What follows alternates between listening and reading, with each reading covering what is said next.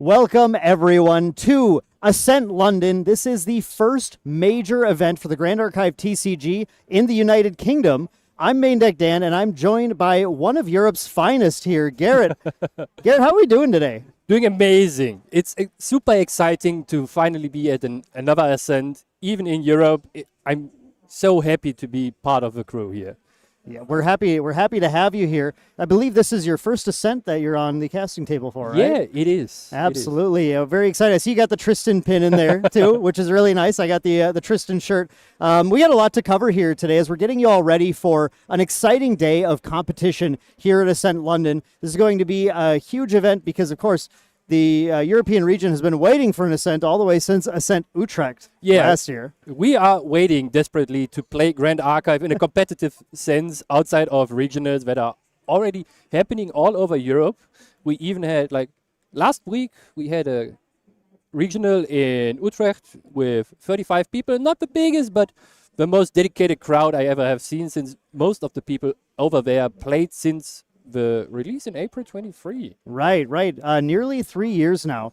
Dedicated, absolutely passionate player base. That's the one thing I learned when I traveled here and played in Ascent Utrecht last year, was the raw passion that was at play in Europe for this game. The people who play it love it, and they travel, and you have to love it because you travel all over the world to play in these Ascents, and then you just wait for one to come close to home here. But here it is, Ascent London. This is going to be a shining moment for these players. Now, we are going into a metagame that is in kind of an interesting state right now, I would say, Garrett, where we have a lot of decks in this metagame right now that are pretty well known. I mean, we have sort of I would say, a fairly established metagame of decks to expect today with very similar performance at various top eights, whether it be large-scale regionals or previous Ascent this season. We have just, it's not one where there's necessarily a huge breakout deck, right? But let's kind of talk a little bit as we get ready for this about what decks we're going to expect to see from that established metagame. So one deck we for sure expect to see is the Gojira Win Serio deck. This is an all-time favorite. Not since release of the deck, right? It came slowly creeping up towards the point it is now very prevalent and a very strong competitor for first places all over the events. And his power kind of comes from the point where you go hands down and use all up your resources for one turn to quickly go to level 3, and then just replenish your resources with Lost Providence, the Reliquary, and then go up into Influence again. That is very strong. It's Seiryu is the deck that I think a lot of players would immediately say is the threat, the strongest deck in the format. Like you said, it's a deck that relies on its capability to turbo to level 3. And one of the reasons it's so strong, and we're I'm sure going to see this today, is as soon as a player represents that they are not defending themselves at all this turn, it just flips over the dragon, and it arcane blasts the opponent out of the game. That said, it's a deck that can also play a longer game. It's a deck that does not have to only do that strategy, and you see some of the best players in the game using that capability for the deck to be flexible, for it to be so strong. But it doesn't win Ascents. That's the thing that's crazy about it, is that it keeps getting bested when it gets to the top 8. And Garrett, I don't know if your pin would give us any hint as to why, but can you talk about the deck we expect to see trying to take the dragon down? Maybe Tristan would be a very good deck to take the dragon down, since Ensnaring Fumes is a card that says, oh, your dragon is just gone. No more funny animals on the board. This is a very strong card against specifically Seiryu, and it kind of can buy you a turn at times against more ally-based decks. And Tristan has a lot of defensive and offensive capabilities, right? You have very strong lines in the sense of you can get up to 4 preparation counters, threaten 15 damage with a combination of Assassin's Ripper and Slice and Dice prepared. This is 6 damage on the initial hit that Slice and Dice gives you, and if you actually deal some damage with the on-hit, you get to choose another attack target for the on-hit ability of Slice and Dice. That is another 9. So that is very strong, and it can happen even from level 1. Yeah. And if you are not careful, you might get Slice and Dice by a Spirit for 9. Yeah. Like what you're telling me is, one of the powers of this Tristan deck is early threat late threat. Yes. At no point in the game are you safe. Can you ever kind of just relax a little bit, gain some resources, be okay? If that Tristan has the prep counters, you slice early. Later on, the Tristan Shadow Strike, unblockable, right? Like, it's very difficult to put something in the way of Tristan, and she backs it up with Incapacitates, the Assassin staple. Definitely a deck that has been strong ever since its release in Mercurial Heart. It's never really gone away. It's flowed, I think, in and out of how much it's being played, but I think right now, hot off its win in the World Championship last year, and going into this metagame now, Tristan is at probably her strongest, just with whatever she's facing. You know, it's definitely a deck, and we see some of the best players. We'll talk about that in a little bit. Some of the best players, even in Europe, are fans of Tristan. Now that said, we just got out of a metagame where we saw Fire Crux Lorraine. That was a top level 3 deck that was getting played constantly and winning Ascents back to back. Just a powerful deck that was empowered even further by the addition of cards like Clarent Reimagined, right? It's Proxy's Vault card, so something that players could freely print off and play and add to their Lorraine deck. Suddenly, she had powerful weapons with huge durability that could prevent non-combat damage whenever she wanted to, and give itself Spell Shroud. It's like everything.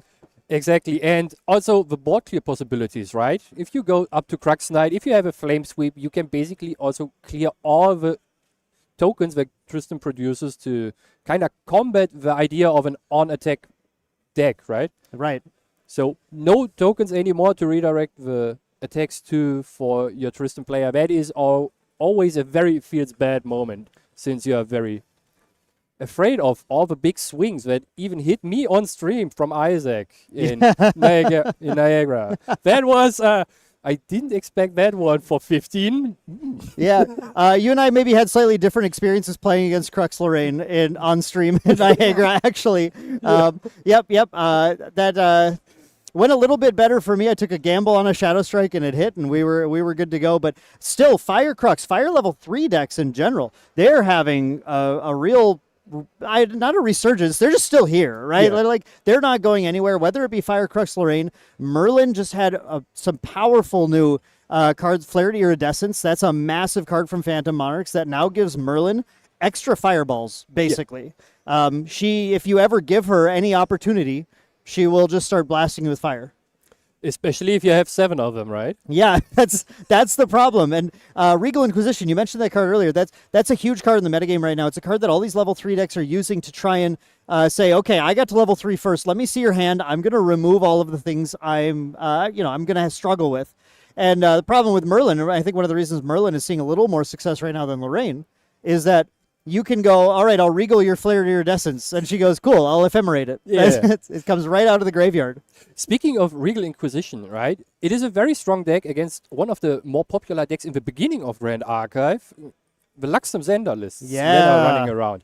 But funnily enough, the deck has more of a resurgence right now, right? It has. In Manila, we had quite a couple people playing it, and also during regional events that are regionals, it is creeping up more frequently. And I heard word of street that we might see a couple of them today too. I would be shocked if we didn't see some Fire Luxem being played. You know, this is a deck that really broke out at the very first NA Nationals. Around then was when some players finally kind of, I believe it was Chess Club, the team there, who really brought it to the table, showed everybody, you know what, if you can't kill me in one shot, then I don't think you can kill me at all. It's a powerful deck that relies on the Assassin Xander from Dawn of Ashes, just leveling up to 1, leveling up to 3 as fast as you can from 1. You got to get off 1 right away. But you level up to 3 just as efficiently as possible, making sure you keep as many cards in hand as you can. And then your goal is to find all the cards that are yellow and put them into your memory, because you get to reveal them every turn to gain free effects. The addition now in Phantom Monarchs, this is what's really changed it, is we have these decks doing things like playing the Looking Glass, the Distorted Reflections Divine Relic, which allows you to play distortion cards no matter what element they are, but it doesn't play those. Yeah. It just puts it into play for free right away and uses cards now like Unmake Duality from Phantom Monarchs to sacrifice a Divine Relic, draw cards. It's just basically enhanced its ability to play that early efficient just leveling game while drawing cards. Yeah. And now it gets to 3, and it's already got like 9 or 10 cards in hand, and it's kind of ready to lethal you. Yeah, it is very strong, especially with how quickly you can regain influence with Gleaming Cuts as a revealed card from your memory that allows you to banish it, to draw 2 more cards from your deck. Like all the good cards that draw, if you don't draw 2, it's not a good card, right? I mean, drawing 2 is better than drawing 1. That's just math. That's simple math. That's definitely made that powerful. And then finally, of course, as far as fire level 3 decks, we cannot forget CL. Yes, CL is one of my favorite decks, actually, next to Tristan. I need to get a pin of him, too. True. Yeah, we'll have to hit up Merlin's Marketplace for this.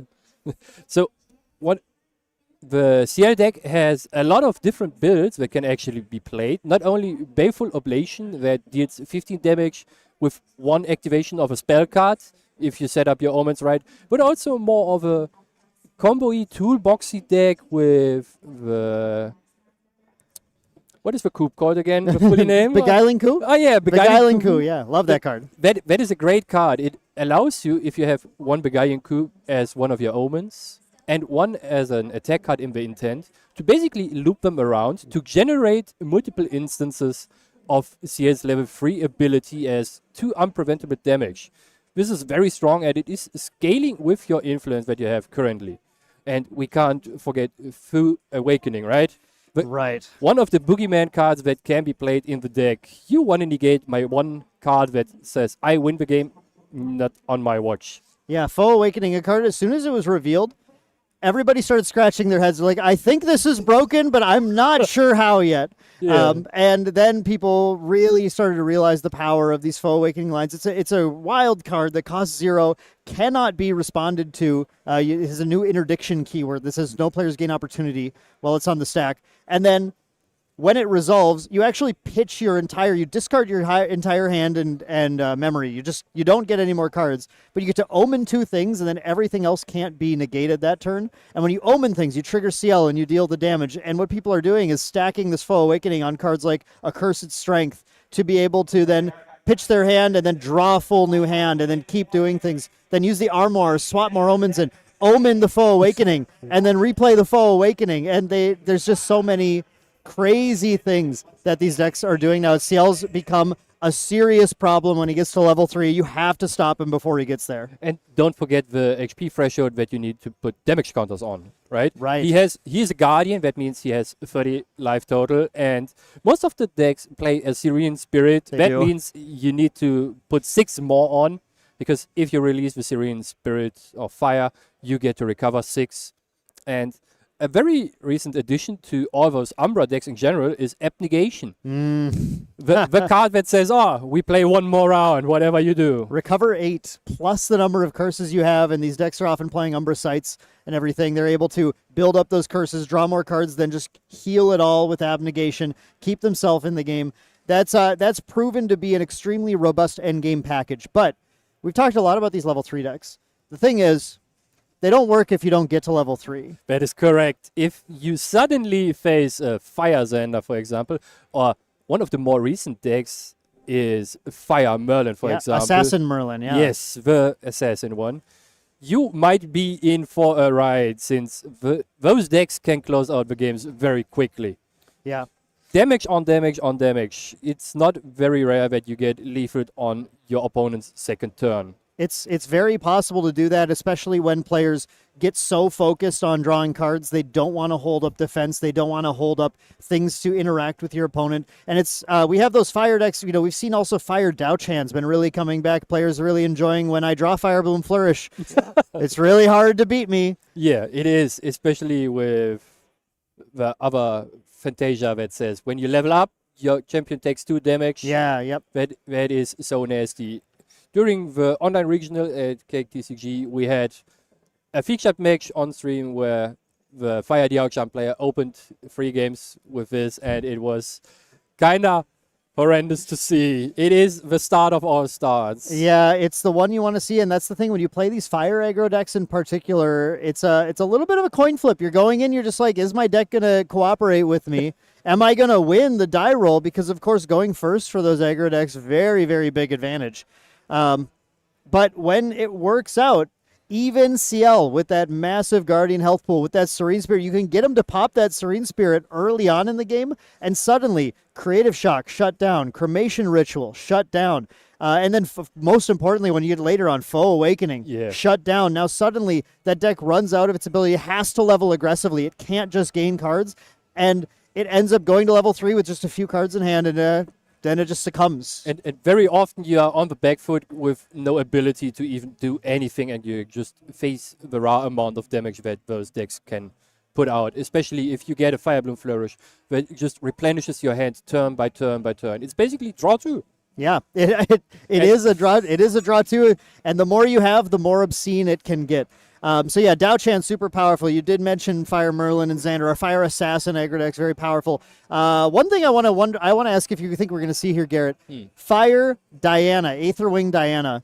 One of my favorite aggro decks, and it's people have been looking at it a little more. I tried to forget about this deck. This is all prevalent in my locals, and it is so mean to me. Yep. You really just die turn 2 very often. It is a combination of different damage sources. It's not just raw attack damage that you can kind of protect yourself against with Intercept, but it also has the spell damage because she is basically a spell slinger, right? Yes. And if you have an Interceptor in place, she just poofs them with all the funny spells that are getting loaded into the Ether Wing, and then you get shot for 8 right away.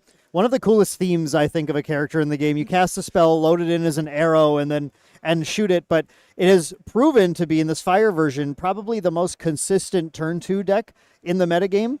However, all you have to do is answer the bow. If the Aetherwing gets answered, then suddenly she goes, well, I guess take 6 and pass. Yes, that is true.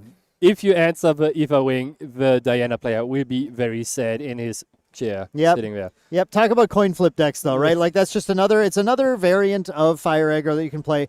And there's a couple more. There's a couple more in the wings that get played. Of course, KFC Suzaku, we have to mention that one. That one still gets played, the Guoja version that likes to deal damage to both of us until the Phoenix comes out. Attack with the Phoenix, cook the Phoenix up with the Peppered Chef. It comes back, attack with both of them. It's certainly a combo of all time. Never have seen a chicken cooked this fast. Yes, very, very fast, and with 13 original herbs and spices worth of damage as well. It's a powerful deck. A lot of powerful Fire aggro decks, and when you come to these Ascents, you never fail to see people coming in and saying, I don't know necessarily how to play all these top complicated level 3 decks, but here's what I can do. Did I draw a good hand? All right, I'm gonna go take an Ascent quick. Even if you are just traveling a lot to Ascent and want to have more of a comfortable day at the Ascent, right? Because those aggro decks either lose very quickly or win very quickly, you have quite a bit of time in between rounds to relax. That might also be a thing that players take into consideration. That's very true. Well, it seems like it's a low brain move to play a Fire aggro deck. It's actually a 200 IQ play, because you're the one finishing your rounds before all of the Tristan, and you and I relate to this. The Tristan matches, they take time. You're there the whole time. You never get a break. You get a break. You get to recuperate. You play these Fire aggro decks. Let's just go to the next round refreshed. Really love that. Now, it's not the only aggro deck though. Water aggro Diana. We got to mention that one. It's maybe the only water deck that we really expect to see a lot of today, because I don't know. Water's in a position where it's not quite getting there all the time. But one thing this deck does is it says, I'm like a Fire aggro deck, except I have Fracturize. Yeah, Fracturize is a very strong card to have in any meta. At worst case, it is +1 for you if you Fracturize your Power Cell token that you get out with a backup charger to draw one more card into your memory. And otherwise, you can just, whatever your opponent puts on the board as a nasty item, you just Fracturize it. Yep. Or a weapon, just get rid of it right away. So the Cheshire Cat doesn't hit you every turn for free anymore. Yep. Right? It's a deck that relies on, it uses Cheshire Cat itself as well, relies on just finding tons of sources of damage. It can go wide, it can go tall, it can put out threats constantly because a lot of its threats draw cards back using the floating memory. It uses Diana's Aetherwing, the Aqua Mirage Whisper, to be able to dig and find float and get value from that. A really powerful deck. Carpson Coda, of course, I have to mention that. Just the spikes of pay 2, deal 6. Yes. Oof. And if you in need of a protective card, right? You can even play the Long-Toed Totro. Yeah. It's a 0/6 taunt that comes in hindered. So worst case, you play it turn 1 to get a little bit of defensive. And if you don't have any discard outlets, to get it into your graveyard. So your opponent has to deal with it anyway, and you just win on both ends, right? Yep, and you have Frosthorn Paladin, same kind of idea. They can be offensive, they can be defensive. Deck that gets to play like an aggro deck, but be a little more flexible, flow like water, which is a really nice thing to have going into a metagame like this. Is why we see a lot of people trying to get there. And of course, today in Ascent London, the top 8 prizes are a Spirit of Water. We do have the first appearance of Sabrina, the Spirit of Water, here in Europe. So I would not be surprised to be a few people taking the water, hoping that it's a little bit of kismet, a little bit of just willing into existence to earn that water spirit. Might be a very cool thing to win a water spirit with a water deck, right? Yep. That's I think that would be really good. Do we miss anything, or that's kind of a lot of the metagame, right? There are a lot of other more of rogue decks that Yeah. people will bring, and I know a couple people for sure are bringing Gembu this time around. That's true. Gembu is a deck that will never fully leave the meta deck because it is so versatile and has a lot of ways to close out games and just exist in the meta, right? Yeah. And as soon as people start removing Nullifying Lantern from the sideboard, the deck might be very playable again. And that has happened to some degree now. A lot of players Yes. pulling out both Nullifying Lantern and Mirror. We're not nullifying a lot of things right now in the metagame, instead relying on tech like Censor of Restful Peace. But these are tech cards that have existed for a long time that Genbu has successfully piloted through in the past, and there's no reason to think it can't happen again. That is correct. I'm already super excited to see the numbers of Gembu players in the end. Okay. I'm very curious to see, since I know one of my local friends is bringing the deck, and maybe he can manage to get to day 2, but not too much favoritism here. Well, actually, in just a second, I want to talk to you about that a little bit. I just want to briefly, maybe just mention quickly, Wind Wake Up. That's another deck we expect to see. That Yes. plows out of nowhere, uses those Ranger Strides, Cats, Mad Hatter, does tons of damage. Water Astra Diana. That's one of my favorites. It's very different than the Aetherwing one. It's a wild version of the deck. I'm really hoping we get that on stream sometime today, too. That popped off at a recent online event. Would be amazing. I was already flabbergasted when I saw the deck on stream at the online regional. Yeah. And I was like, oh boy, this happened so quickly. When a friend of mine played it at the regional in Utrecht, and he also put out the numbers so quickly. Sadly, he played a lot against Jins, so it was a little bit difficult. Tricky, trickier against Jin for sure. But yeah, that's a deck that we put the main deck team put some testing into early on, and we really like it. It's a really, really fun list. It's just tough into Tristan. That's the big issue with that deck, and why you're not going to see main deck team members on it in particular today. But there seems to be a common theme, right? That decks that are bad against Tristan, you don't bring to events these days. Not right now, yeah. So let's talk about that a little bit then, Garrett. So Yeah. as our European expert here, and you're now officially the European expert because we said it at an Ascent, I want you to let me know who are we looking at today from Europe? Who is here at the event defending the continent from all of the people from North America, Southeast Asia coming trying to take the title from you? So one of the all-time favorite names you can not forget is Henki the Goat. Of course. He is playing since the release of the game and is winning events since then. Regionals, Ascents, not winning Ascents, but top 8ing Ascents, right? Yeah. A couple of them. He is always on different decks. It's kind of funny outside of the slime season where he just played this one deck all day, every day. Yep. The good old fire slimes. Asuna, one of the Tristan players from Europe, we can't forget about. Probably one of the best Tristan players in the world. I mean, consistent back-to-back top 8s at Ascents on Tristan. Yeah. Asuna's a threat. What if and when I play Tristan at an event, as far as the list of players I don't want to play against, a Tristan mirror into Asuna, I think I'm just conceding. I'm not. It's not my game. You are most likely right. It's kind of funny. I got him into the game with just giving him a Tristan recollection for like 20 euros. That is like $30. Yeah, good deal.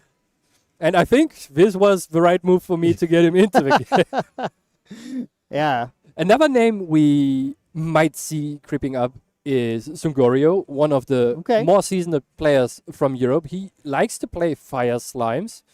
Also, interesting. Yeah, he's basically only playing this deck since it kind of came out. Yeah. And he's also all topping events, not only the regionals he's attending in Poland, since he's a Polish guy from the community, but also the online regional events he's taking part of very frequently. I have to say that I've had some main deck team members who have done online events, and I've seen the reports even in the last couple of weeks of, I went up against Fire Slimes and I lost.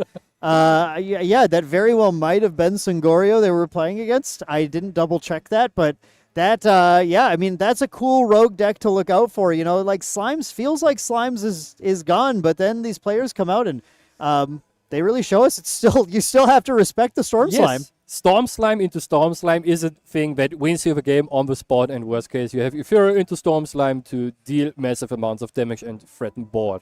That is a very cool thing that can happen to the slime player. Very cool for the slime player. Other players might have different opinions about how cool that play is. Maybe I'm one of them. Who knows? And another player that is also very frequently on Tristan, I'm not sure what he's playing today, is Horinti. He's more of a recent additions to the, let's say, the European roster of the seasoned players. Sure.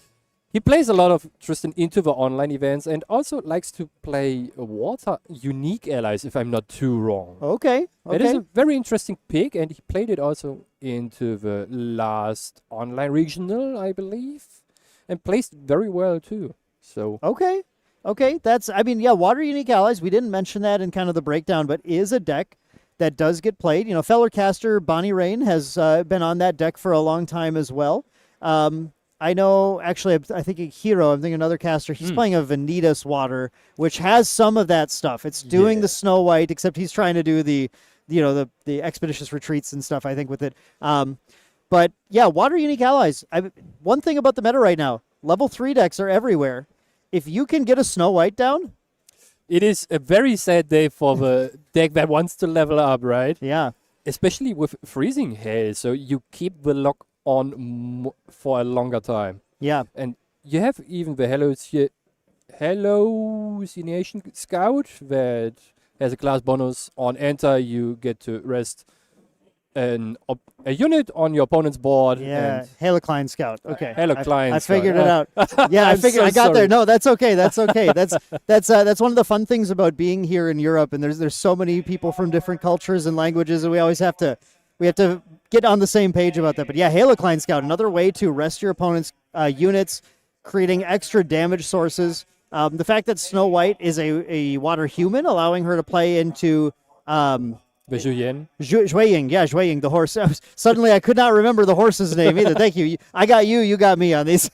That's what a team is for, right? Exactly. But yeah, it's a deck where, again, like, you got to respect it. You got to respect the fact that it's just going to put out a board and suddenly, wow, that's a lot of damage. The scariest thing is, Horinti was playing the deck with CL as a champion, so he's a guardian.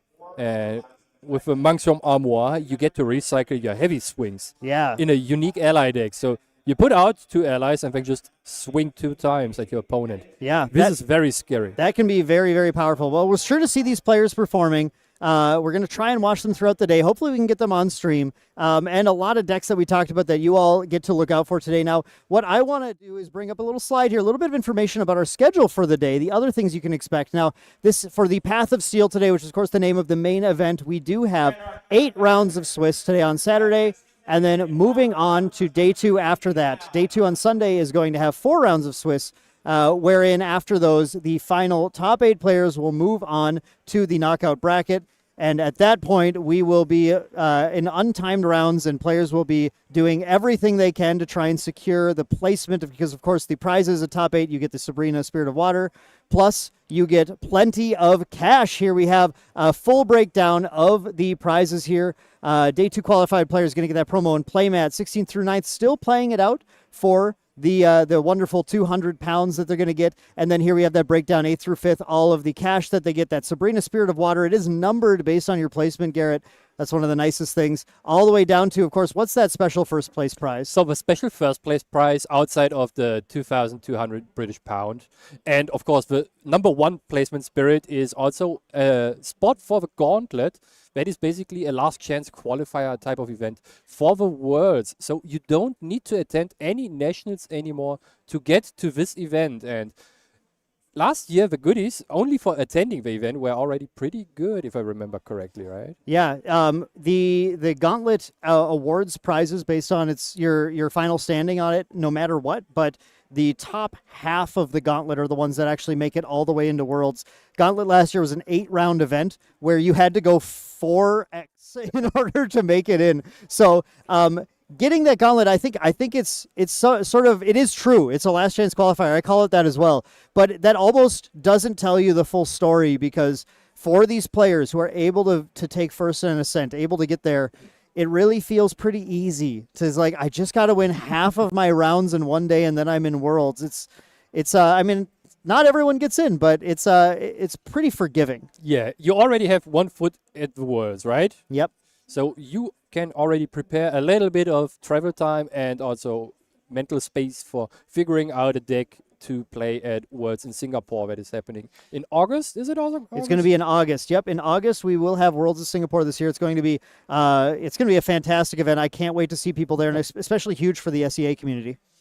Hopefully I can get a little bit of time off to make room for this event too. Would be amazing. I hope to see you there. I am going to be there no matter what. Worlds is an event I never miss if I can help it at all, because it is such a celebration of Grand Archive. These Ascents are, of course, wonderful celebrations, but that's the top. Now, let's get ready. We are going to be moving into our very first round of the day. We're still waiting to see who our players and deck lists are, but we're going to be moving in here, and we're going to kick the day off with, I'm sure, some sparks flying in an incredible matchup. Get people ready to go here. Oh, God. Taylor versus of course. Steve. Yeah, boy. so this is main deck Taylor, Bobo. This is the World Champion 2025. Just talking, in fact, about hyping up Worlds. Of course, Taylor got to go there and managed to end up taking the entire thing. Now, Taylor is put out a Spirit of Water here, and actually, I can tell you right now, Taylor is on Wind Seiryu. We have a very cool Wind Seiryu list the main deck team has developed. Now, Steve from Canada, what are we seeing here, Garrett? We see a Spirit of Wind with a Looking Glass. So this looks pretty much like a Wind Wake Up to me. Or at least something like this. This with could the be start of the Windmill Engineer here being imbued. This could be the Tristan variant that Henke was playing with in a previous event with the Looking Glass into just Unmake Duality. Maybe. What do we see here? A Turbocharge, a Baby Green Slime? Is this? I saw a Baby Green slime. Is this a Seiryu? Is this a Razor Gale? This could be a lot of things right now, and we haven't been able to determine yet. I'm sure we're going to figure out soon. I'm trying to look at this material deck, yeah, and I'm not seeing anything I useful. saw a gun. Oh, here we go. We got the deck list. Thank you so much. We do. Yeah, gun was correct. Gun was correct. So we do have. I Wind see. Diana. Yes, exactly. So this deck was popularized in Ascent Akihabara by the Advanced Elements team. And they brought this powerful list and showed people that if you go to level 3, I'm just going to punish you. Going to Diana, get the taser shots, get the creeping torments. So they are going to be looking to level fairly quickly. However, this seems to be a power cell token that just left the board for the turbocharge. Okay, it had Diana on it. I was really confused by the picture of Diana there. Okay, because this is Diana, original Diana, Gun Diana. I don't see any Aetherwing Dianas in here. Now, so this matchup. We do have Steve coming in here with the Ascent Protector, bouncing the windmill and hitting Taylor's Ascent Protector. Steve is just playing an ally game, and what you're going to see in this deck is, it like a lot of these wind decks, it has the capability to play an ally game, or it has the capability to turbo to level 3. That is correct. And especially with both decks being more of a turbo game plan by default into level 3, it is a very interesting matchup, and I would say a little bit in Steve's favor here if he can manage to quickly get his engine running. because the Diana Duststalker deck is oh boy. Yeah. Bob, I'm sorry. Bobo revealed his material deck as a part of the Guoja level 1 on enter, and Steve immediately points at the Sacramento right. That's the world champion card. You gotta.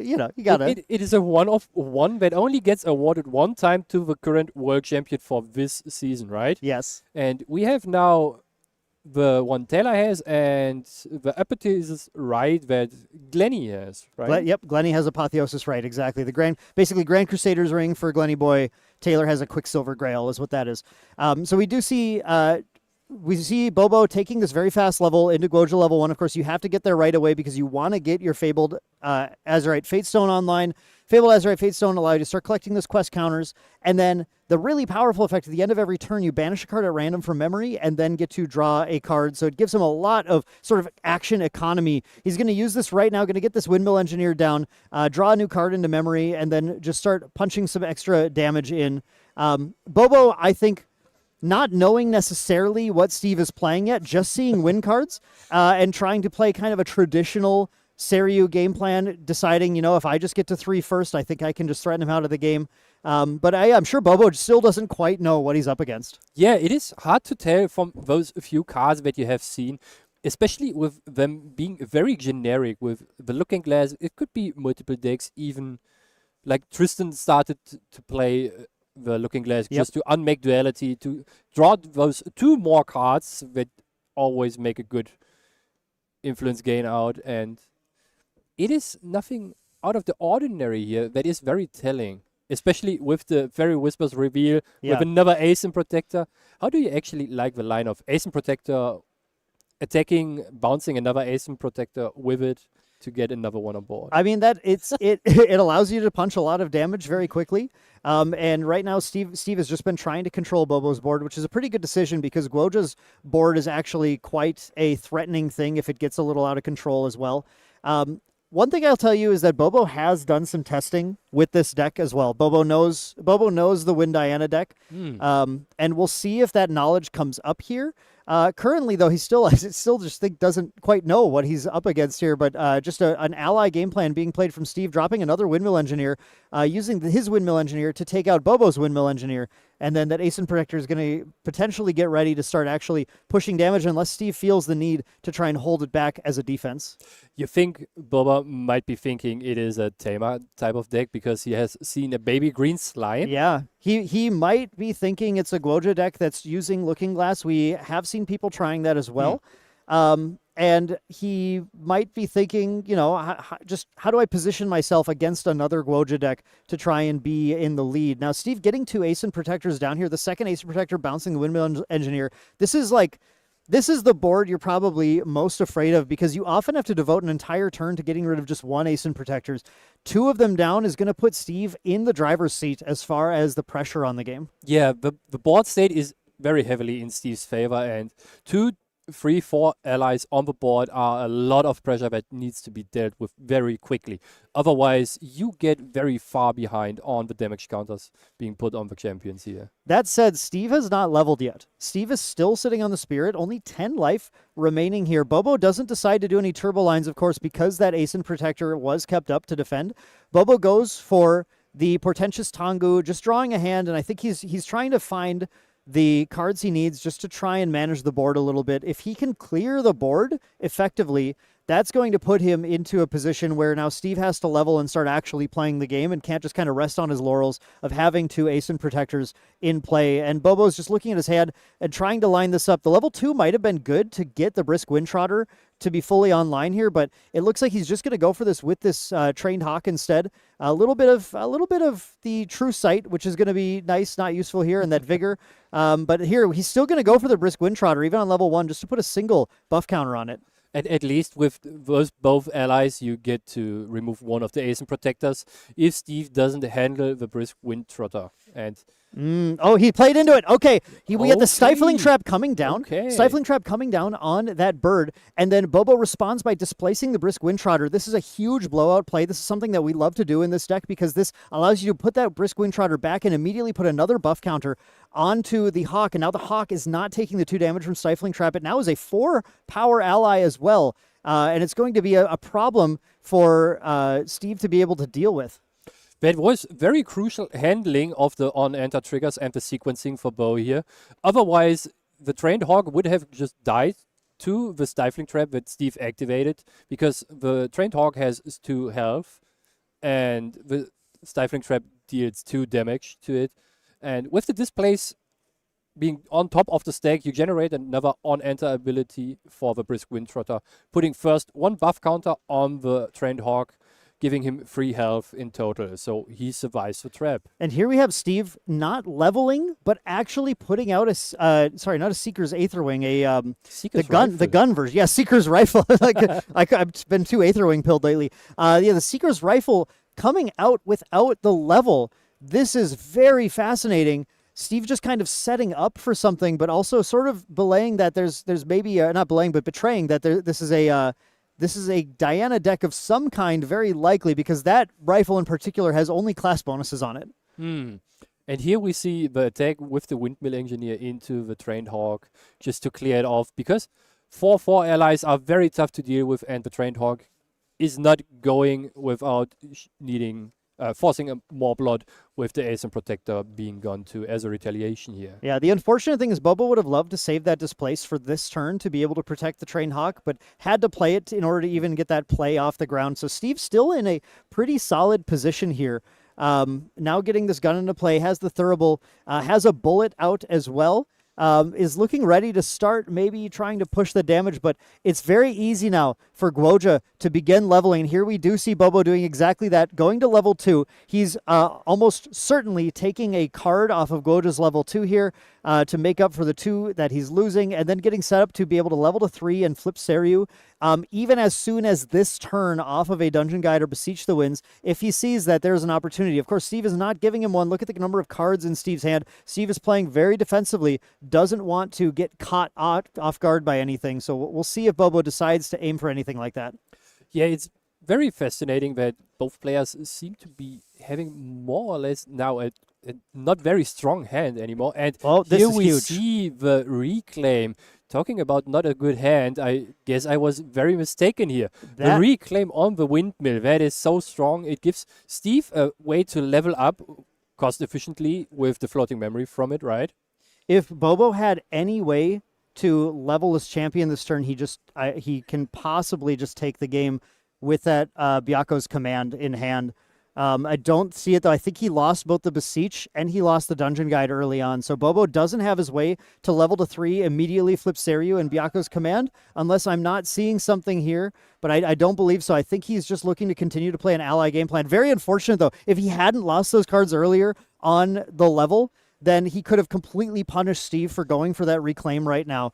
Yes. But instead, I think Steve said, you know what, if you have it, you have it. I'm just going to go ahead and do this and get that value. Like you said, use that floating memory from the Reclaim on the next turn. Sometimes you just have to say you have it or you don't, right? Yeah, exactly. You have to. Another Stifling Trap on the already being in place Brisk Wind Trotter here, removing another threat from the board. Steve has just shown the power of this deck, just drawing the amount of cards that it's drawn.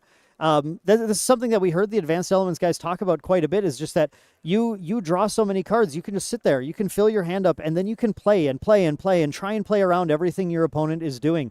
And here now we have Steve going finally to Diana level 1, and you might think that no level 3 is possible, but that's very much not the case in this deck. This Diana, if Steve wants to, can go Dungeon Guide, Displace, immediately level all the way up to 3 and start shooting, throwing those taser shots onto Bobo, making it so that he's going to get punished going to level in the next turn. The problem is I don't know if he can do that and keep up defense now with the amount he's been trying to play around Bobo's plays with the Stifling Traps.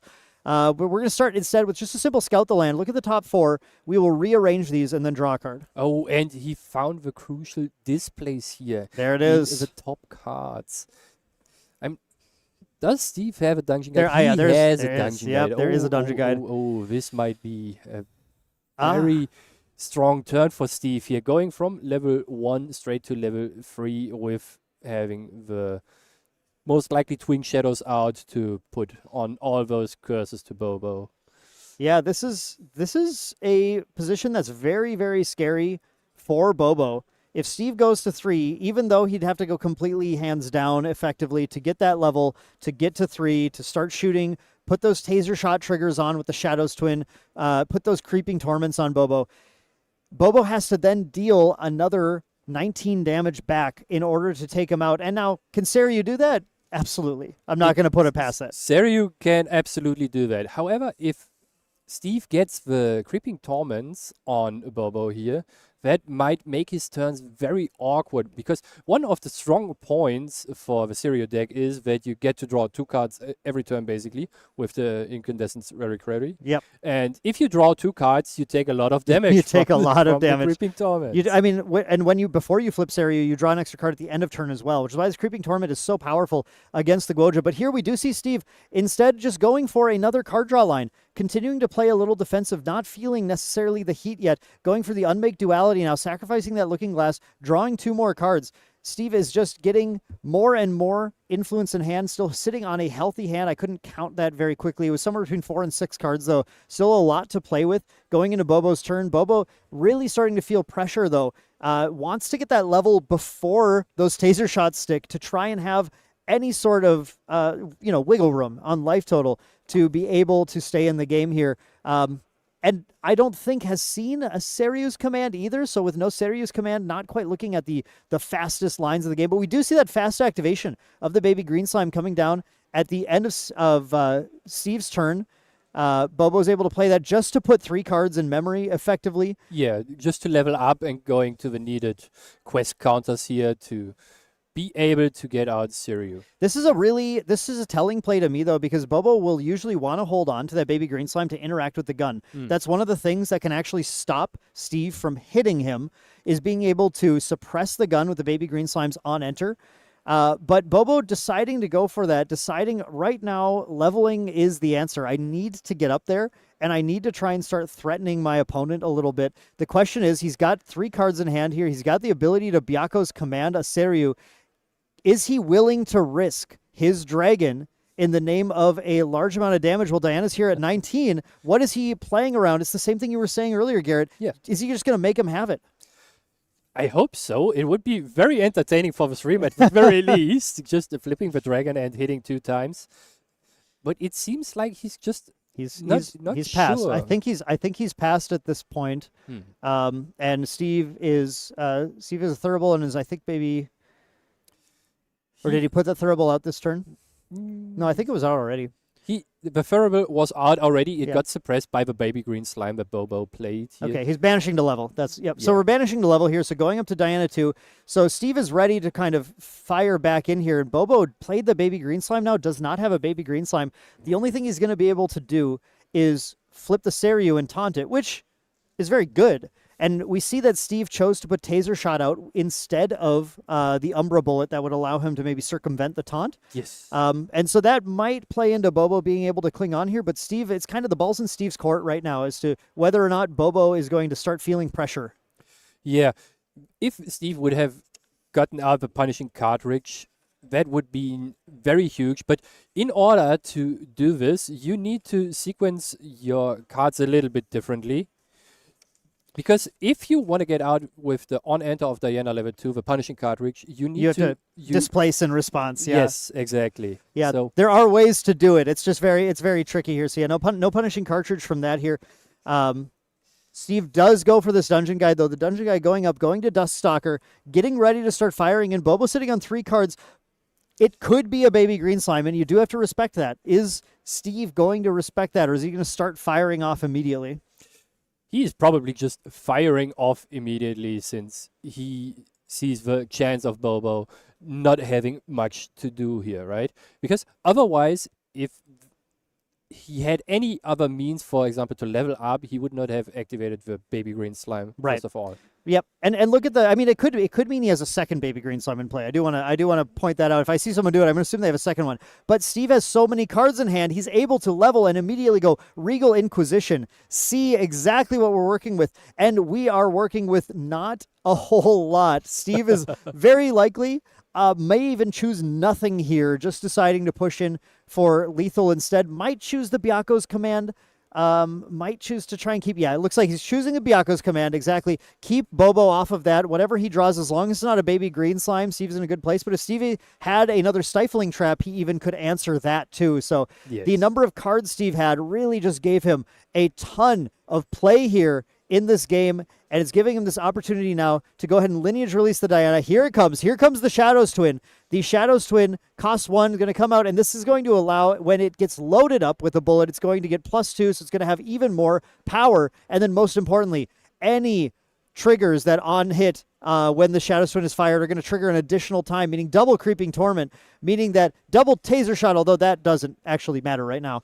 But it's a lot of damage nonetheless. It doesn't matter right now, but however, every time the Shadow Twin gets loaded, it gets +2 attack for the turn, and you can load a gun multiple times during an attack step. Correct, yeah. The only requirement is that the gun isn't loaded yet, and as soon as you attack with it, the bullet moves to the intent and would allow you to load again. And here we have, on response to the load, Bobo does flip the Seiryu, flips the Fabled Azurite Fatestone into Seiryu, the Azure Dragon. This is a 4/12 with Taunt and Spell Shroud. It is a tough thing for Steve to be able to deal with. He does have to try and get through that, at least deal enough damage. But look at hand, we do have him holding on to 1 Dream Fairy. Of course, Gwoja's lineage release is at play as well. And he's holding a Displace in hand, but doesn't have the cards to use it yet. So we're going to see that lineage release going to stop the Dream Fairy from removing the Seiryu. Steve is giving Bobo 1 more turn, though, because as soon as his Recollection Step happens in the next turn, that displaces the Dream Fairy. The Seiryu gets tucked back into the material deck. Bobo would be at a fairly low card count. Steve has a gun, a ton of cards. The game is effectively Steve's to win at that point. Bobo goes, of course, for the Incandescent Reliquary. This is the key card, Garrett. You mentioned this. Draw 2 cards every turn. Seems okay. It indeed seems very okay. So Steve basically said with passing his turn, you have it now or you have a lot of trouble getting past what I'm going to be doing to you next turn, right? Yep. Bobo drew his 2 cards there, 1 from the Reliquary. It looks like 1 for turn. We did see a baby green slime hitting his hand. And that is a nice piece of tech to play around the gun, but the problem is just the Seiryu. The Seiryu... might just be gone next turn, right? Without Seiryu, it's going to be very, very tough for Bobo to come back into this game. And he's just looking at options here and thinking, I mean, you can harness Lightning the Seiryu, you can swing for 8. That's kind of it, though. You're not really doing a lot. You don't have the Taunter. It's a game that has very quickly moved into Steve's favor, and Steve's looking definitely ready to move on to game 2 with 1 win in his court at this point. Yeah. You think the one turn where Bobo had the 12 quest counters with the 3 cards in hand would have been a good time to just say, you have it or you don't, or is Bobo not the type of player that does those things? I think in general, our team playing Seiryu plays a little more cautiously than a lot of players. Seiryu does win long games pretty well because you can control when you flip the Seiryu and make it vulnerable. Steve having or not having the Dream Fairy here is a similar thing. Like, I'm going to flip this, I'm going to defend myself, and I'm going to make you have the Dream Fairy. If Steve doesn't have the Dream Fairy displaced exactly, it's very tough for Steve to get through that dragon at that point, and Bobo buys like a little bit of time to find the commands again. Yeah, it's a pretty tough call. Would you expect the Diana deck to play Veiling Breezes of some sort? Yeah, I think so, and I think smart. It's smart right now to play Veiling Breeze. Calming is very popular, but people are finding ways to play around Calming Breeze. And just dealing more than 3 damage correct, is good enough. Correct. Steve has this Bauble of Abundance now as his materialization here, and Bobo in Rec is going to go ahead and use the Baby Green Slime to actually suppress the Shadows Twin and get it out of the way, so Steve does not have a way to fire off the gun that he currently had. Does still have a bullet and a gun in play, but not the kind of threatening stuff that the Shadows Twin is going to bring to the table. Hoping now that Steve just simply doesn't have a displace.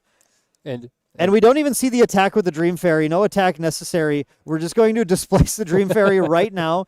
Get it out of the way. Seiryu is put back into the material deck. The Dungeon Guide clears the Baby Green Slime, and at this point, Bobo really needs to come up with a lot to be able to win the game. Now, did defend a little bit off the turn. Isn't going to have to deal with the Creeping Torment damage yet. But man, it's looking rough. Yeah, it is looking very rough, especially if Steve gets the taser shot back into his material deck, because it is a material deck bullet that usually says it's renewable, and as soon as it is put into the banishment, it should go back to the material deck. In this case, as it was loaded, when the thing was suppressed, it basically stays in that zone. Oh. So it doesn't go anywhere. Yep, so the taser shot shouldn't be coming back. And in this case, this is just where Steve has to have enough, other bullets to use. Did use the focusing round right now to fire in. Got 1 Creeping Torment on Bobo, just trying to put that damage in. That's going to cause 2 damage on Bobo's draw of the incandescent, or of the draw for turn after drawing for incandescent reliquary. Bobo, knowing he's already going to take that damage, just goes ahead and gets a Thurible here as well. It's time to rebuild the hand, because if we're going to win this game, we are going to need to play a lot more cards right now. The nice thing is that Steve has been pushing very aggressively. That does give Bobo an opening to try and push damage in. I don't think it's in Bobo's favor right now, but I'm not counting him out yet either, because the allies in Seiryu are very strong on their own.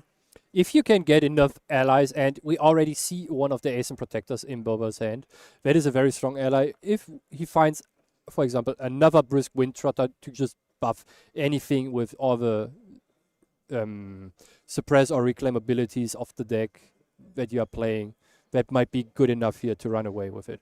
Yeah, he does have. I see a Shimmer Cloak Assassin in hand. That's a staple in the main deck version of this list. We really like playing the Assassin.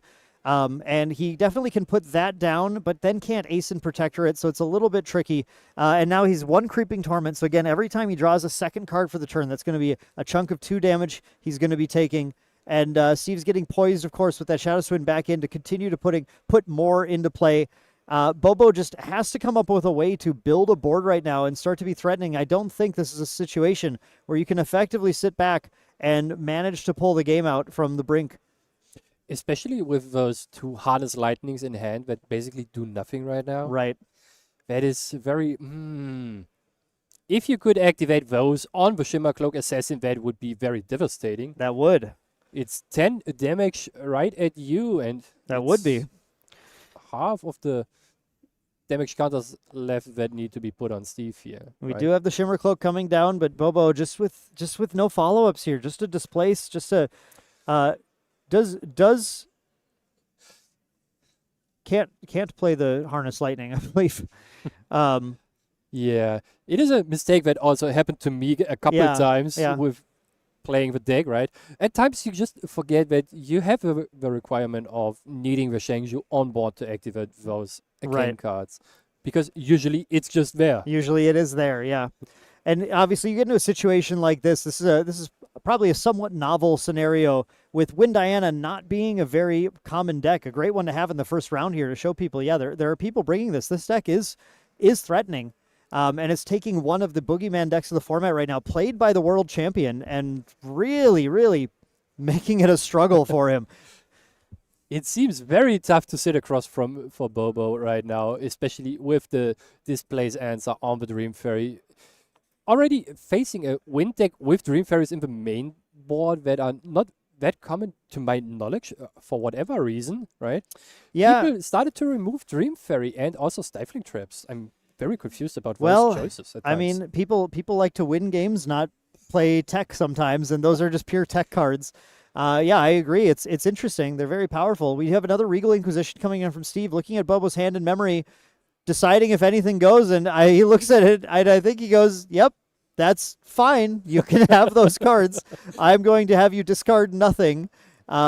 Steve has basically assured that the way is clear now. He's ready to push in. There isn't a lot that Bobo can do. He's going to just try and get the game closed off with the Shadows Twin, with that punishing cartridge. There it is. We do see it now. Yeah. Coming in, they're going to push a ton of damage from that Shadows Twin. We're going to have the cartridge for 2. We're going to have +2 on the trigger. We're going to have the 1 damage of the Shadows Twin as well. So we're looking at a 5 damage attack. It's 1 damage base, right? I think the Shadows Twin. The die's covering it.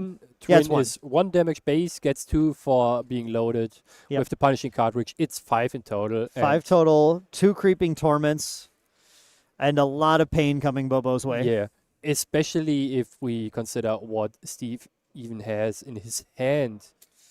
He has the Umbra type, if I saw it correctly, and Yeah. that will be closing out the game next turn, most likely, The right? Tithe, the Bauble of Abundance. There are a lot of ways to get Bobo to take a lot of extra damage right now.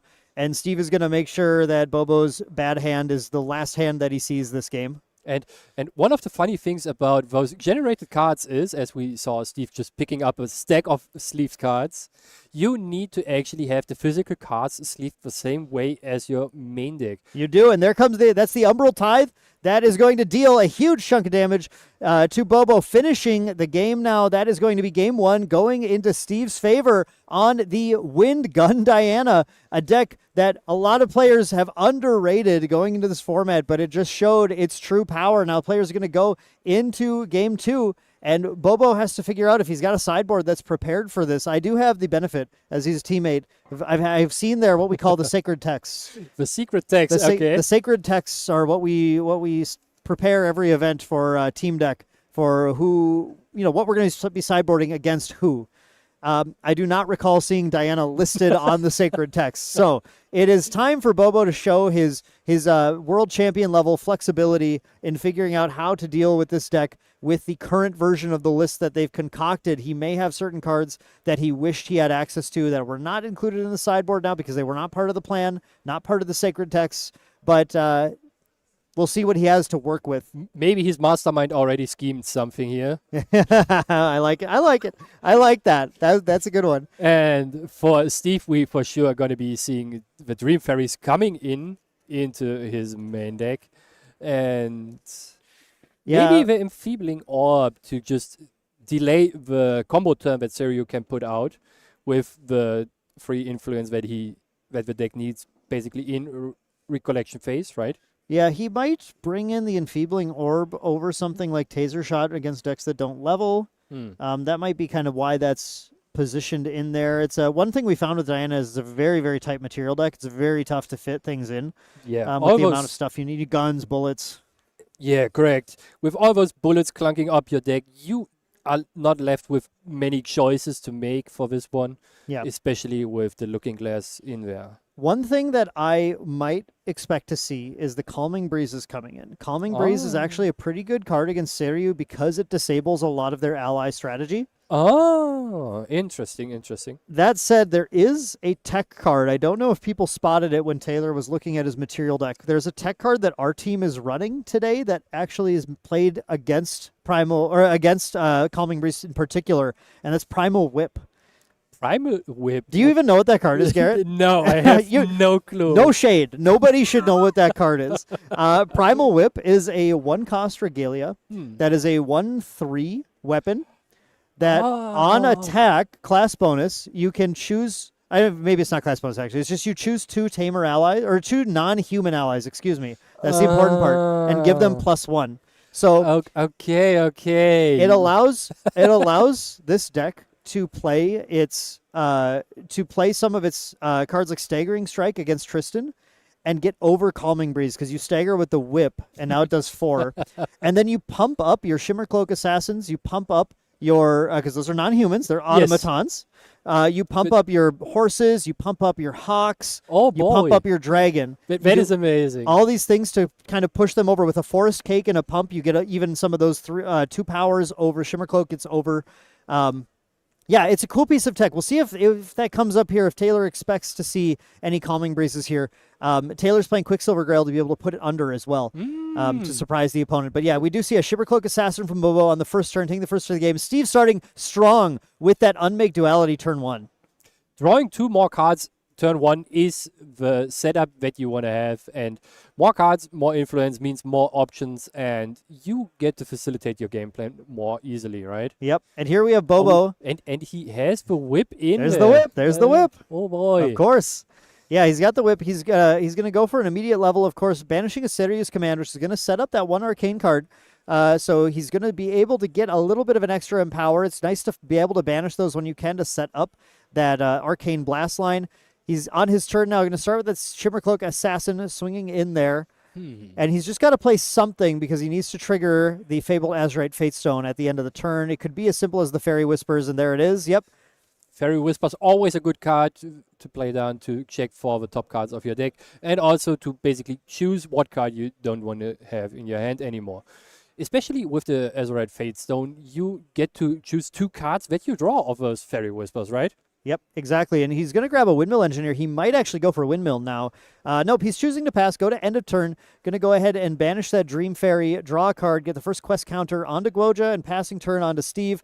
The big question, of course, in this matchup is how fast does Steve want to play? Yeah, that is a very good question. If he has the combination of Displace and the Dungeon Guide, you probably just level up and now start to try to punish Bobo here with the Shadow's Twin and the Taser Shot to say, no, you are not leveling unless you have something against my gun here. Yeah, I'm trying to see. I don't think I see a Baby Green Slime in Bobo's hand right now. I saw a few pretty good things. He does hold on to a Beseech right now. He does hold on to a Brisk Windtrotter. But he's got to have something because no, he might not level. He might be going for a Tengu next turn. That might be. Yeah.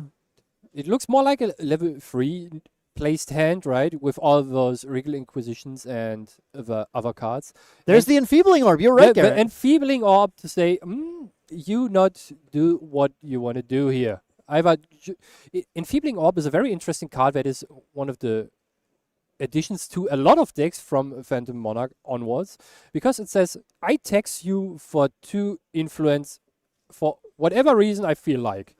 You have a lot of influence and you want to play multiple allies. Nope, you are not going to do that. We see a Displace and a Sylph's Envelopment used to imbue this Windmill Engineer. So there's no question. All we need is a D-Guide, and we have the ability to be able to suppress that multiple times. Or not suppress, but banish it and return it to play, which is going to cause a lot of fast leveling to happen as soon as Steve's ready to kind of pull the trigger. And Steve even has it in hand. There it is. And you think he might just be waiting for a Stifling Trap to ensure that his Dungeon Guide and his Shadow's Twin might stick on the board here? I think he would only do it if Bobo went hands down. I think Steve appears to be also a clever, cautious player. Doesn't want to just walk into like what you're saying, like a Stifling Trap, walk into something that will just end up ruining his game plan entirely. So he's waiting, and it worked plenty well in the last game, just drawing a big hand, playing to board. Now, we don't see the Ace and Protector start from Steve this time, and that was what I felt really put Bobo under a lot of pressure. So we'll see if he can mount that same thing. We do have Bobo dropping his own Windmill Engineer, revealing 2 Brisk Windtrotters, walking it into the Windmill Engineer who's getting reclaimed right away by Steve. So Steve just building up that raw wind value. That's the classic line. That just makes it really, really tough to keep up with. That's what you... There was a Baby Green Slime. Oh boy, and oh it's boy. banished. This is so big for Steve. That means he knows there are at best 3 Baby Greens left, and if Bobo has to put it into memory, most likely from the Windmill Engineer here. Yeah, he might have drawn it off the Windmill Engineer. That is super, super unfortunate. I can't think of a reason why Bobo would put that Windmill or put that Baby Green Slime down to pay the cost of the Windmill. Well, he revealed, in fact, we saw it was 2 Brisk Windtrotters. So yeah, we know 100% that Baby Green Slime was drawn off the Windmill, and then Steve sniped it out on the end of turn trigger. Insane. This is so big for Steve. So he might just be going for it now. We see the level up into the level 1 Diana Dungeon Guide. I think he is. I think Steve is just ready to pull the trigger now. Yeah. And just look how secure he wants to play it. He's not displacing it on the stack, but more so right now playing the Dungeon Guide, probably attacking the Windmill with it, right? And then displacing the Dungeon Guide. So you at the very least get the level 2 on enter here. And he's playing a little more, knows that he needs to keep playing the game, I think is the main thing. Needs to get that attack off. Putting down the Umbral Tithe. Okay, I wasn't sure if we were going to see that on the level here either. But yeah, we're going to displace that Dungeon Guide, holding on to that Regal Inquisition as well. So that's one thing, Garrett, that I think really brought Diana back, is this ability to go to 3, Regal Inquisition, remove the problems, then Lineage Release, put out the gun, go for it. Yeah. Regal Inquisition is a card that enables a lot of game plans in a more secure way. And the Oh, the baby green on the taser shot here. So this is crazy. Steve waited to use the Enfeebling Orb until this moment when he's already level 2 and has the bullet in place. So now Bobo, it's not perfect, but Bobo still gets to Baby Green Slime to suppress the bullet, get it out of play for the turn, and it now is not possible outside of a rapid reload or something for Steve to be able to get the shot off this turn after he's already sort of committed to the displace. Yeah, that means that Bobo has at the very least one turn more where he is secure to level up, and that most likely means that Bobo will be doing that if he has the cards for it. Otherwise, he will be in a very rough spot. And we see a stifling trap. I think we missed this. It was the stifling trap on the dungeon guide, the displace in response to the stifling trap, and then the baby green slime coming down after that. So it was a full sequence. What a line. Yeah, it's a line. The stifling trap's trying to stop the dungeon guide. The displace actually will remove the target and allow the initial on enter to go off plus the second on enter. And Steve tried to punish him with the enfeebling orb. But then still had the baby green slime in order to stop the damage here. Here comes the Dream Fairy, going to put the Shimmercloak Assassin back into memory and then attack the baby green slime and clear that off. So Steve does end this with the Diana only at level 2. And without a bullet on board right now. Right. That should be coming back in. No, it doesn't come back, right? It just goes straight back to the material deck. If it's suppressed, it went back to well, if it's suppressed, it got banished. It should have come back. So I'm starting to wonder if he baby greened.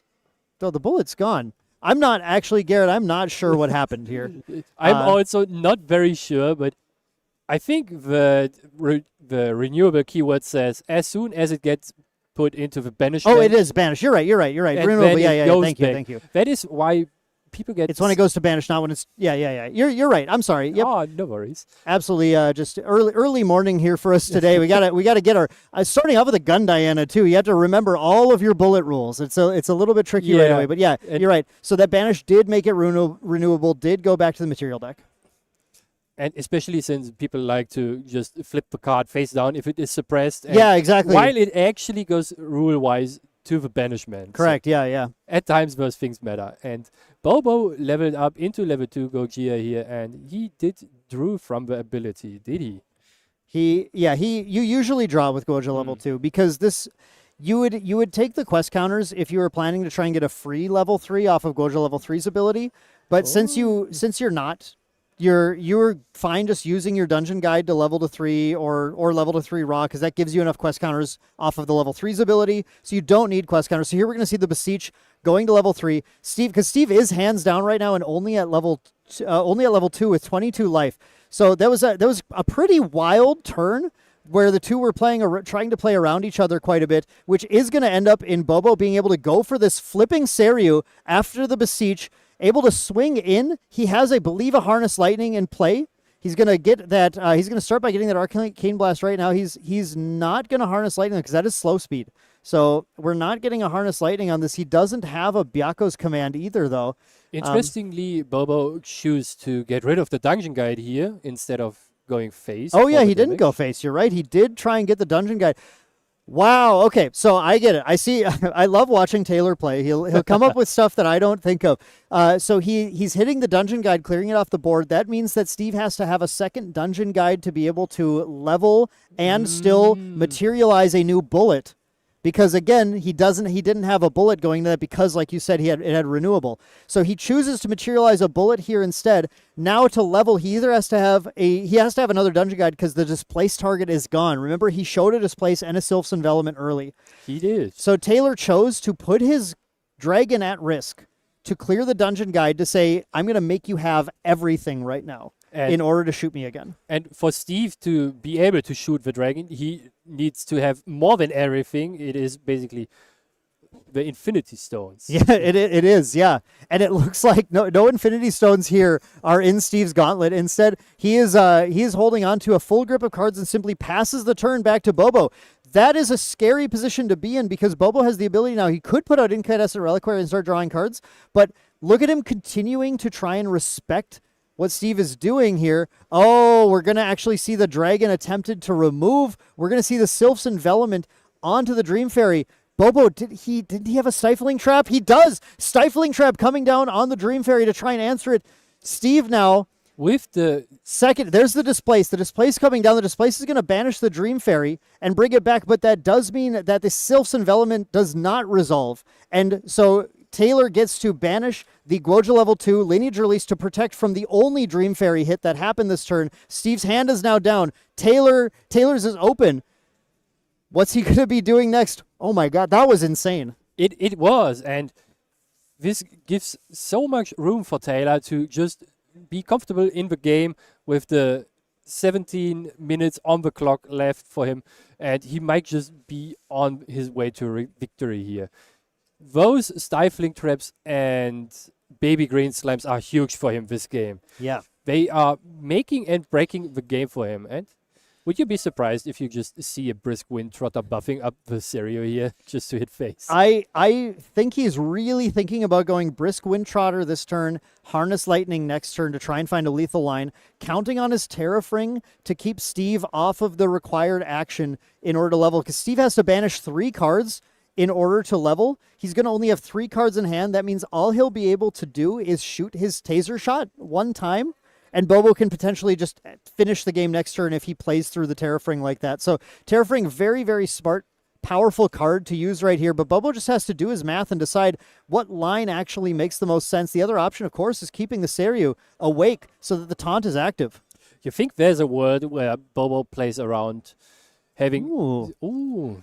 The Harness Lightning. So the Harness Lightning, so what's the Empower math that we have right now? We're going to have that card banished. There's going to be there's 2 other banished cards, I think. No, 4. We have, yeah, so we banished another Arcane. There were 2 Harness Lightnings earlier. That's right. So yeah, he's got 4 Arcane cards banished. Is he empowering? I mean, he was not going to 4, 5, 6, 7, 8, 9.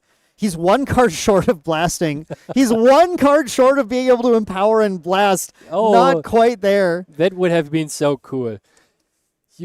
The only line that I can see here for Steve is having like a Displace or Reclaim again. And he might, I didn't see his hand, he might have it because he passes the turn. So I didn't spot anything outside of the Expeditious Opening and 2 Veiling Breezes that might maybe give him another turn, but not anything. Is he deciding if he might be deciding to Expeditious in Recollection or something just to get cards in memory for Veiling? No, I don't think he would do that.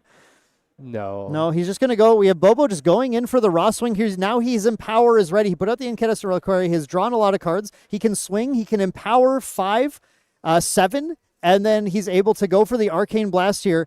And it looks like Steve just choosing to take the hit, now deciding to try and go for that Expeditious. That does draw a card into memory, which is why it's a nice play with that Veiling Breeze. He just didn't need to do it earlier. And now he can do some... No, he just packs it up. He does not have the math. He doesn't have the math. Bobo takes game 2, coming back with that Dragon, a powerful line of playing around each other. Garrett, have you seen play that world champion quality in a while? At least not from me. Not from me either. But for sure, I rewatched the world stream, so I have seen Bobo play out of his mind here. Yeah. And amazing. Those lines, you need to be very well prepared and have a lot of repetitions on your decks to be able to, without much thinking, pull off those lines, right? Yeah, it was very impressive how Taylor's able to pull back game 2 there in a matchup that was looking very unfavorable, through a hand from Steve that frankly looked pretty crazy, but through all the interaction just kind of pushed him back. You can't do this as easily as you want to. Giving time for Seiryu to do Seiryu things, put out a Dragon, and just start threatening the opponent. Now we're going into game 3. Steve looking like he's in a good mood as well. Both players in good spirits going into fun game 3 now. Only 13 minutes on the clock, but Steve on the play has the first turn of the game here. And we got to be honest, I think that's a big advantage. It indeed is, especially if you get one more materialization phase than your opponent, basically, right? Yep. And you are being able to first go up to 3, because if you are Steve and you feel like you can do it, depending on the opening of your opponent, you might go from level 1 straight to level 3, and then you might get the Taser Lock off. You just start with, wow, it's a good start too. It's a good start too. The Unmake Duality drawing 2. Steve might be showing Bobo that, you had a good game. You had good plays. I respect you, but my deck is ready to take yours. Yeah, he is just drawing 2 cards every first turn of his game. That was 3 cards too from the focusing round, technically. You are correct. The focusing round, another card that allows you to draw 1 more card. Yep. Bobo, responding with a Windmill Engineer, same thing. I'm just going to try and draw a card, revealing another Windmill and a Fairy Whispers. Does have a Forest Cake in hand. I kind of thought maybe we're going to see a Forest Cake this turn, but instead Bobo went for that play, which is kind of interesting. He does have a Resolute Stand in hand. That's a card that could come into play here as far as saving him. And we do see that Serious Command. And notably, I want to point out that Bobo did not risk the Serious Command this time. In the previous game, he was happy to put it down and banish it. In this case, Bobo might be trying to say, look, if I'm on the draw, I don't have time to screw around. I have to get to Serious and I have to command you. Especially if the first turn after you got to 3, you're most likely going to be having 3 influence before recollection. So you can flip the dragon, put the command on it, and then command at your will, basically. Yeah, exactly. Now, Steve, this was huge. This Enfeebling Orb. Garrett, the more I think about it, the more I think you're smarter than you want to give yourself credit for here. That Enfeebling Orb in this matchup in particular says if you go to level 3 with 3 cards in hand, in response to the level, I'm going to have you put 2 down. And now you cannot command your dragon. Yeah, that is basically the idea of the Enfeebling Orb, to just pull the leg of your opponent here to say, no, you have a plan that's wonderful for you, but I have a different plan for you. Exactly. And I think that can be very, very devastating on the Seiryu player. Actually, in response to the flip, that's probably when you do it. They go to flip their dragon in Wreck, and then you have them put it down, and now the dragon's in play. And you can go ahead and Dream Fairy it out of the game. That's crazy. That's really good. Steve puts down Baby Green Slime, of course, going to banish that focusing round, suppress the focusing round. It comes back. He gets another card off of it, and it swings in and takes out the Windmill Engineer. Now, Bobo going to Guoja. Level 1, going to banish the Fairy Whispers, and take a look. Nothing has changed in the material deck. Of course, Fabled Azurite Fatestone comes down. Bobo goes to Recollection. Nothing to do, and just goes ahead and draws cards.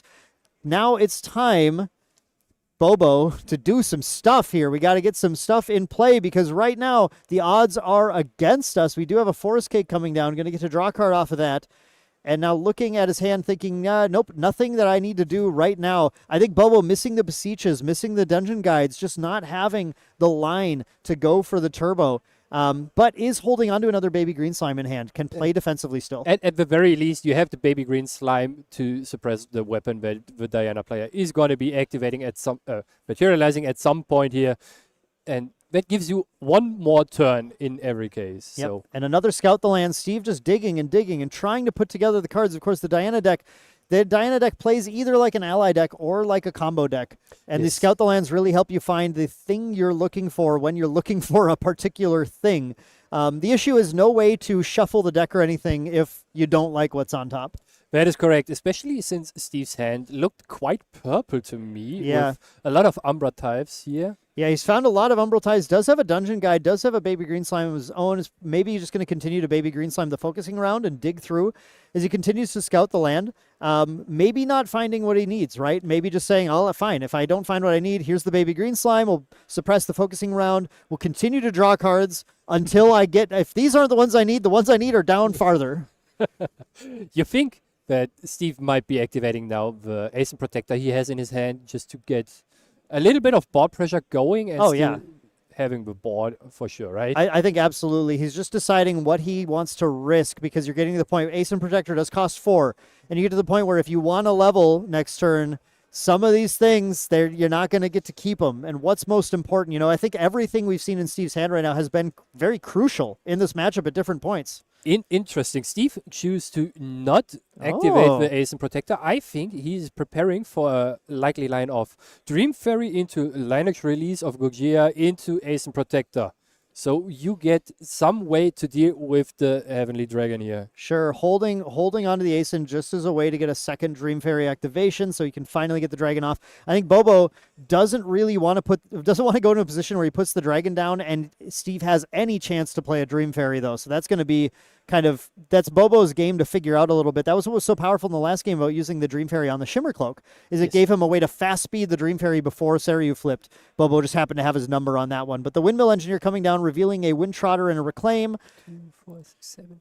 And actually sent one at I wasn't sure if that one went to face there. sent one at the Baby Green Slime, which is pretty typical. Keep the board under control, especially with those displace effects. And we're going to see the new card drawn for Bobo, banishing a Wind Trotter. We've got plenty of those this game. Ooh, and a Dream Fairy for Bobo here. Dream Fairy, it is a draw for sure. I think just kind of tells me. I mean, he has them in for Ascent Protectors. Actually, that first game.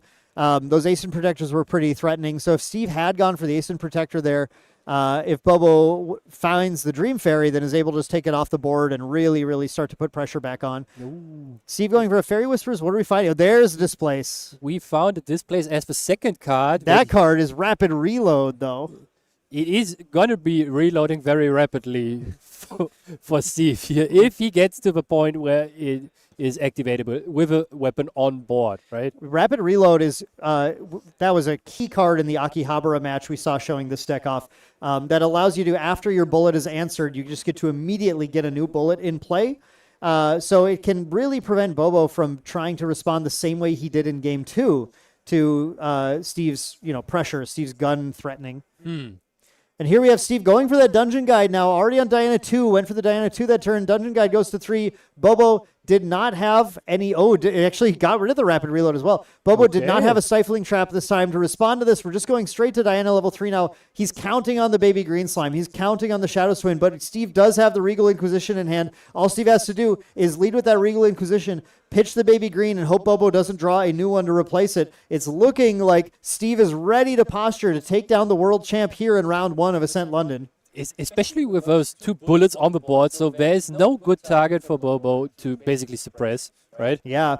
Really, I mean, I would say you got to watch Steve here. If you like this Diana deck, this is a masterclass. Patience. She is patient and deadly. That is, in fact, one of her titles, I believe. Wasn't it? No. Who's patient? Oh, Tristan's patient and deadly. Yes. Someone's patient and deadly, but you know what? I'm going to say Diana is here now, too. Yeah, she's a deadly duelist. That's what it is. Here comes the Regal Inquisition.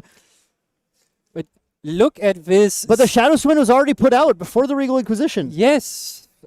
This is huge for Bobo. That means he has another turn and puts Steve in a bad position here. Right? Yeah, that was tough. That was tough to use that lineage release right away before the Regal Inquisition because the Baby Green Slime came down. Look, Bobo had 2 Baby Green Slimes in play, plus a Reclaim. Bobo had so many ways to play around anything but Inquisition. Yes, this is not the best sequencing here for Steve and very unfortunate for this.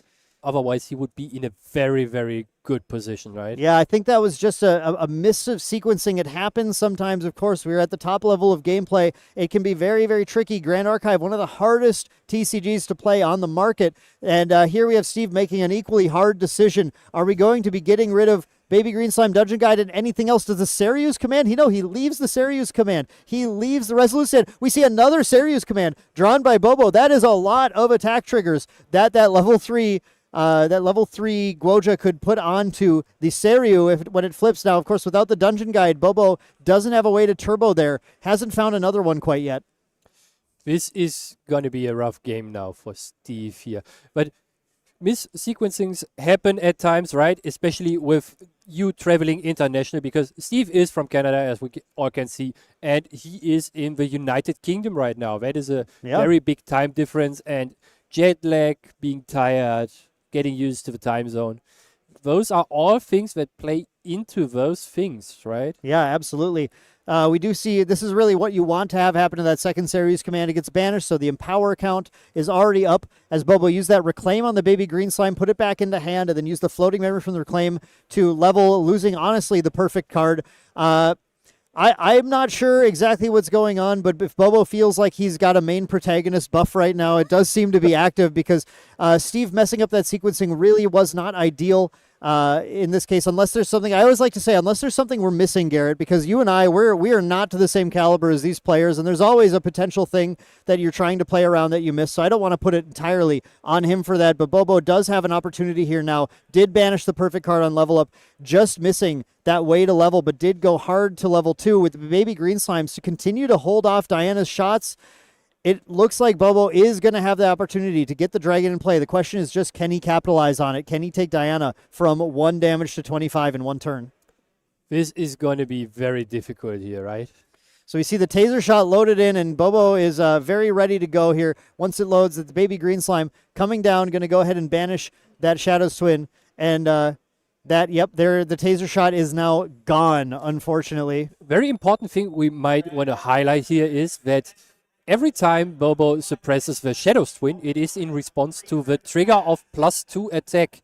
This is one of the key differences to almost every other gun that are in the game. Because you get an opportunity window between the gun being loaded and being shot.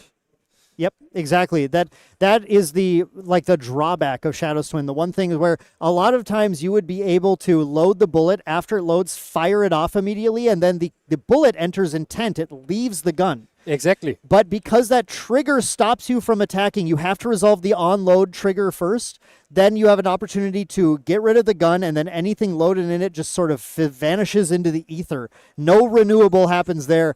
And it's a very, very devastating play here where now Bobo has actually permanently removed that taser shot from Steve. Steve just can't find anything else quite to do on this turn. Bobo goes for that level using the Reclaim and 2 more. That's going to banish 2 for quest counters on Guoja, putting Guoja to 7, and then 3 more from that on-enter, which is the perfect amount to be able to set Taylor up, to be able to flip that Shenju, and he's holding on to a Serious Command because we did not banish it on that. He risked it. We had the Dream Fairy. We had the Resolute Stand in there. So he's got the command. Now it's not lethal. It's not lethal. It is not lethal, but it's very deadly. Just not like the duelist that Diana is here on the other side of the board. Yeah. Deadly duelist, not patient and I swear some champion is patient and deadly. Maybe. I'm Tristan level 2 is the Grimstalker, right? Yeah, Grimstalker. Oh, we do see the Fairy Whispers here in the Recollection phase from Bobo as well. The amount of cards in hand is super good. If Bobo finds Byaku's Command, that goes from not deadly to very deadly, very fast. We find a Stifling Trap, putting that in here. What is... I'm dying to know what Bobo has in hand here because it could all be over in this 1 turn out of nowhere. Maybe we can take a little look here. A little look. We do have a Harness Lightning. That is pretty good, but really want the Byaku's Command to back that up. That's a lot of potential damage, though, still. Serious Command. That's a 20 damage He has swing? a Byaku's Command in hand. He does have Byaku's Command. Ooh. Bobo has the ability. It seems like he's just doing the math here. He has the ability to actually take this. My God. Serious Command being used. Harness Lightning being used. Steve is sitting on a Veiling Breeze. It can prevent some, but I don't. But this is sort of the 40 damage sequence, right, Garrett? This is it 40 damage? Yeah, this is the one. Oh boy. This is kind of the one here. So we're gonna swing for 8. Sorry, this is the 8, 9, 18. Yeah, this is the 40 damage one. This is the 40 damage one because with that, before the damage, he's going to go Byaku's Command. That's going to put the buff counter on. So with the Harness Lightning, we're at 9 damage. 9 damage being dealt, waking up the Shenju.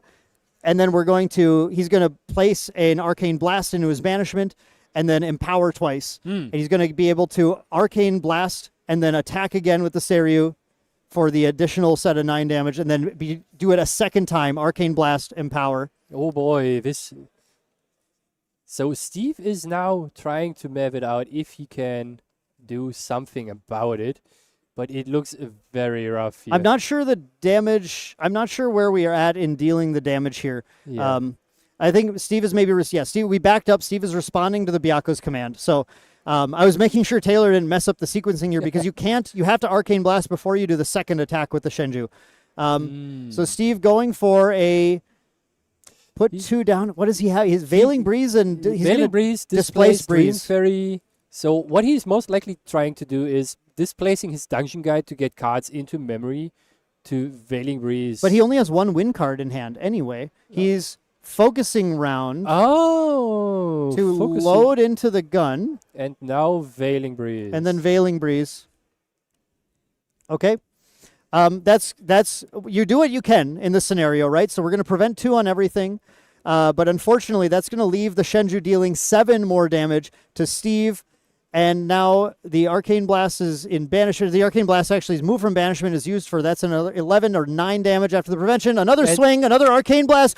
And that is game. Unbelievably pulling it out of a very tough matchup. World champion, main deck Taylor, ends up taking it. And unfortunately for the Canadians watching for Steve, they're going to have to wait for the future rounds to see if he's going to be able to pull up the future ones because, I don't know, you got that world champion diff there, Garrett. What do you say?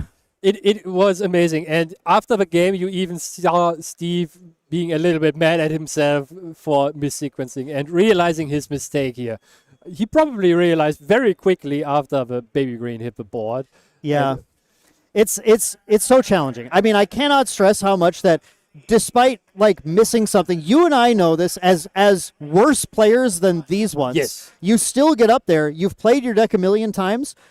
You get so locked into one way of doing things that you go, I should have thought about that. Yes. I did this thing in the wrong order. It just happens. There isn't a lot you can do, but it's the thing that separates sometimes the win from the loss in these situations. Now, neither player out at all. Obviously, Bobo's ready to move on and starting on a win, but Steve has a very cool deck. I have to say, I love this pick for the event, and Steve clearly showed a high level of mastery and understanding of those lines, knowing when to go wide, knowing when to draw cards and play slow, knowing when to turbo in there. What do you think Steve's odds are going into the next of the rest of the rounds now that he has taken a loss, but maybe a little submarine factor working in there? Hopefully for him, he makes day 2 because he's one of my friends actually. Oh, and really? Yes. I didn't know we had a little competition going on here in the casting booth. So being friends with a lot of community members always pays off because he assisted me quite a bit during my time in Canada. Yeah. And so I wish the best of luck for him and also for every other contestant of the Ascent today, but specifically for him. Yeah, but specifically for him. No, it's really fun to see. It's a really cool deck. And it's one where, like I said, we did go into testing this deck. This was on our short list to bring to London. Little bit behind the curtain for main deck. So we had a short list of a few decks to bring. This was one where for a little bit we were pretty high on it. Very but interesting. We just couldn't get over both Serio and Tristan enough. Honestly, we just still continued, even through Punishing Cartridge, even through everything. We kept being like, the matchup is just not strong enough. And sometimes I think some of this comes down to how players play the game because I've said it a million times. Grand Archive is such a hard game. It's such a complicated game. It indeed is. The way one player plays a deck and another player plays a deck can look totally different, can be totally justified for both of them, but one of them works better in some matches and the other works better in others. And it's kind of understanding things fully. And we thought, look, there's one or two things going on here. This deck isn't ready or we're not ready for this deck. So either way, we didn't take it, but I saw Steve playing the deck and I thought, I don't know, maybe we should have taken it. Like, even though Taylor pulled it out there, that was so threatening, so powerful, and that Regal was about to take him out of the game too. It was pretty crazy. It was indeed very crazy. And it shows that you need to be prepared on all fronts for events like this, right? You might just see a deck that no one plays and suddenly you are gone out. Yeah, exactly. Those rogue decks, the last thing you want to see when you're preparing, you write down your sacred texts. You know everything you're planning to sideboard against. First round, Gun Diana? Oh. What? Huh. What is it? Well, let's figure it out then. Yeah, it's one of the challenges. One of the things that leads into being a high-level Grand Archive player. It's reps on the deck. It's knowing all the lines. It's knowing the interactions. Like, let's point out that gun interaction, like you kept saying, the trigger of the onload on the stack, knowing to be able to banish it there to get the bullet gone. That's something that a lot of players are learning now that some players are playing Gun Diana again, because it's a weird niche interaction. And those are the kinds of things that really, again, another thing that separates players as they start to compete in these events and finds our top 8 level players.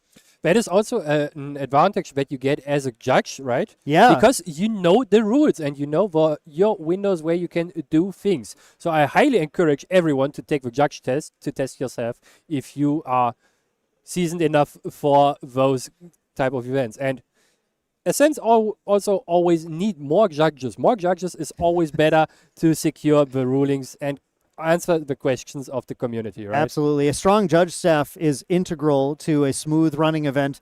Grand Archive usually has an extremely strong judge staff. It's very, very great, but we always need more as the game continues to grow. And I got to say that judge test is very hard. Very, very difficult. I have some local players who've been trying to pass it for a while, and they like I can't quite get there. I'll try again next week. You know, every week you get your profile picture on Omnidex, and then you take your judge test again. That's your weeklies that you got to do. Yeah, for that's being a your Grand weekly Archive player. regime to do. Yeah, exactly. But yeah, either way, you know, crazy interactions, crazy plays. Like, what an incredible match, honestly, to start Ascent London with. The number of high-level interactions that we saw taking place in there, to the point where you and I had to sit there and question, like, wait a second, like, What is even happening, yeah, right? the players were so in the zone, so they're playing so well and using so many powerful rules to their advantage. It was a treat to see both decks, both players playing at the top of the game. Yeah, it was amazing. I think we're going to, of course, continue to see more incredible rounds. Hopefully, we'll get to catch up on main deck Taylor tomorrow. That's the hope for sure.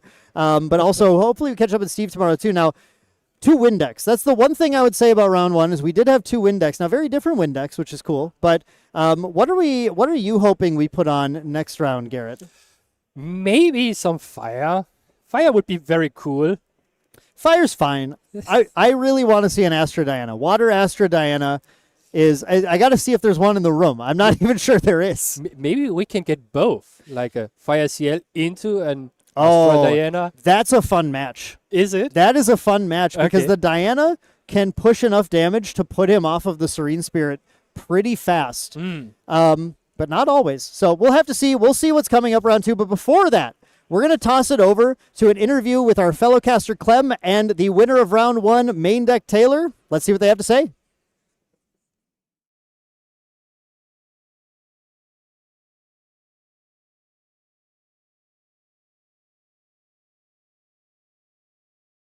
Yeah, that was a crazy round. Did you expect to fare into a Dust Stalker? I mean, so we actually prepared that for this event a bit and looked at it, and so it was on the radar, but I wasn't like quite ready for it right off the bat. I was expecting like maybe 1 or 2 and not just run into it right away. So it definitely got me on the back foot.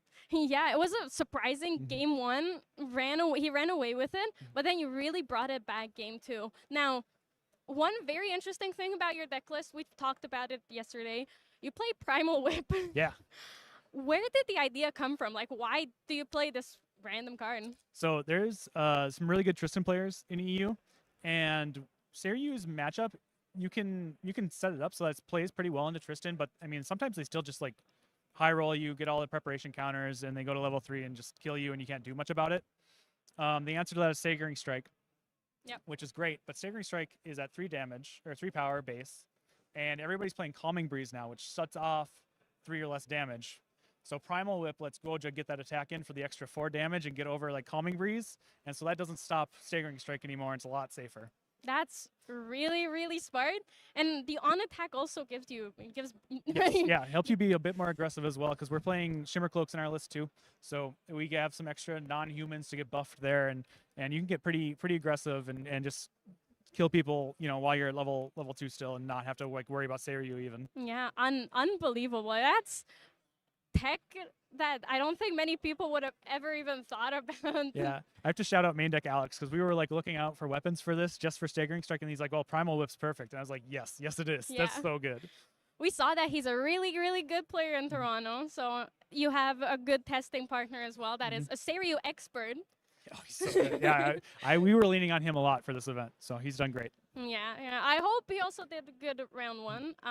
I think overtime has ended for us, so I will let you take a breath, drink some water. Good luck with the rest of your round. Thank you. And we will be back with a very fun round 2 very, very shortly.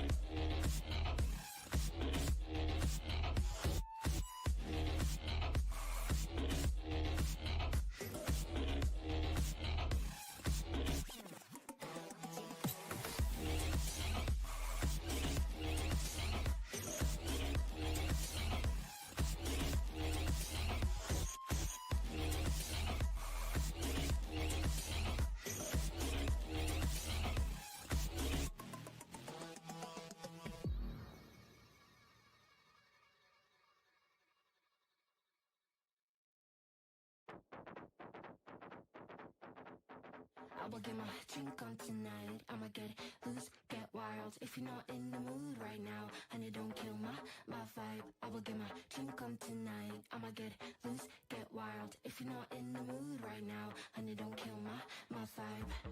I'm gonna party until I drop. When I begin, I don't know how to stop. I can party on till the morning comes, till the sun goes up. We don't stop, no. I see you looking at me, but you don't stand a chance, you see. You don't know how to act. I'm looking for class. Can you please take a step back?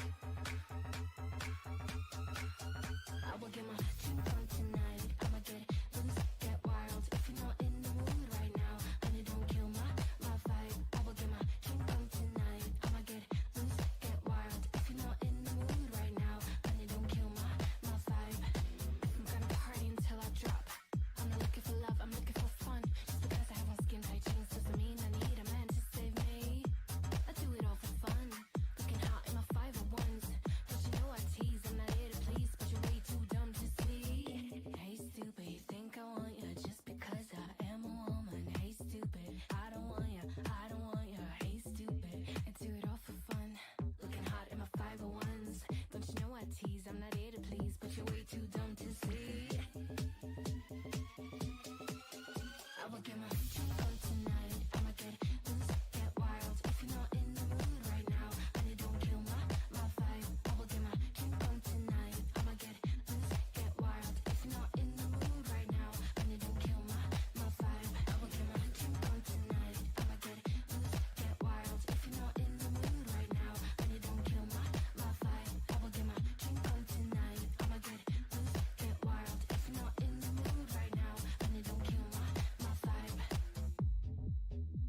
My vibe, my vibe, my vibe, my vibe, my vibe, my vibe.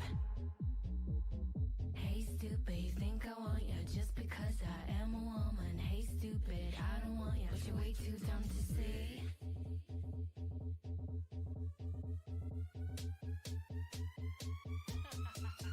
I will get my drink on tonight. I'ma get loose, get wild. If you're not in the mood right now, honey, don't kill my vibe. I will get my drink on tonight. I'ma get loose, get wild. If you're not in the mood right now, honey, don't kill my vibe. I will get my drink on tonight. I'ma get loose, get wild. If you're not in the mood right now, honey, don't kill my vibe. I will get my drink on tonight. I'ma get loose, get wild.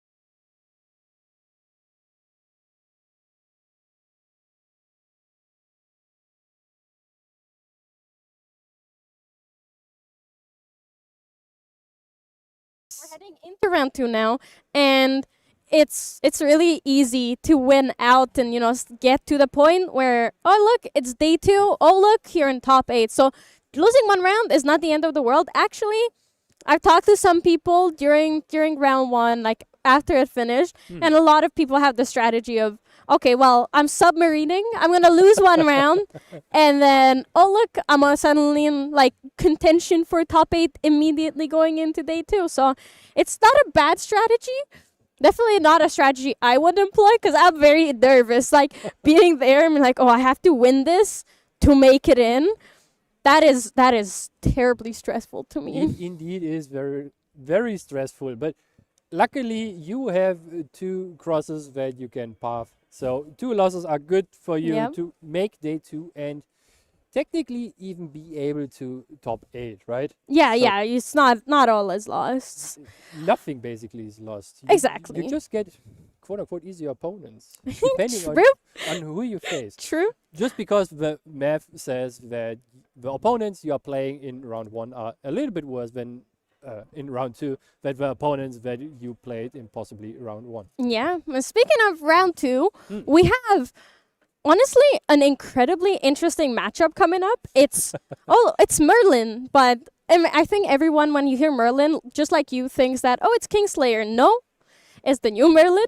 It's Merlin Brilliant Vestige, going all the way up to level 3. And it's also a known player. It's Drago from New Zealand. He was one of our 2024 Worlds competitors. So we know him, we love him, and he's gonna be on stream now up against a local suited player. Amazing. And it is very interesting to see suited, right? It is a very straightforward deck that benefits of itself being played kind of well. If you start establishing a board, every of your abilities get cheaper to use because of the cardistry keyword that says you get to subtract 1 reserve cost from the ability cost for every card with different reserve costs. Yeah, absolutely. On the card. And here we are with Argonaut and Drago. Going into round 2 here. You know what's very funny? Argonaut does have the Merlin life counter in front of him there, but then we're seeing we're seeing Drago playing it. It seems that we have we were misinformed. It seems like Drago is on Tristan. Very interesting choice. Well, Tristan, all-time favorite of a lot of good players because it does a lot of things very well, right? It is just one of my favorite decks, as we know. Everybody knows that. But it's a favorite. It's a fan favorite all over Europe. Germany, sure. Like, I feel like Germany is the hub of Tristan players, Asuna being a pillar of the European community, a very well-known and beloved player, and a beloved Tristan player. I remember seeing him in nationals. We were talking, and he's like, I never played anything but Tristan, and I just like the champion. And then he kept on doing amazing with it. So I know he's one of... Some people joke that he's surpassed Henki. Yeah. But he's one of our best players for sure. He kind of did. And for Argonaut, we see already a very strong start with the 5 of spades. One of the very annoying cards to get removed here for Drago because it is a 1/4 with floating memory and cardistry 5. It says, deal, you get +4 attack for the turn that can be activated once. Yeah. I think it's very surprising to me, honestly, that we saw 5 of spades having such a big comeback during PTM, because during DTR suited decks, it was basically all fire, and they played like Arthurs and such. A lot of decks still play Arthur, but 5 of spades I feel like is a new addition, and with this new, how do you feel about 5 of spades? With the new change rules? Like, I would have expected it to be more popular before the rules change, but it seems that it really came in after the rules change. The 5 of spades is a really not so good card against water decks, but water decks are not that common these days, even though the rule change would imply otherwise, right? Because if you are playing a water deck, you have more opportunities, quite literally, to interact with your opponent here.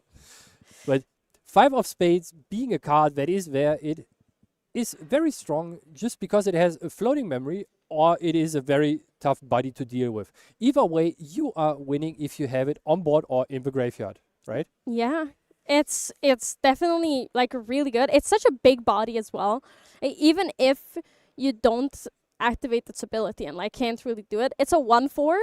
So they had to put in a lot of effort into just removing it, and then once it's removed, it still has floating memory. So either they are like, all right, I give up and take the chip damage, or they put 2 attacks into removing it, because we don't really have a lot of 4 damage attacks, and that's exactly what Boy was talking about. Bobo was talking about earlier after round 2, is that there really isn't. Staggering Strike is 3.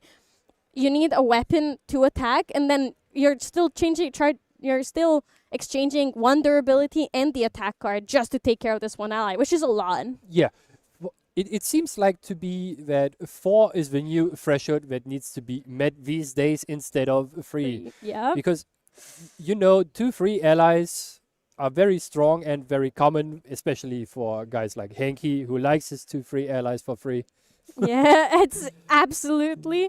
We have a 4 of Hearts as well. It's very nice to see, counting up and down, actually. It seems like Argonaut is doing the math here with the 5 of spades, the 4 of hearts, and the 2 of hearts here. Yeah. And the 4 of hearts is a very interesting card because it allows you to basically get +1 here, right?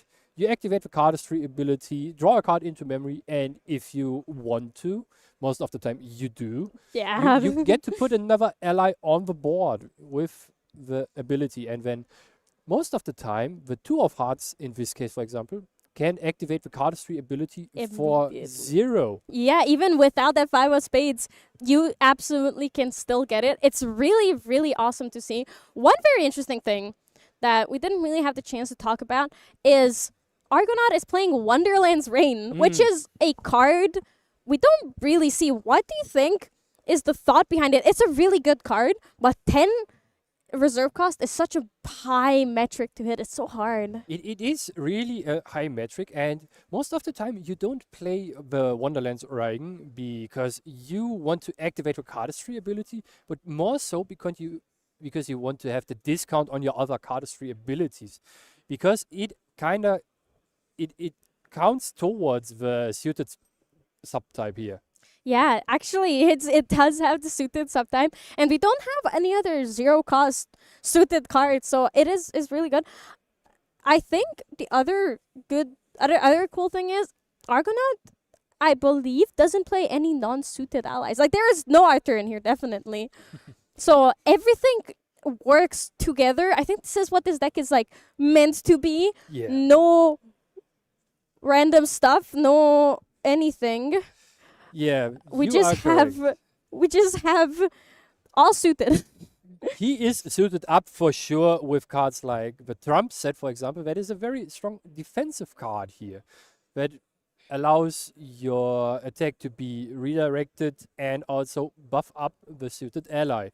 So they are kind of suiting up here. Yeah, absolutely. And look at the damage already done to Drago. Like, you look at these allies, oh, they're such high cost, the abilities cost so much, but Argonaut has 3 allies on board, 5 damage already on Drago, and Drago has no like, he had the Windmill Engineer, and that is about it. All his value is basically gone, as he didn't manage to generate that early value that Tristan wants. Looking at his hand, Yeah. what do you think his outs are here?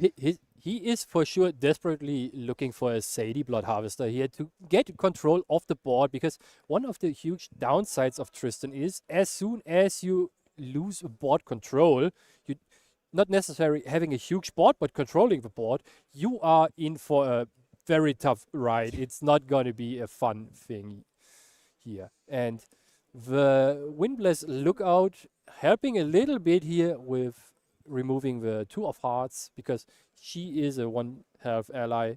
That means you can easily pick it off.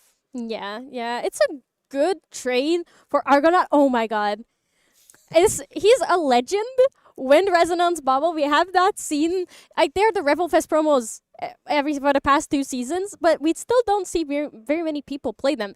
It's amazing to see the Wind Resonance Bubble come out for him. So he's really doing that old aggro strategy, draw cards and just send damage. And Yes. honestly, it seems to be working out really well for him. It is working out very well for him, especially with the 5 of spades being right on board at the first turn. It is a 4 health buddy that is very difficult to remove. Yeah. And It's just that guaranteed 1 damage every single turn. 2 of spades coming out. I don't think, like, it's getting more popular as well, but I don't think it's really been around. Even though, personally, I really love the idea of fast activation cards. Unfortunately, Argonaut didn't get to do that here because he was hands down last turn, but holy moly, it's amazing. I feel like the cardistry ability of 2 of spades is also really, really good. It is a very cool card, especially if you are the first player of the game, right? You can't attack anyway. So why give your opponent any chances to deal with your allies that if you can just activate it at the end phase of your opponent to put it into play and then maybe level up or do other things with it. And Yeah. as you said, the cardistry ability is very good. It's a 2/2 ally for 2 with fast speed activation. That is way above the metrics that you want to see. And when you think about how easy it is to like hit the 2 different suited costs, it's basically a 2/2 for 2 with fast activation. Yeah. Oh, that is why you. that, that is exactly what. For some reason, I thought you said a 1 more for 2 with fast activation. But yeah, I absolutely agree with you. It's such an amazing card, and this board state is not what you want as Tristan. It's the opposite of what you want as Tristan and what you expect in most Tristan matchups to look like. Nothing on Tristan's boards, no Sadie, basically no cards playing. Drago only has enough cards just to level up to level 2 next turn. Yeah, and only with 2 preparation counters, that means he will only be able to draw 1 card from the Tristan. Okay. Yeah, the Level 2. Tristan level 2. Absolutely. All right, several of the wins coming out. So he saved it. He managed to do it. Honestly, for a second, I thought he was so desperate that he was going to stifling trap that 2 of spades. It's very scary looking. I'm very curious on what Argonaut's hand looks like, which I would like to take a peek at it in a second here. Another Servilda wins. Look at that. All right, he saved. Drago is kind of back into it. He might just get what he Ooh. needs, and he found an Ascent protector that might help him. That might help him, but I think what is going to help him a lot more is that ensnaring fumes. He did top the ensnaring fumes as well. And so he has 2 ensnaring fumes available for him, which I feel like is like you cannot live without it in this matchup. Because especially with the current situation on the board, you need to remove those allies. But do you think it's worth it? Because you still get to give them a reset on their cardistry abilities. So what you get is you get a tempo bonus while giving your opponent an card value bonus. At times you need to make the decision of giving your opponent more resources just to not lose the game. Yeah. And I'm pretty sure that this game is right now one of those where you need to exactly do that. Do you think so? But I think Argonaut had so many cards in hand that it doesn't really matter. But you're right that the tempo and value they get from reactivating those cardistry abilities is massive. But at the same time, Argonaut's influence is just so much that it's almost at a break point where I'm like, it's just so much that it doesn't matter what you do. You want to reduce that damage because there's already 13 damage on Tristan. If I saw it correctly, Drago has a Calming Breeze in hand that gives him most likely at least 1 more turn where he blanks basically every attack. So you might be right that the Ensnaring Fumes is not something he needs, especially with the Shadow Dancer now being activated. This is where things get rough for Argonaut because Tristan has 6 preparation counters. Drago has a Mastermind Scheme in hand, so that's very quickly going to be 14, a lot more. What do you think is the play for Argonaut here? Because now it went from, Tristan doesn't have the board, and it looked winnable for Argonaut, to what is he going to do here? Everything he does is just immediately going to be negated.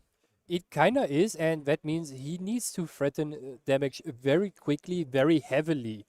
Because at best, Drago will now, with the current board state, can redirect the attacks 3 times, and you can't get really away with only chip damage here, because Drago didn't take that much damage early on. And There's we a see the Mastermind Scheme coming Mastermind out. Scheme. No.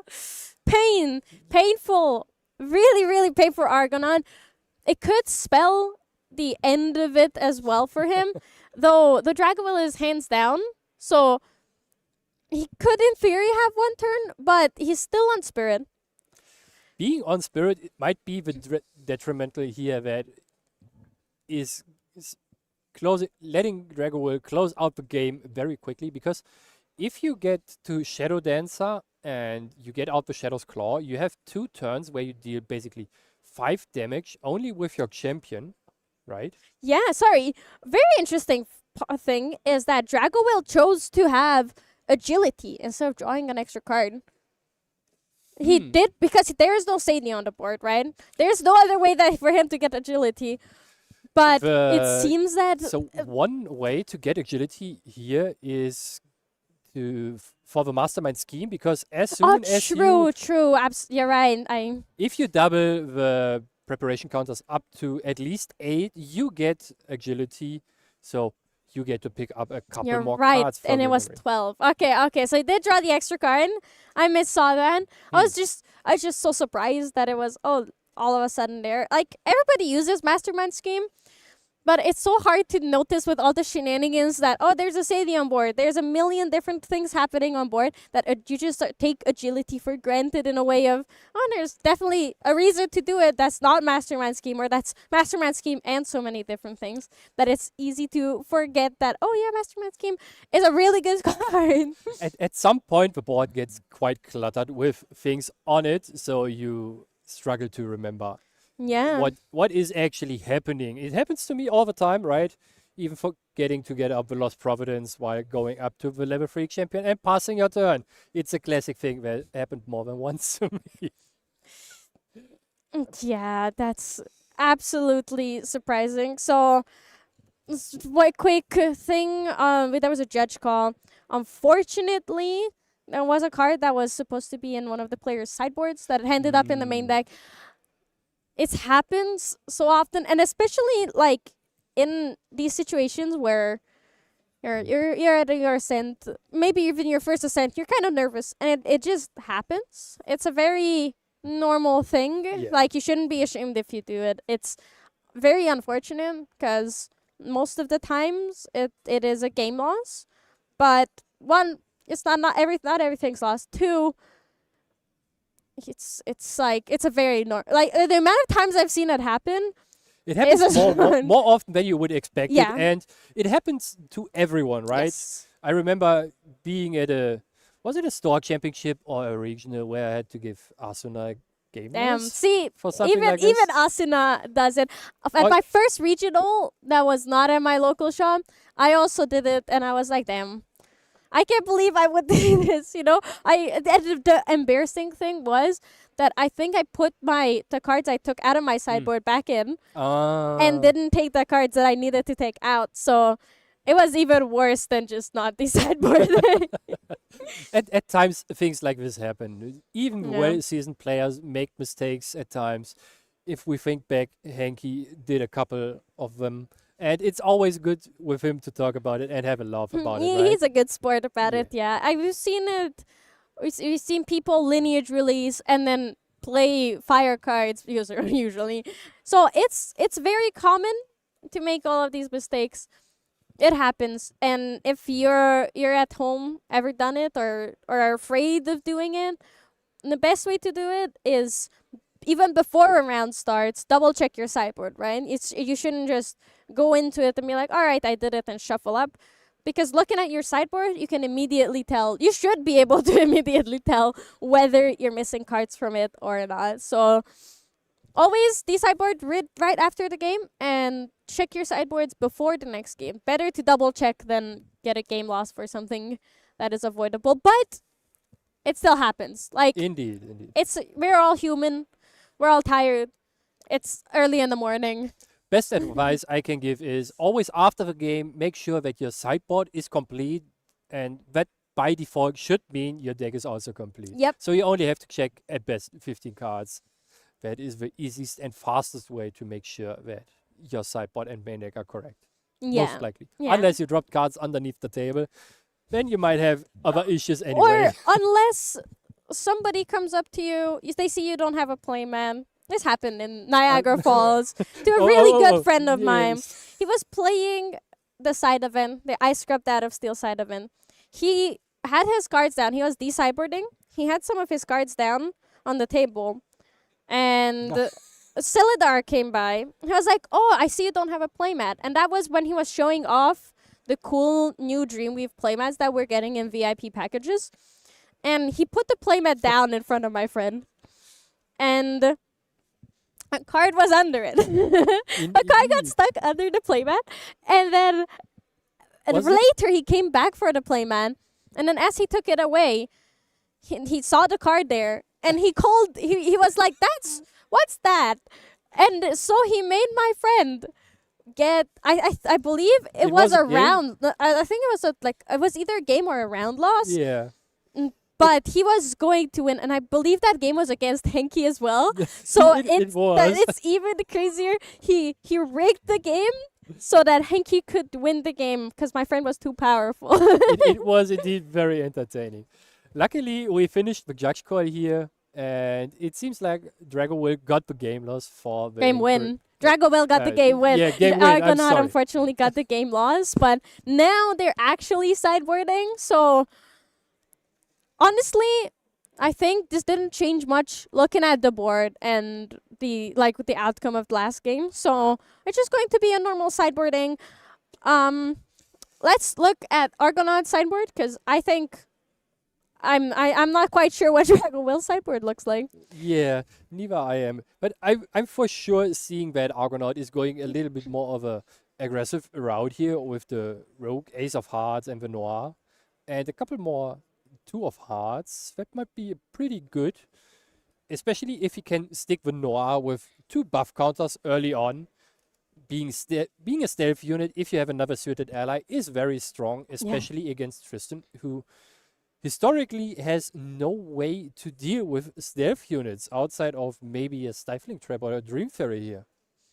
Yeah, it's pretty tough, and especially early game. If Argonaut has the Noir and the Duchess and the Rogue early enough, and he just has the overwhelming power before Drago Will gets to level 2, because once he gets to level 2, he's getting to level 3 that same turn. Yes. It's most just likely. how the game is. It is The dungeon how- guide is always there. It is how it usually plays out. And worst case, if you go to level 2 with Tristan and don't have a dungeon guide, you are drawing at least 3 cards this turn. So Yep. you most likely gonna see it, right? You're almost definitely going to see it, and especially because Tristan players do always get to see it. They're just them. Tristan is blessed by dungeon guide, so yeah, and they also you don't level up to level 2 unless you're leveling up to level 3 that same turn. You at times you actually do, because you are very desperate for Ha. fresh cards in your hand, because it is a way to cycle 2 bad cards for 2 new cards. True.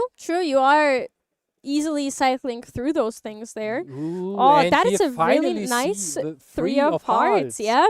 One of the strongest suited allies in the game right now, in my personal opinion, because it is a card that can even go in every fire deck at all. Exactly. It's the same. I wouldn't say it's the best card in the suited deck, but it is 100% the best suited card in the game, I think, because it like you said, it slots into every deck so well. It's like Baby Green Slime. Baby Green Slime is a very, very, very, very strong card, but not the strongest card in the Slimes deck. If you look at it isolated. Yes, yeah, correct. And the ability of cycling just cards for fire decks in general is very strong. And Ooh. is this a 7 of Hearts? Yeah, it's not also not a card you see very often. Honestly, I love Argonaut's deck so much. I know I talked about how he's only playing suited, but it is so lovely to see someone actually doing it. And he played that first game really well, considering the situation of going up against the Tristan. There is a Duchess. So very, very interesting. With the 7 of Hearts Sorry, a already Verita. being in Yeah. the graveyard, he kind of it kind of enables Verita almost surely being activated very soon. They're Ashen Riffle, so he's looking for it. He's gonna get there, and the question is, because as an experienced Tristan player, my professional friend, you see this situation. You see the 3 of hearts there. You know that it still hurts very, very much to get hit for 2 every single turn. But you also know that you are very likely to enable a Verita once it dies, seeing that 7 of hearts in the graveyard. Would you kill the 3 of hearts in this situation? That is a very tough question. It depends on how your hand plays out in the end, right? Oh, Wonderland's Reign! Sorry, I'm excited. Ashen Riffle and hitting the Wonderland's Reign is very strong because basically it says, oh, I get to substitute 1 reserve cost from all the cardistry abilities for free now. And here we see the 2 of spades again activated. So we have a total cost of 5 on the board and the 7 of hearts in the graveyard.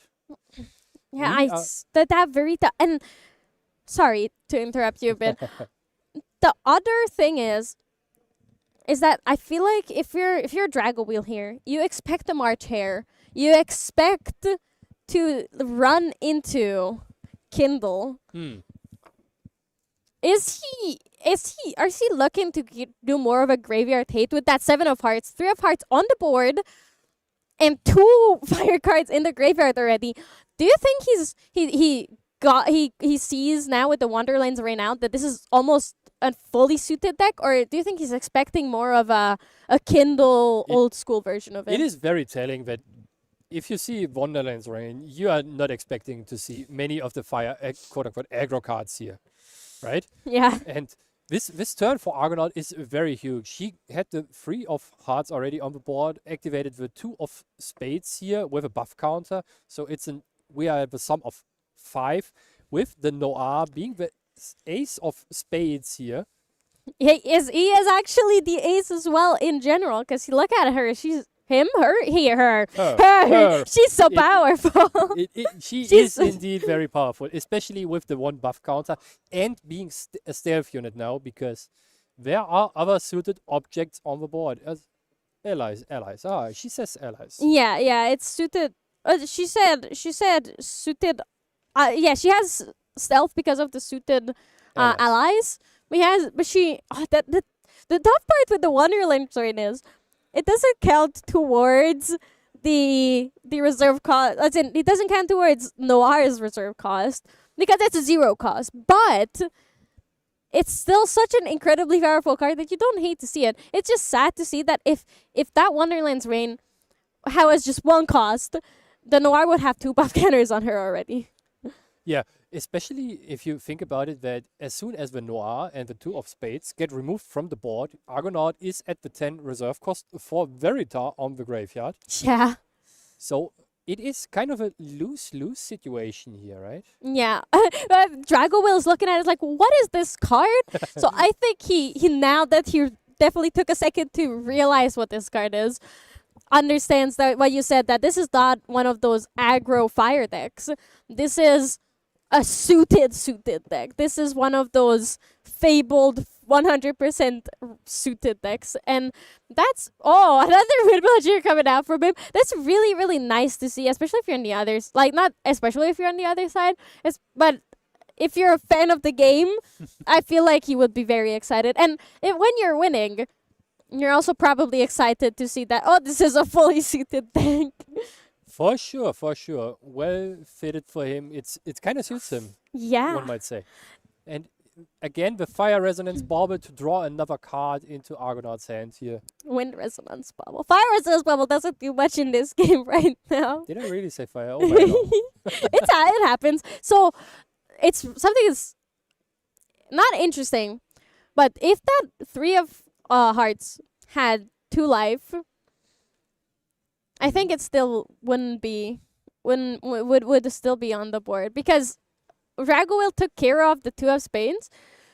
Do you think he's gonna go for the Noir here? Because that would put Argonaut at exactly 10 total reserve cost in the graveyard. So going for the Noir is very hard because she has stealth, and unless you activate a stifling trap of some sort on the Noir, you can't get rid of her with usual means.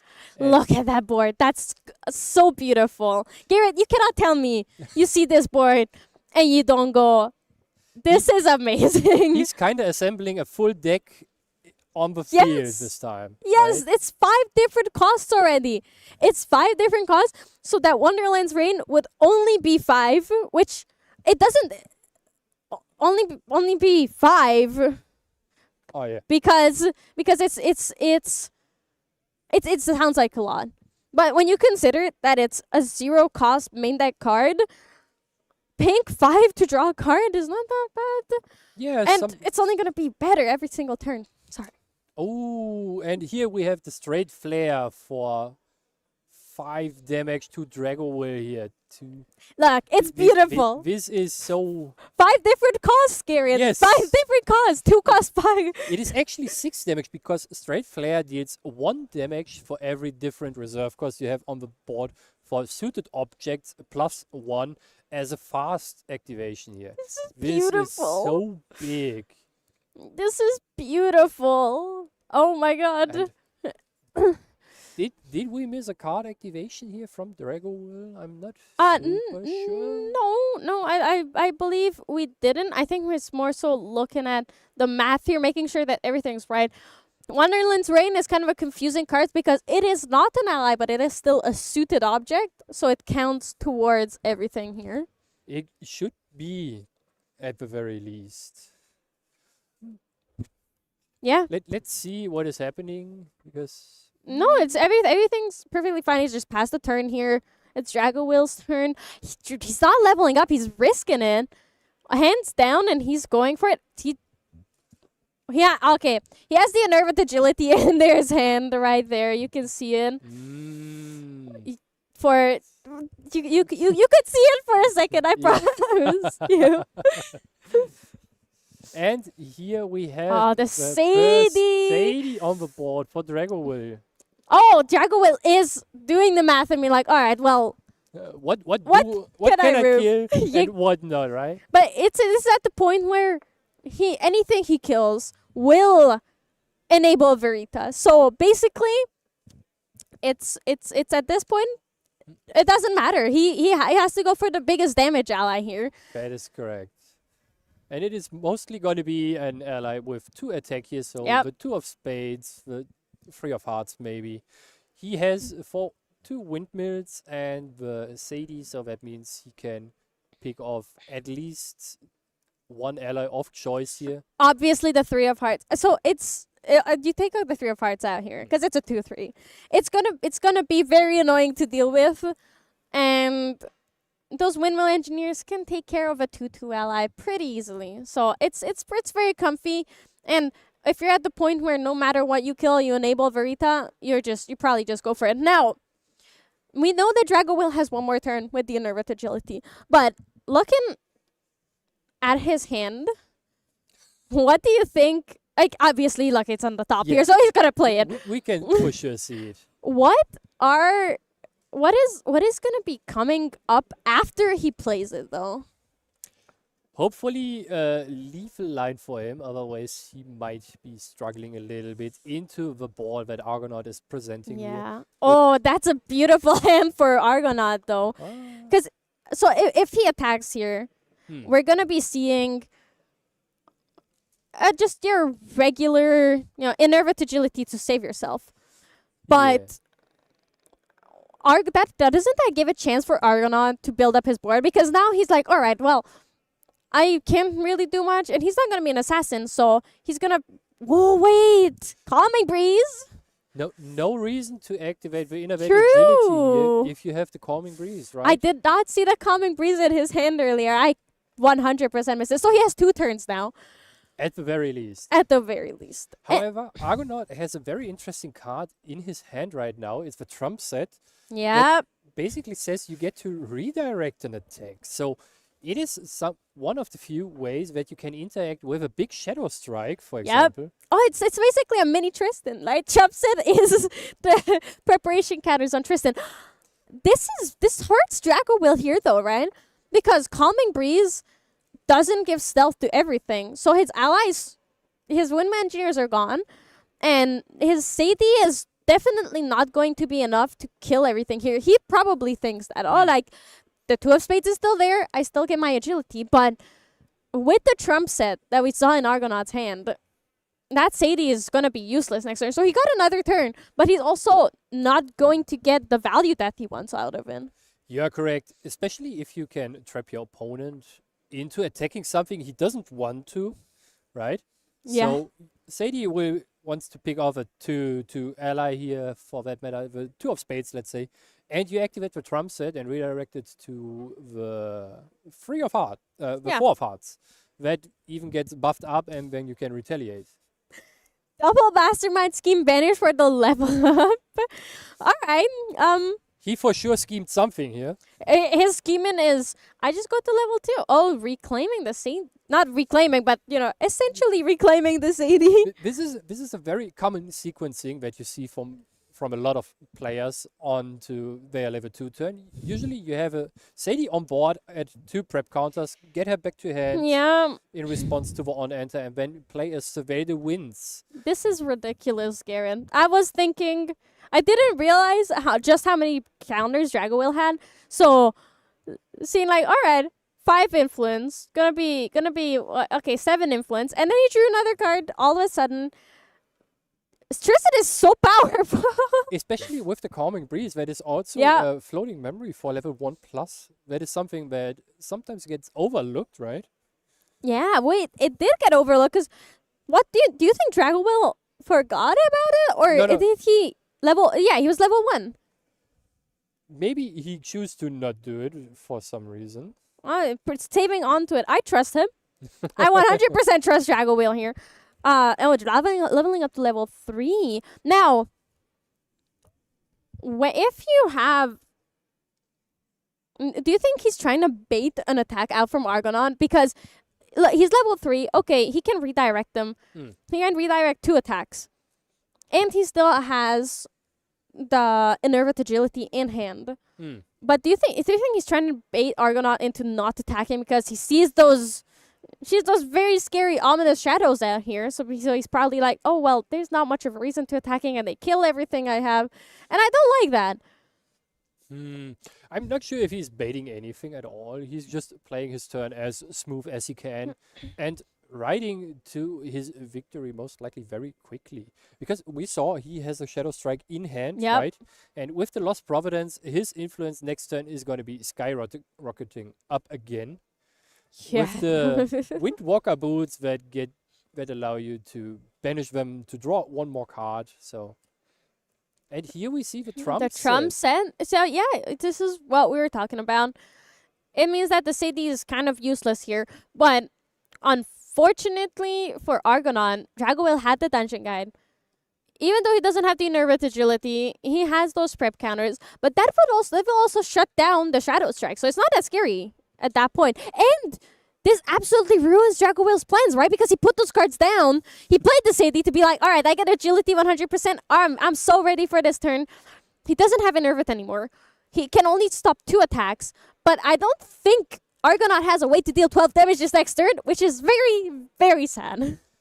Yeah, it is going to be rough for Argonaut to get to enough damage here to put on the Tristan, especially with the 2 redirects. Yeah. But that also means if Drago Will has to redirect, he is not threatening lethal anymore, most likely. Depending Yeah. on what is happening. Yeah, on yeah. board, But he needs the redirect to survive this next turn. It 'cause- is a tough spot actually to be in, and those 3 cards that you want to have at the end of your turn are very crucial, very often for the Tristan. deck. Yeah. Honestly, this is really beautiful. I'm sorry, Garrett, but seeing a Tristan player's agility not working out brings me a bit of joy, because the amount of times they get you by just Sadie existing, and you cannot kill Sadie, but Sadie can kill everything on your board and get extra value off of it is kind of breaks my heart, Garrett. I'm gonna be very honest with you. So this is not bad to see. Nullifying Mirror. That's for the Veiling Breeze. Definitely for the Veiling Breeze. It is indeed for the Veiling Breeze. I'm not sure what Argonaut's plan here now is, But for sure, he will be picking off the Sadie with the Noir here. That is something you gonna be doing. Yes, you even have to though- do it. This is the time. Unless you can threaten lethal, you will be doing this. And the very tough 4 of hearts hitting 7, 11 of hearts. Is it 11? Verita is 10. There's Oh. no 11 of hearts. Oh, Do you even play cards, Garen? not those cards. I'm so It's sorry. Queen of Hearts, but yeah.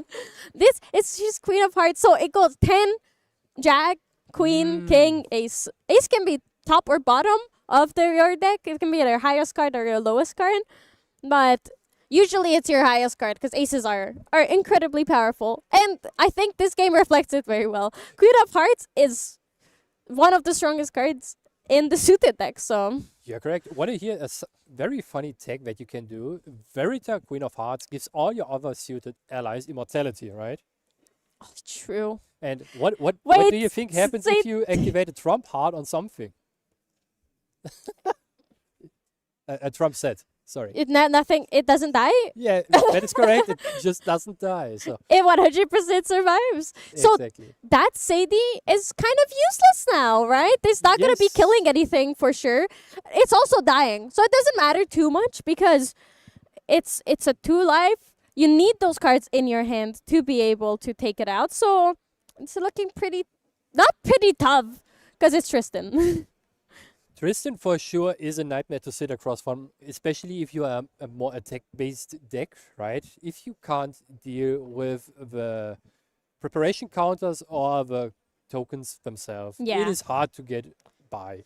Especially if you are a deck that runs low on levels for leveling up into champions. Yeah. You are at a very low health total, and it makes the line of going into Shadow Dancer with the Shadow Claw very difficult to deal with. Because it is Yes. 5 damage for 2 turns, and the last turn you attack with the Shadow Claw by itself for 1, and with 2 tokens for 2. So that's already Yeah. 13 damage. If nothing happened and you didn't level up, you are kinda dick. this. Okay, that is a very nice way to put it. Yeah. So Garrett, I'm curious. Verita says with total reserve cost 10 from your graveyard. That means you have to banish exactly 10, right? 10 cost cards. You Yes. cannot banish more than 10. You cannot banish more, but there is no limit on how many cards you can banish. So Yeah. you could banish, You can in banish theory, 5 2-cost cards if you had them. 10 1-cost card. An infinite amount. So let's say in theory I want to banish 0-cost cards. I could banish 3 cards and an infinite amount of 0-cost cards, right? That is correct. At least I know the rules. And Yeah. 5 of spades being on the board. Ooh, this- Wait, see, they're trying their... Argonaut is trying his best to kill the ominous shadow? This is not He's- something you see every... Wait, he can actually do it. Yes. We can actually do it. Hey, Garrett, I don't think this has happened. I don't think this has ever happened before. We haven't seen like someone raw damage get rid of an ominous shadow before. Might as well, right? Absolutely, but that is beautiful. Oh my god. My heart has been won by 5 of spades and Verita taking care of an ominous shadow. That is indeed correct. But the shadow is gone. -1 shadow. Now You could Tristan is a make an- normal person. You could make an argument. We still have one of the shadows there. So Yeah, but only 1 shadow. People usually have 1 shadow. you're correct. You're correct. You could make an argument that you wait for attacking the shadows after your opponent already used a couple prep counters to redirect an attack. True. To bait a couple more resources, but this is also a fine play to do. Yeah. I think okay, this is obviously it's a lot of resources and you lose that 5 of hearts 5 of spades activation. But I would argue that this was an incredible play from Argonaut. So Garrett, for those who might not know, why are we saying that it's so hard and crazy to remove an ominous shadow? So an ominous shadow token has the inherent ability of saying it Oh prevents- no, wait. Ooh. The Shadow Strike coming out, and that was game. Okay, sorry. Shadow Strike is a crazy card. It is. And 4 it is, attack plus however many prep counters. Damn. and it is unblockable. That means it cannot be intercepted and disregards taunts. The only thing that helps against the Shadow Strike is a trump set in Yeah. Argonaut's deck. So him using the trump set early might be a little bit detrimental here, right? I mean, yes, but also no. I feel like because it still made sure that the Sadie cannot be reclaimed, that Drago Will didn't have the nerve it. He needed just a second trump. He needed a second trump set, and it's very tough to deal with it because Tristan and the Shadow Strike just takes and wins the game like that, and it's pretty tough to deal with. Obviously, yay, trump set. And trump set is a really good card, but it's It is. also not guaranteed. And honestly, that is my biggest pain point with the Tristan decks is that they have a guaranteed unblockable card that deals 8 damage consistently at least, while also being able to use their resources to protect themselves forever with the ominous shadows that, as you were explaining literally as the game ended, they prevent 3 damage of every single attack done to them. So being able to use such free resources while also being able to deal so much damage with those resources because they're so abundant, and always having your protection up is insane. I'm honestly so overwhelmed by Tristan every single time I play against her. Yeah, she is a very tough deck to face, and even though there are enough quote-unquote hate pieces that you can put into your deck from your sideboard with Staggering Strike, and Stoning Chance is the new addition from Phantom Monarch that people are playing to remove those preparation counters from the champion. Those are very good cards to play against her, and it forces you very often into very awkward situations. Yeah, I think that also would have helped Yeah, here a lot. That was the one fortunate not to see it because it's 3 damage and the prep counters. you remember the line that Drago took with bouncing the Sadie back to hand and also activating the Surveil the Winds in Yes. response to the on-enter? One very crucial moment when you can activate Stoning Chance is exactly after resolving the Surveil the Winds and the Tristan player most likely not having enough cards in hand to deal with it. So you steal 1 preparation counter from him and he suddenly only draws 1 more card. Bro, honestly, pretty smart. And then you're back to only You 2 have cards 1 in a influence turn. less. Yeah.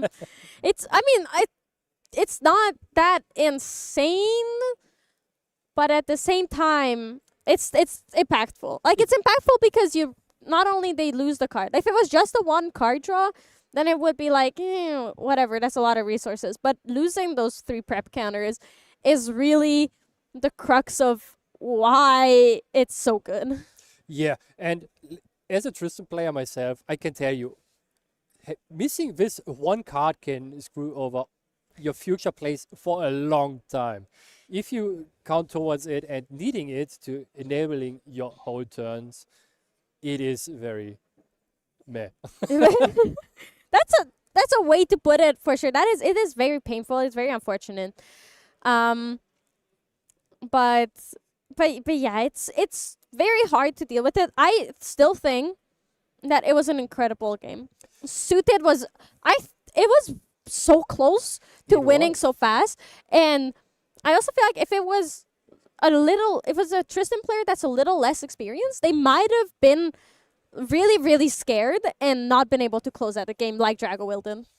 Maybe it was just the difference of drawing another straight flare here for Argonaut Yeah. was the bane for him. Yeah. It is a card that is very... You play, obviously, 3 to 4 of them into your suited decks, right? Yeah. But if you see multiples of those with an kind of established board, hitting for 5 out of nowhere for 2 reserve cost is quite big. Yeah, and honestly, it is very scary. I'm really, really curious about Drago Will's thoughts and how he felt seeing his ominous shadow go down. And I think that we can get it in the interview coming up with Main Deck Dan with Drago Will. All right, everyone, we are here in the interview with our winner of round 2, Drago. Drago, how you feeling? Yeah, feeling good. 2-0 starts. Yeah, Probably the best start so far. So, that's where you want to start now. I think last time you were up here in Europe for Ascent Utrecht, you walked Yes. home with a spirit. Is that right? Yes, correct. That was my Yeah. first Ascent as well. That was your first Ascent, walking with a spirit all the way Yeah. up here in Europe. Yeah. And I think you're feeling like we're looking at repeating that again. I know it's early, but how are you I think feeling? it's too early. Don't want Too- to get ahead of ourselves yet. Come on, you but- gotta have a little confidence, right? Well, Hopefully, you were taking Tristan to this Yes, event here. yes. I wanted to ask you right away. Now, this is a deck. This is a format with a lot of decks you can play right now. Yes. What's leading you to Tristan this weekend?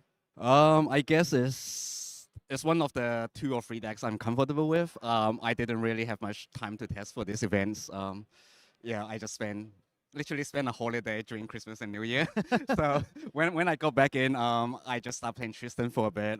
It does feel pretty good with some of the defensive options, which, like, obviously everyone knows I'm a Merlin fan. Exactly. But I just feel with this format, it doesn't have some of the defensive options that you need. So Yeah. it's still a strong deck, but yeah, when I play Tristan, it kind of feels pretty good so far, and I just take it here. Yeah, as far as defensive options too, you were just up against a suited list.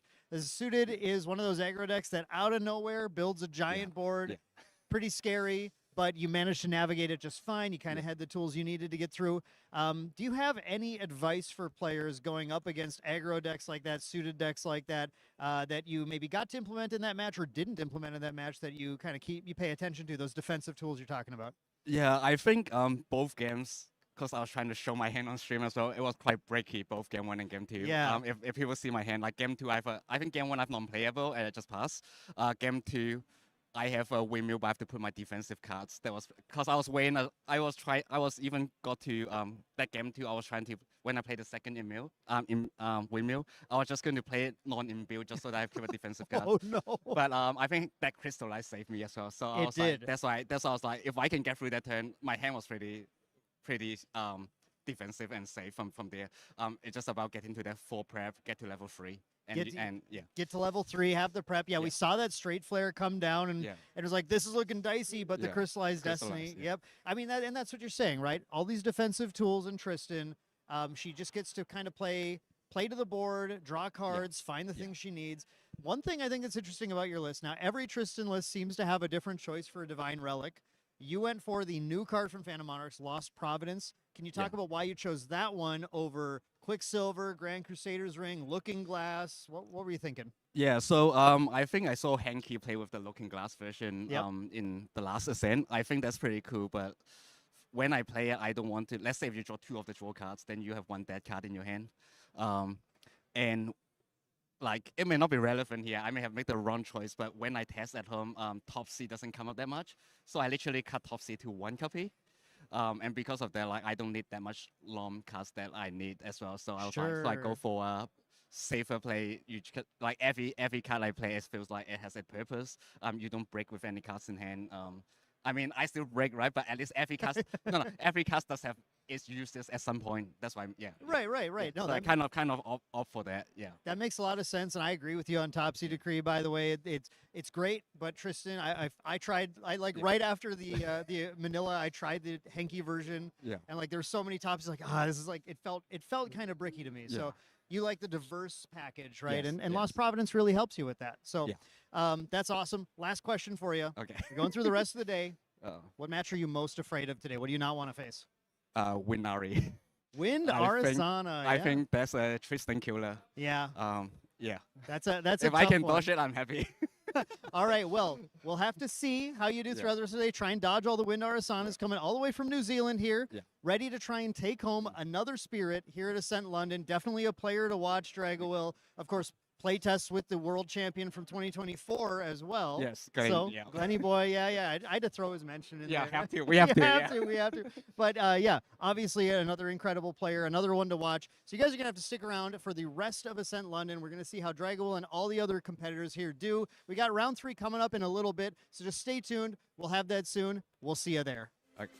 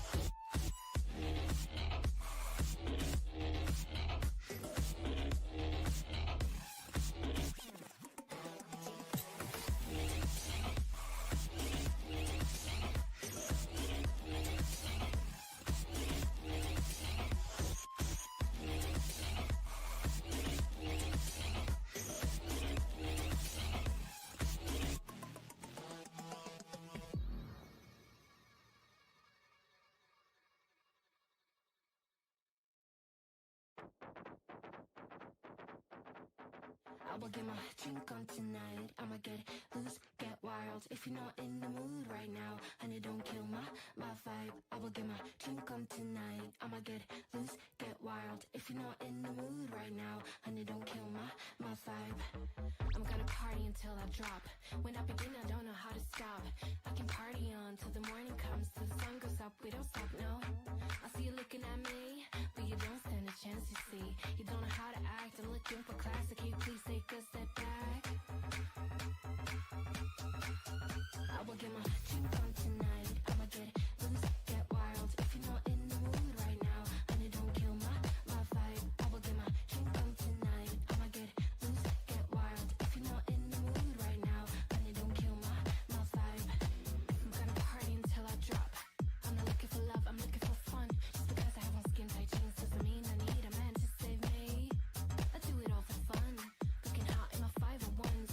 Don't you know I tease? I'm not here to please, but you're way too dumb to see. Hey stupid, you think I want you just because I am a woman. Hey stupid, I don't want you, I don't want you. Hey stupid, I do it all for fun. Looking hot in my 501s. Don't you know I tease? I'm not here to please, but you're way too dumb to see. I will get my drink on tonight. I'ma get loose, get wild. If you're not in the mood right now, honey, don't kill my vibe. I will get my drink on tonight. I'ma get loose, get wild. If you're not in the mood right now, honey, don't kill my vibe. I will get my drink on tonight. I'ma get loose, get wild. If you're not in the mood right now, honey, don't kill my vibe. I will get my drink on tonight. I'ma get loose, get wild. If you're not in the mood right now, honey, don't kill my vibe. My vibe, my vibe, my vibe, my vibe, my vibe, my vibe. Hey stupid, you think I want you just because I am a woman. Hey stupid, I don't want you, but you're way too dumb to see.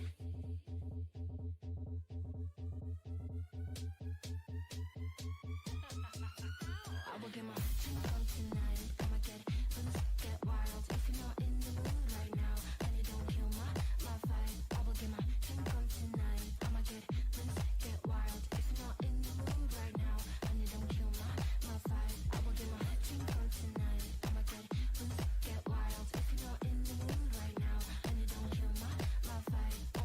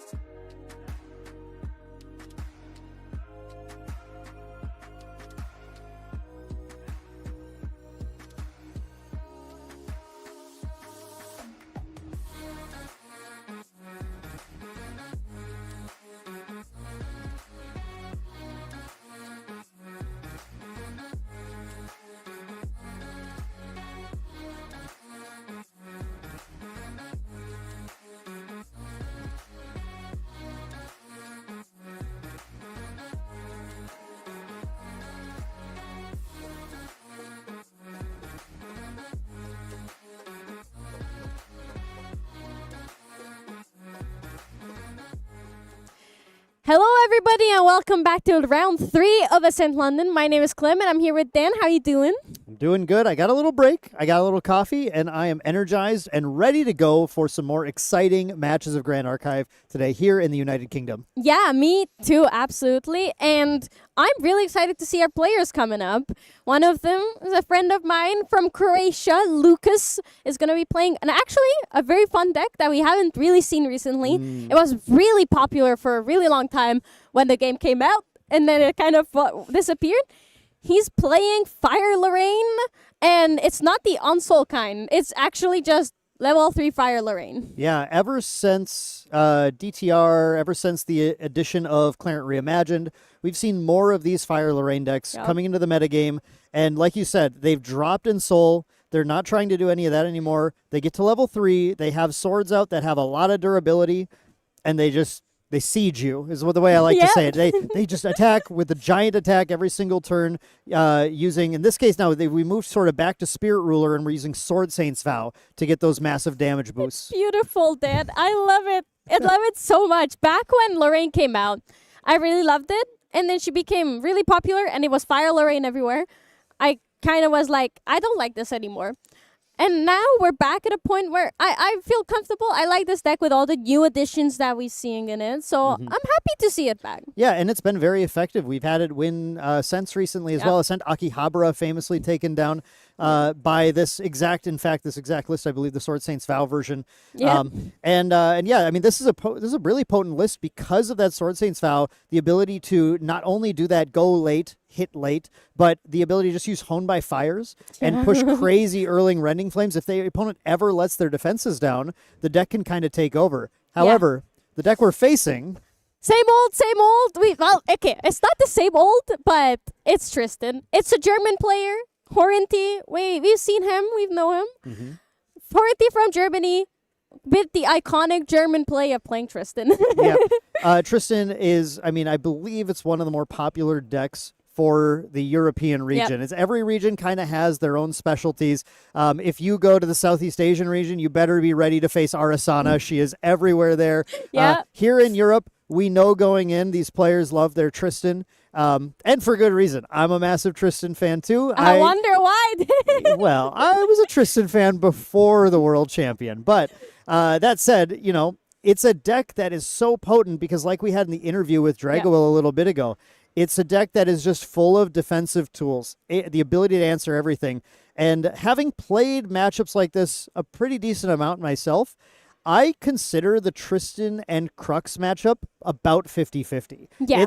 It's a matchup that really could go either way. It just kind of depends on who gets the better start, who gets the better cards. Now, we do see... I'm just checking here on the deck list to see we do have a Heavenly Guide. Actually, there's a one Heavenly Guide in Lucas's Fire Lorraine deck. And I was checking to see if we had any of the additions, things like Unmake Duality. Those are cards that are seeing play now with these Looking Glass decks to be able to have some extra card advantage. Lorraine in particular can put out her Inert Sword early on and just unmake the Looking Glass, draw extra cards instead. Scary. But we're not playing that. We're just going a classic like Turbocharge route with the backup charger. But that Heavenly Guide, I really am curious because I know when I play Tristan into Crux, I am going Shadow Reaver every single time because as soon as you Shadow Reaver Ghost of Pendragon, you never go back. It's the value, the joy of being like, now I have my Ghost of Pendragon, and just taking that, knowing that you -1 Pendragon them is beautiful. But also, I love Pendragon, so I don't like that you take my Pendragon away. Yeah, exactly. So that'll be really interesting because if you go a Shadow Reaver route, you are almost certainly trying to dungeon guide your way there. And that Heavenly Guide might be like, if we see that in the matchup, that might be the clutch play that totally turns it around back in Lorraine's favor. I think there's a lot of potential here. But the other thing is, Tristan Horinty is playing Abnegations, which even without playing curse cards, which I'm not quite sure if he has curse cards, but like Umbracide is really good though. Yeah, they don't usually in Tristan. Yeah, but you can. Yep. But even without any curse cards, you get so much value off of it. Those Pendragons are amazing. But I basically negate 2.5 Pendragon attacks with just one card. Yeah, it does effectively blank the opponent's turn when you get to that late game sort of like damage race. One of the person's trying to finish off the other.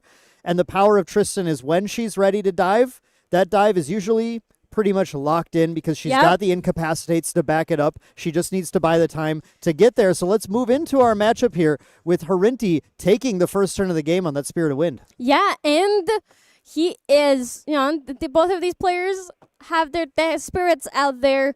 Dan, you said it's 50-50, but I want you to take a bet. Who do you think is going to win? Boy, this early, I mean, I'm such a Tristan fan. I really think the Tristan can pull it out of there with that tech. But man, like, I don't know. If that Heavenly Guide comes down, I think it changes everything. If the Shadow Reaver hits multiple Ghosts of Pendragon, if we even go there, then it's definitely in Tristan's favor instead. But okay, if you're making me pick, I'm going to pick Tristan. Yeah, I just want to make a really quick correction before I get bullied for this by the group. Slovakian. Potato is from Slovakia. Okay. Good correction there. Yeah, I see the flag now. Thank you for that. Now we do see it's a Balkans group. Balkans represent is what I care about, and that's an amazing start from Harinti though. Yeah, getting into the game here, we do have a Windblessed Lookout on Harinti's side, going into a Potato, going with that Library Witch, just going to try and put out a little bit of digging, a little bit of value. Harinti now going into their turn, going into another Windblessed Lookout, really just getting a lot of prep counters very fast. One thing that Tristan's always trying to do is manage resources. If you're not drawing cards, you want to be gaining prep. If you're not getting prep, you want to be drawing cards. Here we have the high prep start, which means Harinti might be looking to get a pretty early level to 2, which is going to be a pretty nice advantage here for them in this sort of race to try and close the game before the opponent can stabilize. Yeah, that is actually a beautiful play into Tristan, getting that advantage early and getting the Inert Sword out without needing to waste a whole turn on it. I really love it. And the Windblessed Lookouts are also amazing to see. They are. I think it's a really nice start for both of these players. I'm excited. I think so. I do see that that a Potato lost the Dungeon Guide on the level to 1. I can't see if there's another one in hand right now, but that might be something to pay attention to here. If there isn't a second Dungeon Guide, that might put them a little behind on their ability to kind of compete, because they're both level 3 decks. They both need to kind of reach that stage, and the person who can kind of go off with their powerful advanced element effects might get a huge advantage. We do see that 3 of Hearts coming down now from a Potato, where they're going to be able to use that cardistry, discard, draw, and kind of set up more float value. Yep. These Tristan decks don't often want to spend any time doing anything like a Censor early on, so you just kind of, I mean, I've done it, but you just kind of let the opponent get the value in my experience. Yeah, and this is the 3 of Hearts showing up again after last game. Yeah. We were talking about, it's a good card out of the deck as well. It really is a powerful card. We see it showing up, and there's a level up from Harinti. That Dungeon Guide, I agree with you, is really painful, but a Potato does have a Rending Flames. So it could be that he's counting on this game finishing before that. Yeah, Tristan actually has a nearly ideal start, and I did see a Shadow Strike in hand as well. They might have had an almost perfect hand here. Going for the Reclaim on the Windblessed Lookout, set up a Floating Memory, so they didn't have to banish from memory in order to level to Tristan level 1. Get the prep counter from that. Then they also have the Surveil. Actually, they didn't get a prep counter from that. I think they chose Agility. Right? Or where, I'm trying to figure out where we're at. Yeah, because they replayed the Windblessed Lookout. They played 2 Windblessed Lookouts, and then they played a Surveil the Winds. So yeah, I think they chose Agility this turn. Yeah, didn't they play technically through 3 Windblessed Lookouts? Yeah, this is the 3rd Windblessed. They replayed the one they reclaimed here. So it's so rare to see the Tristan player go for the Agility here, but I think this is going to be massive. Harinti having enough preparation counter gain, did not need to take the prep counter, and instead gets card economy. So Agility means at the end of the turn, they're going to return 3 cards here from their memory to their hand. That's going to be beautiful. So all this is, the risk he's taking is basically non-existent here. That Windmill Engineer was free, and he gets a card refunded here. So that is amazing. There's the 3 cards. There's double Regals in his memory. Double Regals, but left the Regals, which means that Harinti's, with 4 prep already, is very likely to try and level in the next turn, and is okay just losing the Regals in this Lorraine matchup. Yeah, I mean, he does have the Dungeon Guide, and he has the upper hand here, because there's no fire cards. Well, 1 fire card in the graveyard for a Potato, or a couple of fire cards, but not enough to kill right now just yet. So it's a very comfy position, especially when he gets to level 3 next turn. So those Regals aren't really going to do anything until you're at a point where you get to snipe those Ghosts of Pendragons out. But that seems pretty far for a potato. It is pretty far, and if you look at Horinti's hand, it's so ideal. We have the Ensnaring Fumes to be able to bounce our 3 ally board to hand. We also just have a Reclaim for a smaller one. We already have D-Guide. We already have Shadow Strike. I've rarely see Tristan starts this strong. Just kind of everything is in the right place here. Now, a potato is trying to crank the pressure up here. We have the Cheshire Cat coming down, powered up by that Inert Sword. We have some damage coming back in, but the 3 of Hearts was cleared previously by Horinti as well. So it's Horinti is doing the Tristan defensive thing, kind of keeping a potato off of putting too much damage on him. Well, he's just leveling, gaining those resources, and setting up to close the game early. Yeah, but doing that while also having 4 prep counters is so powerful. And another Reclaim. So basically a place that a Windblast Lookouts are going to going to have been played here next turn. Yeah, basically. And we see putting down cards like Dungeon Guide. I was going to say we know that we're not doing a level this turn, but that's exactly the point. The Dungeon Guide's already in hand. So I always love this defensive play. Terrafring into Dungeon Guide. Extremely powerful for Tristan, and going to basically set up Tristan to be completely defended while also being able to strike and go for lethal. Yeah, that is going to be really, really good. Basically, the moment he levels up here, he will have enough prep counters to go for that Shadow Strike. And exactly. Unless Potato levels up here really soon and like gets to that level 3, all right, there's the level 2, but does he have the Dungeon Guide? Yeah. This is Horinti actually choosing not to use any Dungeon Guide leveling or anything this turn. Means that I think we're holding on for an Ensnaring Fumes value play. So we Fumes the board to hand. It sets up our second float in the yard. We use the 2 float to level, draw 2. Horinti's at I don't know the math here, but that's got to be like a nearly 12 card hand or something at that point once you do that. That's going to set you up for the easy D-Guide with the Shadow Strike. Tons of backup, tons of defense. The Terrafring pop this turn. I think like you were saying, Clem, respect for Rending Flames. Yeah. It's game. And the Flame Sweep, Flame Sweep coming out. That means that a potato has to put the entire hand down to Flame Sweep and gets punished here with Horinti coming down with that Ensnaring Fumes. That's crazy because you forget about it a lot of times because it's such an offense. It's mostly used offensively, right? Or like defensively in a way of taking care of your opponent's board and hurting them like that. But here, Horinti saved, he did take the damage to face, but he saved all of those allies, and he can replay the Lookouts. There's going to be 5 Lookouts in a game. I think we're past playing the Lookouts, unfortunately. I would love to see more of them, but we are at the stage where we have the prep. We use the 2 float to level here. By the way, Lorraine Blademaster's on-kill ability entirely denied by that Ensnaring Fumes. I mean, that play was the most, super heads up. The Terrafring making him put the cards down. No value able to be gained for Lorraine. And now Horinti able to cleanly level to 2. Here comes the Dungeon Guide. We're going to follow up the Dungeon Guide with the cleanest Shadow Strike if we want to. Now, I don't think we're 21 to deal, so we're not at a lethal Shadow Strike range unless a Mastermind scheme was found. But the number of cards in hand, I think we're capable, fully capable. With absolutely. Mastermind Shadow Strike would be the lethal line, but there's the Shadow Reaver. Okay, so we're not going in yet. Shadow Reaver, we're going to see. I don't know. Can we see? I want to see if we can see this here. Dungeon Guide, that's a strong card to find. We didn't find any Crux cards in there, but unfortunate, but the Dungeon Guide out of the cards you steal with Shadow Reaver means that you are able to level up at an even greater discount. Yes. To your level 3. Which is incredible. And you deny one Dungeon Guide from Potato here. And you know that he already lost one. And so seeing that, and I believe that was the top card of Potato's deck. So that is absolutely devastating. And I hope here it is. There, all right. Immediately being played. Obviously, as you would to just get to that level value. Yeah. This is Yep. Yeah, you put your other Dungeon Guide down. Yeah, you don't need it anymore. Whatever. So we're going to level to 3 now. That's going to trigger the draw 2 on Shadow Reaver. And then this is also going to put another prep counter and 2 Ominous Shadows in play for Horinti. Horinti has so many cards in hand. Is so set up.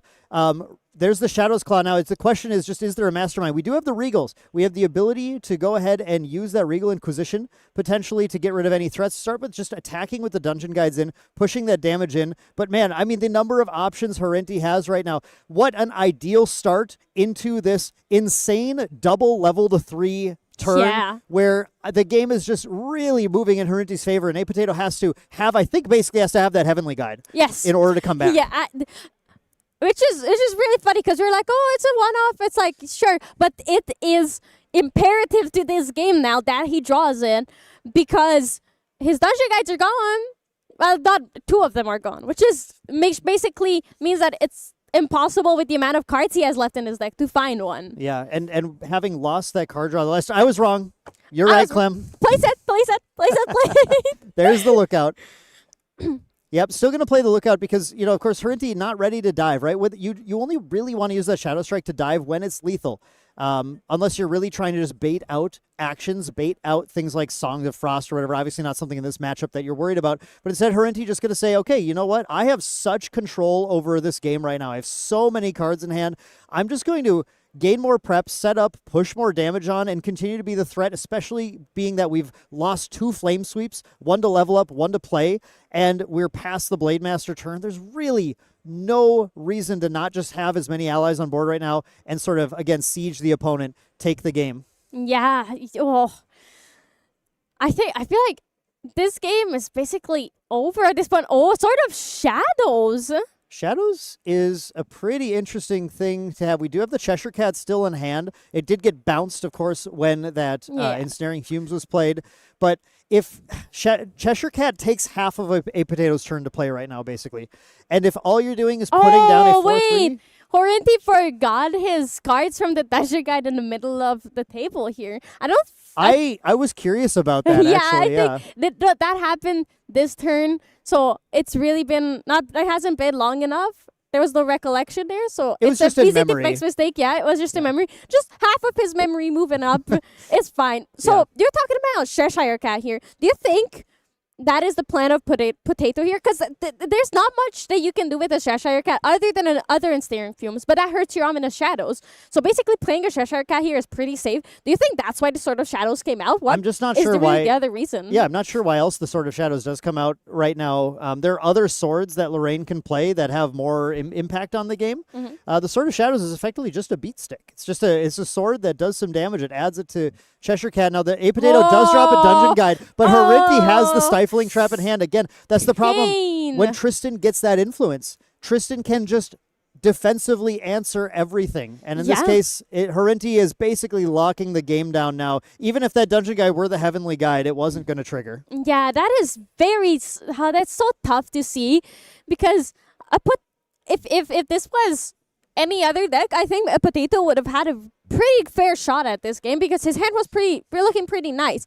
But in this matchup, this just feels so bad because there's so much influence to be had for Tristan. There's so many cards that she plays. Look at that board. There's no space for any more cards on that board anymore. We have effectively filled it up. And now we've gotten Lorraine pushed to the point where Shadow Strike is extremely lethal. Yeah. There's only a few cards in A Potato's hand, and we can simply start with a Regal, check if there's any answers, and then Shadow Strike and win. And that's exactly what we see Yep. Harinti doing. We're Yeah. going to Regal Inquisition. What does A Potato have, and is it going to be discarded, and will anything else be drawn? In response, we do see just the Resolute Stand played, so A Potato did have that to try and push the damage off, but didn't use it earlier on in the turn, so did end up taking the 3 damage from the allies first, which might mean we're far off of lethal at this point. All we have to Yeah. do is check this memory. There's nothing, I think, in the way of the Shadow Strike. We have 4, 6. Shadow Strike for 11 right now, so that's 8 from that.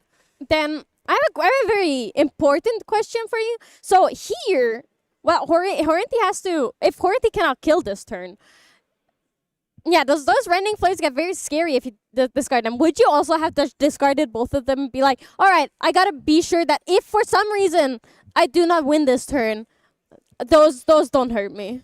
I mean, if you're planning to just Shadow Strike and push the damage anyway, then you don't have prep counters on Tristan anymore, so you're not defended. So it's a fair shot to just discard those and see what comes up.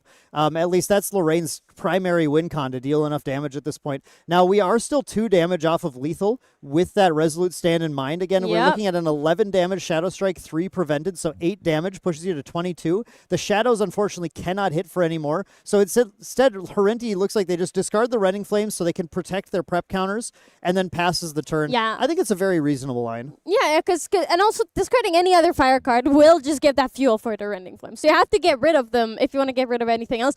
Very notably, a potato did draw the Heavenly Guide finally. Unfortunately, nothing else really useful came up. So it's not like this is gonna change the game. Especially like you said, the Rending Flames are gone. There's not enough damage to be had. Clarent, pretty good playing with the Clarent and another sword. I didn't quite catch, but it's still not. It's not gonna be enough because that non-combat damage is irrelevant in this matchup because Shadow Strike is an attack. So it's like you said, next turn it's gonna be over. The potato notably does have that second Resolute Stand, but at this point they would have to deny themselves the extra card draw for it. I think the Resolute Stand is going to be tricky if Harinti finds an Incapacitate. Still Yes. doesn't have one. Obviously, that will secure the game right now, but A Potato does have to play it before the allies attack next turn. Now, we do see that Heavenly Guide coming down, and Heavenly Guide is huge for gaining the influence here. Going to get to level 3, get the Spirit Ruler out. However, Heavenly Guide's influence gain only matters on the following turn, right? Yes. I'm actually questioning if we have the right deck list here because we actually don't see Spirit Ruler. You see Crux Knight coming out here, and our deck list shows a Spirit Ruler. So we'll have to double check that, and hopefully, but we did have the Heavenly Guide. So I hope that a potato didn't submit the incorrect deck list here, because that would be honestly heartbreaking. It's so hard to I mess up knowing what name does what for the multiple level 3s, but it is kind of sad to see if that is indeed incorrect. I hope everything is good there. Heavenly Guide attacking. Okay, there is the Resolute Stand coming out. Well, for the alternative cost, like I was talking about. Very unfortunate because a potato doesn't have any other way to draw cards. So that extra card draw doesn't matter that much anymore. He's back at net 0. Yep. Yeah, it's a tough position to be in. Crux Knight or Spirit Ruler doesn't matter at this case because Harinti has just established such a control of the game. It really just this shows you when Tristan gets that start, she is so hard to keep up with. She sort of look at that. and there's the Sadie coming down as well, just continuing to try and actually getting the Sadie kill on the Heavenly Guide to be able to pull 3 cards back. Harinti playing, I think, very carefully, very cautiously. A lot of Tristan players would be diving already, trying to close it. Of course, 28 HP, 28 life, a lot more on Lorraine than we had before, so we do have to just play a little bit slower, but with that agility gain from Sadie killing the Heavenly Guide has just a lot of influence to play with every single turn. Of course, at their number of prep as well, at any point the Windwalker boots can be popped in order to get to draw another card. So Harinti just feeling fairly safe, not in a position where they're too worried about, and can continue to use that Shadow's Claw to push damage until A Potato is in striking range. Yeah, it's definitely very comfortable. Unfortunate that a potato's board immediately gone. Like, the Resolute Stand genuinely didn't provide enough value here where you know they could build off of it, right? Right. So they're kind of stuck here in a position where they have no board, they didn't draw a card for the turn, and it's not the Runeblade coming out is fine, but it won't give the edge that you need against the Tristan deck. Well, I think the Runeblade might be the play that we're building up to here. The reason the Sword of Shadows came out, followed by the Clarent, the Heavenly Guide to level, and the Runeblade. The one thing the Runeblade does is, in conjunction with Crux Knight, allows you to wake up your attacker over and over again by sacking those swords to get multiple attacks. So A Potato, again, looking to suddenly try and burst a lot of attacks and wear down Tristan's preparation counters. It's kind of the only route that A Potato has left to be able to take this game. Honed by Fire as well in A Potato's hand, so it's really, you're right, it's not going to be that extremely painful because he can wake up multiple times, and if he has the Home by Fire, that gives extra durability and extra damage to his attacks. The attacks are coming in now. Harinti's taking the first one, and we're going to see Lorraine pushing as many attacks as possible in this turn. Harinti's going to just start by taking this, life is a resource, trying to get ready to handle the amount of attacks coming in. Is going to start using preparation counters soon, but doesn't want to use those because, again, those are key to being able to close the game out. This would be a very impressive turnaround from a potato by building up that sword play. There is the preparation counters forced out of Horinti. Now, what I'm thinking here is it's really, really nice to take those preparations counters away by force, but is it going to be enough with this board? So this is interesting. The Honed by Fire coming down in response to the attack, I believe, to be able to push the extra damage that might, I think, take it to lethal on the Shadow and puts the prep counter onto the Rune Blade. Yep. So Yeah, that there means it is, We were there at, it I is. believe we were at 6 before. That brings it up to 8, which means the Shadow the prevention no longer keeps it alive. Then the Rune Blade durability gets used here, and the Rune Blade can be used for another attack. We still have one more Shadow, but this is really a potato saying, you cannot count me out yet. This Rune Blade combo is going to allow me to effectively clear the board, and you're going to have to still close it on the next turn, potentially without any shadows. Now, can Horenti do that? I do think it's a possibility, but the life is getting a little tough. No, cannot. Horenti actually packing it up here. I think a potato just closed the game. That is beautiful if it's true. Oh my god. The Slovenian taking the game away. I did not see I that did not- coming yeah, at all. it was incredibly unexpected if that is what happened. You and I believe, Clem, we underestimated this vote of Rune Blade line. It's like we're like, yeah, it's how I started it. Oh, it's not enough, but then it really just won the game. Also, it's pretty cool to mention. A Potato saw 4 rending flames that game. He had 1 in his hand. He discarded 2. Hornty discarded 2 with the Regal Inquisition, and he stole 1. Yeah, that is pretty funny. That's crazy. DTR, Distorted Reflections, brought this vote of Rune Blade out, and I know I remember early on people messing with it a little bit, and it wasn't until Lorraine really started coming back, and especially this like Sword Saints Vow version where wait. people started It considering seems that Hornty playing won it. the game, and A Potato did not have the ability to finish this game out. Yeah, that was very much. It was very, very difficult to determine what happened there. But I was kind of surprised because we still had one more Shadow. We still had preparation counters. But it looks like we do have a judge call taking place. I believe this judge call is related to the fact that the deck list had the Lorraine Spirit Ruler listed on it Yeah, rather it is. than Crux Knight.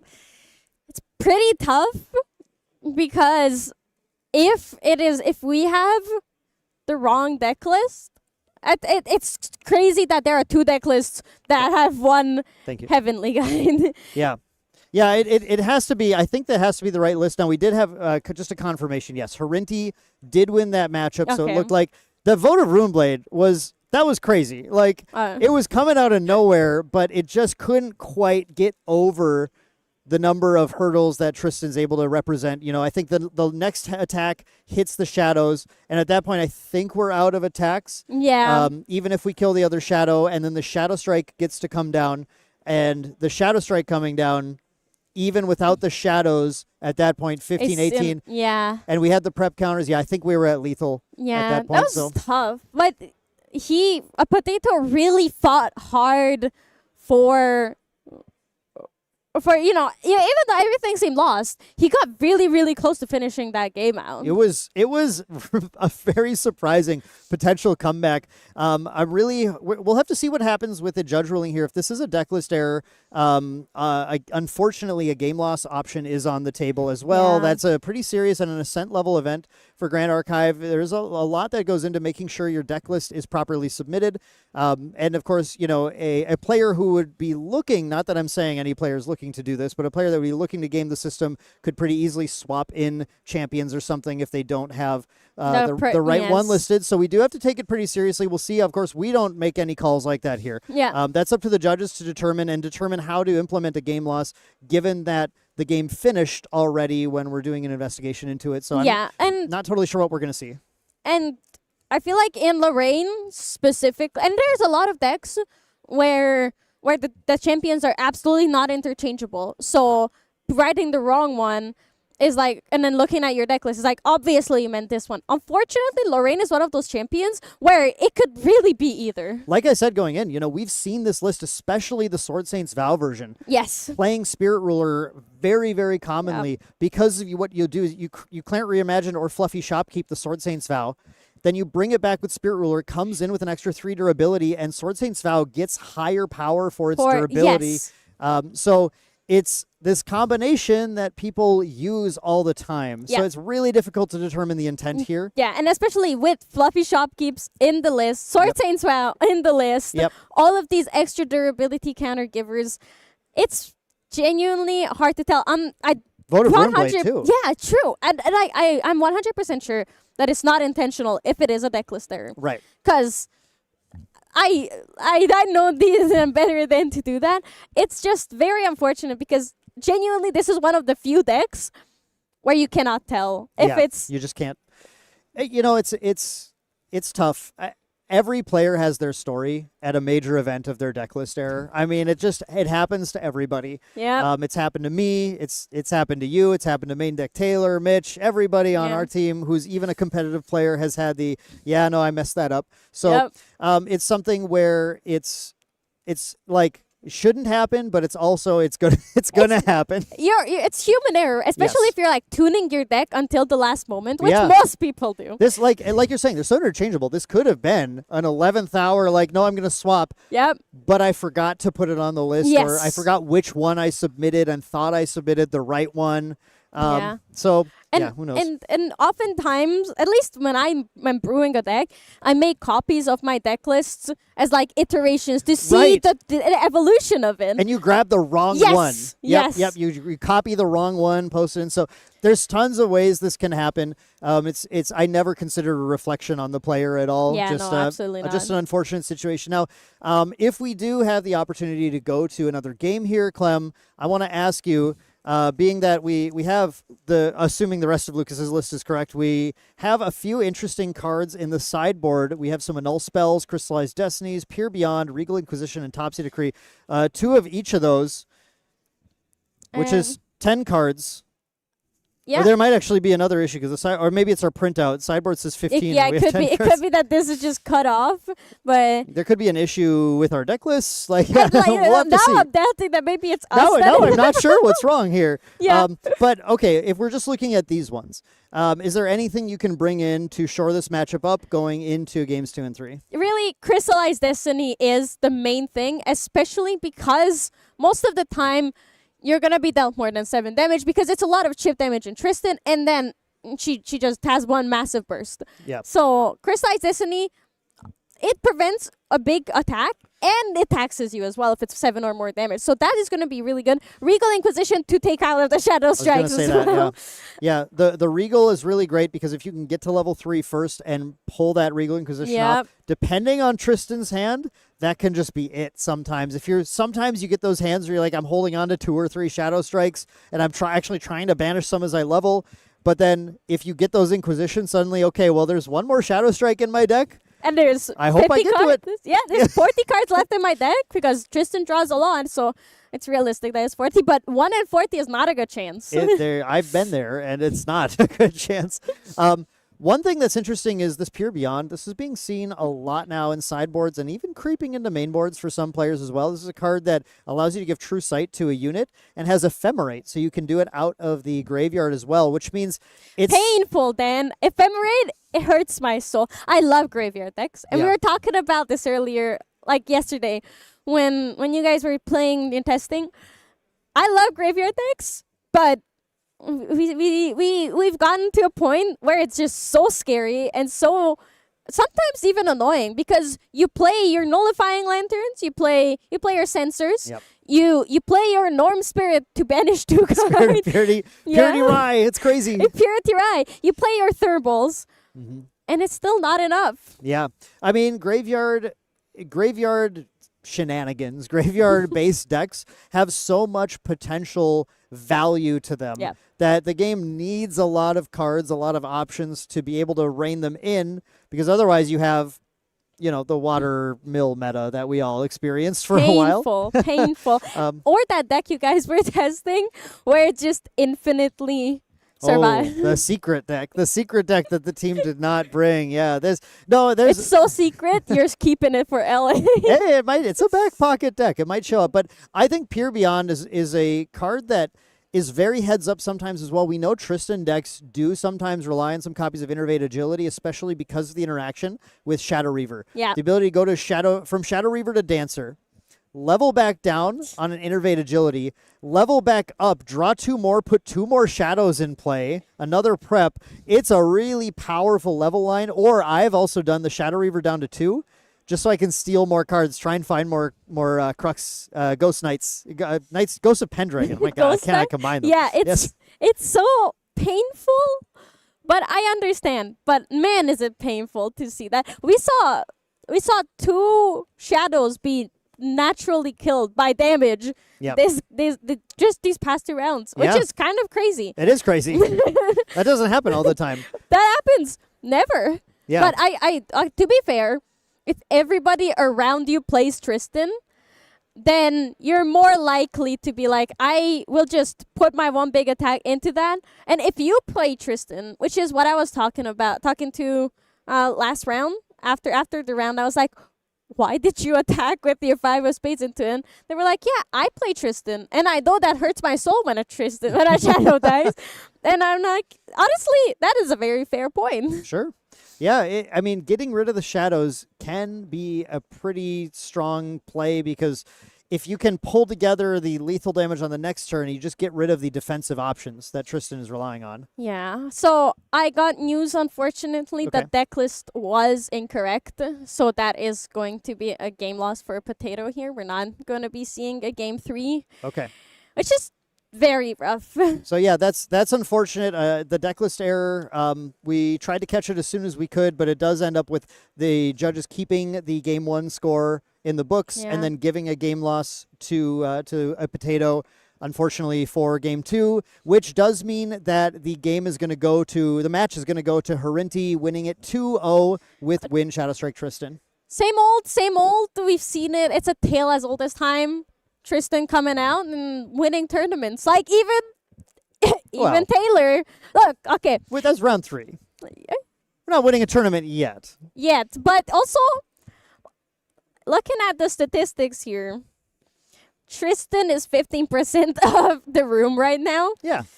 Goja is also 15% of the room right now. So it is pretty balanced. But I think for the most part, Tristan has like a 60-40 matchup into Serio. I think it depends. I think it depends. Okay. It absolutely depends on the specific list as well, Yeah. and who's playing the deck. So you're right. And especially with the iteration we saw from main deck Taylor with the whip, Mhm. I think it definitely like turns it around and is favored towards Serio, but not many people are playing whip. No. And we have yet to see necessarily on the large scale, the Ascent scale, whether or not that tech really does shift the matchup drastically, but it does mean that staggering strikes are much more likely to hit. And one thing I can tell you as a Tristan player myself, when those staggering strikes hit, the first one you can play through. Yeah. The second one, I think it's game 2. Honestly, fair. I was surprised that we haven't seen more staggering strikes. I don't think Luke is playing any staggering strikes. Again, our sideboard, maybe we're not sure we That have could be. the sideboard listed correctly here. It was a decklist error, but we don't know the extent of the decklist error. So we'll have to see how other players are approaching handling Tristan, whether it be Guoja players or some of these Fire level 3 players, or it looks like, looking at our statistics too, we have a lot of Diana players as well. And I can tell you, one thing that we found is that Diana plays Staggering Strike pretty well also, giving true sight to your attack. Pretty It's good. now you can't use the Aether Wing alongside it, but yeah, still lots of decks can play Staggering Strike in an effective manner, which is something where a lot of players, whether it be Staggering Strike or whether it be I suddenly blanked on it. The second Stolen Chance, the new fast speed remove a prep counter draw the card. one that Garrett was talking about. Yeah. So how much it hurts when Yeah. you get that. Yeah. Those are effective deterrents to Tristan, as it keeps Tristan off of having that insane start that we just actually saw Harinti going through, where Harinti became nearly unassailable. But I really have to point out again, deck list errors aside, Lucas's Votive Runeblade plays That was were blowing incredible. my mind. That was Yes. like, I did not expect Lucas to come up from that at all, but it was almost a victory back in Lucas's hands. It was so close. I was so convinced that he actually won as well. I thought so. 'Cause it would have been amazing. It would have been an insane turnaround. Like, you're very experienced with Tristan's. You're very experienced with like playing into a lot of different decks as well. I'm sure, and you talked about it as well. So when you say that, oh, it's basically lost, I believed you. But then the Rune Bait was coming back over and over again, and I was like, hold up. Yeah. Wait a yeah, second. I mean, yep. The problem is that you have to start using your prep counters to defend. And in that case, the shadows were also starting to die too. Yep. So I fully thought like, well, wait, hold on, we're killing the shadows, we're not lethal, and then maybe they're just playing through like, well, that means the next attack's lethal or something. It was tough to entirely do the math as fast as the players were starting to do the attacks there. Yes. So it definitely felt like the one thing about Tristan is she can have such a control over the game, but she still is a fragile 25 life champion. Yes. And once the control slips out of your hands, it very rapidly deteriorates. Yeah, honestly, the moment your shadows are gone, the game becomes terrifying. Suddenly you're very vulnerable. Yeah. And in that game, Harinti did very early use the terrafring. So we didn't even have that to try and like a terrafring on that turn would have been obscene, right? The terrafring on the Votive Absolutely. Runeblade turn Oh would my have locked God. everything away. But those are the interesting choices that players make in Grand Archive. One of the reasons why it's such a fun game to explore, especially for competitive-minded players, this ability to make those micro decisions Yep. turn after turn. Do I play a terrafring now? Do I save it for later? Do I level right now, or do I try and use a dungeon guide to level? There are actual like choices made every single turn, every single materialized phase, every single main phase. Yep. You're deciding like a lot of things that have these sort of lasting impacts on what you have access to later in the game. Yeah, and I also feel like playing off of that, even the top players in the same situation, given the exact same cards, they take so many different decisions, and rarely does it feel wrong or bad, right? Yeah. It always feels like very reasonable decisions, even though they are completely different. Yeah, I've had so many conversations within main deck with some of our members like Taylor, obviously, who's played Tristan well. Main deck Fern, another player who's been kind of up and coming. He debuted back at Niagara as well.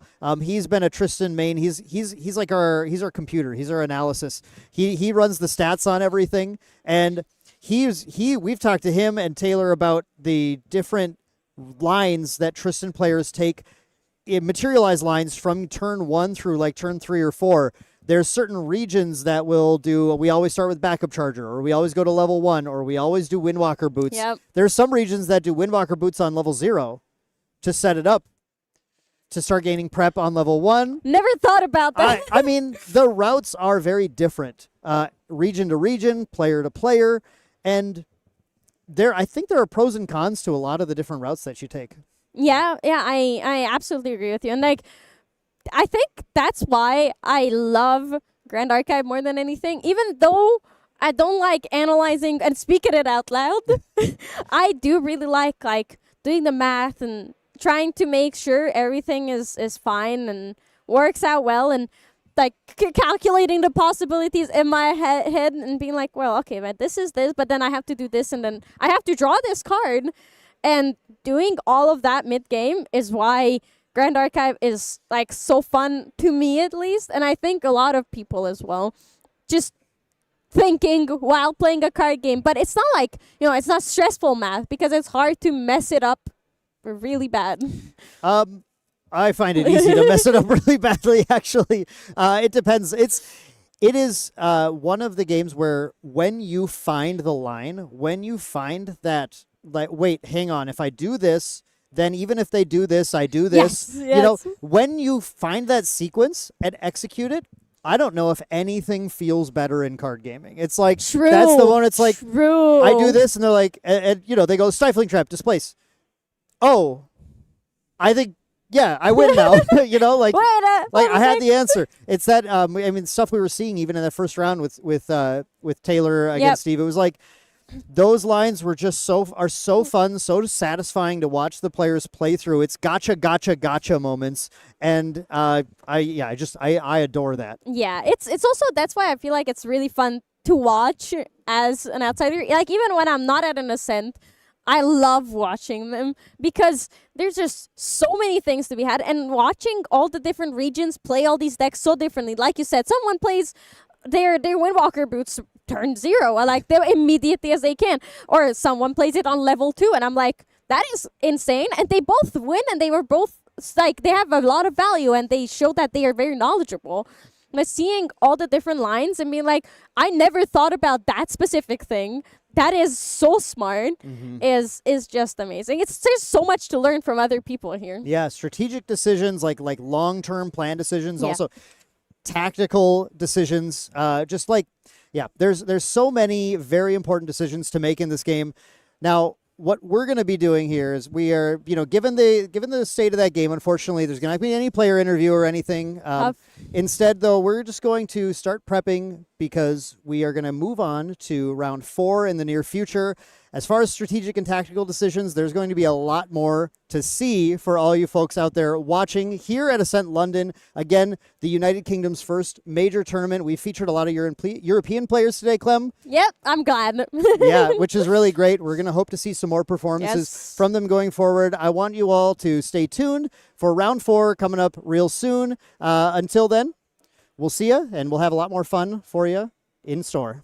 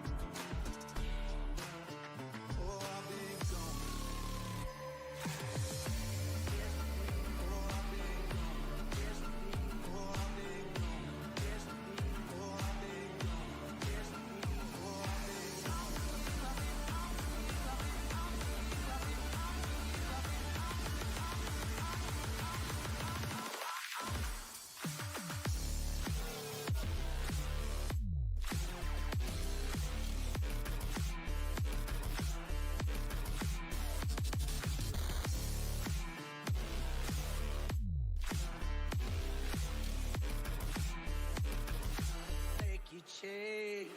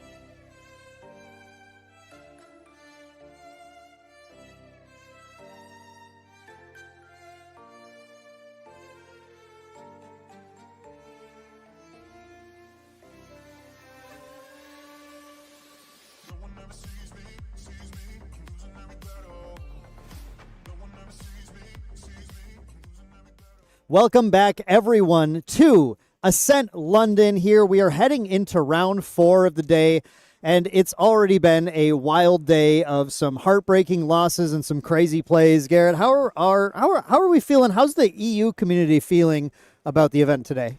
Ooh, I didn't get the chance to check up on the Discords yet, but I feel like the community in general is very positive about the event being held here at all.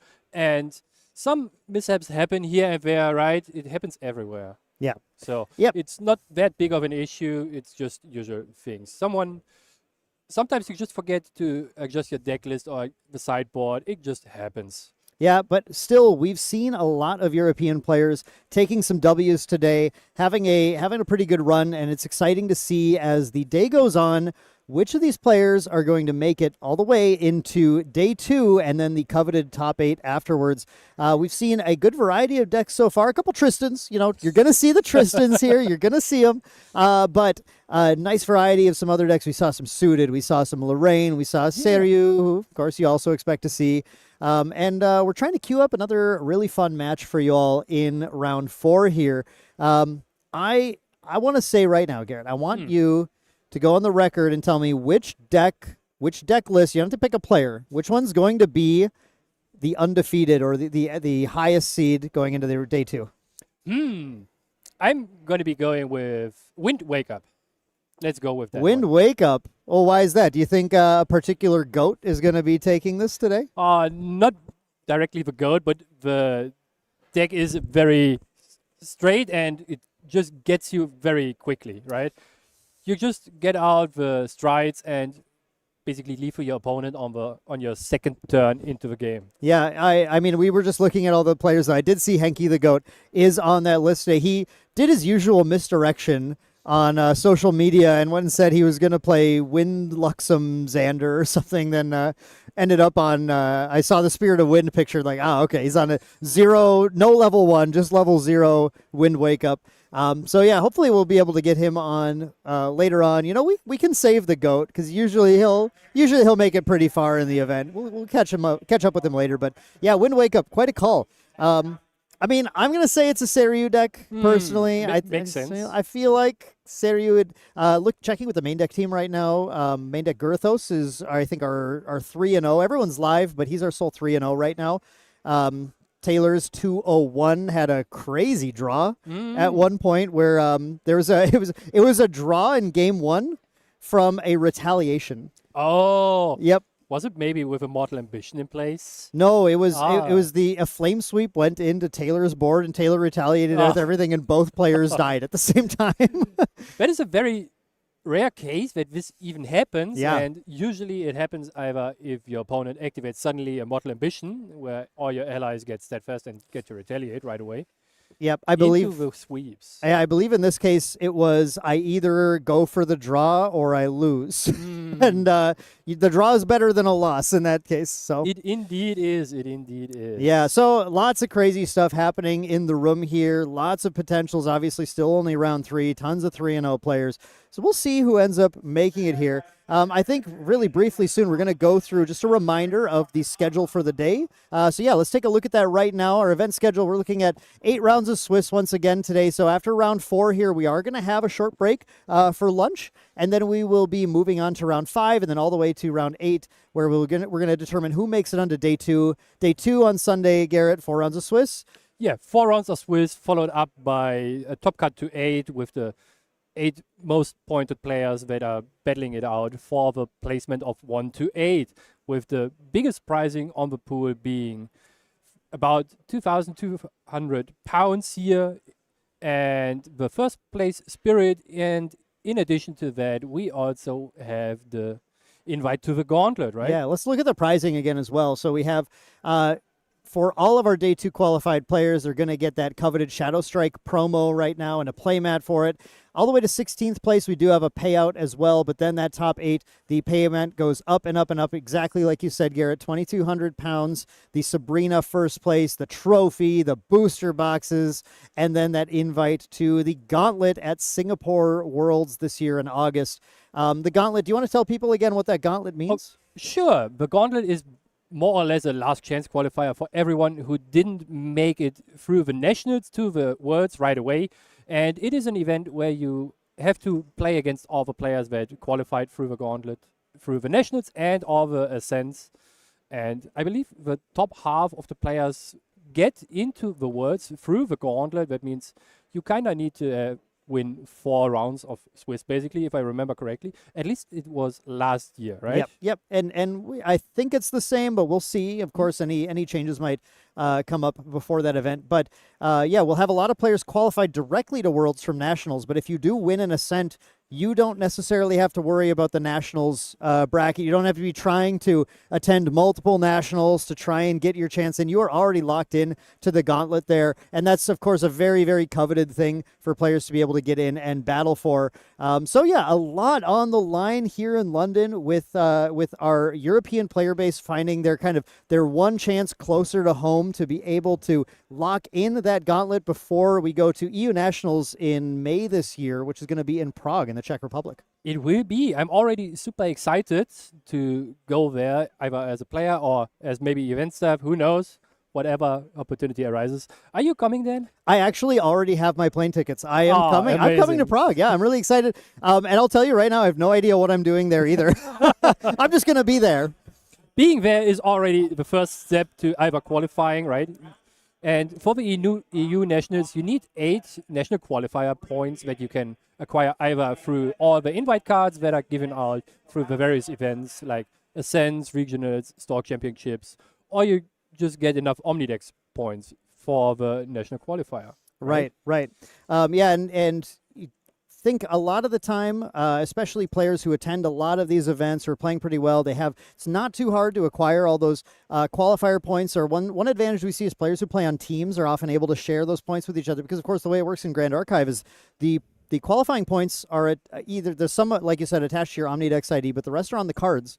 And the cards all have a unique code on them, which allows them to be redeemed for points. So the cards themselves can be traded, bought, sold, borrowed to allow everyone to get in. So that's how a lot of these players are able to, as a team, work together, get everybody into the qualified for nationals, and then start competing to try and see who actually makes it into Worlds. And so you always see the best of the best of these events. It's going to be a ton of fun once we get to nationals into World season later on. I'm already super excited to see all those well-accomplished players coming to the nationals. Yeah. And also, one nice thing about those invite cards is that in case you can't make it or don't get enough points, right, they are not lost somewhere in the source. You can distribute them to people that you know might be going, or you can just sell them off at the worst case, right? Yeah, exactly. Now, back to this Ascent. Yeah. Back to round 4. We did just get some deck lists. Let's take a look at what we're working with here, Garrett. Yeah. So, this is going to be quite a matchup. Here we go. Okay. Ooh. I don't believe we don't have the player name here for the second one, but so you have a player close to home here who's going to Yes, be playing a indeed. cool deck we haven't seen yet. Why don't you talk about that? So the player we have on the Water Gembu deck here right now that will be on stream is Alisaris. He is gonna be the owner of my local game store actually, who will be featured on stream as far as I'm aware. And he doesn't get very often to play because he is a local game store owner, so he has to run all the events, right? It is the usual thing. So I'm quite happy to see him on round 4 on stream. That means he has to be doing somewhat decent, right? Yeah. I believe we're going into a 2-1 match. So it's not a 3-0, but we wanted to pick some deck lists that are pretty interesting. And the deck we're going to be looking at from Alisaris is going to be a Water Gwoja Genbu deck. It is. And it looks so far like more or less the common theme of the deck, as you have seen it very often and very successful being played. And one of the more recent additions to the deck is the Spalling Cleanse, a good card with floating memory that lets you recover free if you don't have fractured memories, right? Yeah. And I don't think the deck runs this card. This, there's no fractured memories at all in this deck. So that's the Merlin Mastery, Merlin level 1. But Spalling Cleanse is a cool card in Phantom Monarchs that has, for these decks, replaced cards like Fast Cure a lot of the time because, well, Fast Cure is a norm element, 2-cost fast speed action that has floating memory, and you can recover 4 if you have less influence than your opponent does. Spalling Cleanse says if you don't have a Fractured Memories, you can recover 3, is also 2-cost fast speed action. So it recovers less, but importantly, it always recovers it. And it has, and it's water element, which for decks like Genbu is very important. And it looks like the opponent is going to be, I thought it was going to be a different list, but this is still cool. We haven't seen this one on stream yet. We are going to have a fragmented Spirit of Fire Merlin level 3 deck. This is we've seen this deck a lot. You know, Garrett, you and I at the beginning of this cast, we were talking about what this deck has sort of gained here, and yeah, we do see copies of this Flared Iridescence here. I'm really fascinated in this though. There's some Sacred Engulfments. Ooh, Sacred Engulfment. This will be a treat. Yeah, this is a new card that I believe this is the Empower card. Allows you to banish fire cards and empower. It is a 1-cost Exalted Fire card that says you empower 4 and you get to banish fire cards from your graveyard. And for every fire card you banish, you get to empower 1 more. Yeah. So if you have like the rough estimate of 2 fire cards, you get to empower 6. That either makes for a very big fireball, or you can get out your Incarnate Majesty very early to disrupt the gameplay of your opponent. Yeah, one of the strongest things Merlin can do in a lot of matchups right now is put out that Incarnate Majesty, put out that Majestic Spirit as soon as possible. And Sacred Engulfment allows you to basically level to 3 and immediately play it and still have cards in hand. It's a really cool line that we're really seeing these Merlin decks start to explore a little bit here. And really excited to see if that comes up in this matchup. Looking at, just Genbu has a problem with Majestic Spirits. It's a deck that doesn't have a great way to remove a deer from the board once it has hit the board. You are correct. It looks like the deer might just be sticking around until the game is over either way. One of the few ways for the Genbu list to remove the Majestic Spirit is either you use a Stratagem of Myriad Eyes to banish a couple floating memories to get rid of it, that already hurts quite a bit, or you just have to use Resonating Fugue on your Genbu to hit it until it leaves. Basically, those are two of your major win cons in Genbu, right? Genbu is known as a deck that has a robust set of multiple different ways to end the game, all of them sort of based on powering up your yard, putting a lot of cards in your graveyard, the number of water cards in your graveyard, which is why, again, like Spalling Cleanse, that is important because it's water element now, will allow Genbu to gain a lot of life, and then that Resonating Fugue allows you to swap the life and power of Genbu so that it does a ton of damage. But that's usually you want to take your opponent out with that. You don't want to have to use that on a Majestic Spirit who's currently preventing half of the damage of all of your sources. It makes your Stratagem of Myriad Ice the other way of winning, banishing a bunch of float and then dealing 3 damage for each one banished. Well, because the prevention is halved rounded up, a Stratagem with a Majestic Spirit in play does 1 damage per float banished. Yeah, that is very... it is a very tiny number, especially if you think about that. The Majestic Spirit gives the champion also Spell Shrug. That means... Yeah, it can't even be targeted. That's right. The Spell Shroud is in there. It's there are a lot of reasons why you just have to deal with the Spirit on board, but you're taking a win con away to do that. Like, if you use your Stratagem to do that, you lose all that float just to try and take it out, which is going to be like a minimum of 4 float usually. Yeah. One way to just get rid of it might be for Alisaris here to get out the good old Tideholder Claymore and hit it a couple times. Guoja, the small girl with her giant dragon or turtle or whatever, pulls out a gigantic greatsword and just smacks in to try and deal with it. But even then, she's going to deal 5 and take back a retaliate of 4 from the Majestic Spirit. Sometimes you have to take a hit, right? Yeah. Quite literally. Yep, and all the meanwhile, Merlin just saying, okay, go ahead, spend your cards, deal with it. Next turn, maybe I'll just incarnate again, bring it back out. That's going to present a real hurdle. So I think we're in for a very interesting matchup. 2 decks that are both kind of happy to go late, take their time, find the kill later on. Merlin wants to build up those levels, so those fireballs, those Flared Iridescence are all kind of online, and we're able to do a lot of fast speed damage. Yeah. Guoja just wants to get, as my yard is big, then my deck is threatening. So we're going to jump right into the game here now. Ender Zone on the Merlin deck, Alisaris on the water Guoja, and looks like... well, we can't always tell first turn of the game anymore after the rule change, where both players have their That spirits. is correct. We'll see who starts putting cards down first. We have to resolve the Oh, actually, that's just a regular Spirit of Fire. Oh, we have both. I just saw. So this list is both fragmented and regular Spirit of Fire. And it looks like Ender Zone is taking. Yeah, I love that. I always love hybridizing your spirits. So Ender Zone is going to start with the turn 1 regular Spirit of Fire into a 3 of Hearts, and holding up these cards, his ability to activate. And we do see a liminal guide in play. So the cardistry is going to cost 2, can be activated at fast speed at any point to be able to draw a card and then pitch that liminal guide. So that level up is going to give him some value. Yeah, getting the value out of the 3 of Hearts is one of the things that you want to do with the Merlin deck, right?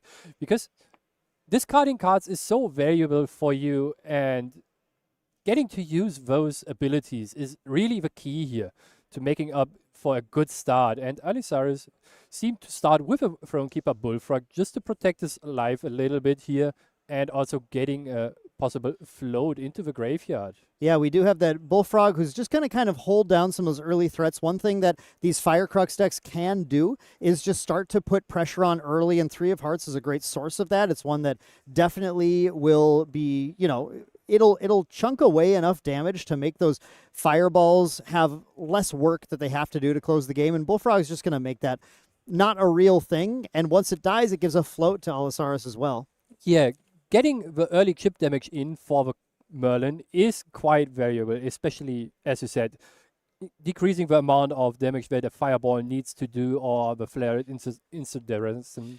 Yep. We do see the, just like you said, the activation of the cardistry, discarding that liminal guide, then going to a level to Lorraine level 1. We're going to resolve that liminal guide to draw a card before we resolve the on-enter from Lorraine, which then allows us to put down the 2 here for the inert sword, because we do have Looking Glass, so we do get to play the Distortion Regalia, even though it is an Astra element. That Looking Glass allows us to play that. So this is a really, really nice line that you see these players going for all the time, where you really know how to resolve your triggers in the right way to be able to properly pay the costs, because of course that inert sword does require that 2 as additional cost to materialize. And then we see the Recollection for Ender Zone here. Now looking at a board, already has 2 allies in play, and the sword able to use all of them to get rid of that Bullfrog, which appears to be what we're going to see here. Actually, just using the inert sword as the first swing, so that liminal guide still has the ability to come in and deal damage. Do we see a cremation ritual in hand? I think I see some Verican Acolytes. I do see a fast gear here.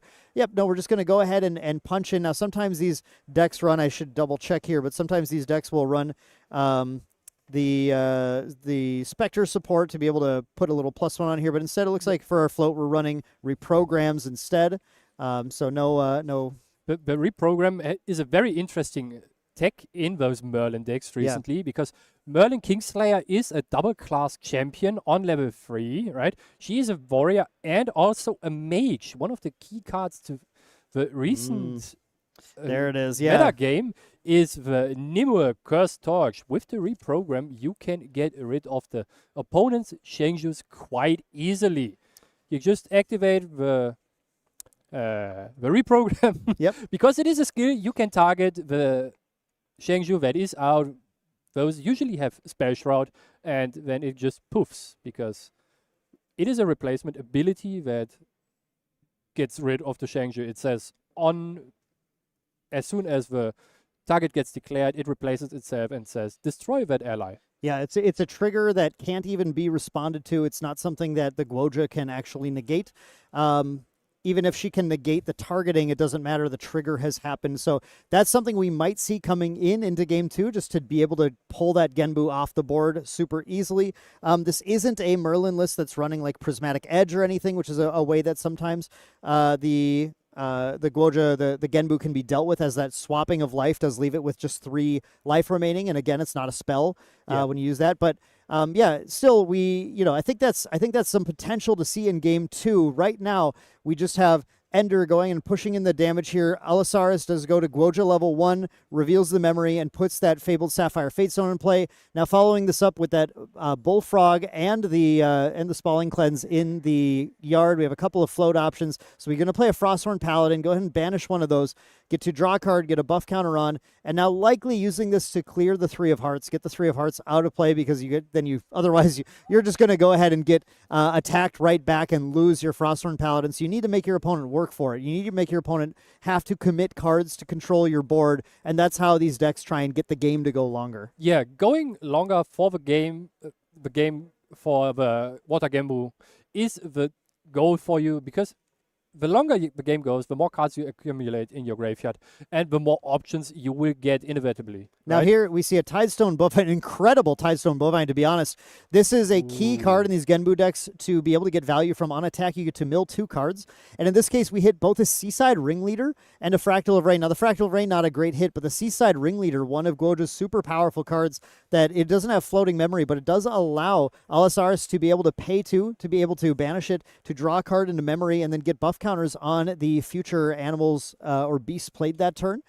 The situation now that Allosaurus is set up, Ender Zone has a sword with 1 durability counter left and has a 1/3 liminal guide, but has 2 very pertinent threats to be able to take off the board. That Tidestone Bovine threatening to continue to gain value turn after turn, but the Frosthorn Paladin controlling Ender Zone's board as well. Ender Zone's just going to immediately go to this Merlin. Now, Merlin always has a nice advantage in this Genbu matchup of being able to choose, to be able to rest her to choose cards to banish from the opponent's yard, and if it had floating memory, she gets a level counter as well, setting herself up for when she goes to Kingslayer to be able to get the 2 level counters immediately to start drawing cards, pumping up attacks. So it's a really good setup here, but that Seaside Ringleader at least gave Allosaurus something else to be able to get value from on the next turn. We'll see what Ender Zone can do about this board right now, though. Something does have to get played, but we see that Incarnate Majesty, Garrett. And we also see a Dungeon Guide and a Pendragon. I think we're going. It looks like we're going for it. Strong hand here right now. You are going for sure.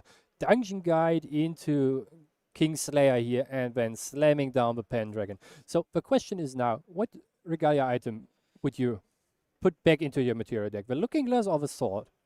You are able to easily put the Looking Glass back because then, you did rest. So you can't use the sword to attack. Ooh, wait, actually, maybe we put the sword back.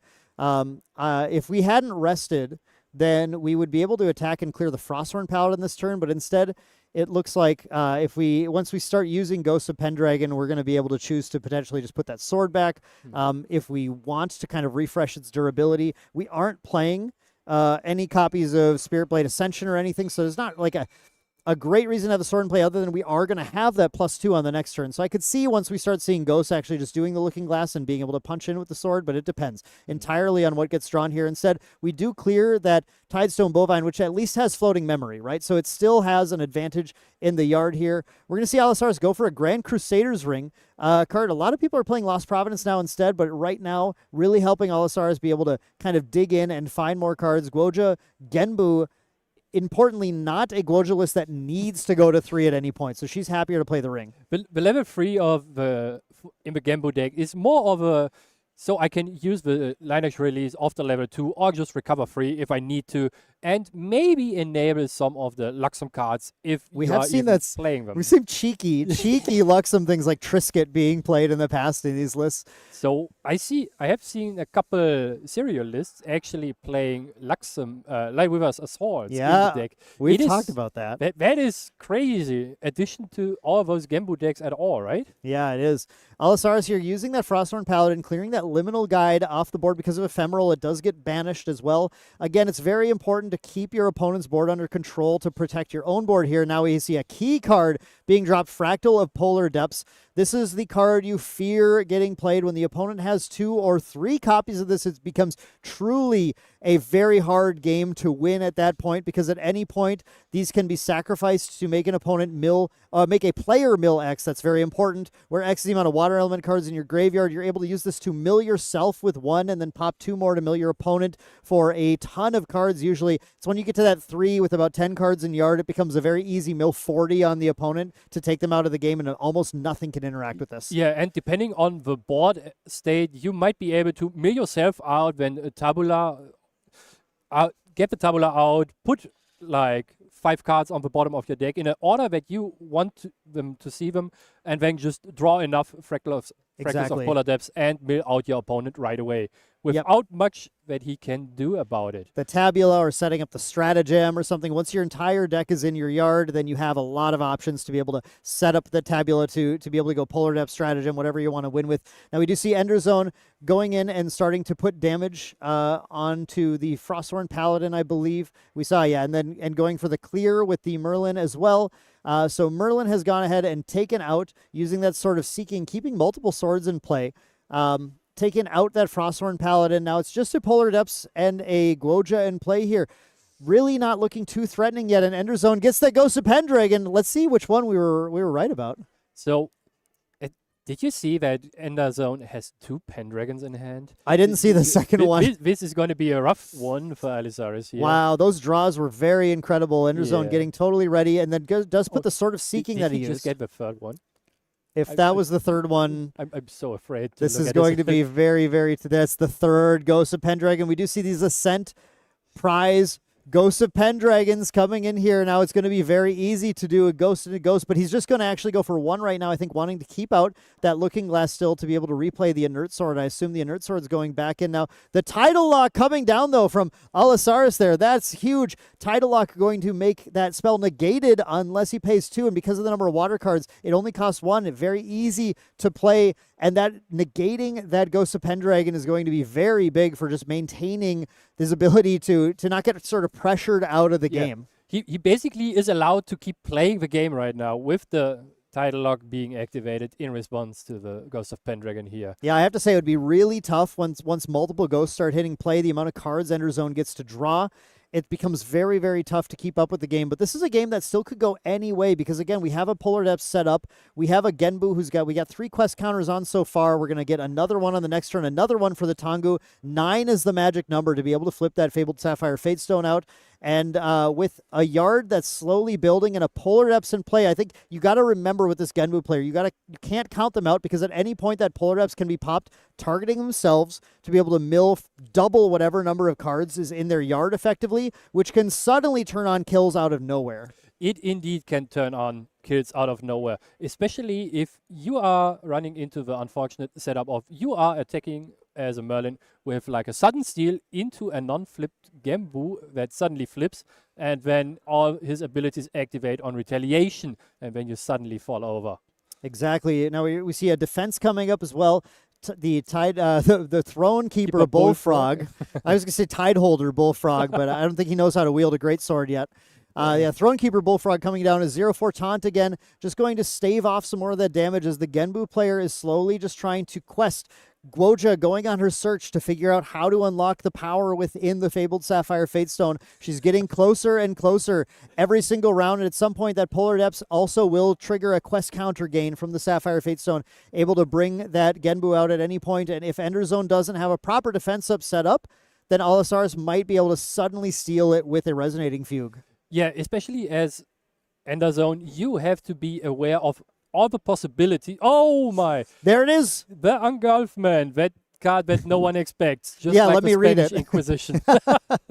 Just like the Regal Inquisition sometimes as well. But here, yeah, the Sacred Engulfment. Exactly like you said, Garrett, banish any amount of Fire Element cards that empower 4+X. We did see an Incarnate Majesty in the hand early on, so I think there it is. It's still in hand. We're going to see a very powerful turn here with the dropping of a very cheap a very, very cheap Incarnate Majesty, followed by potentially more Ghosts of Pendragon. We did see the Drawn Blade here as well for another card. We have Ender Zone really setting up to try and put together the dominant board position, put the onus on Alisaris to be able to find a way to get through a massively threatening board. This is indeed very massively threatening, especially since the Ghost of Pendragons also take reduced damage now. So if you get to put multiple of these on the board, this game is going south very quickly here. That Empower, it was an Empower of 6 with 2 fire cards banished, and we're level 6 Merlin right now. So yeah, it was a free Incarnate Majesty. There is nothing better than a free 4/10 that gives you Spell Shroud, prevents half of the damage dealt to you,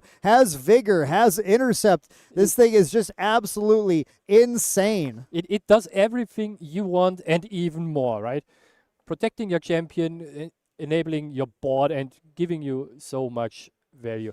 And Alisaris is cracking the Fractal of Polar Depths here to mill himself, as it seems. Yeah, I think cracking this end of turn and maybe finding Float, trying to find some more action here. We do find a Liminal Guide, pretty nice to see here. Can maybe put together unfortunately, there's a second Polar Depths. That is unfortunate for him. Would much rather have drawn those, I think, here. Yeah. Because it's going to be really tough again with that Incarnate Majesty, with that Majestic Spirit out. Even like a Resonating Fugue line is not going to be anywhere near lethal. The Spirit has to be dealt with first. You are correct. Alisaris is most likely going to be drawing here for the on-enter, I think. And getting out all those value cards to replenish his influence and maybe find the out that he needs in the stratagem of Mirrored Eyes here. Yeah, I think stratagem, but again, you have to deal with the Majestic Spirit first, too. If we can maybe flip Genbu, if we can find a way to get rid of the Spirit and then stratagem afterwards, that would maybe be the line. You need enough influence, but we do have Seaside Ringleader we can potentially use in Rec here. We're going to start by milling. There it is. Yeah, and actually, we didn't take the card. We did take the quest counter on the level 2 here, which got us to the 9. Two quest counters got us to 9. So the flip is available. There's the activation of the Seaside Ringleader as well. Pay 2, draw a card into memory, and then buff up any animal or beast allies that are going to come into play this turn. Allosaurus just kind of doing everything right now to build that hand and find a way around this board because the game is going to slip out of their control going into the next turn. You are correct. And I thought he's going for a different line here with the Conving Plants in his hand. There it is, yeah. And he had probably different ideas. And oh my lord, he is milling the stratagem of Mirrored Eyes here and the Cerulean Decree with the Conving Plants and drawing one more card into his memory. But he is up to 10 quest counters now. That means he secured the flip of Genbu here, and he has at least some defensive options in the sense of he's safe for the attacks of Ender Zone here with all the allies he put on the board, right? Yeah, we have things like Spalling Cleanse as well. We do have ways to survive, but I fear the issue is that Crux will usually snowball their value. Again, we know there's another Ghost of Pendragon in Enderzone's hand. There's a lot to be very afraid of in the next turn, and Allosaurus has mostly defensive options sitting in hand right now. It just isn't quite ready to be able to deal with what's going on. But we are going to flip that Genbu here. With that Genbu coming into play now, what we see that we have access to is the ability to pay 3, give it plus X life or X the number of water element cards in graveyard, and then use a card called Resonating Fugue to be able to flip that damage. We see the Genbu attack coming in, I think, trying to use this. Going to try and use a flip to deal with the Majestic Spirit. But if you do that, the Majestic Spirit retaliates in and kills the Genbu. So this is kind of a wild play. I think he's just trying to bait out some interaction here from Ender Zone. Did you see any of the Resonating Fugues into his hand? Sometimes these water cards, they're just so watery. I can't quite tell which one's in there. But with this attack coming in here, maybe it's just pressing some damage, trying to bait the intercept. But yeah, I don't know. He actually has one. He does have it. Okay. Okay, and he is doing it. And we're going to fugue, but we haven't activated. So we're fuging just into a 9-3 because we've resolved the fugue. Yeah, we haven't used the activation of Genbu. So Genbu is currently a 9-3. Activating the fugue before you activate the ability has the upside of you having one more water card into your graveyard because it is kind of a continuous ability that gets applied to all the stack changes on the Shangju here. So give him one more attack. Well, it means the flip happens. It's a 9-3, and now we punch it up to be a 200,000 or whatever. Actually, the order is different. You first apply all the value changes to the stats. Because of how how stacking layers applies. Yeah, you're right. And then you just swap the numbers. Right, so they layer that way. Okay, yeah, thank you. I haven't seen Genbu played in a while, so I forget the intricacies of activating these cards. So yeah. So okay. In that case, then, so it's a infinity 3 right now. Whatever the number. We don't know quite what the number is, but it's a very high power level with 3 life. It seems like it was a 26-3 because Ender Zone got suddenly hit to 14. Didn't take the intercept on the Majestic Spirit. It's very interesting to see Allosaurus just trying to play through the Majestic Spirit instead of taking it off the board. It's also interesting to see the Majestic Spirit not intercepting the Genbu here either. Yeah, I think fearing stratagem, right? Yeah, there's probably not that many reasons. If your opponent can't kill you right away with the Genbu flip, you might as well just face tank it, as one might say. Yeah. And just wait until you can convert the snowball into a fiery ball here. Yep, and recollect, we do see a fireball being cast at Guoja, with Guoja having a number of cards in hand, but I mean, can you actually make it through all this? You don't have your Genbu up to taunt anything. We have a Spalling Cleanse to recover 3, but another fireball on Enderzone's hand. All Enderzone has to do right now is push these attacks in, force Allosaurus into action, and once Allosaurus' hand is down, that second fireball comes down and is going to deal 9 more damage, which is currently the lethal amount. Yes, even 6 would be a lethal Even- amount yeah. since Gugia's Only level level 2. 2 champion has 22 maximum damage counters to be put on. And we see the Song of Frost coming down, but actually have to pay nothing for it, using the Tamer class bonus, banishing a floating memory for it instead. So not quite putting everything in, but again, Merlin coming in with the attack as well. There's so many things that you have to deal with. Here's the Spalling Cleanse, and then in response, we do a simple Fireball, and that is going to be lethal. There it is. There's the Fireball, and that is lethal. So game 1 going to Ender Zone with a well-played Merlin deck, showing the power of that super incredible Sacred Engulfment. Wow. Sacred Engulfment is an amazing card that not a lot of people have on the radar right now, right? I talked yesterday to a couple of friends from the US about what they are be playing for the event, and one of them mentioned the Sacred Engulfment as an addition for the Merlin deck in conjunction with the Virgon Acolytes to get rid of the early pressure of the Diana decks that can be put out. Sure. And this together seems like a very solid plan, so that you don't even need to be playing the Prismatic Edge anymore with Spirit Blades Ascension, and you can go more for either I kill you or I just sit there and get all my value with the Majestic Spirit, right? That is good enough for them. Yeah, the sooner you get out the Majestic Spirit right in the metagame right now, I feel like the better. It's definitely a very powerful card. We saw it there, and it might be the decider in this matchup to take Merlin over the top of Genbu. Historically, kind of a tough matchup. It indeed is a very tough matchup. I think looking at the sideboards of the players, there is not that many unusual cards for Alisaris that might be coming in. Topsy Decree is actually one of the more obscure choices for Genbu, I would say, right?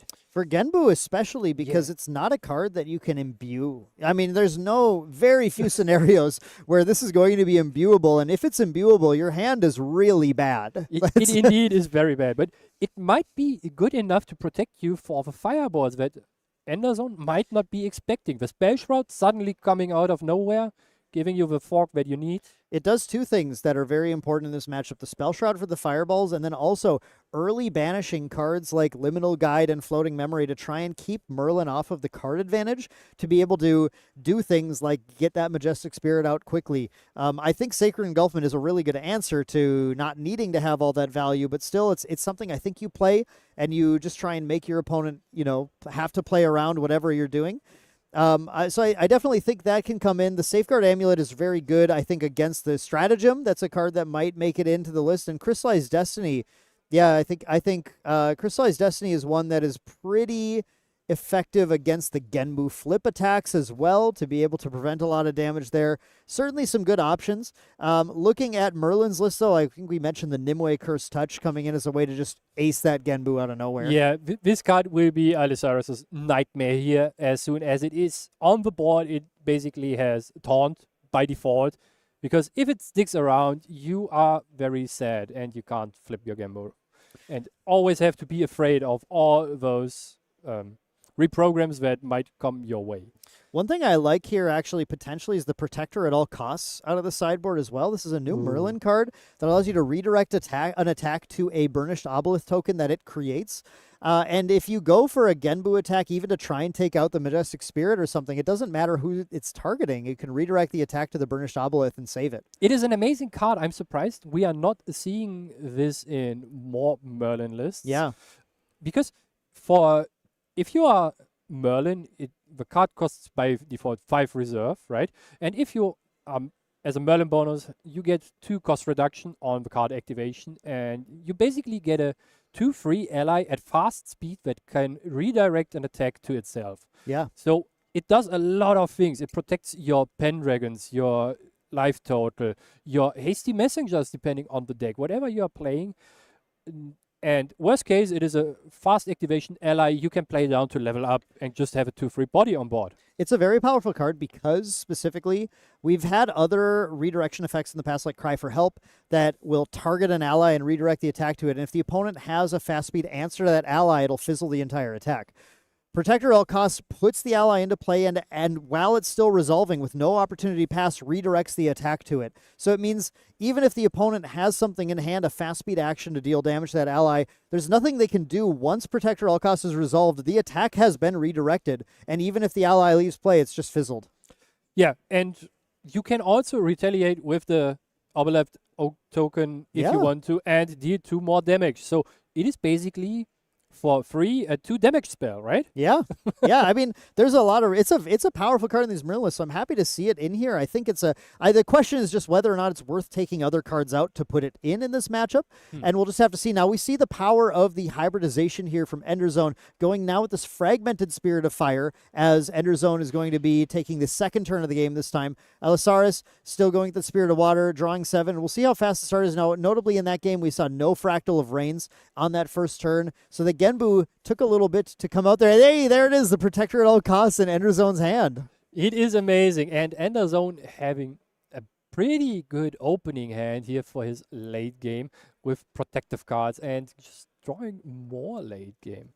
Yeah. Sadly for Alizaris, Thought I saw the incarnate. no good start here with no Fractal of Rain imbued. That is kind of sad because as a Genbu player and more of a Water in general player, if you play Fractals of Rain, you want to see them turn 1 imbued so you get your engine going. But You not definitely do. happening here. Is he going for the Thronekeeper Bullfrog here as a turn 1 play just to I think do it's something? I think it's the one you have to do, so you can play. You can do a Seaside Ringleader. Yeah, okay, that's what we're going to see. So the Seaside Ringleader, the other card, it's a card that puts a pressure source, a 2/2 in play, that's going to just keep attacking the opponent until it's dealt with. And obviously, once it's dealt with, Elisar's have the ability to go level and then in rec, banish it to immediately replace itself, get a card, and maybe set up to even place a 1/5 Thronekeeper Bullfrog is actually a lot more threatening than a 0/4. That is correct, and no one expects those stat lines, right? Yeah. As we see in a couple games today already, the 4 health stat line is already very tough to deal with,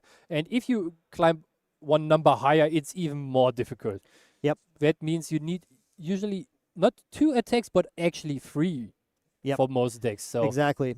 And in this case, we did see Enderzone just passing the turn with a Creative Shock in hand, planning to play that, go to Alisaris' turn, and they do go to the level 1, and with the mill from the Fabled Sapphire Fatestone, they got a Hasty Messenger out of Enderzone's hand, and they got a deck, and we got a Tidestone Bovine providing a floating memory now for Alisaris. So a pretty solid start here. Punches in for 2 with the Seaside Ringleader, now uses that floating memory that they milled with the Frosthorn Paladin, putting another threat on board, and they're doing the one thing Merlin doesn't really love to see, which is just putting a lot of early pressure on and kind of forcing Merlin to react rather than just play to draw cards. And like you said, Garrett, a lot of late game cards in that hand, and only that Creative Shock. Really, Enderzone kind of relying on that Creative Shock, finding what they need to be able to start playing. let's see if he can find something out of this Creative Shock. Otherwise, he might just fall to the one of the 3 ideas of the game plan from a Genbu deck. That is either the ally strategy, if you have an opening hand with a lot of allies, or you go for the combo route with the 2 other win conditions. And Enderzone managed to find a floating memory with the reprogram here. That means he can securely level up into level 1 Lorraine and also get out the Inner Sword here. That is pretty good for him and gives him more leeway into the game so it doesn't run away from him. Exactly. That most importantly, using that Inert Sword just to be able to try and control the board, control the damage. That's going to be huge. Now, this is really great. We saw a Cremation Ritual drawn before, but we had no targets to use it on, no allies to play early, but we top decked this turn a Fluffy Shopkeep. So we now have the option of getting that Fluffy Shopkeep down, banishing our Majestic Spirit, and then one other sword or something that we don't necessarily need. And then I believe we'll be able to Cremation Ritual it as well. I think we have 4 cards left in hand after that to be able to do that. So definitely setting up to be able to kind of pull back into the game a little more with value, as Alisaris already did put a pretty threatening board in play. And there's, the Sword of Seeking and the Spirit Banish there, drawn to memory. And yep, we have exactly the cards needed now to go for a Cremation Ritual on the Fluffy Shopkeep. Of course, we're going to get an attack off first.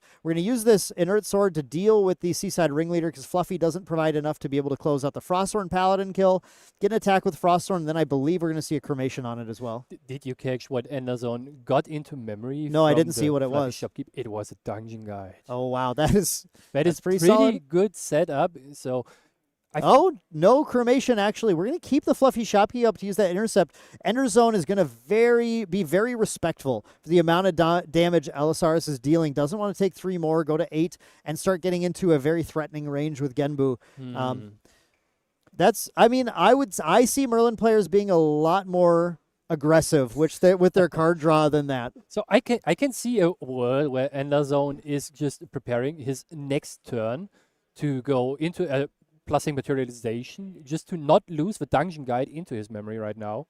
Yep. Because this dungeon guide will be crucial for him, and if that one is gone, the game might run away from him here. That's true. We do see, just like we said, intercepting that Frosthorn Paladin, so negating that 3 damage to face, and we do see the Thronekeeper Bullfrog coming down here as well. Now, we did use the Seaside Ringleader in the Recollection step, so exactly like we said, 0-4 going to a 1-5 taunt floating memory.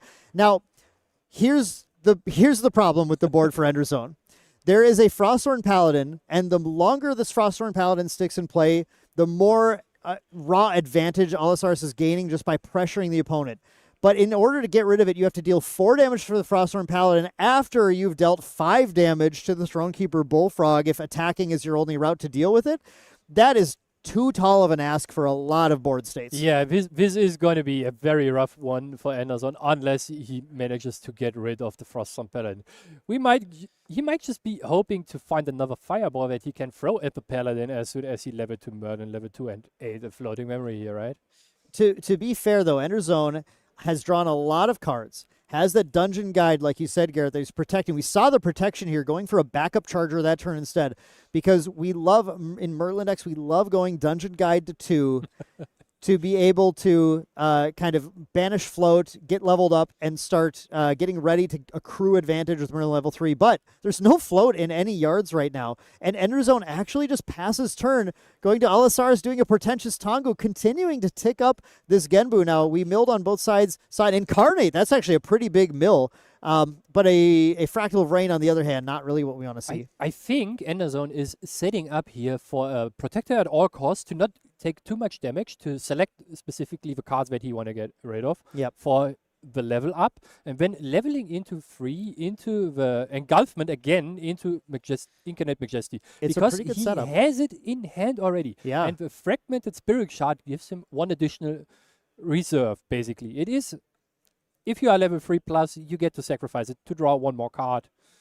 And that might just help you enough here. Yeah, it might, but this Fractal of Polar Depths, again, giving Allosaurus a lot of leeway in the later game to be able to find some lines. There comes another 2-2, another Seaside Ringleader coming in, punching in more damage.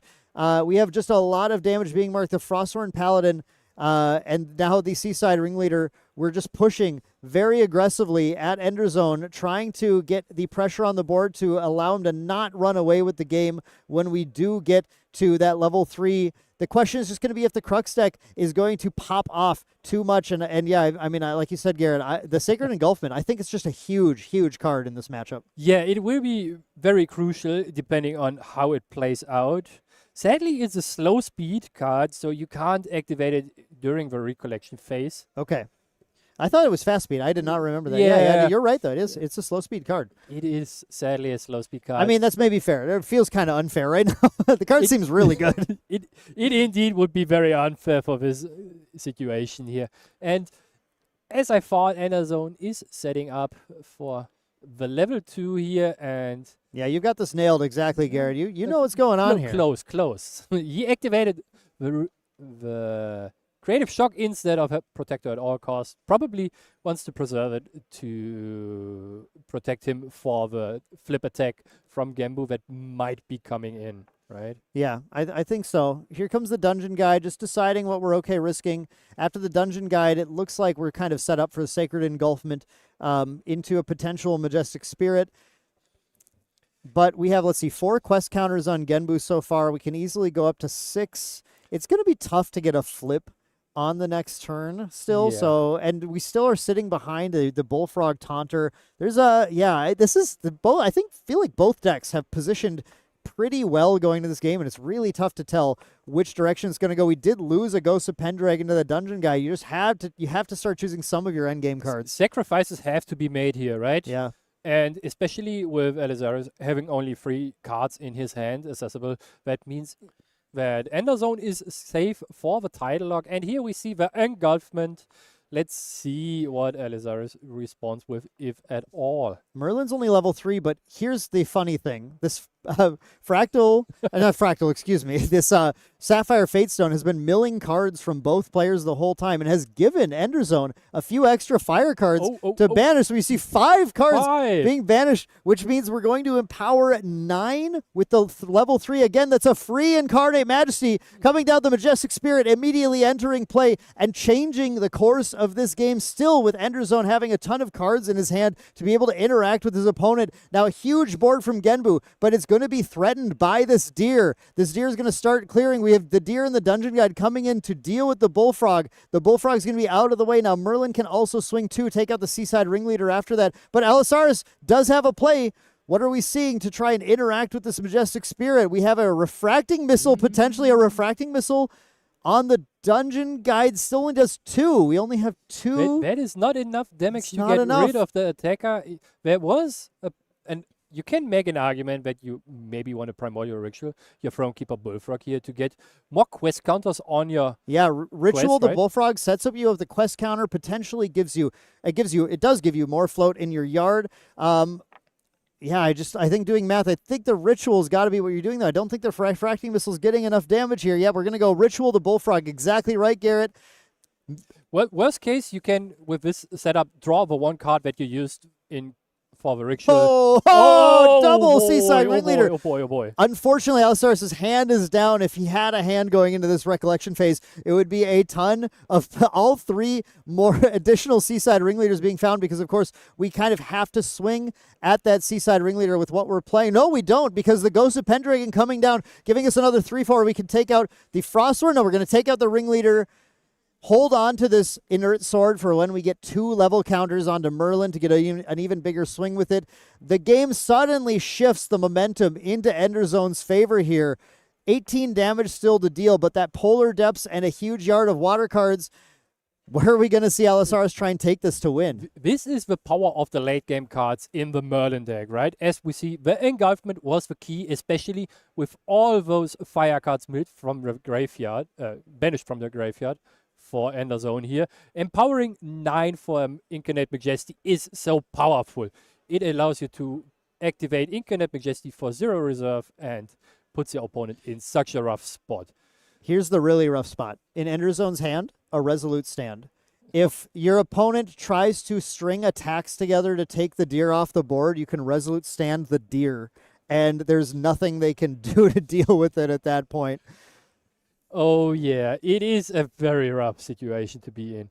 Luckily, Allosaurus can level up into level 2, draw 1 more card, and activate 1 of the Seaside Ringleaders to get some more answers, maybe, into the cards. Because we have the Fractal. Yes, Yeah. we have the Fractal. You can reserve it to activate 1 of the Seaside Ringleaders here to draw 1 card. Just takes quest counters instead. Looks like we're going, because I think we're getting set up to try and do the flip.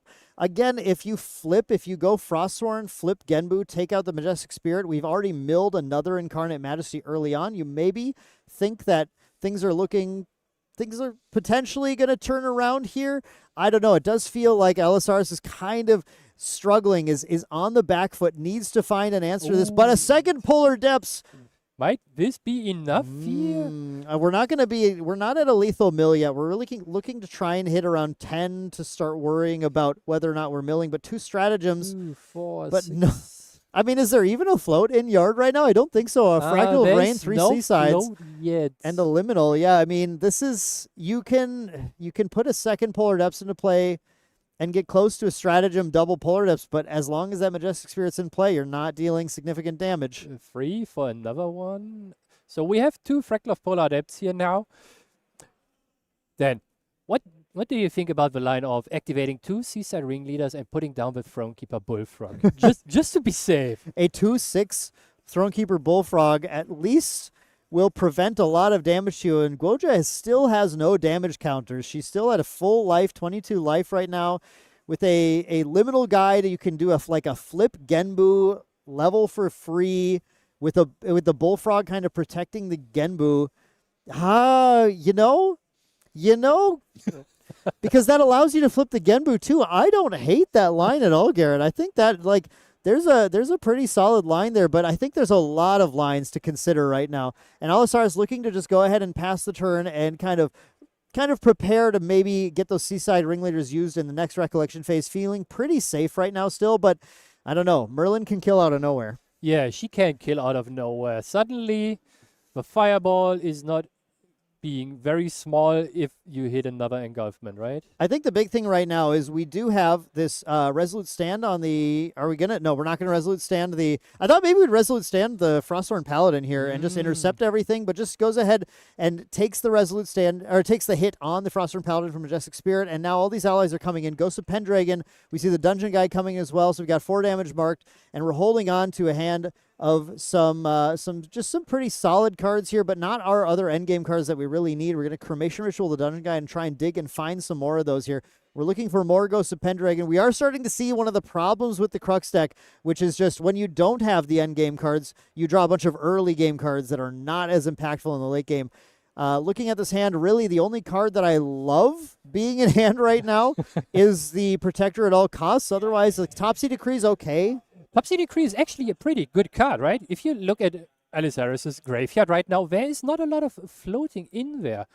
And if you feel the need to respond to the activation of a Fractal of Polar Depths here with a Topsy Decree, just to lower the amount of cards that your opponent can mill, that might be good enough for your situation right now. It might be, but we don't want to commit to the Topsy that early and just lose to some Polar Depths combo in the next turn. Not that you can actually... I don't know. You can't respond to the Polar Depths, but is with that Majestic Spirit in play, that's maybe more viable. But here we're just going to see the Polar Depths popped, which is going to mill enough to put the 9th quest counter onto Guoja, flip the Genbu into play at the end of Ender Zone's turn so that we can do a free level into Guoja, Heaven's Favored here, which is going to get a Recover 3, put that Liminal Guide into play, draw a card, and now we're set up to start activating our Seaside Ringleaders, and there's nothing really that Topsy Decree can do about that.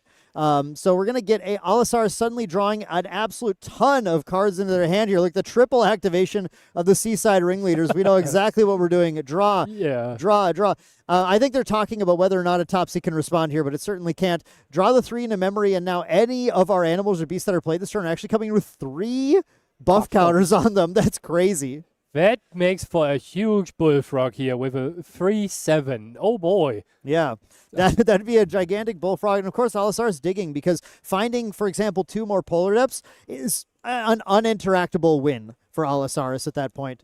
You are correct. And the funny thing is, you can also stat swap your other animals and beasts. So a 3/7 Thronekeeper Bullfrog suddenly poses a threat of 7 damage too. You can?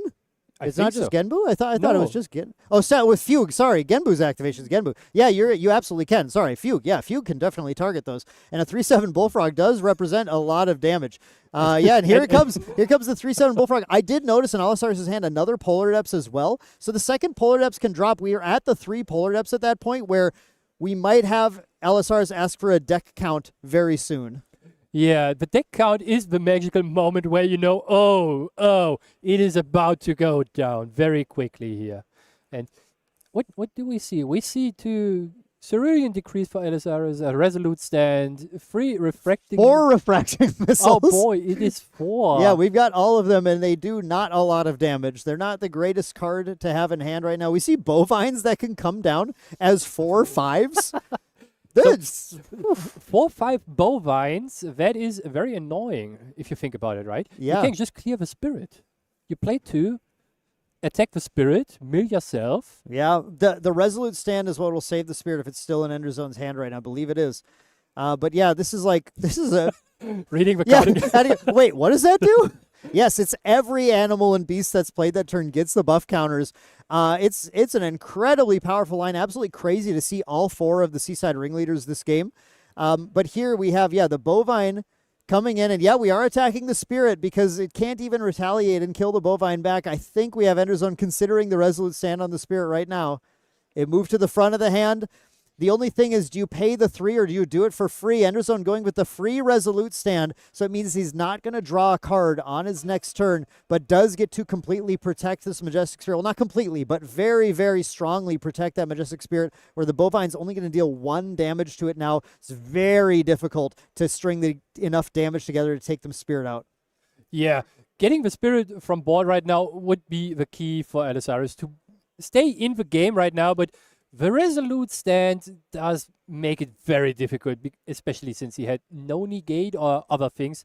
One funny interaction you can do if you attack with one of your own allies into the Majestic Spirit, in this case, and your opponent activates the Resolute stand, you can Song of Frost and basically banish the whole effect stack, so the Resolute stand doesn't happen. Yeah. However, it didn't happen, so the Majestic Spirit is protected at all costs. Yeah, it is. We have the reprogram being played here as well, just preventing damage. Look like Enderzone just using his hand to try and manage all of that incoming damage. Interesting, Allosaurus does not play the second Polar Depths there. I think holding on to it to maybe surprise out of nowhere, finding the last Polar Depths in hand might make for that lethal line. As long as he can hang on to the game, we left the Genbu back up as a taunter as well. So unless Enderzone finds more sources of spell damage, more fireballs, Allosaurus still did put a gigantic board into play of a lot of problems hiding behind a gigantic turtle. And if Enderzone wants to rely on attacks to win, it's still going to be an uphill battle.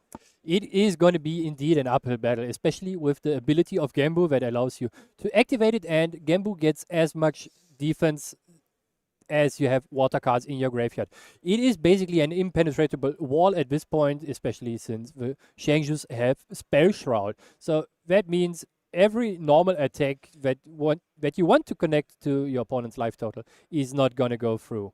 And here we see 2 cards being banished. That's the Tideholder Claymore. I know what that means. The tiny girl with the big sword is going to go to town here. Look at this. 3/7 frog, 4/5 what is this thing, a cow? A 3/9 turtle, and then a tiny girl with a 5-power Claymore as well. And there's a liminal guide there too, for good measure. Yeah. This board is crazy. The amount of damage is huge, and Enderzone has to have another Resolute stand. We're going to start off actually by just shooting a refracting missile at this thing to soften it up a little bit more. LSR is doing, I think, a lot of math on exactly what's happening, but importantly, Refracting Missile puts another water card, another float in the yard, progressing. This is the problem with the Genbu deck. It progresses so many win conditions all at the same time. Well, it's kind of dealing with your board, and yeah, I think we're going to see this Majestic Spirit getting taken off the board here, getting the mill 2 more from the Tidestone Bovine. With the second Polar Depths in hand, we have a mill on the line. We have a stratagem on the line. We have the ally kill on the line. The Majestic Spirit's now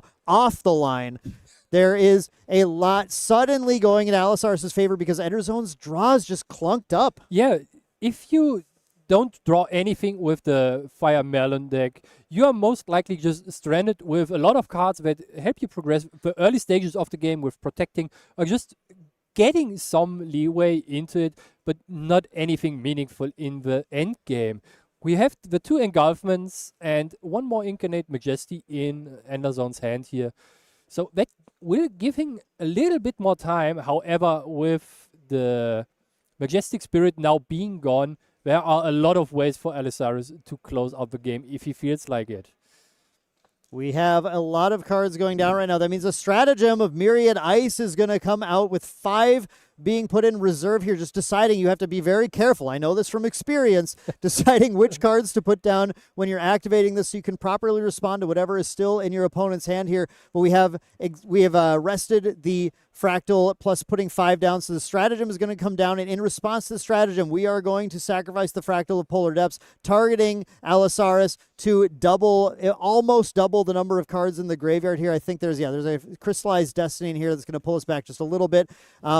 Two Crystallized Destiny. So we're going to mill a ton more cards here, and now the amount of float found is going to create a crazy amount of potential damage coming in now that Majesty is off the board. Even though another Incarnate Majesty is in Enderzone's hand, can't use it at fast speed. Nothing protecting him right now from the amount of separate 3 damage triggers that this stratagem can cause. Let's see. So then there is one huge issue, right? As we spotted earlier in Enderzone's hand, there is a Topsy Decree.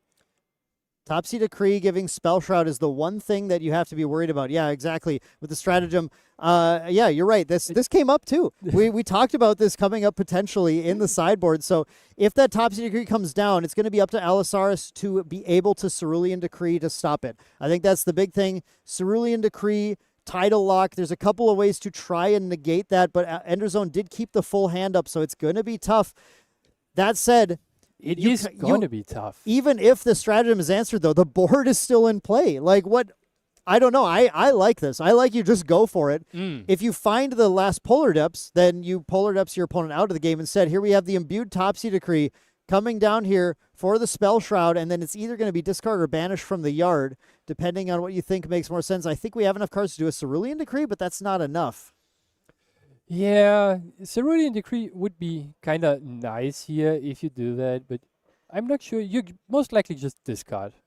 And then the Pendragon goes down, and Ender Zone is still safe to play the game. But he is facing a huge board, and as the Gembo is a very strong deck if you get to have water cards in your graveyard. Otherwise, the deck kind of just folds to itself because it progresses all the win conditions at the same time, as you already mentioned, right? Yeah, I think this is really smart. The fact that the Pendragon went down, I believe, was because he must have chosen some of the stratagem targets to hit the Pendragon instead. Yes. Which was clever. It meant that he knew that the Spell Shroud was a possibility.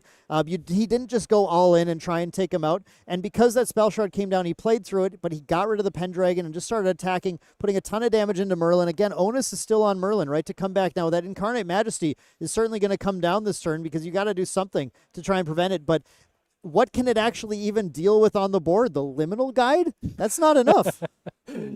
You are correct. There is not enough ways to deal with the board. Especially, we saw from Elisaris that he had another stratagem in hand. And this is now a very back and forth game, right? Yeah. We have the Sacred Engulfment for Ender Zone activating again with the Incarnate Majesty, as we both know that it is in his hand, for kind of free. Is it free? 6, 8, 12. It is Should free. be free. Yep. It looks like every time Enderzone uses it, he's getting a free activation of the Incarnate Majesty. So here comes that Majestic Spirit out of the banishment, right back into play again. 410, Intercept, True Sight, Vigor. This card is going to be a problem, and I see the Sudden Steal in Enderzone's hand as well, so potentially trying to take out, you can't take out the Genbu, but no, just going 4 to face, just try and punch the damage right back in and threaten him right back. If you Sudden Steal, you still can interact, right? You still can go ahead and use that Protector at all costs to try and prevent damage, but it's especially since the Sudden Steal is a free card activation here because of the Warrior class bonus with efficiency. So you get to attack 4/5 for free. And we see... Is this a Song of Frost? Yeah, and then we're going to see the Song of Frost just banishing a float to pay for it here. So we're going to prevent that damage. Alisars has to do something very important here, which is play around Fireball, right? If he takes that Sudden Steal damage, suddenly Fireballs become lethal. And Enderzone has enough cards in hand to follow up with the Fireball. Even though I don't believe Enderzone has a Fireball in his hand, he has to force it through. Yeah, only relying on the protection right now. All Alisars has to do right now is punch through enough damage where that Protector at all costs isn't going to matter. And yeah, I think it's possible. But the Protector at all costs might be one of the key cards to keep the Spirit alive, because that is the only defensive card that Enderzone has accessible right now. Yeah. Gurgia being equipped with the big Claymore and the tiny girl she is, and also the allies already on board, means that you need to have something for your Spirit to be protected, right?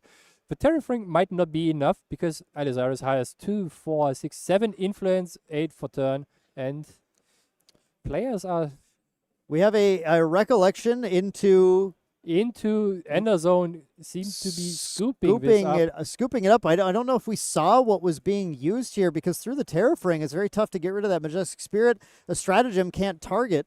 I am not certain, unless they just decided due to time, Enderzone was just going to scoop and try and play another game here. We did have time called just a little bit ago for the main round, but still 6 minutes to go. We will see. Interesting choice for the players here, right? Yeah. I assume, we see game did go to Alisar, so we didn't quite see what he held out to show, but maybe it was just another Polar Depths and we missed it. Maybe he top deck it, but we weren't. I don't know if we saw that.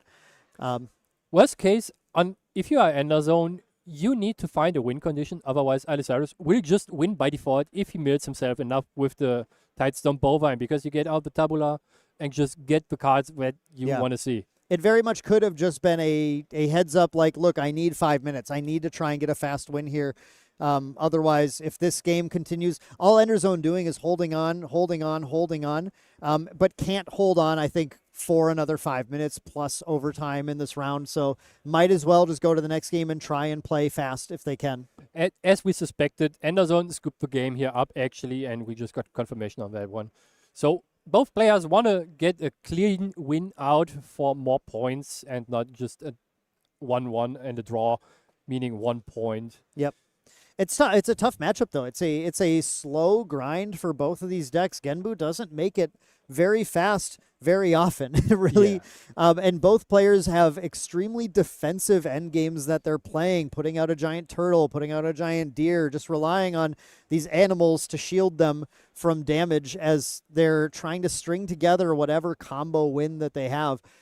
It does mean that when you get into a matchup like this where another deck is doing kind of the same thing, it's very reliant on players playing fast and efficiently to actually close games out. And as we have seen so far, both players are very quick with their decisions and very decisive, not thinking a long time, right? Yeah, there are only a couple moments here where there's an understandably large amount of options to make sure you consider here as the board got very crowded, but otherwise players playing very fast, trying to take some shortcuts when they can, and I think as we get going here, we're going to see a lot of that here. Enderzone taking the first turn of the game, going back to the regular Spirit of Fire, that hybridization, obviously very important, and we should mention too that, playing those fluffy shopkeeps, having that extra spirit in play gives you a nice fodder card to go ahead and banish to that as well.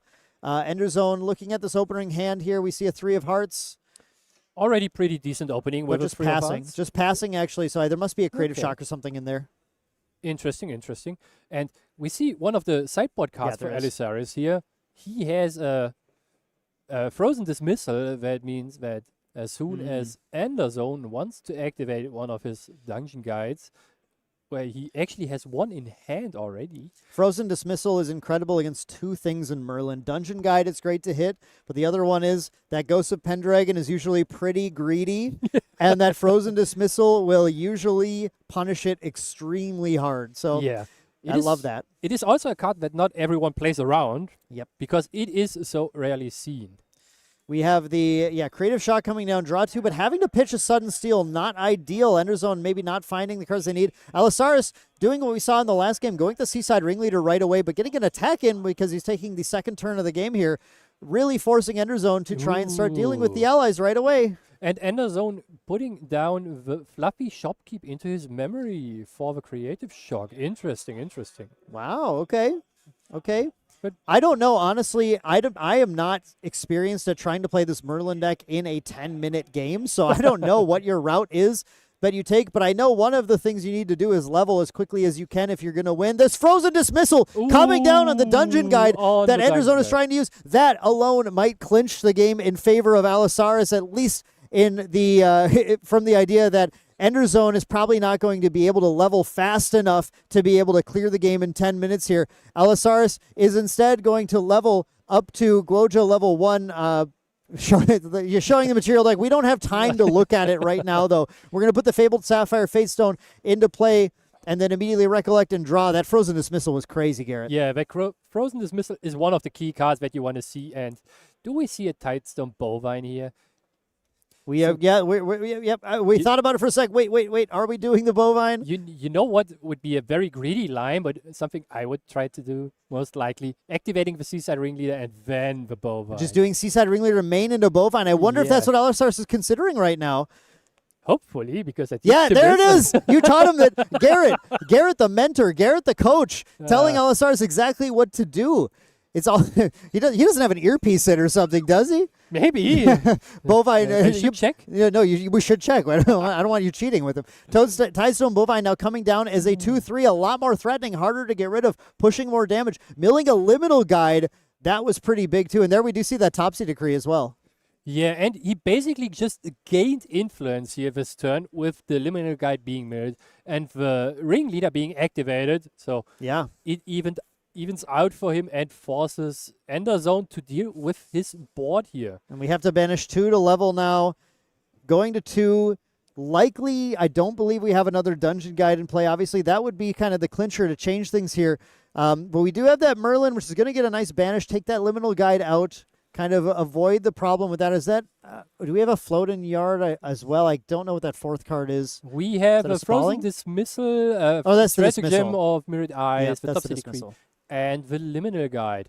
Enderzone prepared his Merlin level 2 here in case Alisaris Oh. wants to level up, but he chooses to just materialize the Grand Crusader's Ring to draw one more card for his hand. Yeah, I mean, if you go for the level, the liminal guide just gets banished. So Yeah. right now, you can just play this ally game. You can level whenever you're ready. You can put more threats in, and there we see that mill off the Tidestone afloat, another seaside. This is so huge for Alisaris here. He might just be able to capitalize on all those ringleaders if he finds another animal or beast. I think the problem here is that the players are now in time. Yeah. The players being in time means there's just 3 turns left after turn 0 is finished, which turn 0 I believe should be on Alisaris' side. So it should be turn 1 for Enderzone, 2 for Alisaris, and 3 for Enderzone again. And it does not look likely for Alisaris to pull together a win there. It would be up to Enderzone to find a 19 damage on a level 3 turn. Is it out of the question? Not entirely, but it's going to be tough. We saw stratagem of Mirrored Eyes in Alisaris' hand, and the Thronekeeper Bullfrog, and the Primordial Ritual, if I'm not too wrong here. Do you think we can put the damage together? We might. Oh You my never goodness. know, right? Yeah, if you can get you basically have to get another attack with the bovine in, then ritual it, and then stratagem it. You have to have a lot of influence for that line though. That's a really high influence If line. we look at the pile of Alisaris' cards in hand, right? Yeah, it's a we might lot. just take a look at what he has. See if in we it. can see some of that. There is a polar depths in there too. Yeah, and a liminal guide. Interesting. We might just see the miracle happening here, but That would be an insane way to close this game on Enderzone. Going with the backup charger here, just getting to draw more cards. But I mean, I think understanding that, look, I can't find a lethal line, man. I don't know what to do. I would love a finish of Alisaris going for the stratagem.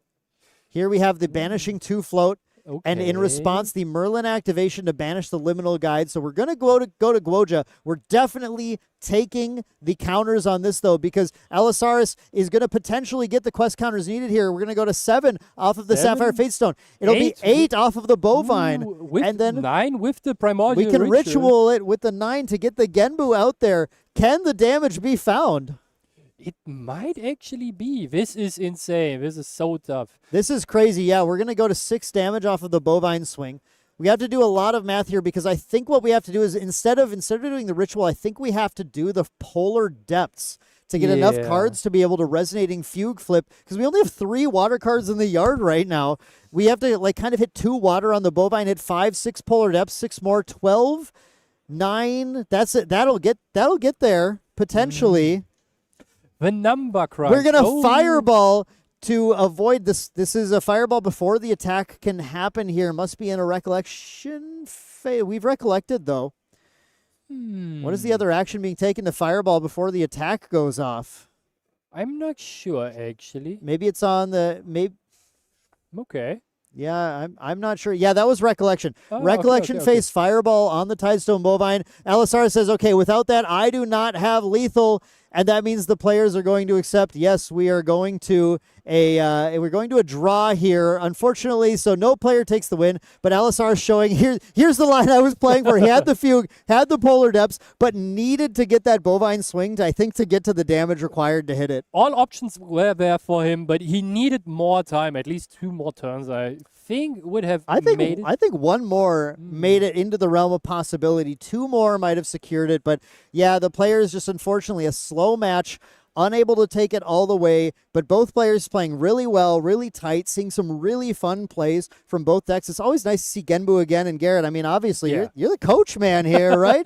Showing Alisaris some of the tricks, and you got to see him in play there. It's a fun deck. It is indeed a fun deck, and also you have so many win conditions that you can play towards to if you are allowed to have water cards in your graveyard, right? Yeah. And that is the most important thing. That's why the deck struggles at times, and luckily or sadly, I'm not sure what way it is, people started to remove the nullifying lantern from their material deck. So if you catch people off guard with an off-meta deck, kinda like Genbu, you have good chances if you find someone who is not prepared for this. I want to just point out that in both of those cases, a nullifying lantern would have completely shifted what those decks were able to accomplish, because we also saw from Merlin Sacred Engulfment in 2 of those games being honestly a crazy card. And Power 9 in one case that it was able to do to get a free Majestic Spirit out.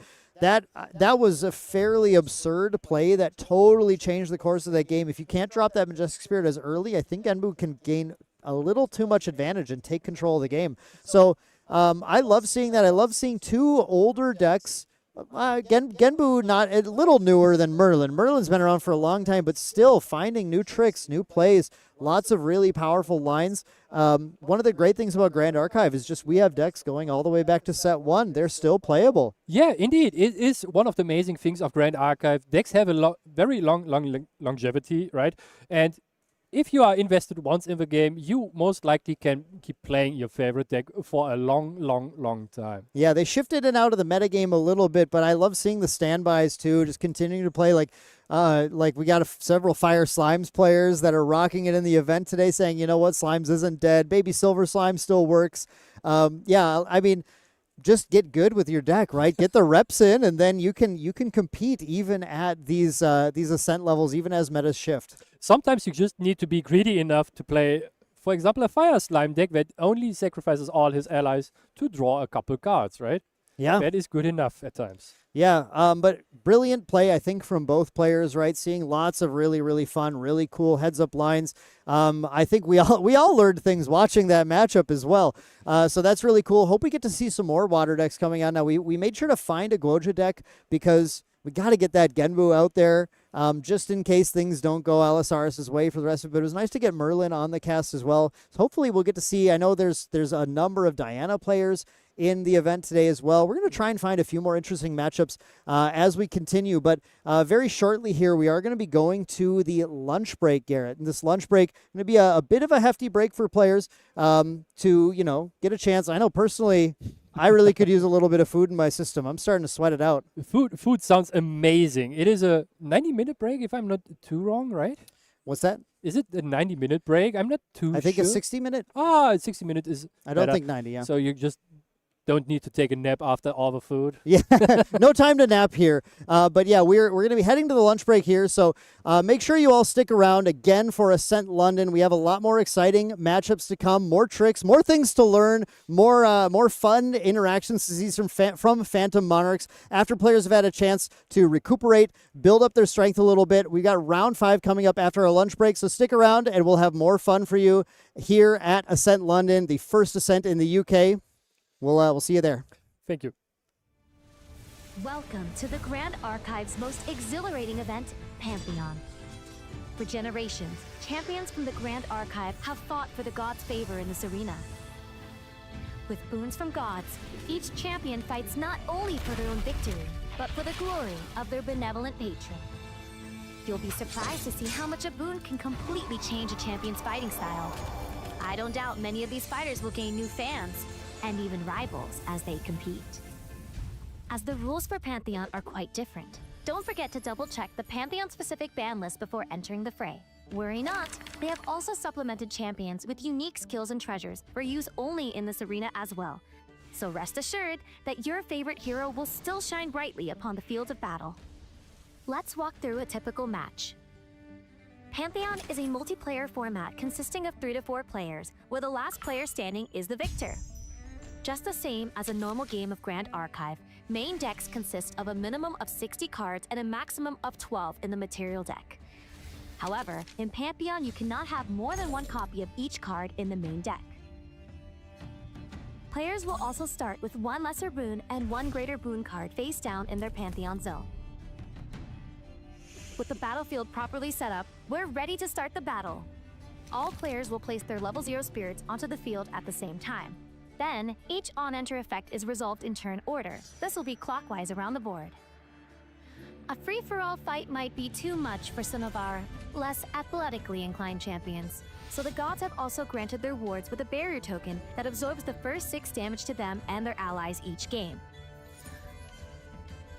All players also skip their first wake-up, materialize, and recollection phases, but everyone gets to draw, including the first player. However, players cannot declare attacks on their first turn unless they are the last player in the turn cycle. Champions will need to utilize both wits and brawn to remain the last hero standing. Do not underestimate the weight of a god's gift. A well-bestowed boon could tip the scales in a champion's favor in the blink of an eye. Not only will some boons have a reserve cost, but a god may require a champion to be of a certain level or to use specific abilities in order to bestow their boon. Some boons can even be bestowed at fast speed, so champions will need to strategically think of when to use them to maximize their effects. Given that it is the power of a god, once a bestowment enters the effect stack, players cannot have opportunity or perform game actions in response to it. Once bestowed, the boon will be represented by its card face up in its owner's Pantheon zone. Even if a god bestows their boon, it may apply too slowly or quickly for the champion to make good use of it. For this reason, it is important for there to be a good synergy between patron gods and their chosen champions. Pantheon is an exciting challenge for champions of all levels of experience. Win or lose, you might find that trying an unusual or comedic strategy might even impress some of the gods. Learn more about Pantheon and the Grand Archive at pantheon.gatcg.com.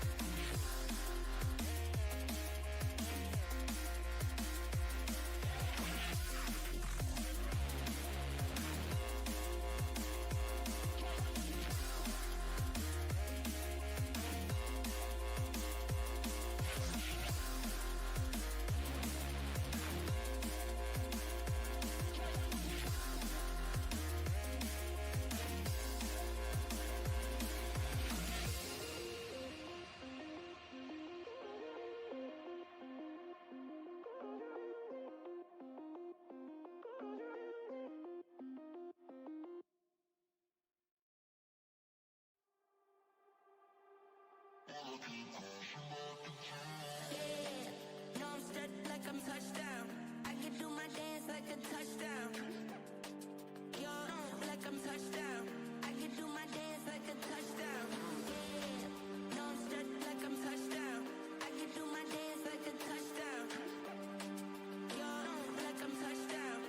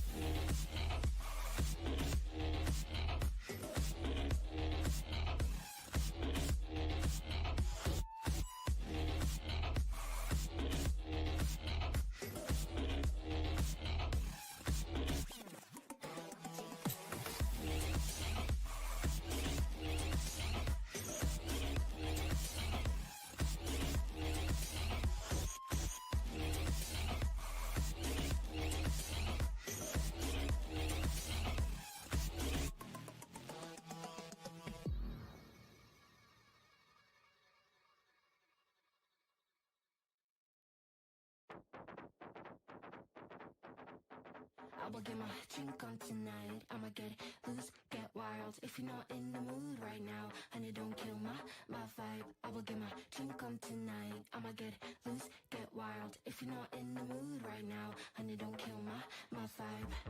I'm gonna party until I drop. When I begin, I don't know how to stop.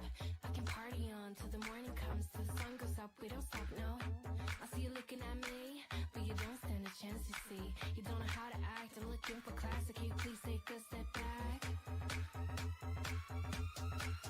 I will get my drink on tonight. I'ma get loose, get wild. If you're not in the mood right now, honey, don't kill my vibe. I will get my drink on tonight. I'ma get loose, get wild. If you're not in the mood right now, honey, don't kill my vibe. I'm gonna party until I drop. I'm not looking for love, I'm looking for fun. Just because I have on skin tight jeans doesn't mean I need a man to save me. I do it all for fun. Looking hot in my 501s. Don't you know I tease? I'm not here to please, but you're way too dumb to see. Hey stupid, you think I want you just because I am a woman. Hey stupid, I don't want you, I don't want you. Hey stupid, I do it all for fun. Looking hot in my 501s. Don't you know I tease? I'm not here to please, but you're way too dumb to see. I will get my drink on tonight. I'ma get loose, get wild. If you're not in the mood right now, honey, don't kill my vibe. I will get my drink on tonight. I'ma get loose, get wild. If you're not in the mood right now, honey, don't kill my vibe. I will get my drink on tonight. I'ma get loose, get wild. If you're not in the mood right now, honey, don't kill my vibe. I will get my drink on tonight. I'ma get loose, get wild. If you're not in the mood right now, honey, don't kill my vibe. My vibe. My vibe. My vibe. My vibe. My vibe. Hey stupid, you think I want you just because I am a woman. Hey stupid, I don't want you, but you're way too dumb to see.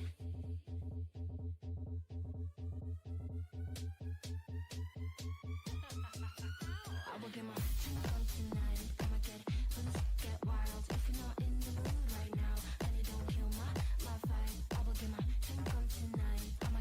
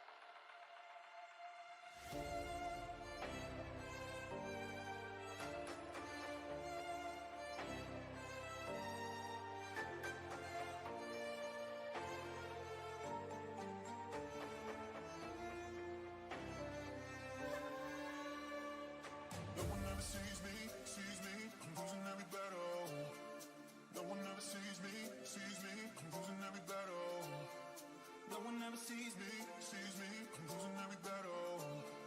Can somebody save me, I'm losing every battle.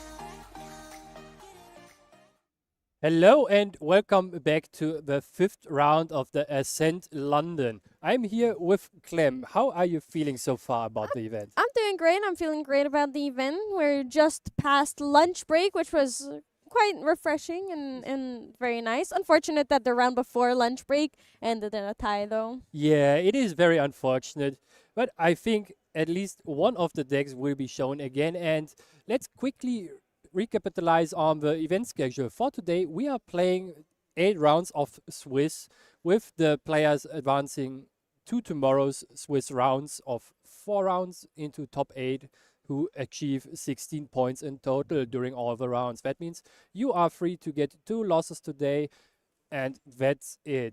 Yeah, For and that. I mean, it's two is still a lot. You still get to make day 2 Yeah. and get your prize card. After that, the top 16 still get prizes. Yeah. Top 8 obviously get the spirit, but it's not like 16th place and up. I don't get any goodies, so it's amazing. You are correct. The top 16 players get at least somewhat of a cash prize, and the biggest prize is for the first place with 2,200 British pounds. The first place spirit, and of course the gauntlet invite that somewhat already puts you 1 foot into Worlds, right?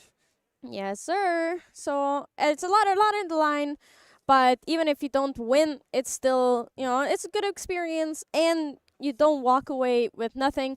The metagame is looking pretty healthy, even though I feel like some people would disagree with that, because it is a lot of Goja and it is a lot of Tristan, Yeah. but there's a surprising amount of Dianas, almost as many as Gojas. There's a lot of Lorraine, some going into Merlins, because obviously Lorraine is the most popular level 1 champion for Merlin.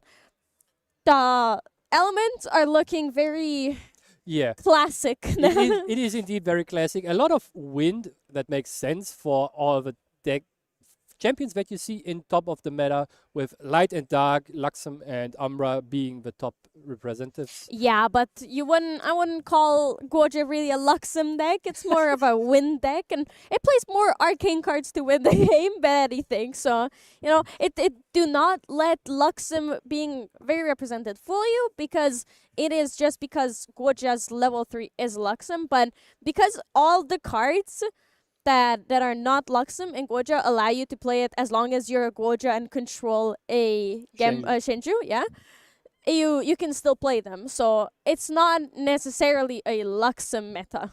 You are correct on that one.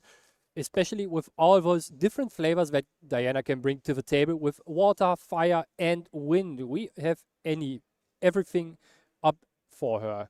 The fire deck is very aggressive, closes out games very quickly. The water deck is somewhat aggressive, mid-rangey, doing their things. And of course, the wind deck wants to quickly go to level 3 to lock your opponent out of the game. Yeah. And let's have a look at the standings so far. We have top 11 here. Most of them are very familiar faces on very familiar deck. Oakage Business is a long-time Grand Archive player. He's topped as multiple Ascents. He was there at the First World Championship on the Chess Club Classic, as he is a part of Chess Club, on Fire Vanitas. And then we see Superior on Water Goja, which is safe to assume is Gambu. Guruthos, Oli, all of these players are known.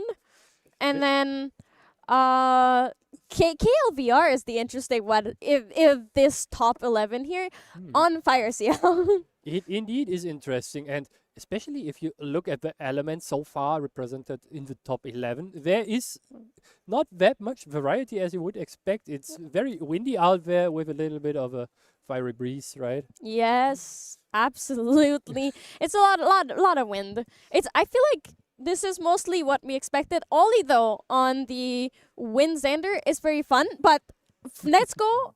Wait, what is our next match going to be, Garen? The next match is going to be Superior on the known Water Gambu deck, with a couple interesting deck choices and card choices against Oakage Business on the classic Fire Vanitas here. So we are basically seeing the table 1 right on stream. And going up against Oakage Business on the Fire Vanitas list. So it is very, very fun. There's immediately the Unmade Duality coming out. Oh, wait, they're on Spirit. Then the Looking Glass is already gone. Garrett, what is happening. Like you don't see Vanitas playing Looking Glass very much, but like it being gone immediately on turn 0 basically is even crazier. Yeah, it is indeed very crazy, especially since you are playing the Looking Glass only for the reason of being able to draw 2 more cards in your first turn. And as we all know, drawing 2 cards is the most powerful ability in the game of Grand Archive right now.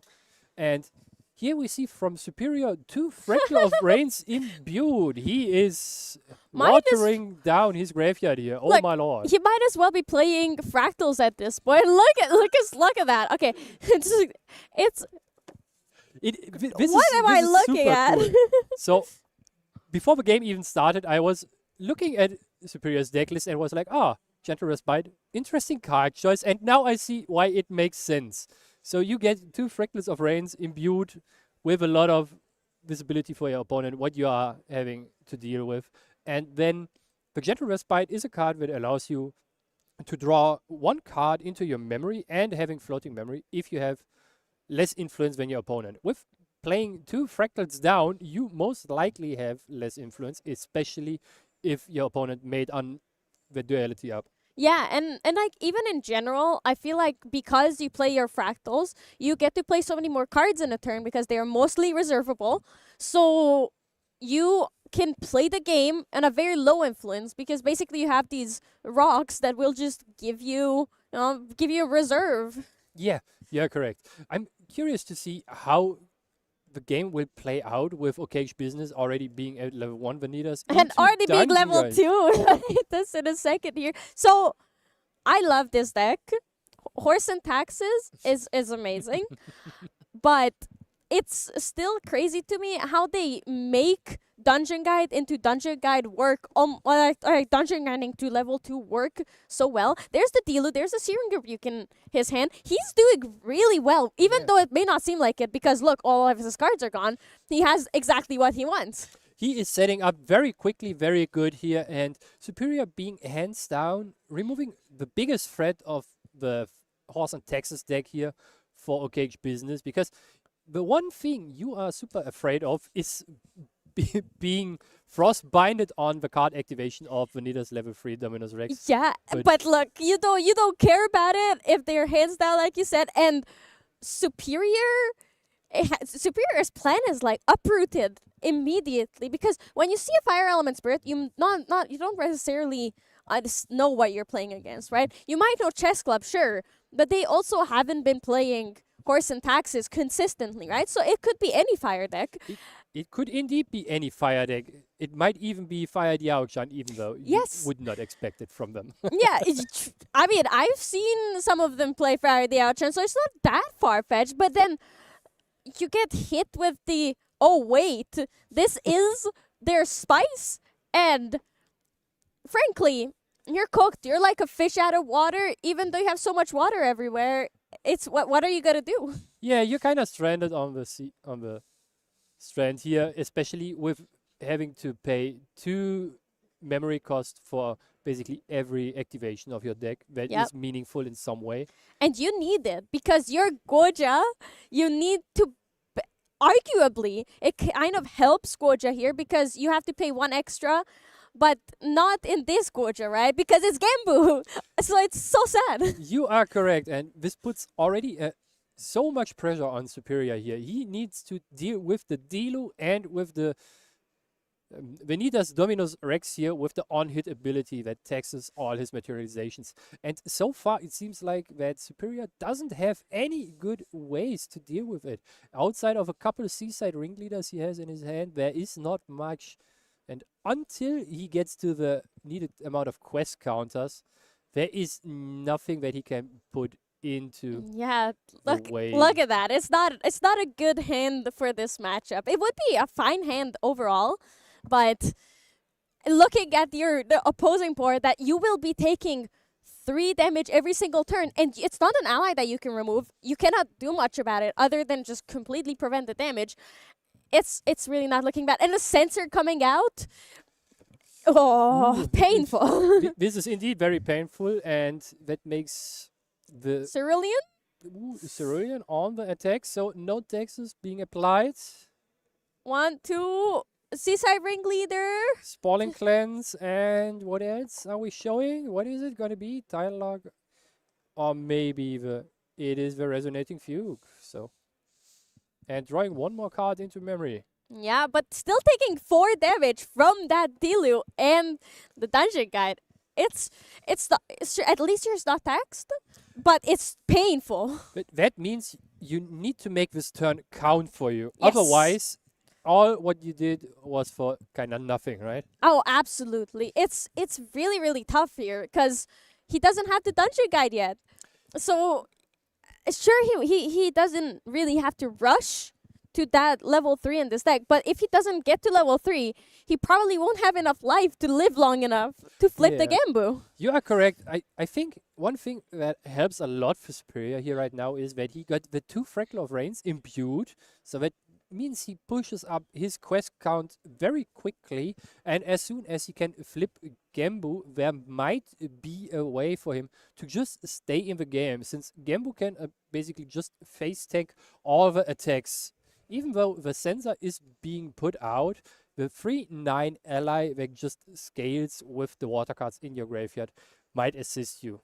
So it is kind of a race, right? As who is faster? Is it Oakage Business with the damage being put on the champion, or is it Superior who can get out the turtle very quickly? I don't want to be pessimistic because Superior is building up his graveyard, but Oakage Business has the Impact Hammer, has the Dilu, has the Dungeon Guide. Next turn, he will have 3 cards in hand. I didn't quite see if he has another horse or not, but if he has another horse, that's 3 whole cards in his hand. So it's tough to know. I think one of the interesting cards we might have seen in his hand Searing is a Searing Rebuke, Rebuke. which is so good with Impact Hammer because It that's 3 is. more damage. That is a total of 8 damage just from the champion and attack and the Searing Rebuke. This is crazy. This Oh, is yeah. so big numbers. And The numbers are massive, and Yeah. especially considering that it's like turn 2. I think it's might be turn 3, but it doesn't really matter for this one. Yeah. Hopefully Superior has something at his disposal to deal with the combination of Searing Rebuke and the Impact Hammer, because otherwise he is just very, very dead here. Yeah, and the unfortunate thing here is Oh. Oakage Business didn't they didn't plan or didn't expect to run into graveyard decks. So there is not at least not the kind of graveyard decks that care about no fractals, no Gambu that care about the water cards in your deck. So there is no Nullifying Lantern to be seen anywhere in Yeah, Oakage Business's deck. you are correct. And there's Cerulean. Another Cerulean. That means you are not taxed. And with the 2 Fractal of Rains and the Azure Fate Stone out, that means you for sure can get your turtle out. Yes. And one of the things that Superior might not be aware of is one of the very interesting tech cards in Oakage Business's deck. That is the Extorting Scheme. Mm-hmm. One wind card that is suddenly coming out of nowhere again into decks. It basically says you suppress an attacking ally, and if that ally isn't Shangju, that is very sad, right? Yeah, you would be really, really sad here. But the thing is, what I'm wondering about again here is because there are only so many ways to stop combat in Superior's deck. He only has so many copies of Cerulean Decree, of Song of Frost. He has to use the taunt on Gambu and pray that he can mill Oakage Business out. So do you think we'll really see a Gambu attacking here? We might, especially if we are looking at Superior's graveyard right now with a bazillion cards in it and just activating the ability of Gambu here. Yeah. I think this might be very, very telling that we might see a Resonating Fugue that he already showed. Yeah, it's tough because Terrafring doesn't matter. Yeah, there's the regular Resonating Fugue we've seen.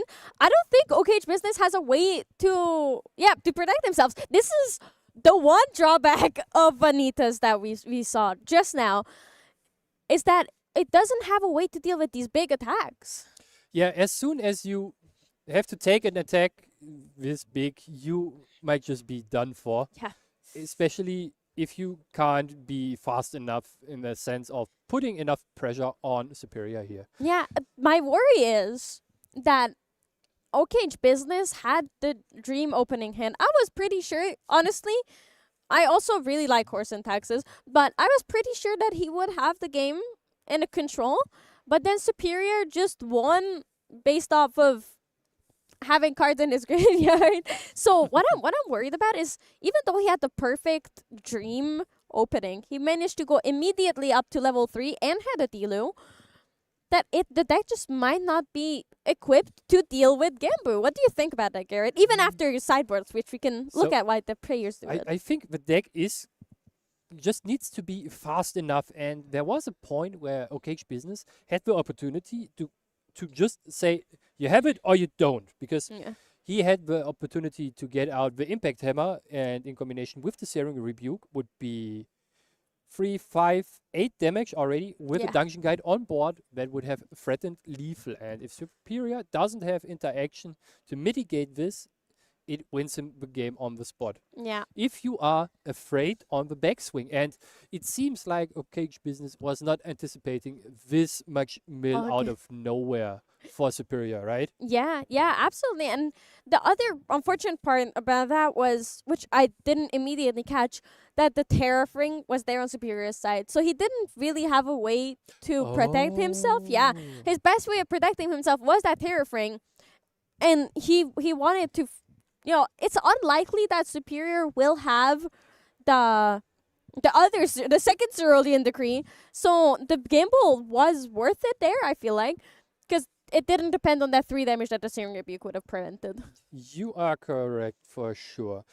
I think the interesting sideboard choices for Oakage Business might just be another extorting scheme, interestingly, and a couple of Dream Fairies here. Yeah, I think it's not. It's just exactly what you want to see. Safeguard Ammo is absolutely useless, unfortunately, for him. He can. Okay, I know it's a crazy statement, but it's unlikely that he is going to lose to lot of Cards on Coda. Yeah. Yeah, correct. Caps on Coda might not be a thing that Oakage Business is facing here early on. And most likely the correct route is just going for all the aggressive options that Oakage Business has here. Because otherwise, he might just fall a little bit behind, since the Gambu deck has so many game-winning plans that he Yeah. can work to, especially because no real winning option gets disabled by Oakage Business deck here, right? You keep your water cards in your graveyard because no one is playing a Nullifying Lantern, so Yep. you get to keep playing the game if your opponents wants to or not, right? Yeah, it's pretty tough. Not playing the Nullifying Lantern is really, really tough here. But I'm interested in what other things you think that Superior might bring in, though, because there's a lot of cards in this graveyard. Yeah. So another card that he can bring in that is pretty good if you draw it early against the Vanitas Horse of Texas deck is Frozen Dismissal. A card we have seen in the game before being crucial against the Dungeon Guide for Alisaris, right? And also here. And yeah, and I thought something really cool that we didn't see last game from Oakage Business is that he plays 3 Lava Soul Tigers, which I do agree with you. And that Superior's bringing the Frozen Dismissals, and I think Lava Soul Tiger would be a really, really good card to use them on because it's a 5/5. If you have 2 of them, your Genpu is gone very quickly. If you have one of them, your life total will be gone even True. as quickly, right? Yeah, it's devastating as Superior because nobody, I feel like, ever really heard, or not heard, but like really read Lava Soul Tiger because they didn't play it in Boston. Yeah. So it's a new addition to the deck, and Genpu is a 9 life, 9 health ally. So even with just 1 Lava Soul Tiger, a Dilu, and a Dungeon Guide, or Vanitas level 3 and a Dungeon Guide is enough to kill Genbu if you have a Lava Soul Tiger. Yeah, Lava Soul Tiger by itself in combination with Vanitas Dominus Rex is a very devastating combo because it poses 8 damage to be put on the board in some ways, and this is nothing you want to deal with in the long run. Yeah, absolutely not. That is a terrifying card coming out from Superior. Fractal Polar Depths. We haven't seen it really coming around for a while, but the mill is really real and really scary. Do you think Superior is like, what is that card? But he definitely sees that it's a 5/5. But do you think he's slowly realizing that this is a new and improved Vanitas? I think he is into the game enough to know that the Lava Soul Tiger is a card that here and there pops up. So he might not be too surprised and even be very happy that it is in the banishment right now and not on the board. Like, whew. Little does he know, Oakage Business has another one in his hand, and he has the Brisk Wind Trotters. Even though he's not Vanitas level 3 yet, that is a scary hand to be looking at. Yeah, just putting down the Brisk Wind Trotter here might be good enough for Oakage Business. Oh, Putting all the buff counters on the Liminal Guide here, that would be so strong, especially since Superior only might be able to play 1 interactive card, so... There's the Lava Soul Tiger coming out. The 4 costs 5/5, Pride 3, but because the on-enter is not relevant yet, but that's a very interesting 4 cards at Oakage Business, but down Superior being like, what am I reading? I'm curious of what you think. I saw Oakage Business put down a Dream Fairy. Do you think that is because he's confident that this Lava Soul Tiger will be around long enough to take care of the Gambu? Probably. If he kept just either the extorting scheme that I just... He does have the extortion skin, so Yeah. he's a lot safer than last game. He is a lot safer, especially if he can just keep any one of the good cards in his memory for the activation of Vanitas Dominus Rex here, possibly. And he even can pay the 2 cost for the possible interaction that Superior might have here. And... Oh, Tangu coming out from Superior.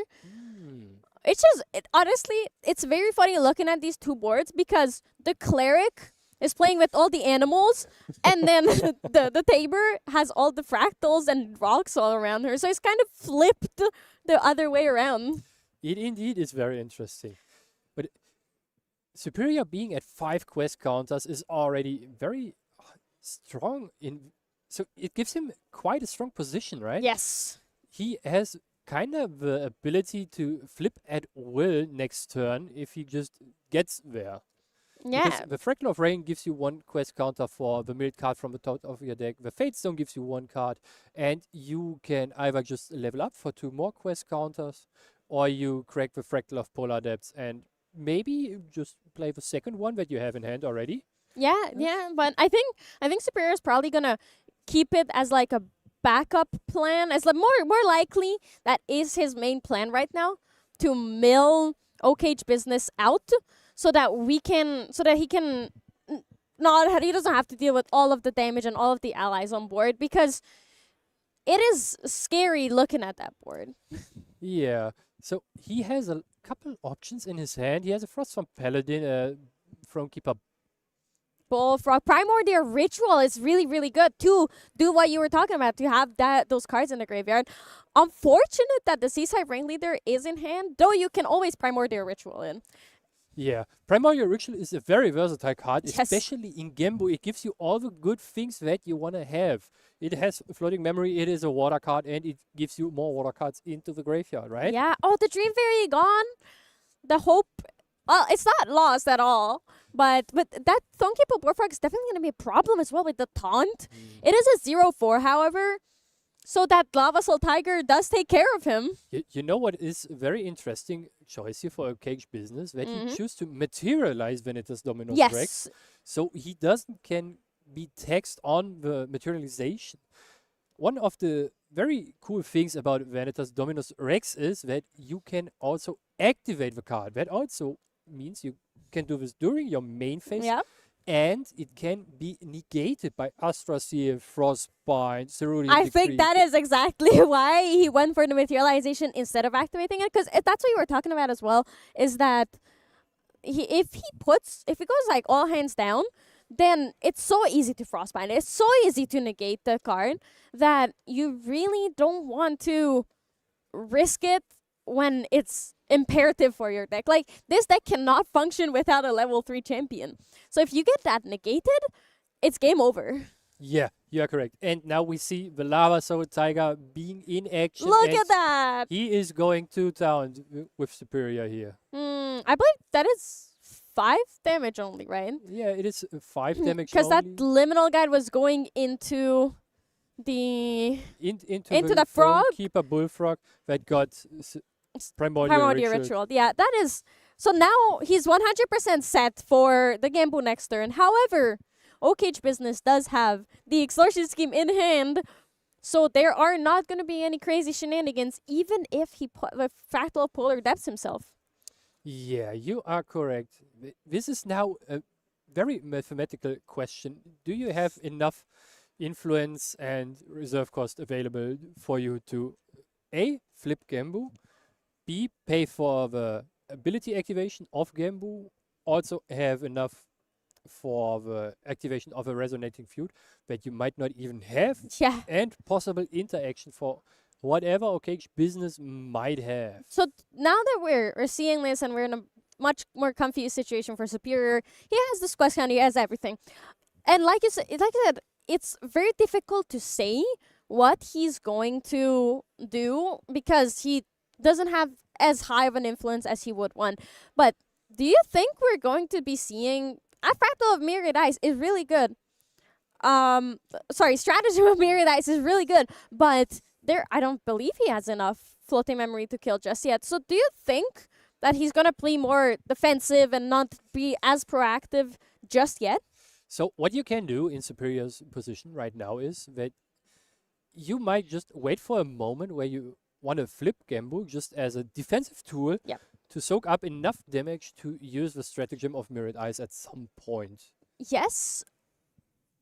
Oh, do you mean flip Gambu on your turns because of the taunt, or do you mean like on their turn as like play something, be like, all right, I'm very scared now, and flip Gambu to be like, all right, please, You can please do don't it hurt me. either way, right? Yeah. Since if your opponent plays, let's say, another Lava Soul Tiger, you just flip Gambu in response to the card activation. Now you have a free 9 town where you can activate the ability of Gambu in response to you cracking the Fractal of Polar Depths to just soak up enough damage so that you are not in a lethal range. Yeah, and do you think Superior suspects that there is no Nullifying Lantern for Oakage Business? Because it's not a common card we see, and I think that's why he's also playing Gambu. Yeah, I'm pretty sure that Superior picked the deck deliberately, not only because he likes it, but also because it is one of the rogue decks that preys on people who try to beat the meta, right? Yes. And If you try to beat the meta, you are not playing a Nullifying Lantern, you play something that beats other Shenjus very heavily. yes, because Tristan doesn't use the grave, doesn't care about what element is in the graveyard. Seiryu doesn't care about what element is in the graveyard. Diana doesn't care about what element is in the graveyard. That's why it's censor over nullifying. So I have to agree with you that it's a really good meta read to play the off-meta deck against the meta-beating decks. You are correct. And here we see a Froststone Paladin, the good old 3/4 draws 1 on enter. Yeah. Pretty good. Yeah, I mean, it's basically a 3/4 draws for it. It's a 3 cost, 3/4 with intercept as well. So there's just more and more protection for Superior, and that Lava Soul Tiger is hardly hitting through. I mean, the Lava Soul Tiger, I guess, is hitting through, but you're not keeping that much damage up, and he still needs to play and his cards right and have that Song of Frost and that negation of a combat step. I think Oakage Business might just be forcing some interaction next turn from Superior with Very maybe likely. a Beast Soul Visage on the Dilu and maybe even a Brisk Wind Trotter on the Lava Soul Tiger, to making it 7/7. That would be very scary, but I think because Oakage Business held on to the graveyard, I think it's very possible that we will see the censor. He might be scared. I think if you look at him, you cannot tell. That guy is brave, and he's like, yeah, I'd win. I'd just win.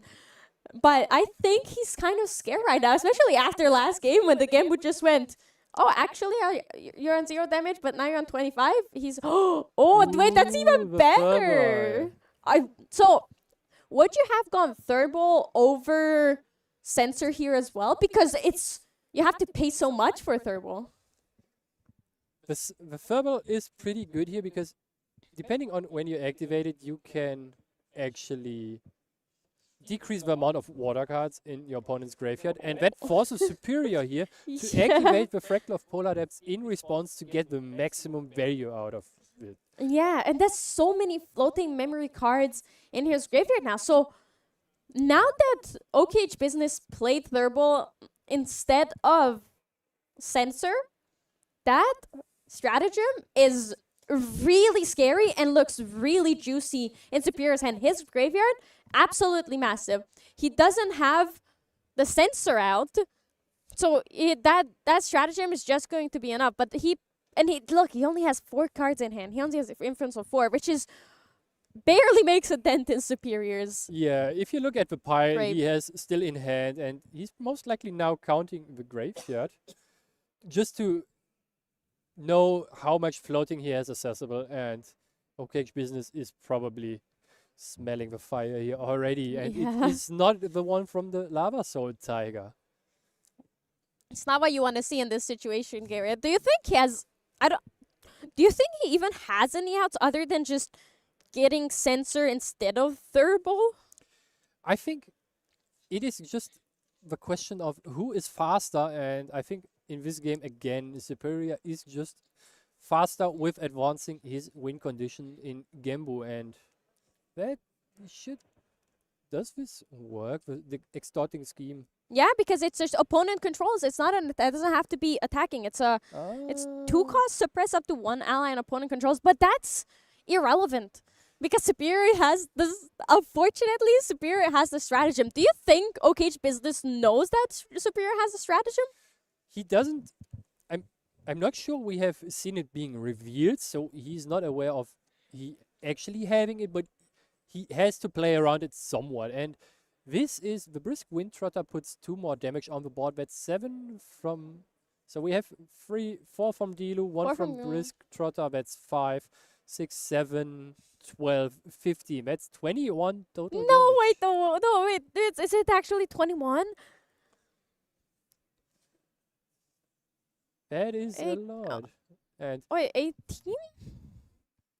Were we miscounting? But it's not good enough. yeah, it is. Not good It's- enough right now. It is not enough to close out the game here. I think Superior has enough floating memory in the graveyard to end the game with a stratagem. He had a handful of them. He had not a handful in it's a few way, and a handful of full hand. Yeah, and he might even be milling 1 more with the Fractal of Rain. Yeah. Gimpu's gone, sure, but Yeah. it doesn't matter.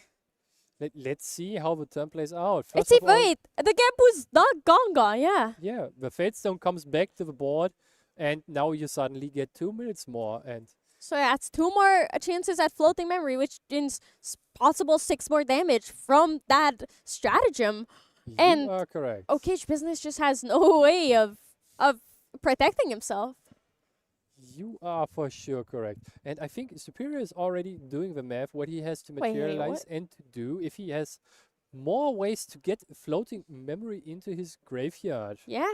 Just activating 1 more card might be enough. And is he 1, activating 2. now the Spalling Cleanse? I don't think so. I mean, like, the goal here is definitely to get as much float into your graveyard as you can, because your Gembu is not gone, really. It's because the main reason that you play Extortion Scream is to stop that Seiryu attack, because flipping Seiryu twice is nearly impossible. Flipping Gembu twice is pretty easy. It indeed is rather easy compared to the Serial, for Yeah. sure. And here we see 2 more for a Seaside Ringleader being banished. Oh, What is Superior plotting here? Are we- stratagem? I would be surprised if it's not stratagem, because Oakage Business is all hands down. Fact. Oh, Wait, is he Yeah. going the overkill route? it is There the is overkill stratagem. route, and We And I think sacrifice the that's- Fractal of Polar Depths in response to the Stratagem of Mirrored Eyes activation, and that means you kind of put the whole deck I of believe yours that's into the graveyard. 12 cards in the graveyard. So it's gonna be another 12. Most likely more than enough. Yeah, and the stratagem. So there is nearly. It's nearly impossible for Superior to not have enough damage at this. But the what of non-water card? Yeah, the important cards are here now, all the things with floating memory, and if he Yeah. hits like 3 of them, that might just be good enough. Okay, there's 3. There's 3 just from this, and I Four. think 5, 6, the thing is 7. that it doesn't. I feel like he already had more than enough float in his graveyard to deal damage here, So right? if you activate Look, the stratagem anyway, you might also try to clear off the board as much as possible. nah, and but it's irrelevant because he did have plenty of damage, right? He was like you're absolutely right. If you're in a situation where you're not killing, you should clear board. yeah, But you are correct. in this situation, Oakage business had no cards in hand. He wasn't playing Tristan, where you could have some memory interaction shenanigans, or the Aochan that could also have some other reactions.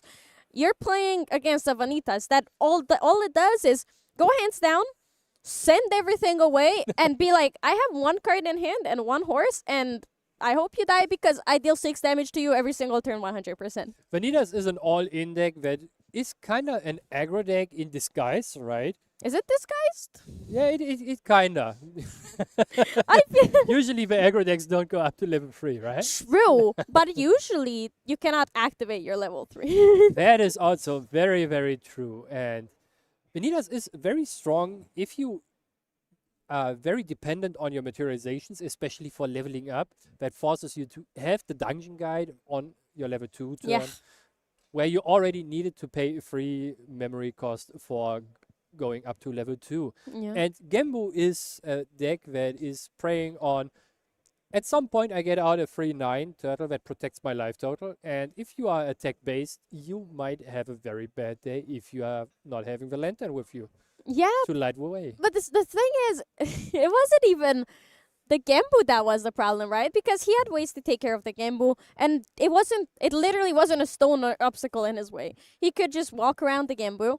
It really was that he had no nullifying lantern.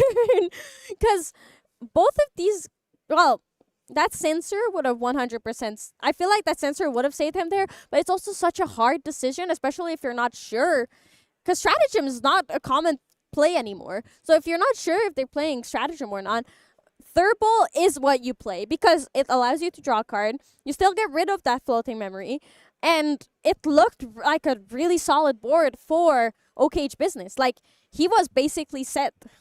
He was basically asking this turn, you have it, you have it. If not, I win the game next Yep. turn. I get to play the game. Yeah. Because the variable being materialized in this place forces Superior to activate the Fractal of Polar Depths to get maximum value out of it, as I said previously. And he did so while knowing he has the stratagem in hand. Otherwise, Oakage business just says, if I force now the Fractal of Polar Depths out of you and banish a couple water cards from your graveyard, I might get another turn if you don't have the win right now. Yeah, and the thing is, Oakage business, I feel like 100% would have won that game if the stratagem wasn't there. Yeah, the stratagem is the link piece here for Oakage business to be activated, and especially with Superior milling more floating, more floating, more floating. Yeah. At some point, you have enough to clear the whole board and kill your opponent, even if he might certainly have a top C decree that came from out of place. Yeah, you talk a lot about clearing the board and killing your opponent at the same time. So why is it such a big focus in Gembu?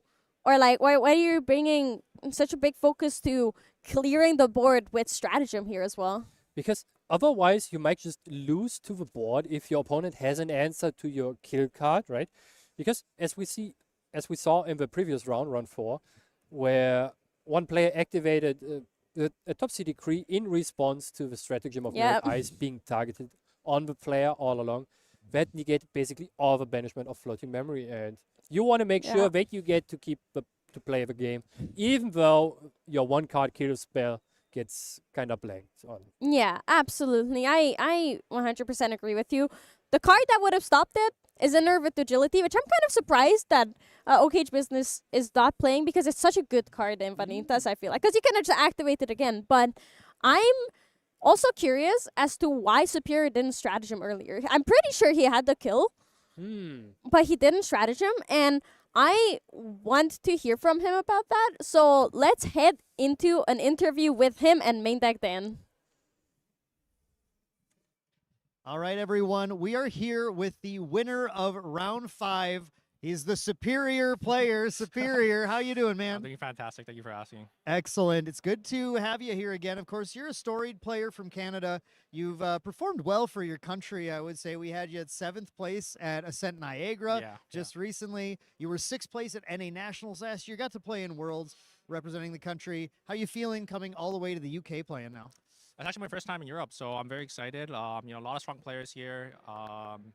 Yeah, it's good to be here. 5-0, so I'm in a pretty good spot now. Yeah, you're doing great. 5-0. You brought Genbu, Yeah, which is a deck you've been playing for like your lifespan. yeah, playing yeah. the I've been game playing Watermill basically. for a while. Yeah. Yep. How do you feel bringing Genbu into this meta where a lot of people feel it's a little more hostile to it? Yeah. I think a lot of people, just still sort of underestimate the deck. Obviously, there's Topsies, there's Durable now, so kind of gets hit by all that crossfire. But I still think it's a pretty good deck. It has a lot of win cons, and I mean the deck has played through the Wind Assassin meta where they're running 4 Fumes? not fumes, but not- the cleanse that hits the graveyard. Oh yeah, Cleansing Reunion. Cleansing Reunion. Yeah. Right. That was tough. So so it's been through that already. So it's not like sort of like similar, but Yeah. obviously it's not like the same because Topsy can like -1 you as well. But I still think it's a pretty solid deck to bring. I mean, obviously, it's hard to deny the results. You're 5-0 Yeah. at this event so far. Now, you were facing Horse and Taxes. I don't know if you expected to play that today. Chess Club brought a little bit of spice with that Lava Soul Tiger. I saw we had to read the card. Like, wait, what's this? Oh yeah, I had to read it. Yeah. 5-5 with Pride 3. Did you do a lot of testing to this, or did you feel prepared going to this match, or did it catch you off guard? I would say it sort of caught me off guard because we were kind of doing some table talk. Was trying to bait me that he was playing Merlin, so I went all down. But obviously, double fractal reinsert still really good. Yes. I do think the deck it's kind of unfortunate for him because I think the deck does lose to the water because I think they're not really teched for the negates because if they go level 3 they get negated, they lose a game on the spot, so Yep. it's a little rough. They have to slow down their game and then the taxes aren't really there, right? So Right. I mean, that's the big thing. You slow down the game, and then you were able to just use a double Cerulean Decree, yeah, game game one, one. keeping Yeah, them yeah, off the yeah. day. Yeah, like cards like Cerulean Decree, obviously a bit of an Achilles heel for Exactly, that deck. yeah. So, yeah, you were kind of a rough matchup for Burner there, who's another incredible player. 100%. But fun to watch both of you kind of go at it and try and explore the strengths and weaknesses of their decks. Now, you showed us one of my favorite things about Genbu. You had 2 ways that you closed out both of those 2 games. Yeah. Out of Genbu's like 4 or 5, depending on how you count them yeah. ways. So this is a bit of a fun question for you. What's your favorite way to win the game with the Genbu deck? My favorite way, I think, in this meta right now, it's probably the mill out, just because there's so many assassin players. So, win assassin, kind of just stall them out, and then you get to the mill out. Obviously, I think for most people, it's kind of the most boring way to win. Yeah. But I also actually really like the stratagem line, just because now the deck's running Enfeebling Orb. A lot of times, you're gonna catch some people putting a little too many cards down. Enfeebling Orb, stratagem for game. So. Yeah. I mean, we saw the power there. That stratagem for I didn't get the final count of damage on It game was, 2, but it was very yeah, high. Yeah, it was like 33. Yeah. It was excellent. All right, well, yeah, it's really fun to see that, man. I've loved Genbu ever since Water Mill meta, and then Genbu came out. Like, oh, it's a dedicated Water Mill deck. I want to know, going into this meta now, as you're so experienced with the deck, what is the one deck in the room today that you're most afraid to face? I think the deck has some struggles into some aggro decks, like Suited, I think Fire Goja. Can't really name off the top of my head a couple others, but there's that deck. And I think Water Down is also, a little tough. The Aether one, and Wake Up too, I think. Yeah, so basically all the decks that deal a lot of Yes, early yes, game exactly, damage exactly. before you can kind of get your control online, but you feel pretty good into a lot of the main decks in the meta. Seiryu, Yeah, I Tristan, think those it's are all good. Yeah, I think it's pretty. I would say it's good, but like, It's playable. It's exactly. It's like exactly. skill you could- diffable. Exactly. Right, and of course, you have the experience of you've been playing this deck Yeah. forever at the highest levels of competition, so definitely a player to watch for all the Genbu fans out there. You got to keep your eye on Superior, see how he's doing I throughout the appreciate rest of the it, I event. appreciate it. Already at 5 wins, man. It's looking pretty good. Not going to jinx anything, but Who knows, I might lose the next 3. yeah, I mean, or next 2. Yeah. anything could happen. Anything could happen. But yeah, good to catch up with you, Yeah, Superior. We'll be 100%. watching you, of course. Thank you so much. Yeah, thank you. And you all, make sure you stay tuned. We've got round 6 coming up really soon. It's about to get really fiery because these are the rounds that really count. Yeah. We're looking at winning ins and everything. So make sure you swing on back. We'll go on a short break and we'll be back with round 6 really soon. Take care. Bye.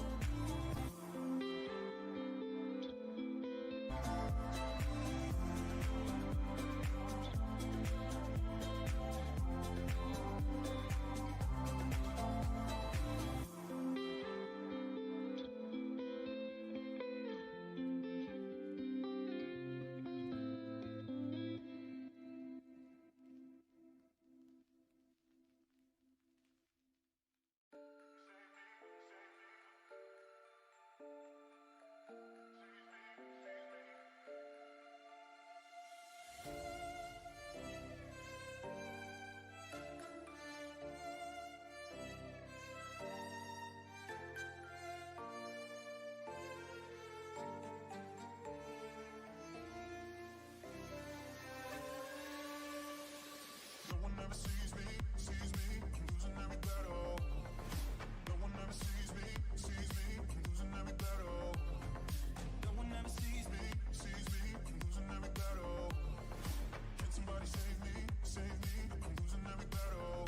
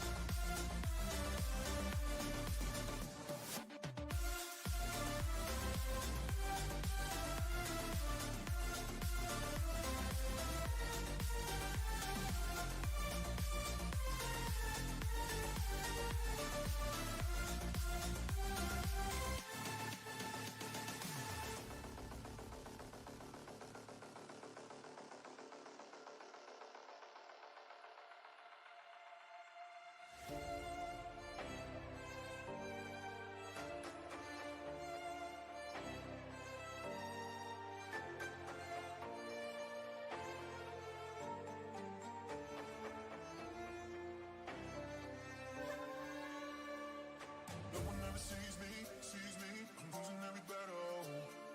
No one ever sees me, I'm losing every battle. No one ever sees me, I'm losing every battle. Can somebody save me, I'm losing every battle.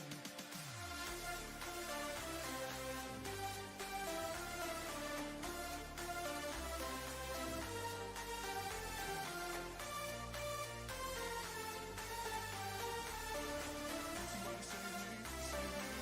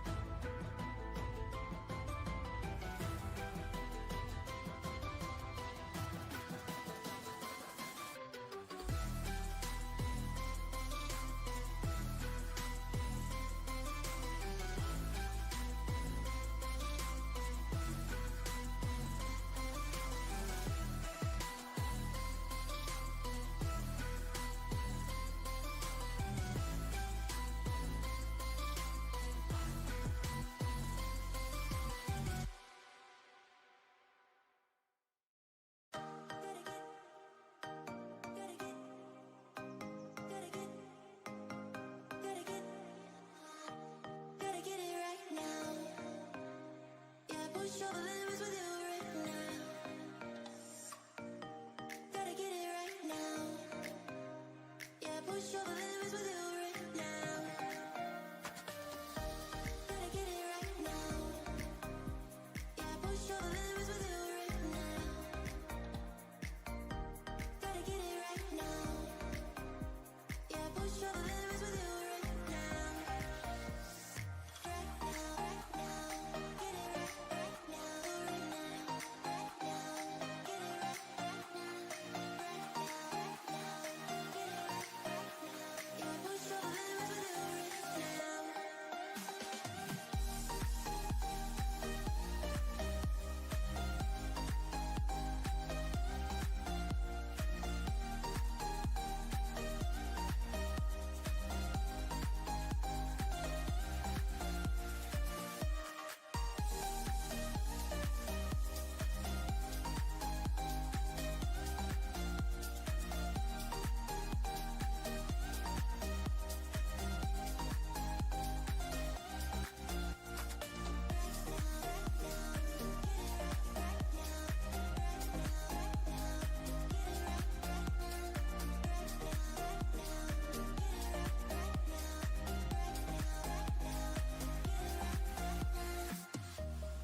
Get it right now. Yeah, push all the limits with you right now. Gotta get it right now.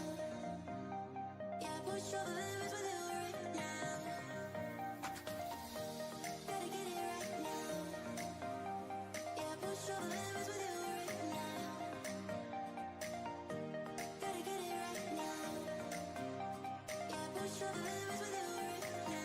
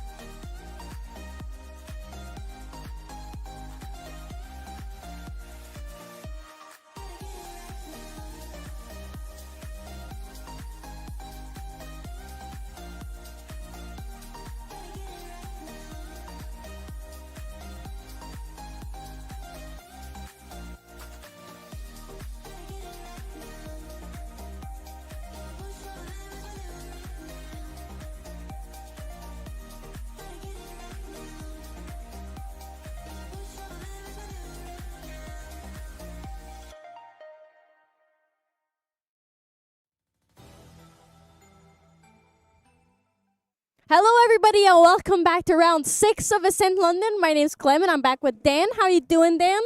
I'm doing all right. Got a nice little break there. Had the lunch break. Got to rest a little bit. I am feeling good, and I'm ready to Nice. see some more exciting Grand Archive here. Looks like we're gonna have a deck, an old, either a fan favorite or a fan hated deck. I think it's a hated deck, but the player is beloved. Because we've seen him on SBP playing in the TCG NA League, but he is a local player. He's from Poland.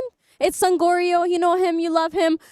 His deck, also a European staple, was pioneered by Henki at Ascent, but Sangorio has been loyal to his deck.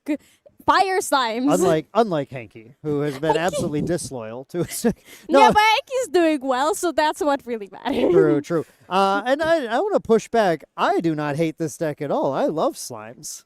Okay, Dan. Okay, your controversial opinions are very well, not controversial. Like either you love or hate the meta decks, but this was a meta deck. You love Tristan, also a very meta deck. Hey, I just like this game. I don't know. I like a lot okay, of then decks. just say every deck. Every deck's a good deck. I don't like Alice. Sorry. I cannot believe you said that. I love Alice. No, I love the idea of recovering infinitely, but I don't love the idea of playing one game of Grand Archive for 70 minutes. Yeah, I don't like the idea of casting untimed Alice mirror matches, so I'm glad we're not seeing any Alice here today. But we are going to be No. seeing this Return of slimes. We have Sangorio's list. Fire slimes that actually, this is great. I love that Sangorio does the hybridization of fire and serene fire, which is, I think, Yes. really, really important to be able to do. That's cool because it's a material deck for slimes that's usually fairly tight, but finding the room for that, I think, very, very worth it.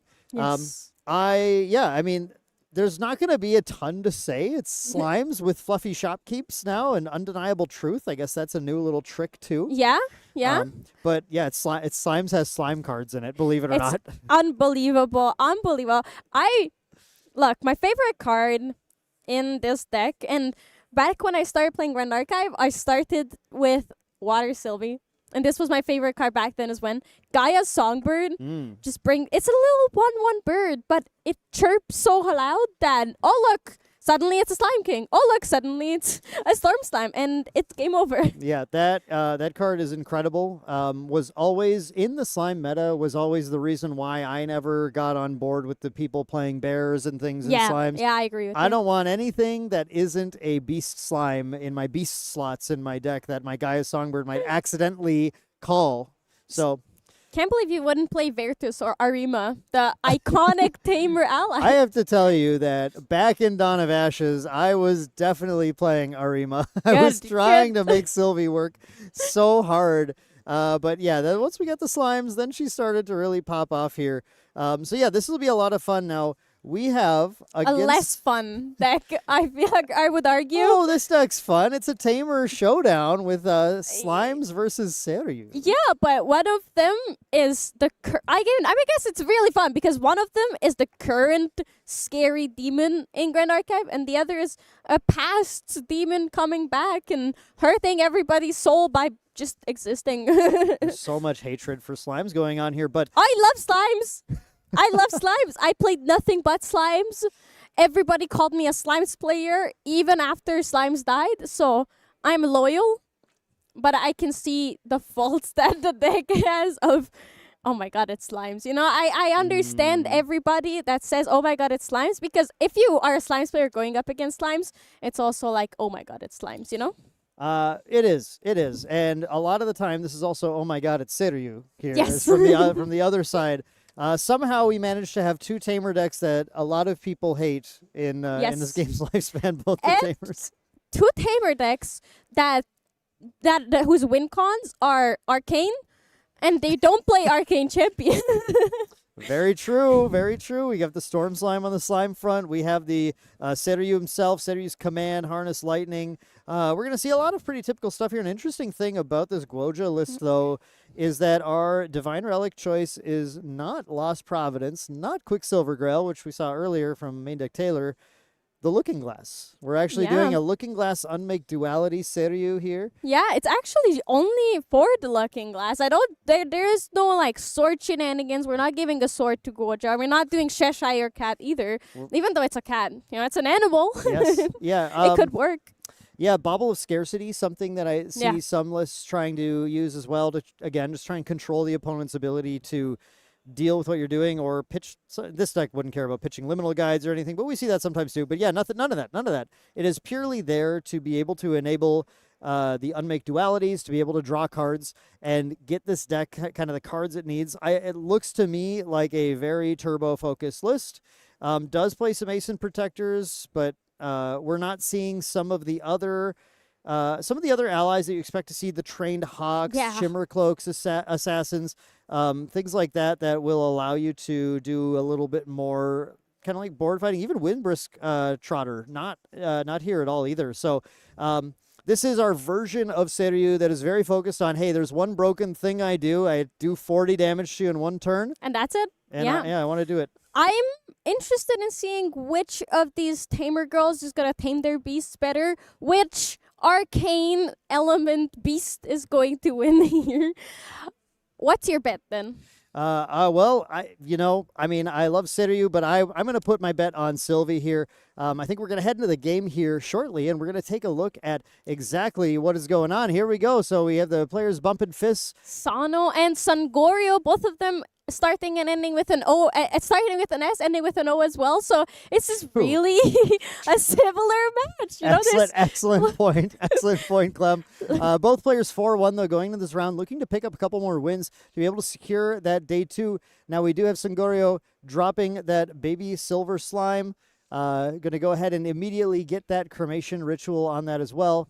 And that's going to allow us to reveal the slime and get a draw of 3 here and just get that kind of influence built up right away. Sano looking to potentially have a little bit more influence building as well, but we don't see Unmake Duality, the card that they would really like to play Yeah. on this But first turn of the game. so you talked about how cool Ensnaring Fumes is, and Taylor also mentioned how you play it, right? You don't flip your Seiryu and then you Ensnaring Fumes. But do you think that this is one of those few matchups where an Ensnaring Fumes would be worse because of the value that Slime's on enter generates? Yeah, and Snaring Fumes does not feel like something that's going to get you there in the game unless it's the very, very, the only turn where you can do this and you can go and kill, crack back for the kill on the next turn.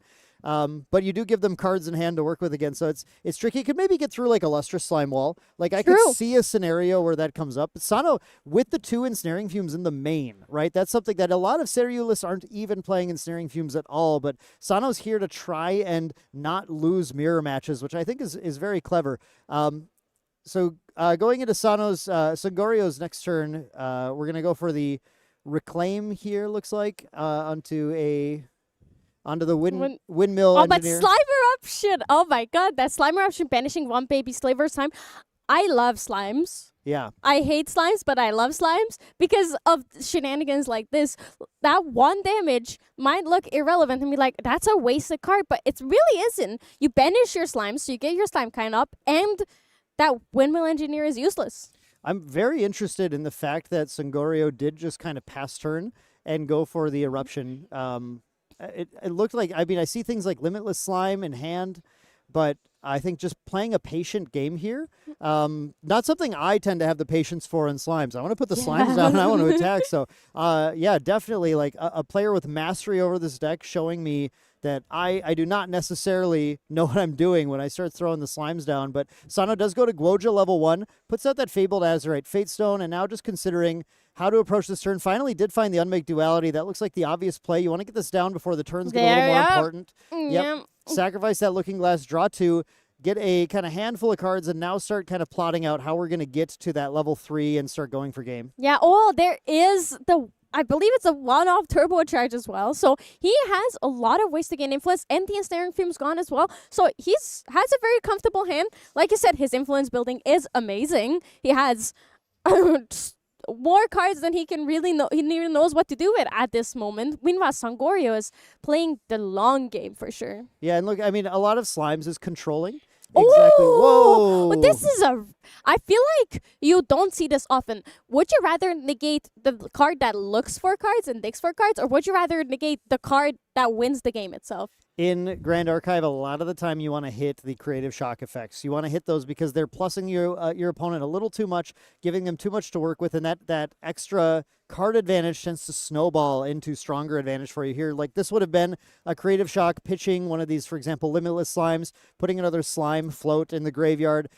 We did see Sangorio taking that slow turn, trying to control the memory that they're banishing because they want to banish as many slimes as possible to turn up the power of their Arcane Storm Slime at level 3. Now with the Sylvie on enter bonus, so the first slime that gets played here is going to get a buff counter as well. I think we're going to look at, the Limitless slime hitting the board, coming in with a buff counter, and now able to start kind of putting some threatening damage, a little bit of threatening damage here. Sangorio is Sangorio considering the dungeon guide? Yes. Oh, there is dungeon guide immediately coming down. It's really, really nice, but I feel like in this matchup, he would rather keep it.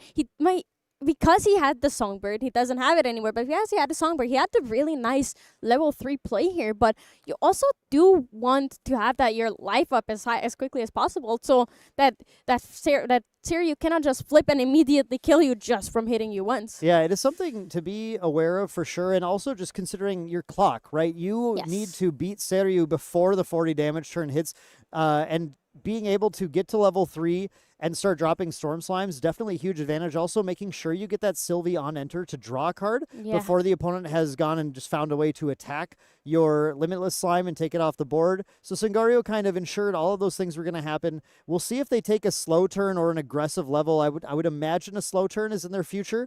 Yeah. Just so you want some amount of cards when you go to level 3. I mean, he does also have that cremation ritual, so he can absolutely sacrifice the Luster Slime, because even though it has one buff counter on it, it's so much more useful in your graveyard. And then once you get to level 3, you have a guaranteed slime banishment, because his hand doesn't have that many slime cards at the moment. Yeah, the issue is that Sano just went for a Censor of Restful Peace. Yeah. So, giving credit to what you're saying, Clem, that's making sure that Sangario has trouble putting the slimes in banishment, might have to end up just banishing non-slime cards Yeah. to do that leveling out of memory. Definitely a tricky thing, and you have to be aware with Guoja as well, with those baby green slimes. Even if Sangario finds one of the copies of Reduced to Ashes in their main, you can keep that Censor in play by using the baby green slime to suppress it. Now, the Ascent Protector comes down, bouncing Takes the Windmill Engineer, and it cleans up that Limitless Slime. Yeah. So, and it's really cool to see how in last round, we saw that Censor was really not, well, it was helpful,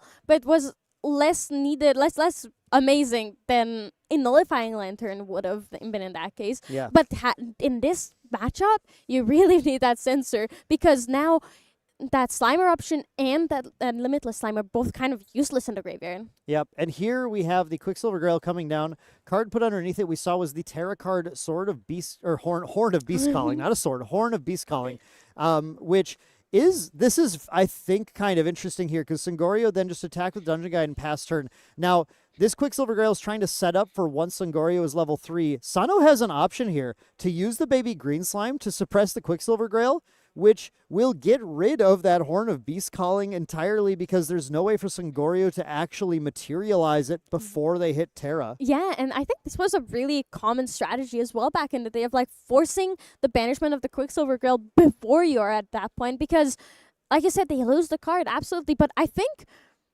Sangorio might have put that under there instead of Covenant for exactly this reason. As a bait. Yes. So kind of like bait out the baby green slime to take the card they actually really care about, the Covenant of Thorns. It's going to make it really hard for the Seiryu to do the big combo. Definitely might be something there, but we see Sano with the Displace here. I don't know how many times Sano wants to force Quicksilver Grail Terra cards out, but would have certainly a lot of options. Yeah, there are a lot of options, but Sangorio also has a lot of options to put under there that sure are useful cards, but like having Beastborn Boots out will not make or break this game. So banishing that under Quicksilver Grail and forcing out another, like a Displace on that slime, is really good. Yeah, we'll see. I mean, it might be that Sano just doesn't want to risk the fact that maybe it wasn't a Terra card that was put on, or maybe it was Beastborn Boots in the first place. Because, like you said, Beastborn Boots is actually a good option of a card that is extremely relevant in this matchup at stopping the Arcane Blast damage.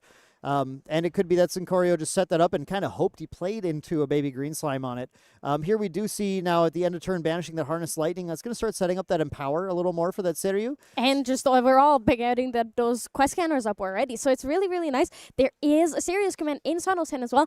I think he's in a very, very comfortable spot right now, but it doesn't feel like Sangorio is really losing here as well. Get another creative shot coming out. Sano doesn't have the second incapacity. No, he does. He drew a second Oh, incapacity. you're right. Yeah. He missed it. Sano drew one at the previous turn, and that, I mean, like, with the amount of influence Sano has built up this game, it's very easy to put the 4 down to incap this creative shock and just continue to keep Sangorio off of the number of the amount of value that he wants to generate here. And in this case, even with the Censor of Restful Peace, the creative shock is not actually generating a lot of value, just maybe digging him to an answer. Yeah, digging him into an answer is really good, because now he's -1 instead of being neutral. Like, even if you don't really have a way to banish those cards from your graveyard, at least you cycle through cards. Like you said, you dig a bit at least.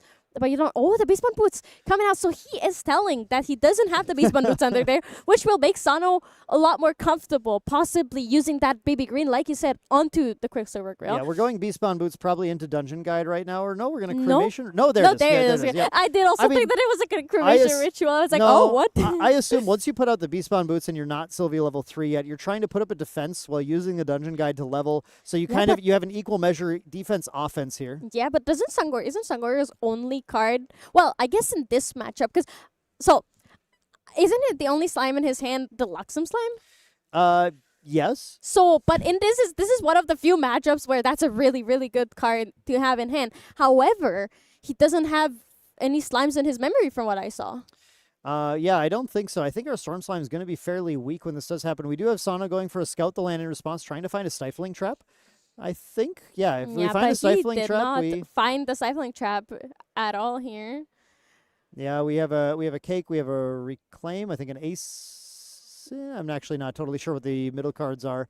I believe that's a Dungeon Guide as well. There, it's a Norm card, so There's another Scout the Land, but that's not good enough. I mean, you're not Tristan, so you cannot play a Stifling Trap There for was free. a Slime Eruption that got banished there, so we do have a couple of there's Slimes here. some, yeah. And then we do have the Horn of Beast Calling as well, so we can play the free Lustrous Slime here. Now it's not going to get any buff counters other than the 2 that are given to it by Sylvie Slime Sovereign. No, he did because he had 1 slime and he did have 1 slime in memory, so it did get 3 buff counters. So there were more slimes in there than we thought. Yeah. Yeah. So Sangorio's hand was pretty good for this, and he has 3 slimes in banishment. He has a very, very buff Lustrous Slime that is a 4/8 right now. So even if like something tries to hit it, it can retaliate. And like that Ascent Protector would just fold and die. Oh, but that Dream Fairy is stopping it. I didn't even see that. Yeah. It's Sano's hand. The problem is when you see a Wind player with this much influence, you can kind of expect that they have an answer for everything you have, because Wind has such good answers to basically every allied in the game. Yeah, Wind is a very, very flexible element, and once it gets this many cards in hand, it is like you said, Clem, it's just tough. It's tough to find a route to actually fight it. With a fire deck like this, especially when it's gotten to do things like incapacitate the creative shocks multiple times, Sangorio is just desperate for having kind of just anything valuable, anything pertinent to the game to get into play and try and put any threat towards Sano. But Sano's in such a comfortable position right now. Sangorio's begging for some really, really good top decks here. And I don't know that we're going to see him quite yet. Yeah, it's so tough because there are 2 Veiling Breezes, I believe, in Sano's hand. He just also has such a massive grip that even though, he only has a couple of cards down in his memory, he has enough cards to be like, all right, well, now I have 20 cards in my memory. 10 of them at least, 15 of them are Wind, and it's going to be, obviously I'm over-exaggerating here a bit, but there's a Horn of Beast Calling coming down.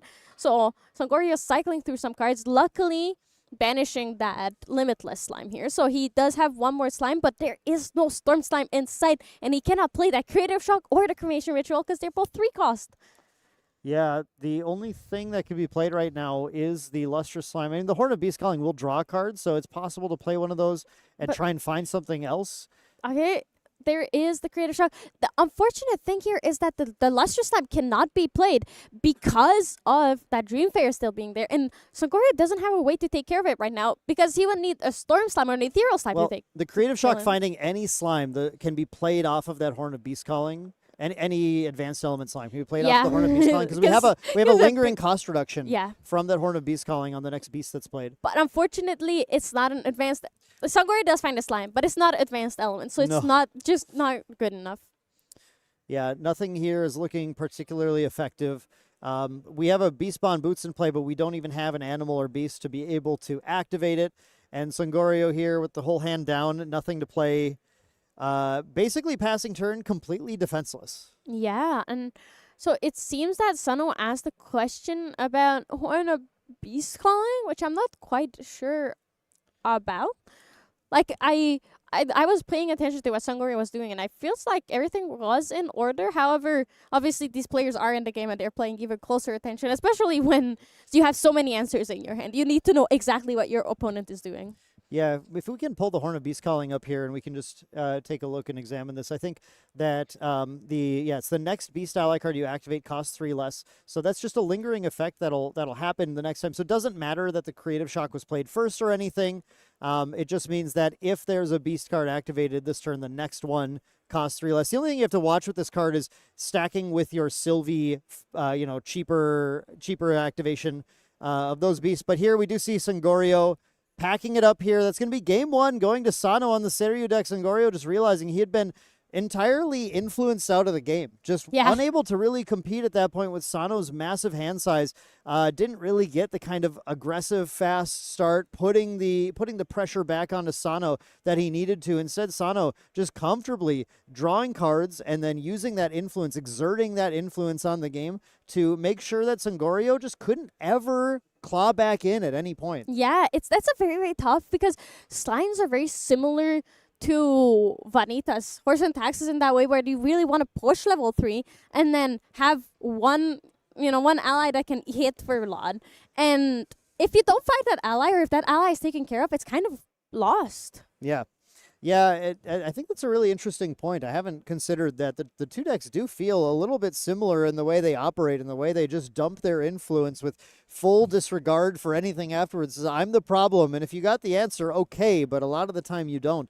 In this case, yeah, the answers were every single turn, something coming from Sano to stop it. But is there something in the sideboard here, Clem, that Sangorio can bring in to maybe shore this up going first in the next match? The problem is I don't really feel like there is because while all of these cards are good and Spell Sheet is awesome, Twilight Slime is awesome because it gives you your ally Spell Shroud, Sano didn't win because of spell. Sano won because he had protection and a large influence. Regal Inquisition could be good, but when you look at how many cards Sano has and how many answers Goja plays to everything, because basically Goja is, unless it wins you the game, it's an answer to something your opponent can throw at you. And with a deck like that, taking care of, like, getting rid of their answers will just recycle them and give them more answers. Yeah, it's not a sideboard that I can really detect anything that makes a ton of sense in this matchup. You know, you would think the Spell Shield Terras, if you're worried about the Guoja flipping and attacking and starting to Arcane Blast you, but yeah, we didn't even get there. Yeah, like, and it's fine, but Sangoria didn't have the influence to play it either, right? Because it's a really delicate balance of getting to level 3 and playing your slimes and also protecting yourself. And you have to get to level 3 to play Spell Shield Terra and Twilight Slime both. So, and that's when you have the lowest influence. And Sano already had such high influence by turn 3 that it's really, really hard. And I think that's generally Goja. Now, I can't help but go back to that turn 2 for Sangorio and think about that. The turn 2, controlling the memory, playing the Slime Eruption to try and hit the reclaimed Windmill Engineer. I don't think that was awful, but I do feel like when we go into the next turn cycle, we lost actions, right? We lost things that we needed to get our creative shocks resolved then. We needed to draw them then. I don't think they were in Sangoria's hand at the time, but yeah. I feel like you lose a lot of ground in Grand Archive in some decks. I think not, like, water decks usually can gain that ground back later, but decks like this, if you're not taking every single action that you have available to you every single turn, if you're not using your cards efficiently, you fall behind pretty easily. Yeah. And I feel like I feel like we just kind of saw the fallout of that happening in this match. Here we do have Sangorio starting again with the really solid start, kind of what they're looking for. Baby Silver Slime into Cremation, revealing a slime, drawing 3. We do have the Creative Shock again here. This Sangorio just is praying, what we saw last game as well. Praying there's no incapacitate this time, I think. But yeah, at least there isn't, so it does come through. It's really good to see something finally resolve on Sangoria's side. But this is the exact same first turn that he had last game, and it didn't end up that well for him. So I really hope it goes better. His hand is looking a bit more comfortable.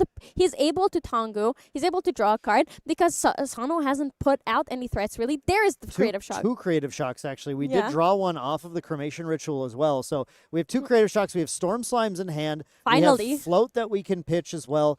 Sangorio, I think, feeling like this hand's got to feel a little bit better. Now, I did see Sano side in those Topsy Decrees. We don't have them in hand yet, but one thing to watch in this match is if those start to come up for Sano, if Sangorio's trying to gain value off of pitching things with those creative shocks without even bringing in that Censor of Restful Peace, Sano can punish.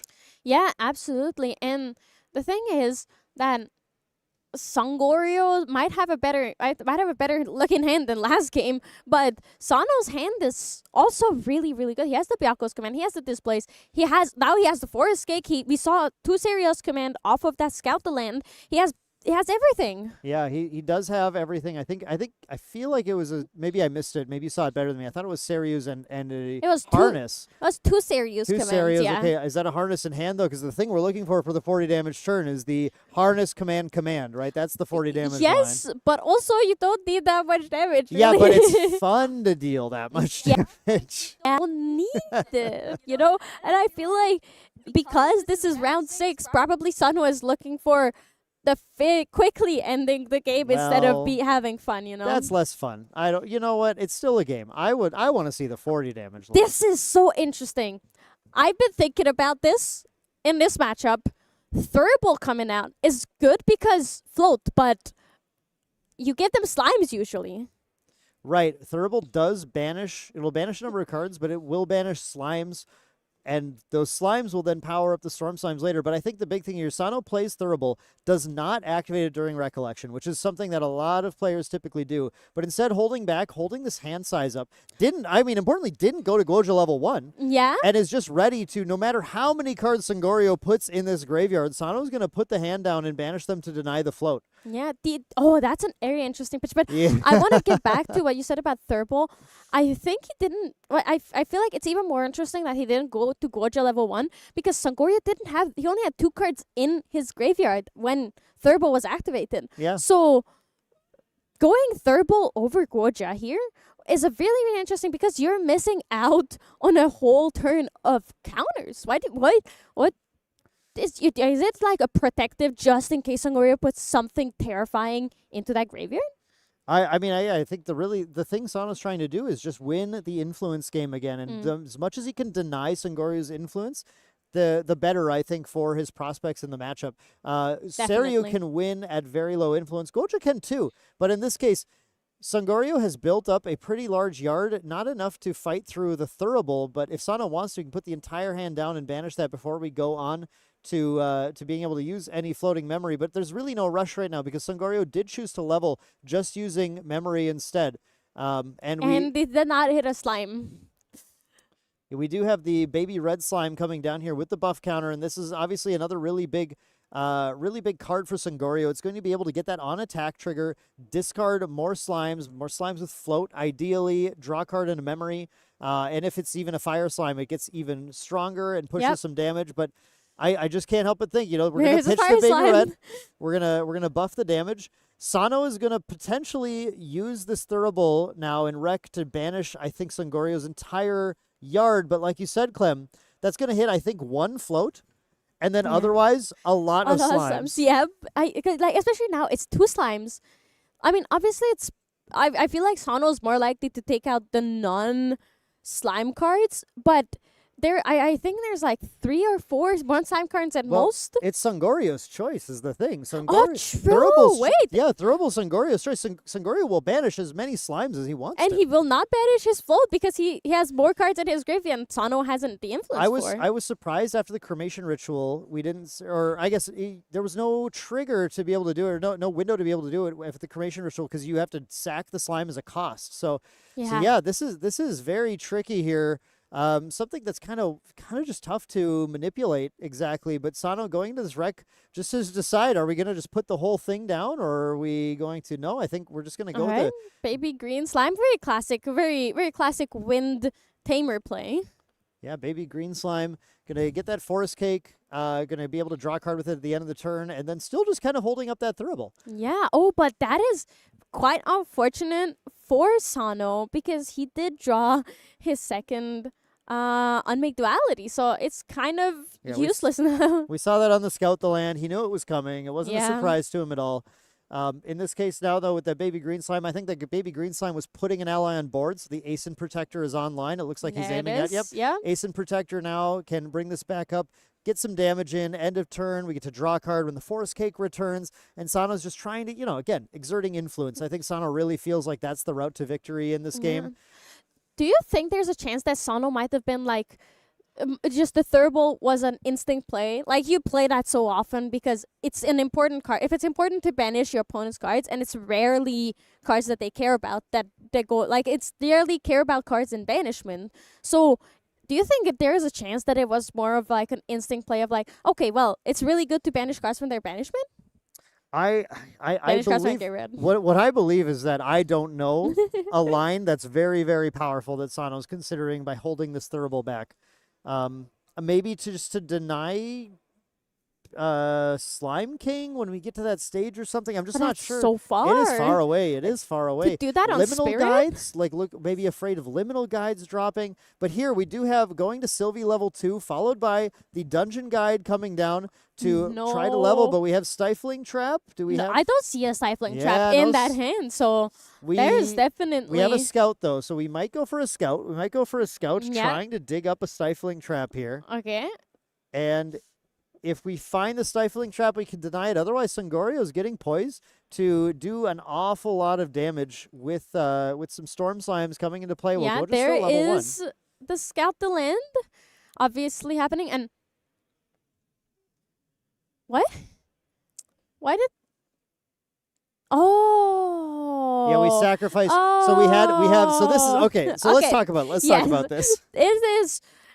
I read it, and then I did not realize Yeah. what was going to happen with Undeniable Truth. Yeah, Undeniable Truth allows you to sacrifice the ally. So when a Stifling Trap is played in response to a dungeon guide, for example, you can sacrifice the ally so that it loses the target. In this case, Sangorio was just doing it right away, and cycling the dungeon guide Yeah. effectively. But do you think so?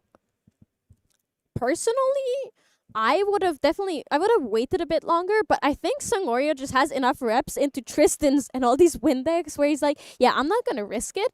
And if they do find a Stifling Trap, well, they're not gonna draw it, and I'm not risking losing any ally in the future to it either. I mean, putting the dungeon guide in the yard is setting up allies as well to potentially get the Gaia's blessing out, right? So True. Yes. So there may be some considerations for that. Ethereal Slime coming down here as well.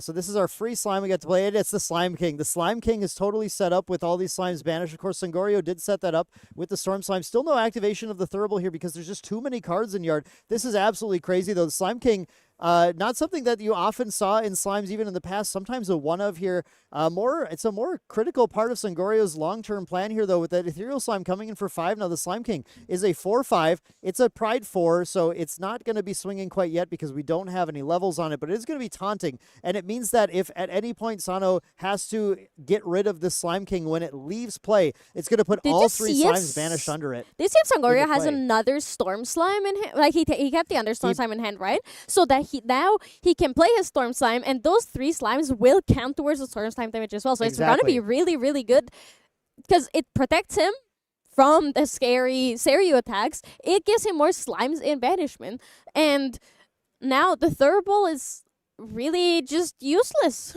Yeah, it's the Thurible, I think, has sort of passed its point of doing a lot in this game.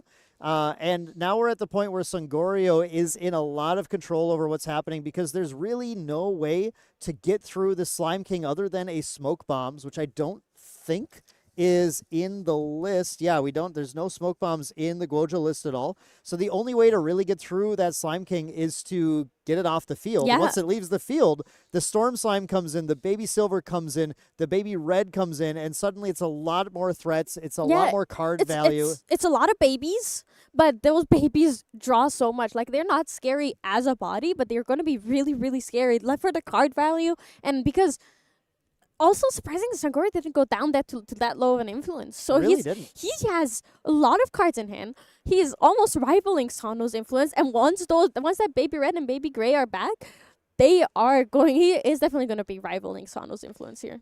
Yeah, Sano's got to really kind of figure out a plan to actually put a threat on the board, to actually, posture himself in this game to have a shot to win it, because Sangorio is just pushed so far ahead at this point. And I'm not saying I'm putting it past Seiryu at all, because Seiryu is one of the craziest kind of out of nowhere decks in the game to bring a ton of damage. We do see going to the Dungeon Guide to level 2, Guoja going to get to draw the card off of it as well.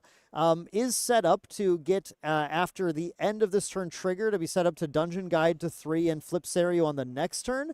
But we're not really looking at doing anything. Even a Displace right now on the Dungeon Guide is only going to get us to 9 counters. So we're not flipping quite yet. It's really not going to be that close. And I know you said that, yeah, Serio can produce a lot of damage out of nowhere, but it's not like Slimes can't. Like, it's done looking like, oh, there's a crazy amount of damage on Sano right now, but the Slimes can absolutely just win out of nowhere and produce a lot of damage. Like, 22 life, which on the 4 damage has already been dealt, so it's essentially 18 life. Is really not that unbelievable.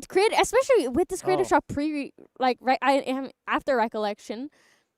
Trust me, I know very well that Slimes can produce 18 damage out of nowhere, especially with cards like the Stone Scale Blessing coming down now. Stone Scale Band, yeah. Stone Scale Band, Stone Scale Band, we're going to discard the 3 cards in memory to draw 3. We're still in the recollection phase. We'll be able to use the activated ability of the Stone Scale Band to even play a slime during the recollection phase if we want to. We're checking the allies in the yard for the Gaia's Blessing. We're able to potentially get the Gaia's Blessing online, banishing even more slime, setting up an even more powerful Storm Slime turn. That Storm Slime is, of course, there's in another hand. baby red slime, obviously in Sangoria's hand, as you would expect from a Slimes player on level 3 with so many cards in hand. And he has another Ethereal and another Storm Slime. Discarding this... Pitching the Ethereal. Discarding the Ethereal is crazy. Yeah, this is Sangorio starting to really push back and say, all right, I'm not giving you a lot of time now. I'm going to start incrementing damage on. You need to start responding to this. We do have the Innervate Agility that Sano has. The Innervate Agility is, I think, the one tool he really has right now to not take damage. The problem is, when do you actually activate that? Sano's being so conservative with his answers. Like, he's not playing... Obviously, we talked about Ensnaring Fumes not really being that good, but he hasn't played a single Veiling Breeze. He hasn't played that Innervate Agility. And I feel like keeping up the Veiling Breezes for the Storm Slime is really hurtful, especially because he's not playing anything else. It's not like he's advancing his game plan. He has the Fairy Whispers to dig more. He has the Displace for the Baby Green, for the Forest Cake. So he has plays that he can make that will not like hinder himself, but it's keeping it all up for that Storm Slime turn, which is... I feel like it's really holding him back from being able to fight back against this assault from Sangorio. Yeah, the issue is there are already threats on board. And, yes. And again, if Sano starts pushing, that Slime King is going to push him right back. And it's tough to decide. Oh wait, when there's to the deploy Astera these. Fuse. So that is a really cool thing that is going to happen here, because Slime King says on leave. Right. Slime King doesn't say on death. Slime King says on leave. So now Sangorio's time has come to play that Storm Slime. There's only one slime in banishment, though. After that Slime King leaves and goes back to hand, there's only one slime left in banishment, but it's still an ally that on its own deals 3 damage. I noticed that I'm not sure if that's a second Slime King in Sangorio's hand. I think it might be. Sangorio had the option, I believe, to Gaia's Blessing that turn, if my count is correct on the slimes. I might be off there, but I might have also just been waiting to put a second Slime King into play after these ones resolve. And we do see that Veiling Breeze coming down here as well, so trying to start preventing some damage. Does he even need the Gaia's Blessing, though? Because he has so many slimes in his hand, and that would just be giving Sano free information. Like, playing with your top card of your deck it reveal. banishes slimes. It makes your strong slime do a lot more damage. Right. Yeah, that's why I don't care about the top of the deck. I'm not interested in that. Yeah, but there's so many cards. It's a Veiling Breeze. Veiling Breeze is just going to Veiling Breeze. And it would also force the Veiling Breeze out, but there is already one Veiling Breeze that came out of Sano's hand, so only 3 more in the deck to go for Sangorio, which means only 1 more in hand right now. And we do have actually pitching the Storm Slime to the Baby Red Slime. That means that's definitely up there. It is. That's another Slime King coming down. Now the Slime King is going to banish. Yep.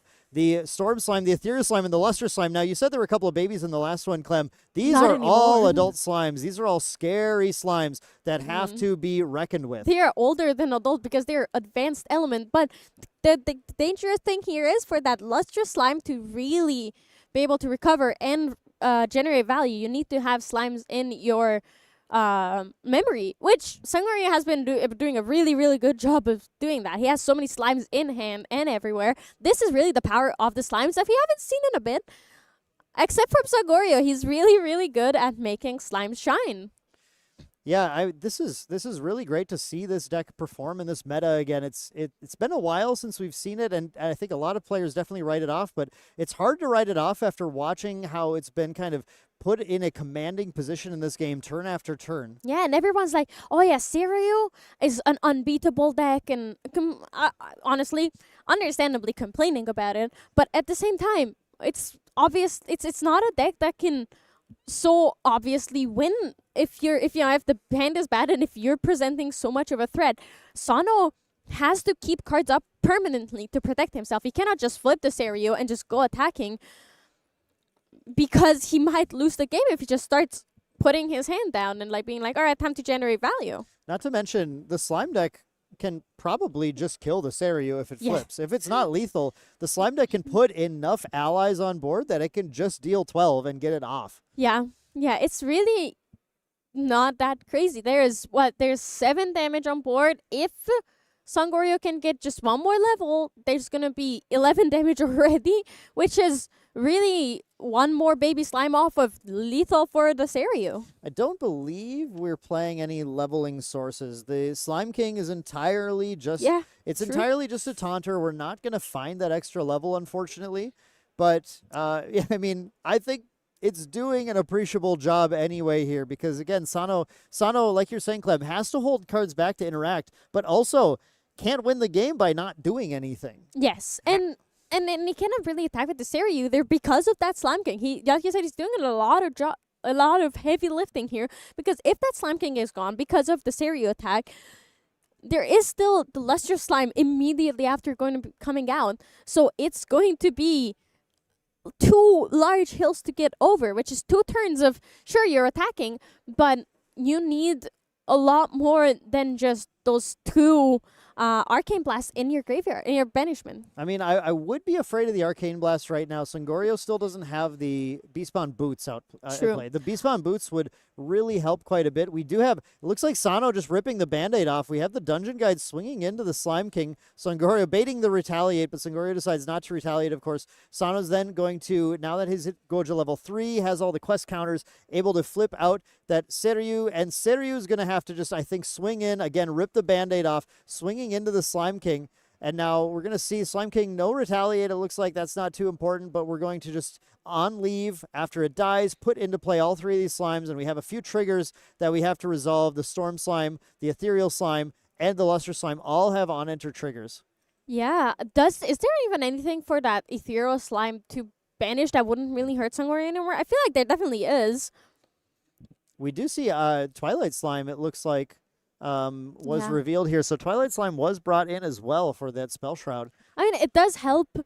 And this time, Sangorio did have plenty influence to keep up, and it really does help, like, hold back that Arcane Blast that we were talking about. But it's... It looks like you were right. Sangorio chose not to banish anything for the Ethereal Slime. Yeah. It's a very tough position when you have an Ethereal Slime. It's awesome value, but there's a point after which you're like, I don't know if it's worth it to banish your Tamer card here. Yeah, I think exactly how Sangorio is feeling. And there we do have the Beastbound Boots coming out.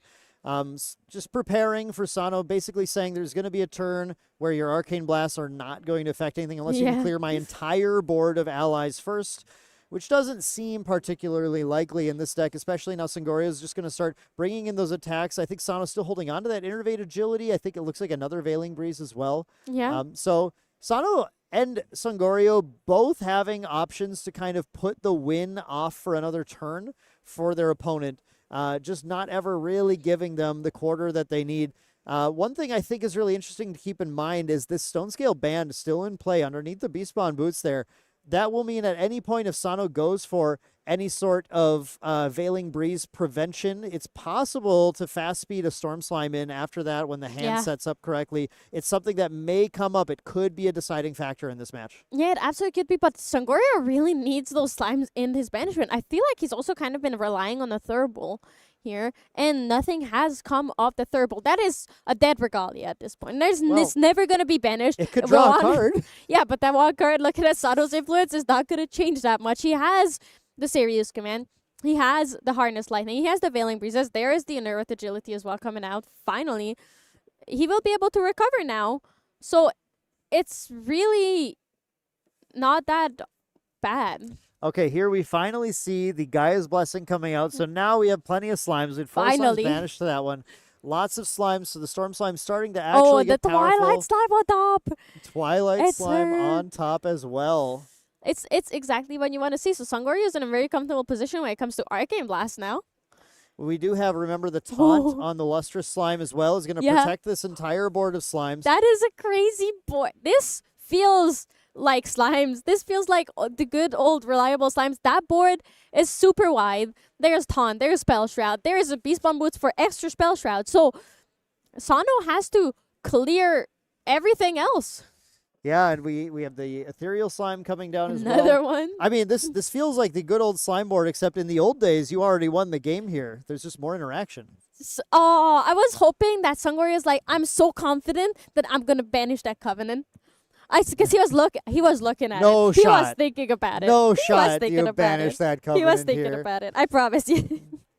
But yeah, probably definitely not. You still want that protection, but the thought that that could happen is crazy. Because look at that board. Yeah. I mean, it is very powerful. The thing is, the most powerful thing is putting Covenant on your opponent's Seryu. Yep. Yeah. Oh, you wanna? I don't have Spell Shroud right now, and you wanna Arcane Blast me? How about no? Yeah, Sangorio's still just waiting. Play through the Beast Bond Boots here. Make Sano have to put effort into killing you just to pop that Spell Shroud. Then the next turn, Covenant the Seryu, and you're in a very safe position. Yeah. And that is gonna be very scary. Oh, look at the baby green slime. So both of these players also playing baby slimes in the meantime. Baby Green Slime is a pretty important card to remember Yeah. now in Sano's hand, because Baby Green Slime can set Sano up where he can go end of Sangorio's turn, suppress the Beast Bond Boots to create an opening, right? Yeah, how many? Was that 3 cards? Exactly 3. Yeah, I think it was exactly 3 paid for the Thurible banish finally. Finally, he drew a card, and Sangorio was able to banish more slimes off of it. I don't know what our count is on slimes, but I gotta imagine that Storm Slime's getting up to the 10-ish damage range, where it's definitely getting to be a very, very threatening slime-based fireball. Yeah, and another ethereal slime in Sangoria's hand. This is not like Ghost of Pendragon. Unfortunately, she is worse because she has to banish. She does the opposite of what Pendragon was, of putting Regalia back. She takes the Regalia and throws it away in the trash and be like, no, you feed that to me, thank you very much. She eats it. Yeah, you always got to feed your slimes your items and weapons. That's something I've learned from various anime. So we do have the going to go to a Oh. wow. Gaia's Songbird off of Gaia's Blessing is one of the best feelings that I remember having with this slime deck as well. Yeah, it's amazing, and especially like right now, it's not as beautiful as it could be, because when you just need that Storm Slime to immediately win the game, it feels really nice. But I feel like even right now, kind of we're in a position. Oh, the downfall of Lustrous Slime, Yep. Dream Fairy. Yeah, the Dream Fairy comes down, deals with the Lustrous Slime, deals with the Baby Red Slime. Sano's starting to exert some influence now on the board, getting the allies down that are needed to be able to kind of clear things off. We have the Seryu coming in as well and actually just going for board clear. Seryu hitting that Twilight Slime, removing the Spell Shroud as well. Yeah. And, suddenly the board went down from, a lot of slimes to a reasonable amount of slimes. There's definitely a lot more reasonable than it was before, but there is still 10 damage on board from just slimes. Yeah, there's a ton. Sangorio's still not quite in the position to be able to push because Sano continues to just defend turn after turn, making it very difficult for Sangorio to get in. Now he's going to pass turn here. I believe, at end of turn, Really you see breezed the activation of the Stone Scale Band here to go ahead and get that. Oh. Yep, exactly. So we get to fast activate Oh, the Guy's it's- Songbird. We did find a Twilight Slime, which wasn't, not a Storm Not the Slime. best. Yeah, it's not exactly. There is. But now we see the Ooh. Covenant of Thorns coming down, attaching to the Seryu. Now, this is an important interaction to understand. What this Covenant of Thorns is going to do is anytime damage is dealt to Sangorio now, that damage goes to Seryu. It all goes to Seryu as long as that Covenant is out. Unfortunately, Sano has baby green slimes. So Sano is able to remove that Covenant for a turn and push that Yes. lethal through. And it's going to be important for Songorio to try and navigate around this, though still has the Beast Bond boots, right? There's a lot of defenses, quite a wall in place here. But Sano's going to start doing Displace on the Dream Fairy to be able to handle more of the slimes that are in play, continue to try and deal with that. I still think there's a lot that Songorio is capable of doing here. A lot that that they can start to exert and just run Sano out of responses. And I mean, that's a lot scarier because the Luster Slime is coming out. Now it has 3 buff counters. That's sure that Dream Fairy Displace was really good, but now Songorio has a wall again. No Twilight Slime, sure, but he has a Twilight Slime in hand. So we're basically back where we started, except Sano played a couple of cards. Yeah, and getting those cards out of Sano's hand, that's all Songorio wants to do. They're just Oh, trying another to dig. We're trying to find more answers. Find that Storm Slime. There it is. There's the Storm Slime. But is that lethal? I don't think it's enough yet. I don't think we're at the point where it's enough. We're not to lethal, but we Oh, there's need to another put lethal pressure slime. out. We need Oh to my pressure God. Sano. We need Sano's answers to start to come out of hand. Yeah, absolutely. I agree with you. Oh, Slime Eruption. So banishing more slimes. Finally, there's 1 fire slime and 2 non-fire slimes, which means he can banish all 3 of them because you can banish any amount of fire slimes and up to 2 non-fire slimes. So that's going to be 3 damage to that Dream Fairy. 2 damage. And Yeah. it's not a spell, it's a skill. So two being up to yes. Seiryu, Songorio looking, I think, to do some attacks into that Seiryu to finish it off, take it off the board. Once the Seiryu is gone, I'm not sure what Sano's going to do because, again, Sano's deck is very turbo Seiryu focused. And there's barely any allies. Like, sure, there are allies. There's the other There's Storm a Storm Slime there's a Storm coming Slime. down. We have a ton of banished slimes Yes, here. We're but- representing a gigantic chunk of damage. Looks like 8 damage coming down from that Storm Slime here. And now lots of But the- slimes on board. And so the moment that Seiryu is gone, Sano's deck doesn't really play allies at all. So he has the Windmill Engineers and the Dream Fairies and the Ascent Protectors to like bounce them back to hand, but it's not gonna be enough damage, especially in the face of all of these slimes. He does have, all he can do here is the Byako's command on the final point of damage if he wants to try and preserve it, but there's just, that is the last, yeah, he's going to do that. That was the last slime that was out there, so the Byako's command is going to put 1 buff counter onto Seiryu and keep it barely alive here. But Songorio has 3 cards in hand, so he could just Dungeon Guide here. You just or, have to make him have it, though. Yeah.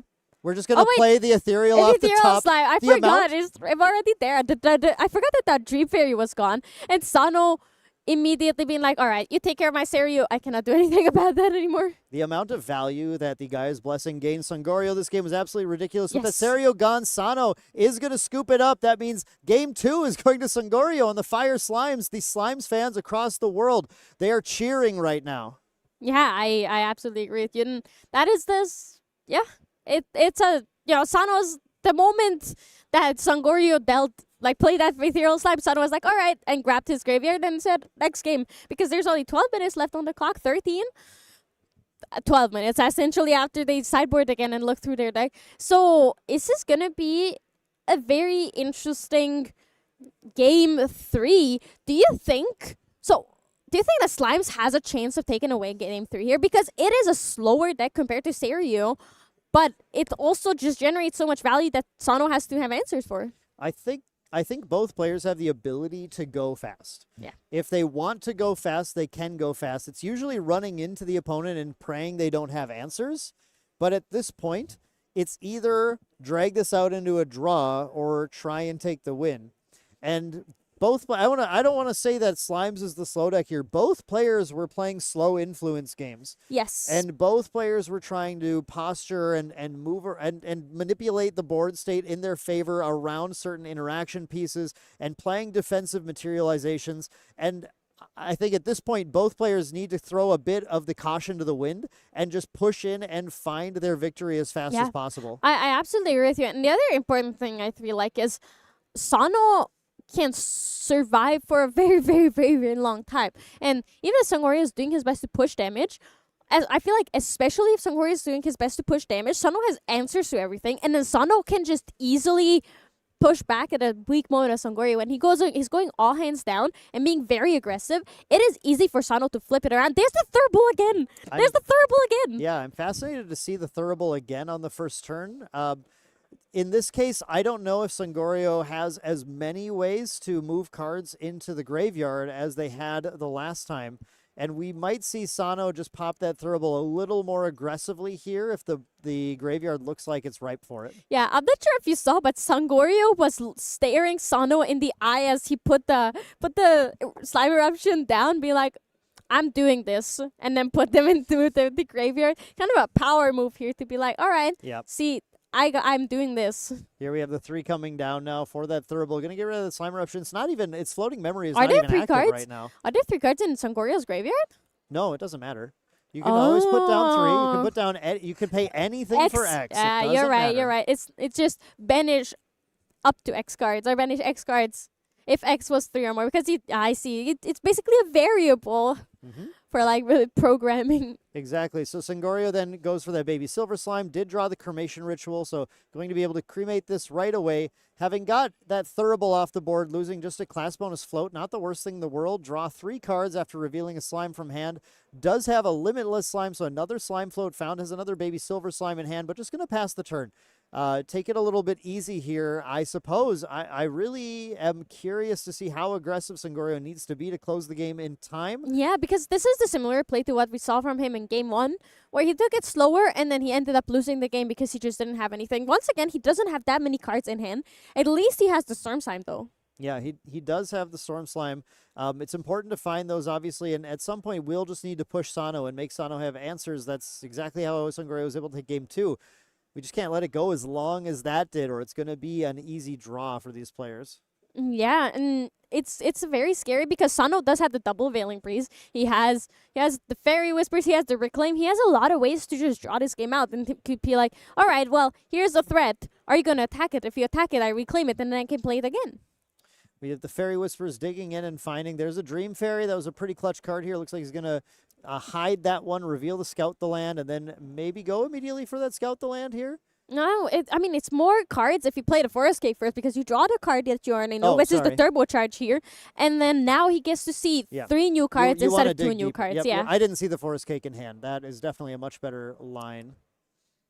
Yeah, having that out there is really, really nice. And there is a Stifling Trap too, so Sangoria doesn't have a way of dungeon guiding up next, very soon, because that is just going to get Stifling Trap. I don't believe he has an answer to it in his hand right now. I mean, undeniable truth. But we do play the undeniable truths, right? We just have to find the undeniable truths, Yes. and then our dungeon guides are very, very live. Baby Green Slime going to swing in for 1 and then pass the turn to Sangorio. We're just going to hard level, of course, to Sylvie level 1, banishing a Slime Eruption. Nice, good, that's our good. second slime. That's exactly what you want to see there, banished there, because usually Slime Eruption is there just for the float. So it's really nice to see Sano keeping a lot of answers up in his hand. He has the Topsy, he has the Stifling Trap, he has the Reclaim. Everything that you want if you're afraid of dying really quickly. So he is doing the survival. He's playing the survival game really well. Ooh, Dungeon Guide to level 2. Dungeon Guide to level 2 with no animals or beasts in play right now. I think we can tell what Sangorio is going for. He really wants to get that 2-1 win here. The draw is not good enough. There's the Dungeon Guide again. The double Dungeon Guide from 2 to 3. We do have Storm Slime in hand. We do have Ethereal Slime in hand. We have Cremation Ritual as well. Wait, that's Stifling Trap? Not going to stifle the dungeon. No, you stifle the That's Storm on the Slime. Storm You Slime. stifle the Storm Slime, not this. Yeah, I was like, It would be an amazing bait though if Sangorio didn't have the Storm Slime. Now, Sangorio, yeah. Sangorio, of course, plays the Ethereal Slime first. No, you always play the Ethereal Slime but also, Sylvie makes them enter already with the 2 buff counters, no? Correct. Yeah, so you then can't the kill it. Stifling, you just don't No, get... you're just trying to negate the Storm yeah. Slime trigger, which is why you don't stifling the Ethereal Slime either, because you're going down a card to prevent your opponent from drawing a card. It's not really worth it. Yeah. In this case, though, we just have that Ethereal Slime buffed up because we did have Sylvie level 1 on this turn as well. So it ends up being a 6/6 stealth True Sight. It's a huge problem. Sorry, no thoughts. Son was like, yeah, I'm siphoning trapping that, but that means that he does get the on-death trigger. Sorry, Slime is dead, so 1 baby silver slime at least going into banishment here. So we have some slimes there, which is really cool. And yeah, that is a massive ethereal slime. Yeah, it's a huge Ethereal Slime. Sangorio still at a decent 4 influence after a double Dungeon Guide turn from 1 to 3, putting 2 slimes into play. I mean, really shows you how powerful this deck still can play once it gets a big enough hand that Sangorio did exactly what we said, needed to start pushing while the opponent was unspirited. If he didn't have Stifling Trap, and Sangorio might have thought he didn't after not seeing either DG stifled, just went for it. But the thing is, it's really painful because now Sano has an Ensnaring Fumes. He put it down, but he could have played it, but he does have 2 Veiling Breezes. So that Ethereal Slime is that Dream Fairy hurts a lot more. Yeah, I'm gonna be honest, Clem. I don't think you can Snaring Fumes that board and win. I'm not sure you can. You just put more cards back in your opponent's influence, including the slime. True. You do get to replay that slime. So you're right about that, but still it feels Here we have the painful. Stone Scale Band pitching Finally. 3 allies, drawing. Ooh, some powerful stuff here. We're going to have with the activation of the Stone Scale Band as well, meaning we can play at fast speed in the Recollection phase. This guy is Songbird going to ask, hey, do you have the Stifling Trap for this one? No, the Spell Shield Terra did come in. Yeah. I mean, it makes sense. You want to have as many answers to the Arcane Blast as you can. So it's very fair. And the guy is Songbird then, with the Undeniable Truth on the Dungeon Guide, we're just going to go ahead and get rid of this thing, get a very useful preparation counter. You can never be prepared enough, Even if you're not playing Assassin, you got to be prepared for everything. You do. And we're just going to draw. Sangorio really values just digging, cycling those cards in, trying to find more of the powerful cards, more of the powerful slimes. Going immediately for the guy's blessing. He's really pushing it and being like, okay, I need to be as fast as possible in this game. So he does want that 2-1 win. Now, my worry is that because Sano has so many answers, all of this will just put him in a worse position, and it might just give Sano the win. Maybe. We'll have to see. Sano is continuing to have to spend cards to deal with everything that's happening, though. And at some point, when that Seiryu flips, if it wasn't lethal the turn it flips, that Covenant of Thorns answers it pretty cleanly outside of a baby green. Yeah, so that Covenant of Thorns is always a threat, but so basically you have to win the turn you flip Seiryu if you want to get over that Covenant of Thorns. But it's also very hard because you have to generate enough arcane value off of it to put them into banishment and be able to have the empower to play the Arcane Blast. So it's tough. It's a lot. It's a lot to ask. And the thing is, Sangorio keeps doing things like playing this Lustrous Slime that just adds more to the table. Now, does Sano have answers to everything Sangorio's doing? Sure. Yeah. But can Sano in one turn answer the Lustrous, answer a potential Covenant, get the Seiryu flipped, command, do the damage, play through maybe a Boots that comes into play next turn or something too? There's a lot that is being asked. But then also you have so much influence for Sano that it genuinely might be viable for him to do it. But he's also on 12 damage already and he's still only level 1.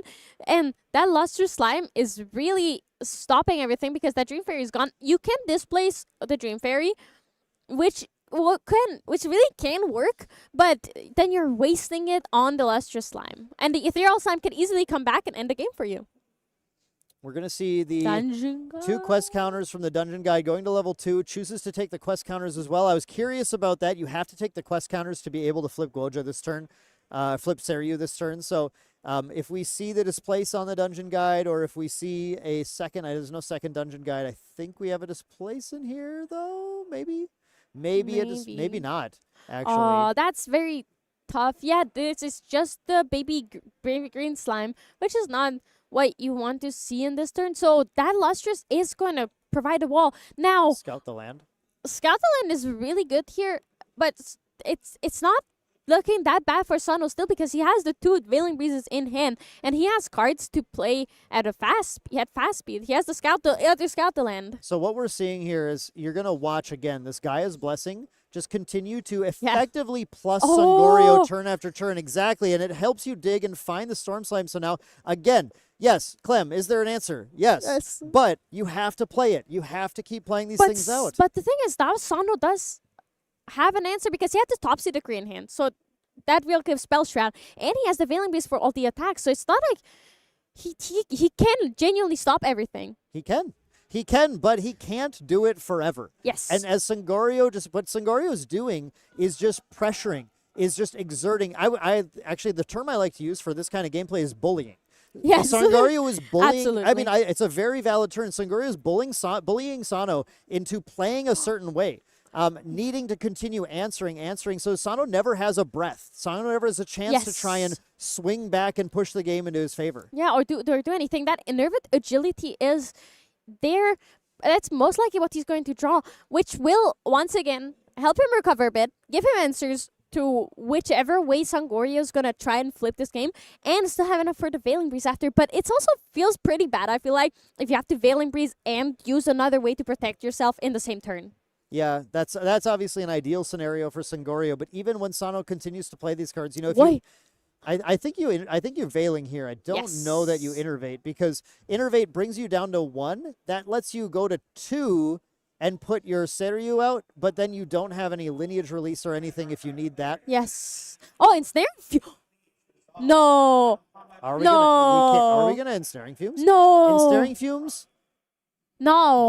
Because that means all of those slimes now would go to Sangoria's hand, and then we still can play our defensive things, but none of these slimes are going to stop the dragon. He might be going for a play to say, you know what, I don't think you're going to have any interaction if I ensnaring fumes this. I think you're just going to have slimes, and I don't care, and I'm going to try and get you. Yeah, but next that's turn. not. I don't. It didn't Yeah, even I really don't comes know. out. But it was interesting. It was interesting, but I think the reason he didn't go that line is that he wouldn't have enough influence to also have answer. But then again, he would have had the Veiling Breeze, which is just, you need just 2 cards remaining, and I do think that he had 7 in the end. And he's playing Inner with Agility, probably with Stealth. Yep. Probably Spell Shroud Spell Shroud and for the Storm Slime, Veiling Breeze. and then Veiling Breeze. Yeah. So Sangorio going for taking care of the board, as you would. And that was, by the way, we hit time on Sangorio's turn, meaning Sano's going to have the first turn, Sangorio's have the second, and Sano's going to have the third, and that will be time. So Sangorio has 1 more turn to win the game, although I feel like that's where Sangorio is aiming anyway to try and achieve that. Yes. So we'll see if Sangorio is able to pull it off, but this has been quite a tamer brawl. Down to the wire here, as both players have been trying to throw haymakers at each other constantly. Sangorio really trying to exert his position in the game. Sano clinging on super well, though. Yeah, my issue and worry is that because both of these players are so close to winning, they might slow down and think about their decisions more, which is absolutely understandable, right? It's a very stressful situation. If you lose this game, you cannot lose another one if you want to make day 2. And obviously both of these players really, really want to make day 2. So it's a stressful situation, and it might just end in a tie, which is better than a draw, but it's just 1 point. Yeah, better than a loss, but Better than a loss. it's all right. It's all right to have that draw as well. You still can just go ahead and win a couple more rounds and easily make it in.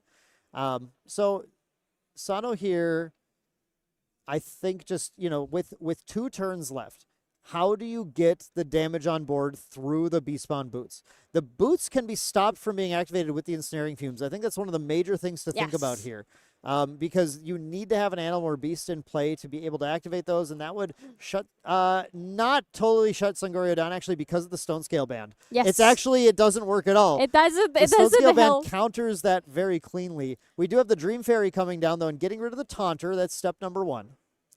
It is step number 1, but doesn't Sano only have this 1 turn? Because it started It started on Sangorio's turn. So that was 0. And then 0, 1, 1, 2, 3. 3. You're right. So Sano does have 1 more turn, but there's only 2.5 minutes left on the clock. So I don't believe that we will get to see another turn for Sano. Not with how the Slimes deck plays cards. Yeah. So there's an attack, and he has another Veiling Breeze in hand. So I don't believe we will see a conclusion to this game because Sano has another Veiling Breeze in hand. Yeah, I think it would be very difficult with no nullifying mirror or anything to be able to interact with that. This is looking. It looks like the judge has had to intervene for something going on with the Dream Fairy. Maybe trying to keep straight which Dream Fairy has banished which. Note that they aren't really notated at all. One had Lustrous Slime. And the other had Ethereal Slime. The other had Ethereal Slime. That is why that Dream Fairy is still alive, because Sangorio has like 2 Ethereal Slimes in hand, and that Dream Fairy would be gone if they could come because down. they have True Sight and they're able to attack. Yeah. Now, the best way to get that Dream Fairy off the board is to get a Slime King, get the Ethereal Slime from your graveyard, and then kill the Slime King. But I don't believe Sangoria has any Ethereal Slimes in his graveyard, or Slime King in hand for that matter. We have Sangoria going for the Quicksilver Grail. Did not see the card that was put under it here, but Sano wants to respond to the Quicksilver Grails on enter trigger by flipping the Seiryu right now, and then potentially Baby Green Slime. No, we're gonna let it ride. We're gonna go ahead and let Let tuck it something ride. under it. Yeah, I mean, the Seiryu is enough in this matchup in terms of it has taunt. And there isn't enough damage on board from Sangoria right now where it would matter. That Storm Slime is amazing, but I don't believe it's going to be enough through Veiling Breeze. That's because the Veiling Breeze is going to prevent free damage exactly here. But there just aren't enough slimes there. There's a lot, but not quite enough. But it's just single Storm Slime, I believe, in Sangoria's hand. There's another one. I believe Sano's hand is set up perfectly to go for that Veiling Breeze to prevent the damage. Yeah. And then at the end of turn, oh no, he put the Baby Green Slime down. I thought he was going to, at the end of turn, Baby Green Slime the Beast Spawn Boots to be able to try and push lethal. Wait. Okay, Sano was considering putting down that Dungeon Guide, which would have not been... I mean, it would have been more... Yeah, it would have been more damage prevented, but it wouldn't have been enough. So we did a giant chunk with the Storm Slime now. The Veiling Breeze for 3 is preventing a lot. And now we undeniable truth the Storm Slime to be able to trigger it. We start to see more slimes coming out here. We have a Lustrous Slime coming down. They can't play that. Never mind. We don't have a Lustrous Slime coming down. We do have an extra card scene, but the players are in time here. And in fact, I believe they have a slight extension from the judge having to intervene here. But I don't think either player can win in this turn. I don't think so either. I believe we are just hitting time here, unfortunately, and we're packing it up. That is going to be a draw for Sano and Sangorio playing two of the most powerful Tamer decks that Grand Archive has seen, and coming to no final conclusion. Clem, at the beginning of this, you asked me, who do I think is going to win? The answer is it's a dead heat. And you said it's 50-50 now for these decks, and it genuinely was a 50-50, and at the end of the day, it didn't look like either of them was in a winning position, like in an absolutely winning position either. So it genuinely was a 50-50. It was a draw. In that last game, I cannot be like, if we had more time, this player would have won. I'm not sure if you agree. Yeah, I have no idea who would have taken that if it continued going on. You know, I continue to think, well, that guy has blessings out there. That Slime deck is able to just generate value.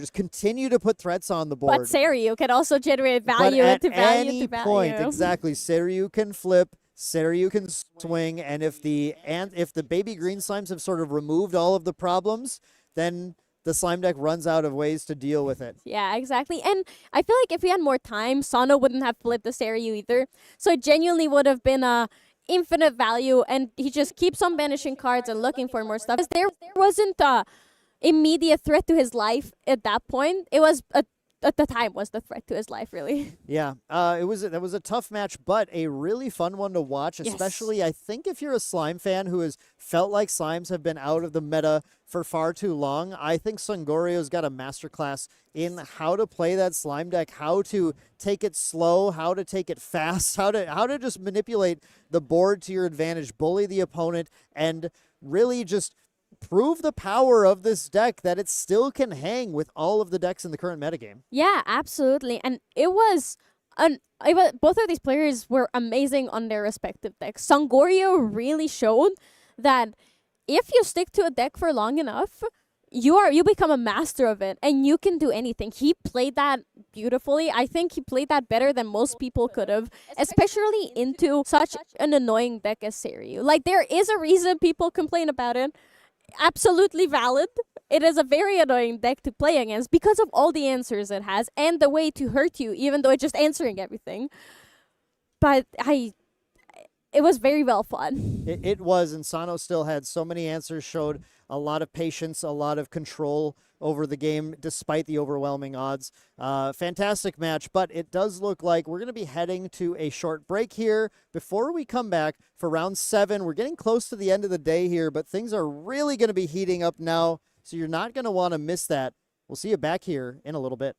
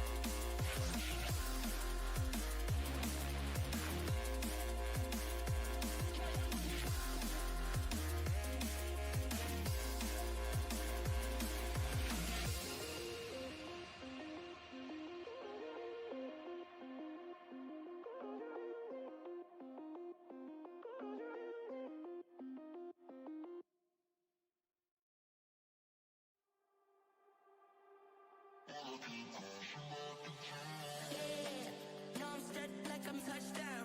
I can do my dance like a touchdown. Yo, like I'm touchdown. I can do my dance like a touchdown. Yeah, no, I'm straight like I'm touchdown. I can do my dance like a touchdown. Yo, like I'm touchdown.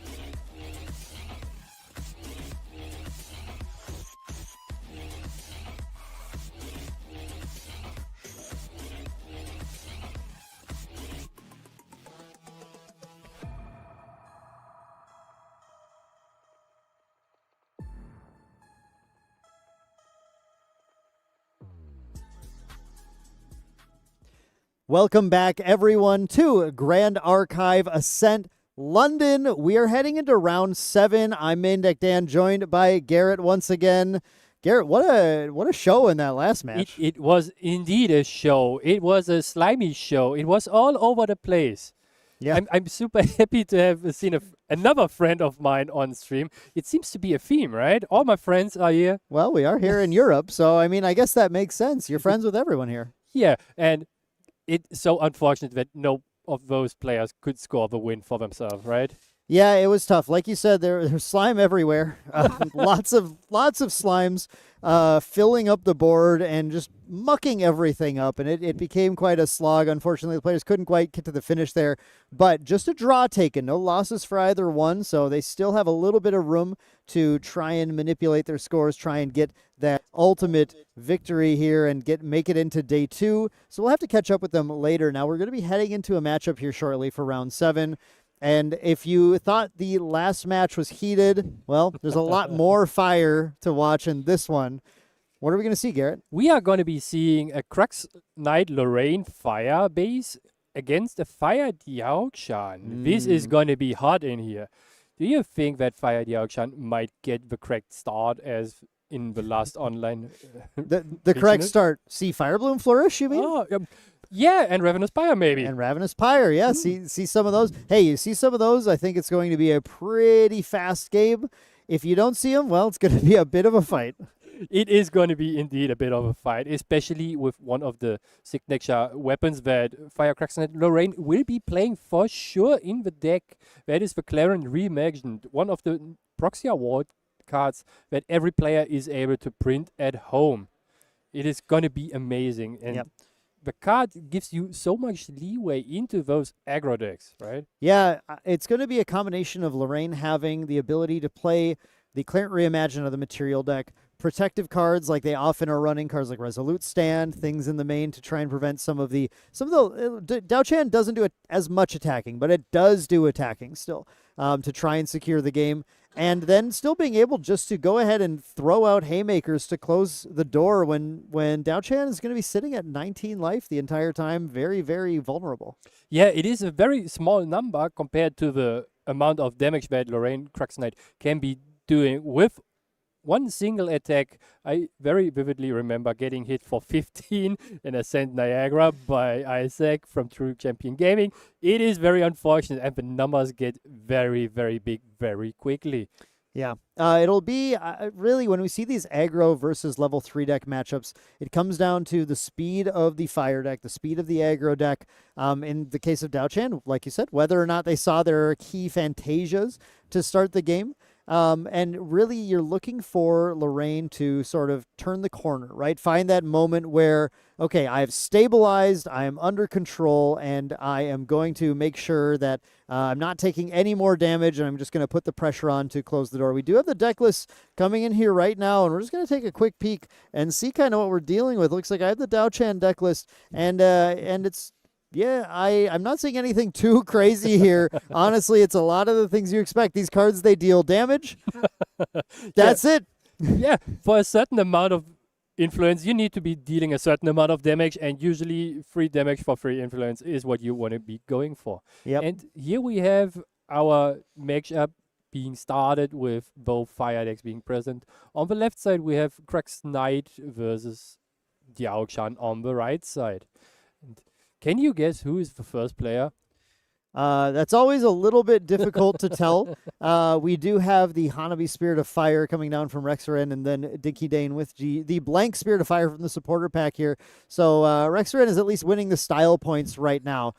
Does have the Looking Glass as well. Pretty typical in the Lorraine list we're doing. You said Crux Knight. Yeah, we have the Crux Knight list here. So, the Palver Sword and Prismatic Edge in here, though. So I like that. We're doing some Ascension shenanigans. Yeah, those are pretty interesting techs against a couple of decks in the meta right now, right? If you think about one of the few matches we saw before, around 4 and 5, the Gembu list.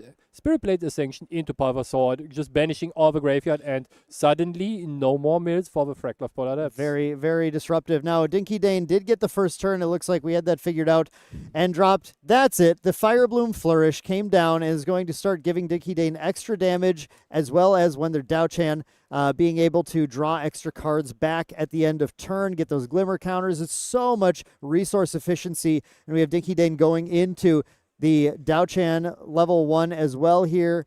And yeah, it's kind of time for just the damage to start being pushed and then the Firebloom to draw back up.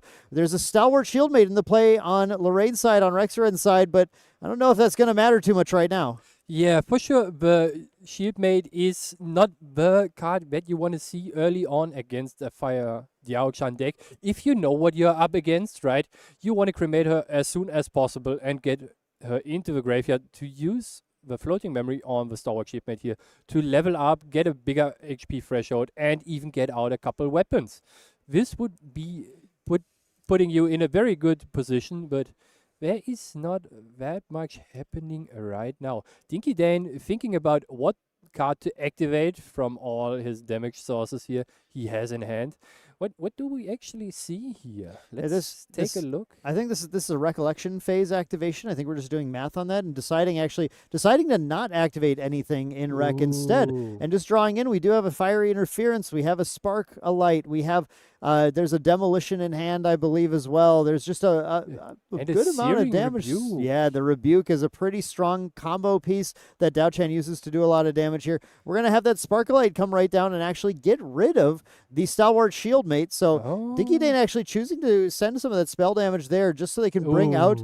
Yeah, here we have the Ashwick Cremator, who's going to come down and do an on-enter for damage and then swing. Do 2 damage on swing, and then it's the end phase trigger with no cards in hand to deal 2 damage to each champion. So hitting both again, this is a 4 damage for 2. Like you said, Garrett, it's about how much damage you get out of how many cards. Yeah, you are correct. And the Ashwick Cremator is one of the nastiest cards in the whole deck next to the Ravenous Pyre and the Firebloom Flourish, because it deals 2 damage at the end of your turn to both players if you have 0 cards in your hand. And if you combine one Ashwick Cremator or even multiples with a Searing Rebuke, you suddenly look at an insane amount of damage that is being pushed in 1 turn. It is not only happened once that I saw this combination dealing more than 10 damage in 1 turn. Yeah, that is a pretty crazy combination. Very, very possible to just spike a ridiculous amount of damage if the opponent is not prepared for it. We're going to actually see Rex dropping a Liminal Guide, just playing it for 3, using it to clear the Cremator. That's interesting. It's not the ideal play to be doing, but it does set him up to clear the ally and then potentially Cremation Ritual the Liminal Guide, so setting it up for a level up next turn to be able to put it in Ephemeral, draw the card on level up. So you are basically saying that the Liminal Guide cremated the Cremator. I guess I am saying that. Yes, I didn't consider that, but yeah, well put, Garrett. Well put. Ooh, the Firebloom Flourish just doing its thing again. One of the scary parts of this card is that you generate even Glimmer counters so that you get to activate Cleric skill reactions during your opponent's turn, and those are very frequently also damage cards, right? Yeah. Cards like, again, like Searing Rebuke as well, just to prevent damage and push damage back. Now, we see actually Dinky Dane setting up. I think this game we are going to see a pretty big Searing Rebuke interaction. So, Garrett, I'd love it. This may be a good opportunity while we have a second to explain how Searing Rebuke works, because it's going to come up real soon. Yeah, Searing Rebuke is a Cleric skill spell reaction that says you prevent the next 3 damage in total, and for every instance of damage prevented, you deal 3 damage to your opponent. That means if you have the shield activated and you, for example, use the Fractal of Sparks on yourself, you're essentially tripling the damage that the Fractal does. Not to yourself, but to your opponent. Right. You deal yourself 1. That prevents 1 of the 3 prevention that Searing Rebuke is floating. You still have 2 more. And if you can do 3 1-damage sources to yourself, it's 9 damage to the opponent. So Dinky Dane's going to be manipulating some of these triggers, some of these abilities to try and maximize that Searing Rebuke damage. But Rexarin is going to make it difficult because that Clarent Reimagined did come down that turn. And that has the ability to remove a durability counter if target unit will be dealt non-combat damage this turn, prevent 2 of that damage. So that can't really stop the Searing Rebuke prevention because Dinky Dane will get to choose which prevention source applies to damage dealt to himself, but it can prevent the damage coming at Rexarin from Dinky Dane's sources. So it's going to prevent a pretty hefty amount of damage here. It's just something Dinky Dane is going to have to go ahead and play through. Yeah, the Clarent Reimagined is one of the key pieces in this game here right now, and it's probably coming down to how the durability counters on the Clarent Reimagined will be used here, how the game plays out. Especially with the Veracon Acolyte from Rexarian here, who removed the sensor of Restful Peace, so he basically enables his floating memory and all the Liminal Guide triggers again. And the coolest part about the Veracon Acolyte is that as soon as you get the level 3 bonus, it also deals 3 damage by attacking. It is crazy. Yeah, it's a very powerful card. Gets around Spell Shroud on various regalia as well. But here we do have Dinky Dane using this this Searing Rebuke, just like we said, going to try and prevent the damage being dealt by Lorraine this time, and in response going to also Fractal of Sparks. Now, we had Rexarin respond by using the Clarent Reimagine. Now, the Fractal of Sparks comes in response to that to end up still sending 3 damage on the top over to the Clarent Reimagine. Rex had the option to remove more durability counters to try and prevent more of the damage in response to that. We have a little bit of a chain of the players activating things in response to try and get things to resolve before the other person's things do.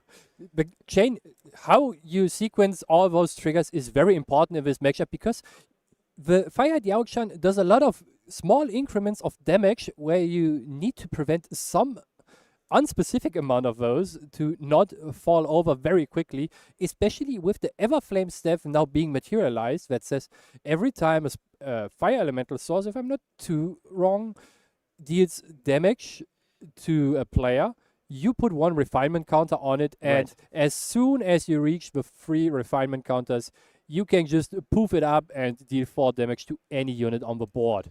Yep, it's a powerful, just basically out of material deck, sort of free source of additional damage for these cleric decks. And it's one of the cards that has really put Fire Diauchan a little bit over the top of some of the other Fire aggro decks right now, and its ability just to put a ton of damage out. Now we do see the Asha Cremator coming down as well. This is, I mean, again, going to push those damage, and now Dinky just needs to play the additional cards to get the trigger at the end of turn as well. Did not choose to, so he didn't get the no cards in hand trigger here, I believe. Yeah, it is probably because he couldn't reasonably do this, but yeah. I'm pretty sure he has a plan to activate at least 1 card from memory during Rexarian's turn here with all those Glimmer counters accessible. I think so. There might be the Searing Rebuke that's down there. I didn't catch that one. There were 2 Searing Rebukes in hand, so Dinky Dane, I would say very likely put a Searing Rebuke in memory to play that card so that he could play it, and again, just try and force those counters off of the Clarent Reimagine. Like I said, it's not something you have an easy way of playing around. You just have to kind of push through, run them out of counters, because you can output enough damage, especially with the way Firebloom Flourish continues to just restock your hand. And now Rexarin going into the Lorraine Blademaster level 2, getting that Liminal Guide trigger because we did have from that Veracon Acolyte the sensor being answered. Going to get to draw a card off of that and setting up to be able to clear the Cremator with the Lorraine if he wishes to, draw an additional card and continue to try and put those threats on the board and just keep relying on having a life pool and high enough to not lose the game before we get to 3. Yeah, but one of the biggest issues here would be right now that Rexarian has to either use an attack card from his hand to clear off the Ashwick Cremator with the on-enter, or the Clarent Reimagined with only 1 durability counter left. That is something that you most likely not want to do here right now. Yeah, I would agree with that. We are going to go to Lorraine level 3. If only we had the Spirit Ruler, then we could get a sword in play. But no, we're going to go Dungeon Guide into the Crux Knight here. And with several swords already banished from playing the Cleric Reimagined, we are making that attack, if we do choose to use it, be pretty hefty. But yeah, we're just going to, I don't think we're going to get that on kill this turn from the Lorraine. Instead, just going to use Lorraine to clear that Cremator out, get some damage with the Dungeon Guide. And I don't know, we are holding an Ascension.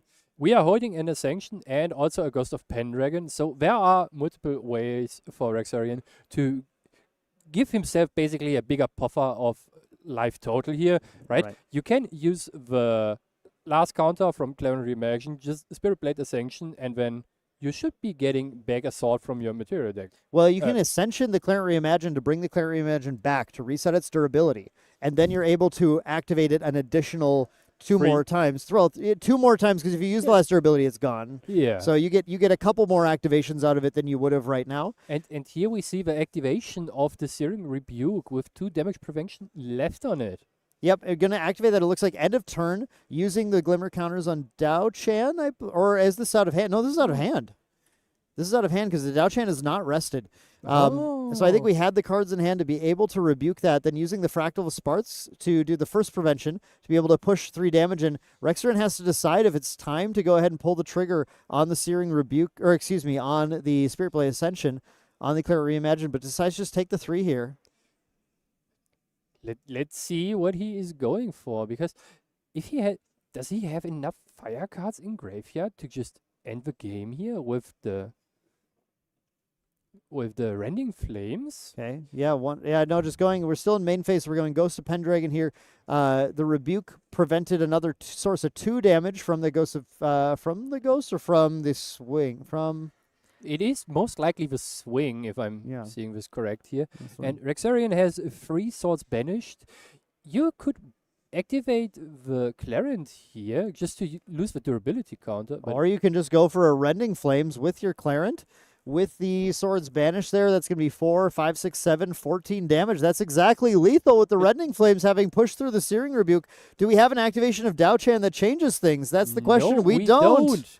This is going to be a hot one. Just rendered out here, out of the game. Yeah, that's going to be game 1 going to Rexarin, using the Rending Flames to get an exact lethal line, having pushed through the Searing Rebuke that turn. I think really just using every resource perfectly there to push Dinky Dane into the position where there wasn't anything else that he could really do.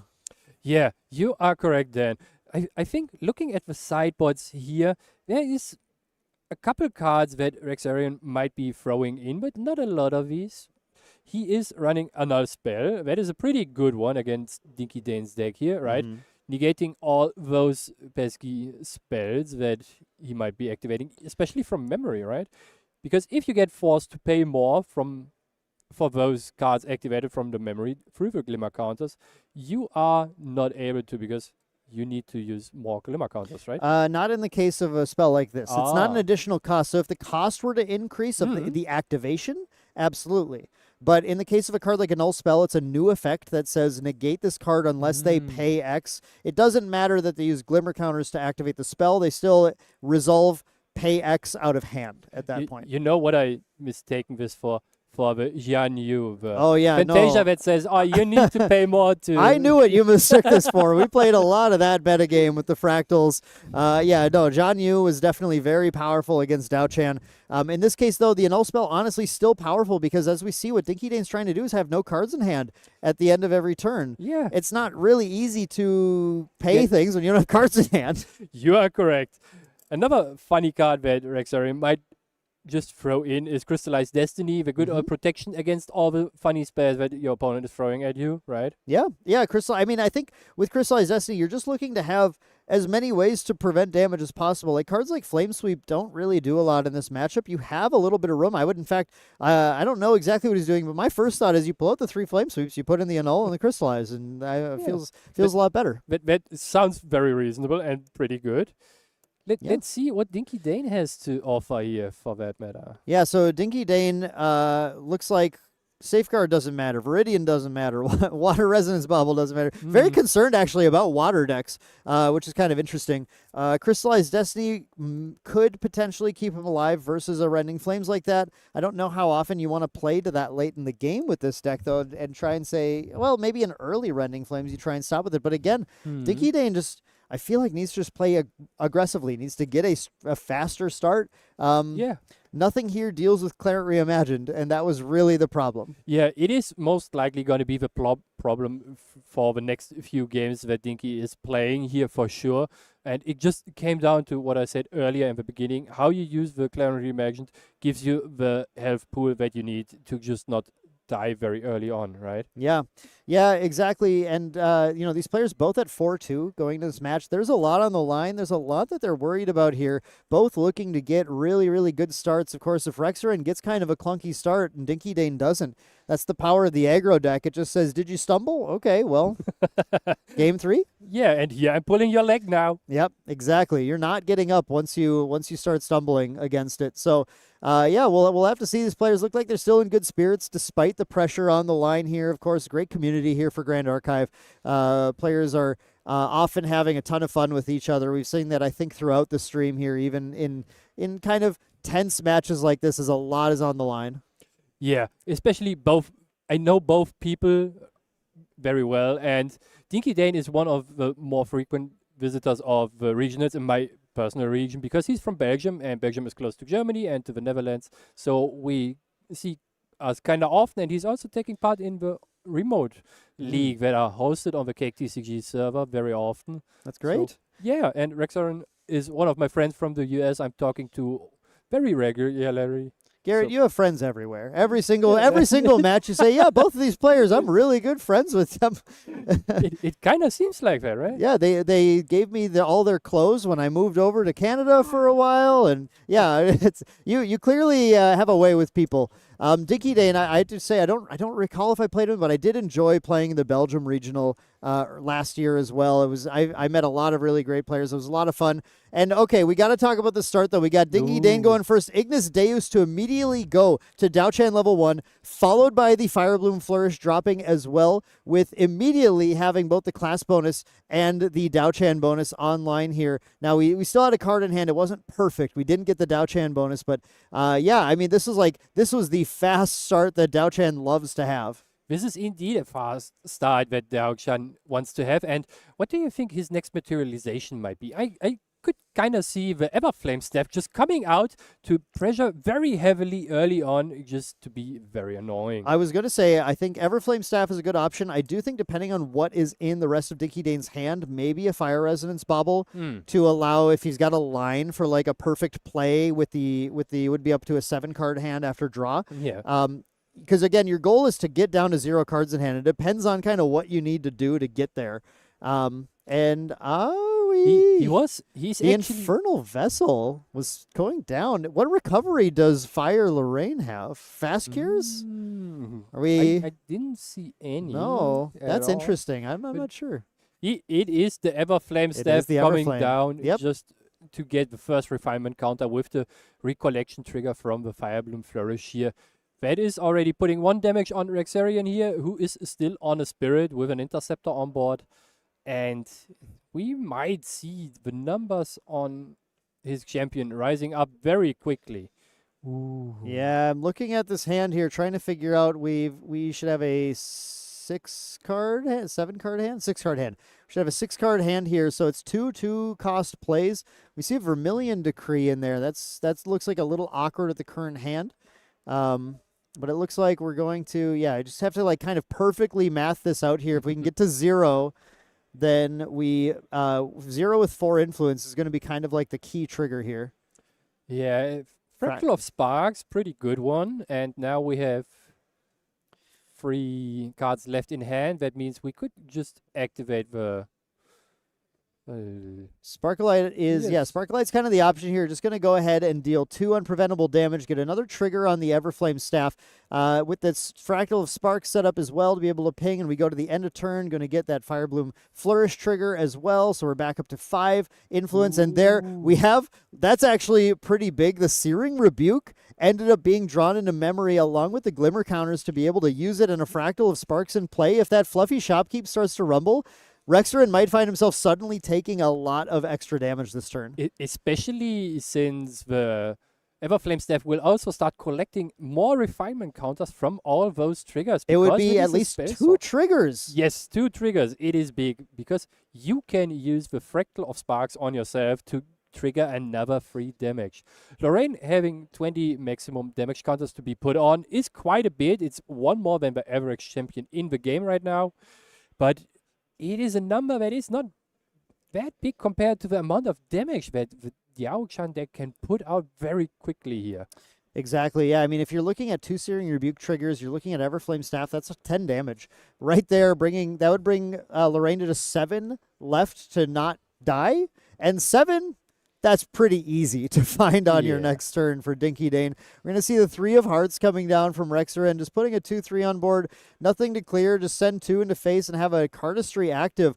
Kind of slow to try and deal with, and actually, in fact, none to face, because there does come the Glimmer counter activated Searing Rebuke, going to prevent 2 of that, as well as have the Fractal of Sparks to deal additional damage here. Does Rex have any response in hand? I don't think so.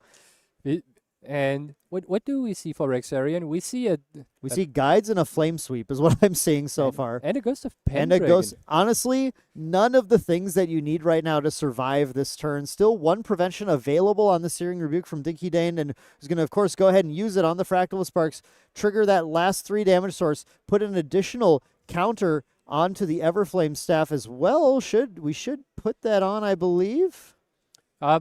The refinement counters are already reached the maximum. Oh, it's 3. Yeah, it's 3, not 4. It's 3 for 4 damage, not 4. The card's more broken than I was remembering. Yeah, it's only 3, so we don't need to track that anymore. Funnily enough, that Dinky only needs kind of 5 damage now, because the Fractal of Sparks deals 1 and the Fire Bloom Flourish trigger will also be dealing 1. It is so easy to find this lethal line here. Just has to basically, we did track it. We did put the 4th Glimmer counter on. The judges are on my side here. We got to put the Glimmer counter on. Ooh, is he just, what is this ally called again then? Can you help me out? It is... The Cremator? Ashwick Cremator coming down again? No, the Sketching Oh, this is a different... Oh, Scathing Seminary. Yeah, that's the Seminary. You're right. That's another... I believe it's another, like, 4 for 2 ally. It's another just it's powerful 2 damage times source. 2, because 2 times 2, yeah. 2 for the attack, and if it is balanced on enter, you deal 2 damage Yep. as a spell. Another Better. 4 for 2 ally, though, right? We're dealing 4 damage. We're spending 2 influence, and we are making it very, very easy to close the game out here with the amount of damage sitting in play. And Dinky Dane's, I think, just going for it, just saying, look, you're not responding to any of this stuff. Yeah, and what could go wrong, right? Dan, what could go wrong possibly here? A resolute stand. Yeah. Honestly, like We still have the Fluffy There's- Shopkeep in play, so the Fluffy Shopkeep. That's right. I did miss that there. That's still in play, ready to intercept. It didn't do any swinging, so that's going to make the Seminary not able to quite hit in. So we can't quite die for it. I just wanted to see it happen. I just wanted to see the damage come out. But looks like we're going to give Rexarin another chance. Rexarin's, I think, got to bring out that Clarent Reimagine at this point, because there's just so much damage. But the problem is Clarent Reimagine gets declared, and then everything starts popping. yeah, everything starts popping, and the biggest question here now is, does Dinky Dane have something to activate with his Glimmer counters that deals at least 3 damage, I believe, since he has a Smoke Out in his hand. So it's another 1 damage from hand. A smoke out, but that's the only. Or no, we have 2 cards in hand, so we can Yes. smoke out the 1 damage. So yeah, it would just take the Searing Rebuke to go way over the top. It would. So that's- what do we see here? It looks like the Clarent Reimagine just resolved, though. We didn't do any. Like, I Ooh. thought the Everflame Staff for sure would get popped in response to push the damage in. But I'm gonna assume Dinky Dane knows better than me about playing around this. Most likely, but it seems like that Rexarian might just start to run away with the game here. With the Dungeon Guide activation, going to level 2, putting his life total even higher, backed up by the Clarent Reimagined here. That is very huge for him, right? Yeah, I mean, we talk about things like Terrafring Dungeon Guide, Safeguard Amulet Dungeon Guide being really strong plays to put up a defense while you still level. Cleric Reimagined Dungeon Guide is like, that's another level of defense here. There's just so much that there's so much now that Dinky Dane has to do to overcome this board. Yeah, you're correct. Reimagine all those days back then where you could not use the clan Reimagined. Yeah, I reimagine them and they feel a lot worse for Lorraine. And there's that second dungeon double guide. dungeon guide. This is so strong for Rexarian. He is putting on so much pressure right now, especially with having drawn a card from the level 2 Lorraine Blade Master being active for clearing off the cemetery here. Yeah, the two dungeon guides really bringing Rexarin into a position now. There's just so much. 14 is so much for Dinky Dane to have to deal. Pressures on the board, like you said, Garrett. Those dungeon guides coming in, the 3 of Hearts still there, that able to get rid of that seminary. I feels like with the Clarent especially, it's just slipping away from Dinky Dane quickly. There is not that much time left for Dinky Dane here. He might have this turn at best one more, if at all, right? Already having Lorraine with 4 swords and banishment, that means she will be attacking for at least 5 next turn, regardless of what is happening. Yeah, it's going to be a lot of damage for a small amount of life. Like we said at the start, we do see the smoke bombs coming down here, and Everflame Staff gets popped, and Clarent just gets completely used in response. Like, no, you're not going to do any damage to me on this turn. Now, the smoke can stop the Fluffy Shopkeep from intercepting, but all we're going to do is, I think, get another Scathing Seminary, punch for 4, get to 19, and then pass turn. Yeah, this is not a super strong turn here for Dinky Dane, but he gets at least a little bit of damage going for himself. But Yeah, I mean, it is damage. It is damage being dealt. The Fluffy Shopkeep unable to intercept because it does have stealth from the Smoke Bomb. Smoke Bombs makes it so that only true sight units are valid attack targets for it, so you can't redirect an attack target to it unless it has true sight. And, of course, the Scathing Seminary, no idea how to see anything. Actually has very bad vision, looking for a new pair of glasses, I think. around all this dust from all the burning she's doing here. Yeah, the dust gets to you eventually. But did you see the one very interesting card that Dinky Dane got into his memory? What is very interesting? He got a Crystallized Destiny into his memory. Did side it in then? Yeah, and it is, if I'm not too wrong, a cleric skill, a spell reaction that he can activate from his memory. Is it a cleric? It's not a tamer? It is. I think it's both. Cleric tamer skill reaction.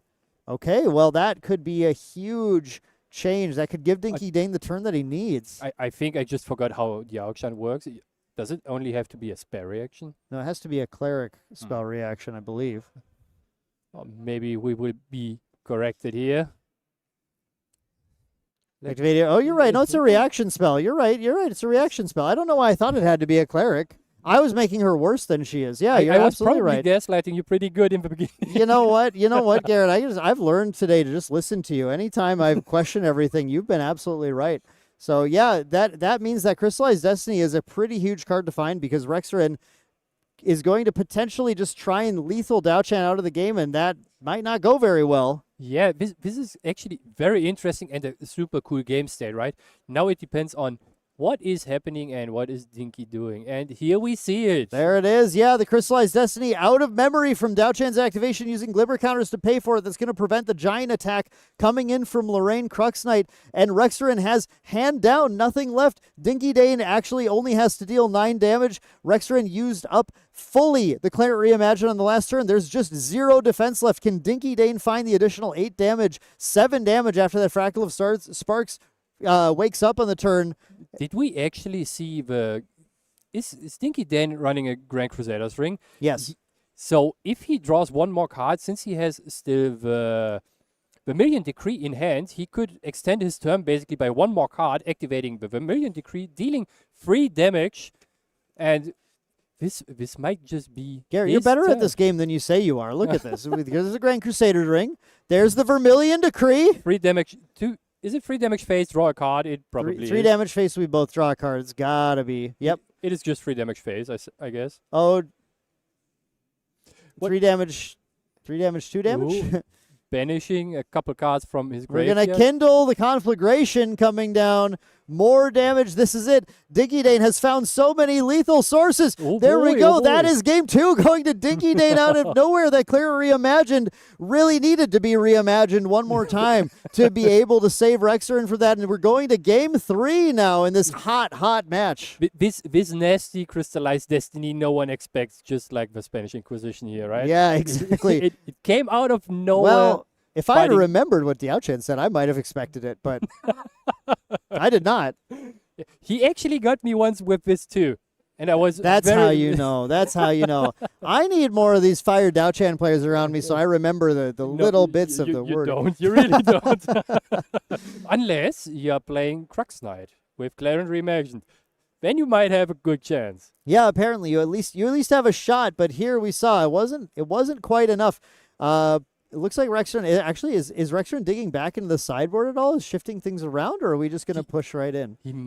He might be Besides checking the on d- yeah. some card here. Deck box being dug into, like, whoa, there's Crystallized Destiny. Okay, hang on now, hang on.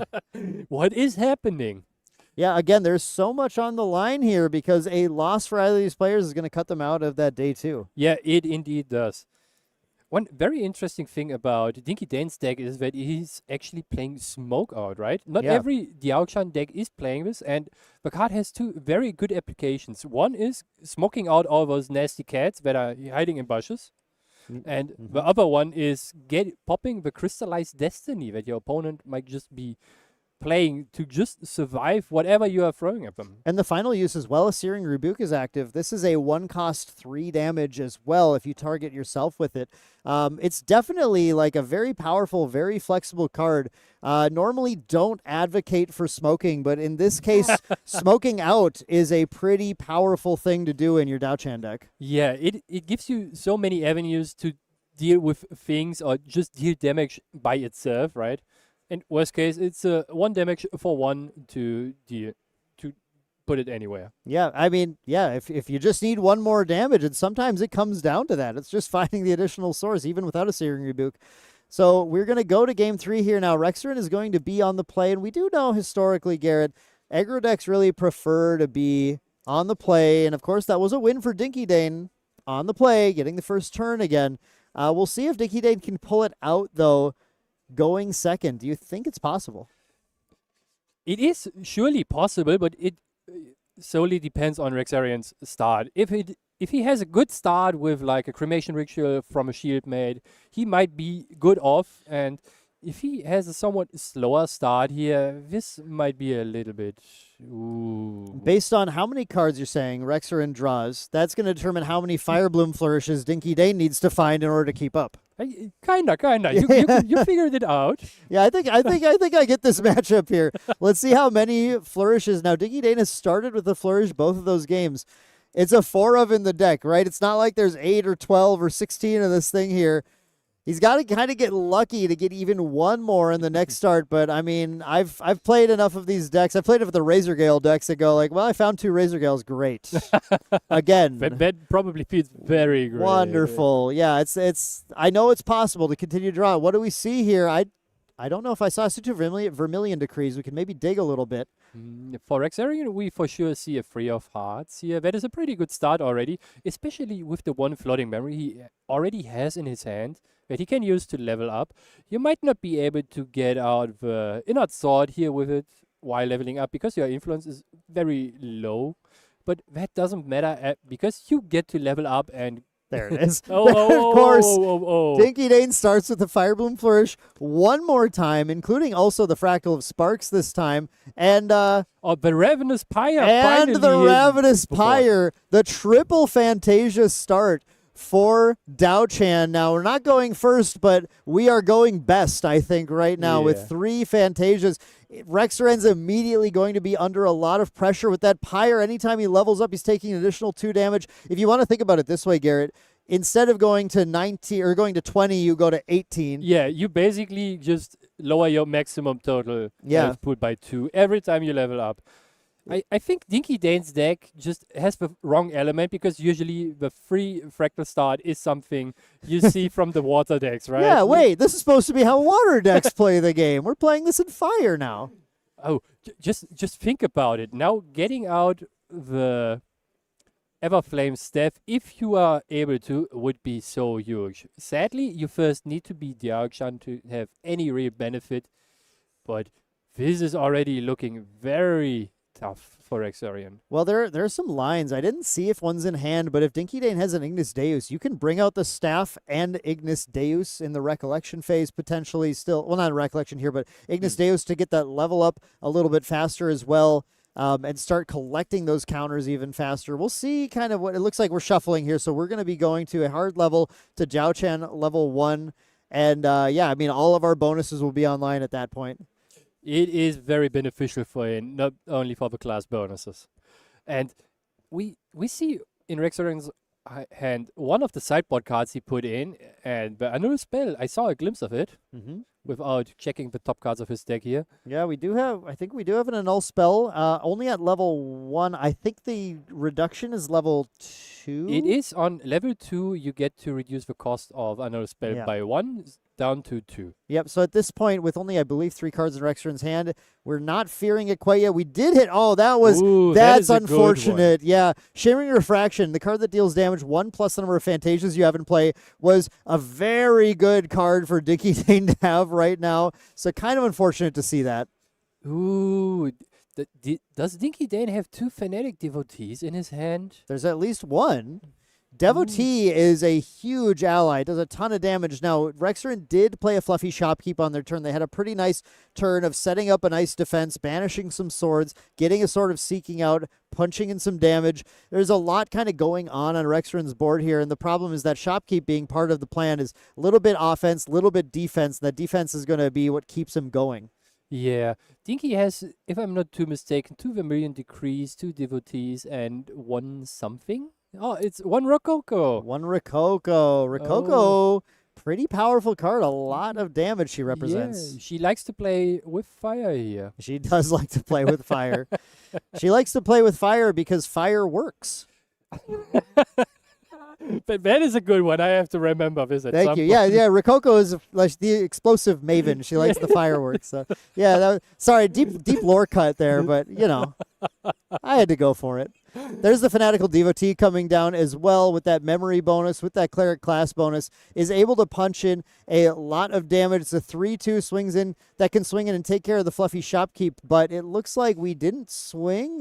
So the memory bonus was only active at the end of Dinky's because turn it was the Fire you draw Bloom Flourish. 1 into your memory from the flourish. We didn't have enough to take care of anything on board, but if Rexorian decides to attack this Devotee, then the on death is going to trigger and deal damage as well. But there's could you believe it, Garrett? Clarent reimagined. Very imaginative here. Very critical card for Rexorian to see in play now. Do we have dungeon guides though? I think I saw one, but I'm not 100% sure. The issue for Dinky here is that you want to have a couple fire cards in your graveyard, otherwise you cannot activate the Devotee's ability here, right? Yeah, I guess that's true right now. There's still no fire cards in Dinky Dane's graveyard either. So could you need, how many do you banish? I think two. Two to banish? Yes. I was trying to think, you could maybe use the Dao Chan to get 1 fire card in there, but I don't think you can get a second card. The Ravenous Pyre has another ability. On enter, you get to draw a card and discard a card. But it's class bonus. Indeed. And that would have been the second card he would have needed. So we just see that Devotee cleared here, unfortunately. That's heading off. That's kind of interesting. I'm not actually sure. I guess Dinky Dane just played it because you might as well, because you just draw a new card back. And it puts a fire card in your yard to set up some of your other cards. So I suppose that makes sense. We still have this nice three Fantasias set up here, though. As soon as Rexorian does go for that dungeon guide again, it's another trigger of 2 now. I think the big thing is that Dinky Dane just hasn't pushed a ton of damage yet. Yeah, and this is very heavily in Rexorian's favor here, that he is not on a lot of damage counters already. That gives him some leeway to just kind of do whatever he feels like without being threatened, right? I think it's a little deceptive because the reason there's not as much damage on Rex is because all the Fantasias were put into play. And those Fantasias will kind of over time get some of that damage back on. So it might be surprising. And here we're going to start the surprises with the Searing Rebuke coming from the memory from Dao-Chan again in response to the attack.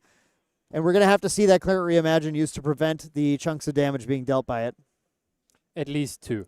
At least 2 are being prevented, so just 1 coming in from the Searing Rebuke. Still has 2 prevention available to it. That Fractal of Spark can put in an additional 1 at some point. This is important. The Cleric Reimagine was used before the Searing Rebuke resolved this time, which means that the prevention...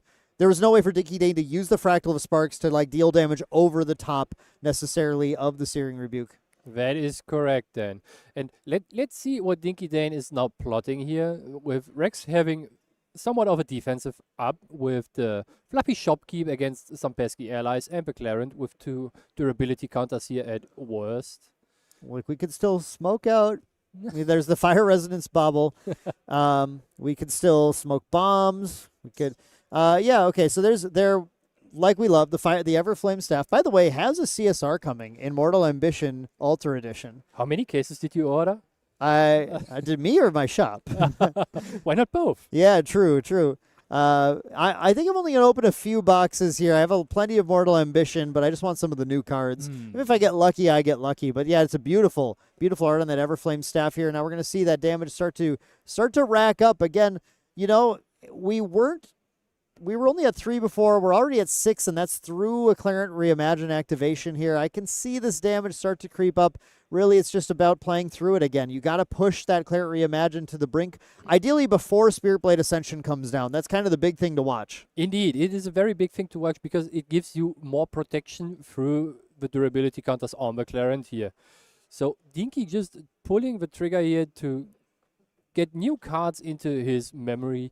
And did you see that he drew for turn actually a Shimmering Refractions that he put into his memory? I did not see that. That's super good for him to have right now because now he'll have that ability to activate that with Dao-Chan on Rexarin's turn. We're going to start to see the real economy coming out of that Firebloom Flourish being active. It also drew another card back into Dinky Dane's memory. That Vermilion Decree was played unimbued, dealt 3. Rexarin wasn't ready to use the Clarent Reimagine on Dinky Dane's turn. I think still continuing to save it. And here we have it, the Shimmering Refractions on Rexarian here in response to the durability counters being removed from the Clarent to deny the 2 damage from the level up. Yeah, I mean, look how Dinky Dane continues to just kind of push him. I think Rexarin could not use that last activation, though. Holding on to Spirit Blade Ascension knows that all I have to do, I have to level to 3. I have to be able to Ascension my Clarent Reimagine, banish it, bring it back with 3 fresh counters on it. That's kind of how I survive this match. And he Rexarian drew a Creative Shock for turn here, and I saw a glimpse of one of the dungeon guides in his hand. There is a dungeon guide. Okay, that's the critical thing. We need the guide. Yeah. He needs to be guided to a higher level here. We need to be guided to victory. To see the only way right now. If I actually honestly think if Rexarin didn't have this dungeon guide, the game is over in favor of Dinky Dane on the next turn. Yeah, very sure it is. And Rexarin still being on 13 damage counters, because the Clarent was activated in the beginning of the turn, you can just reasonably level up 2 times and preventing the damage from the Ravenous Pyre here.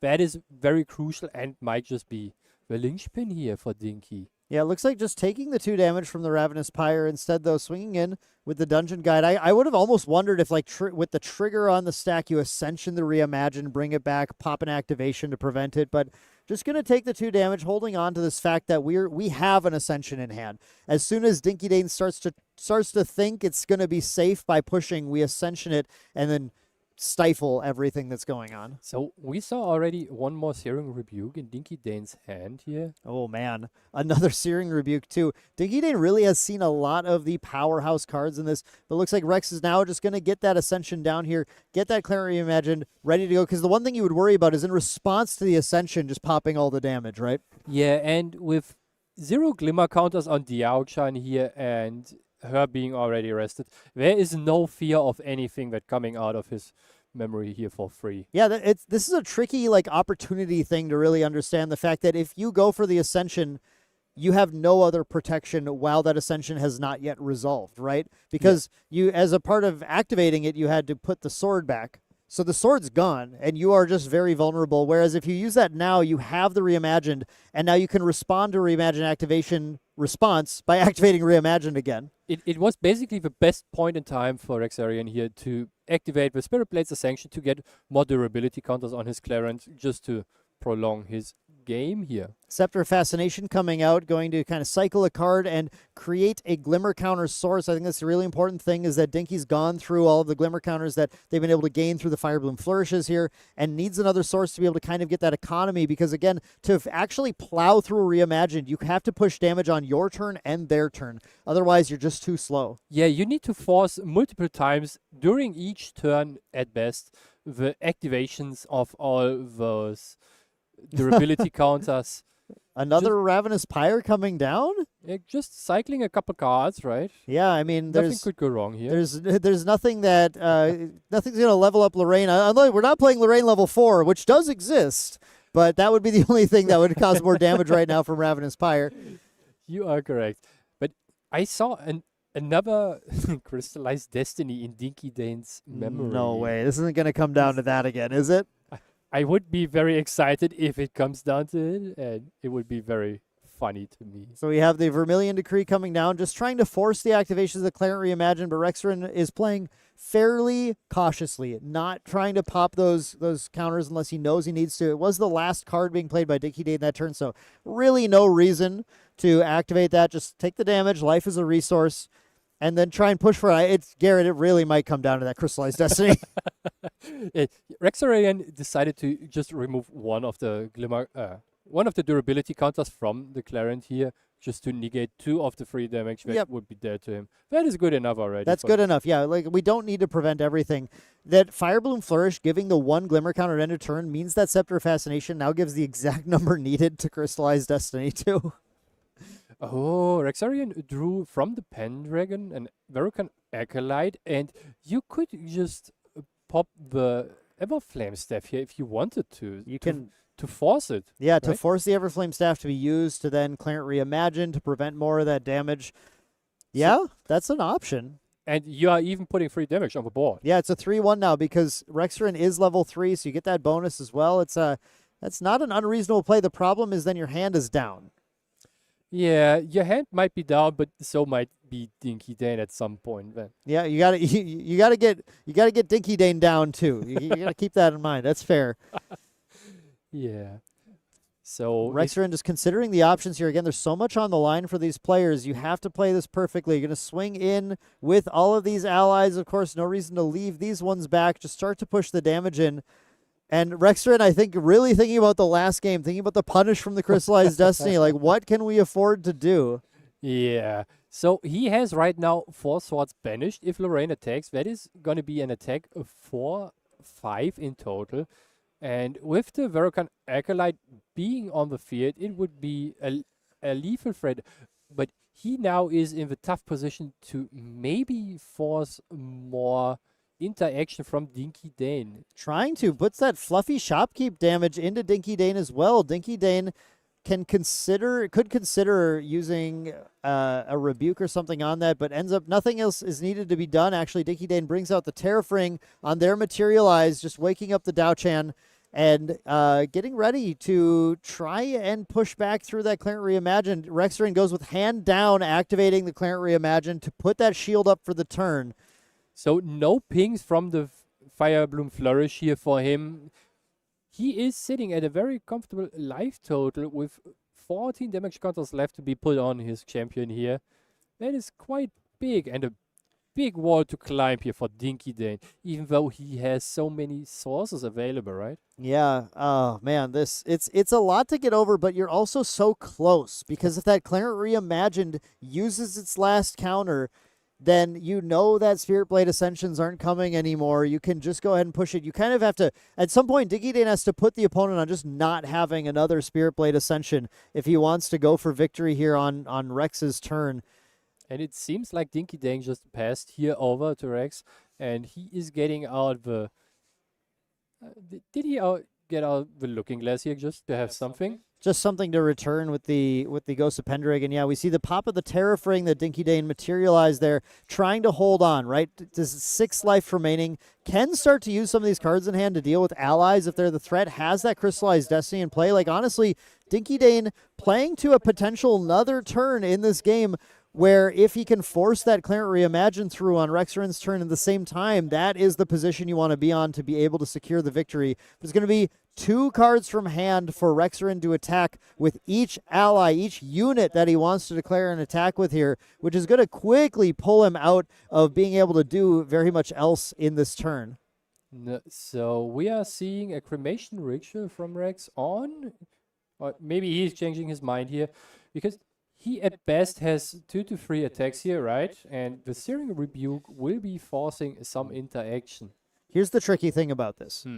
With the Terrafring, Yeah. Rexarin has obviously decided, okay, I'm just going to go ahead and cremation and maybe declare a couple of attacks if they're not lethal. If Rex does not actually go for declaring any attacks and instead just tries to commit more to board on this Terrafring turn, just knowing that I don't want to pay for Terrafrings, I'd rather build board. That gives Dinky Dane the opportunity to use Searing Rebuke and to push damage and to force that Clarent Reimagine to be popped. Rex just desperately wants to find an Ascension to be able to live through, but did not find it on that Ghost of Pendragon. Only has 1 attack he can declare it. It's not even a lethal attack. Can Dinky Dane get rid of that Clarent Reimagined? Dinky Dane for sure is going to activate a couple cards now just to deal a bit of damage here to force maybe the interaction from Rexarian here. Is it just... What are we seeing here? We're seeing Fractal of Sparks just being activated, targeting Rex, just saying, just take 1. Okay, take 1. Okay, so we're Easy not choice. doing the rebuke. We don't have a shimmering, do we? Or no, in fact, we've already passed turn. It looks like we're actually on to Dinky Dane's main phase. I didn't see what he materialized. I think he might be out of actually useful materializes. Interesting. And here we have Cinder Geyser coming down, 4 damage target unit. We're gonna see in response. We're going to see that Clarent Reimagine. Oh, no, was that a Honed by Fire? Honed by Fire putting an additional durability counter on the Clarent Reimagine. That's going to keep it for 1 more turn in response to the Honed by Fire. It looks like we're going to try and pop that Everflame Staff. What he wants to do is get that Clarent Reimagine off of the board and rely on the Crystallized Destiny to try and survive. Is this enough for him? Ooh. Man, I don't know. Can Rex just take the 4 here, go to 19? I mean, it feels like you're still healthy enough. It feels like that's not going to quite kill you. And he is taking it like a champ. And now Clarent has 1 durability left with 2 prevention for the rest of the turn active here. Yep, and that just means the 2 from Cinder Geyser go through 21, so there's 7 damage left.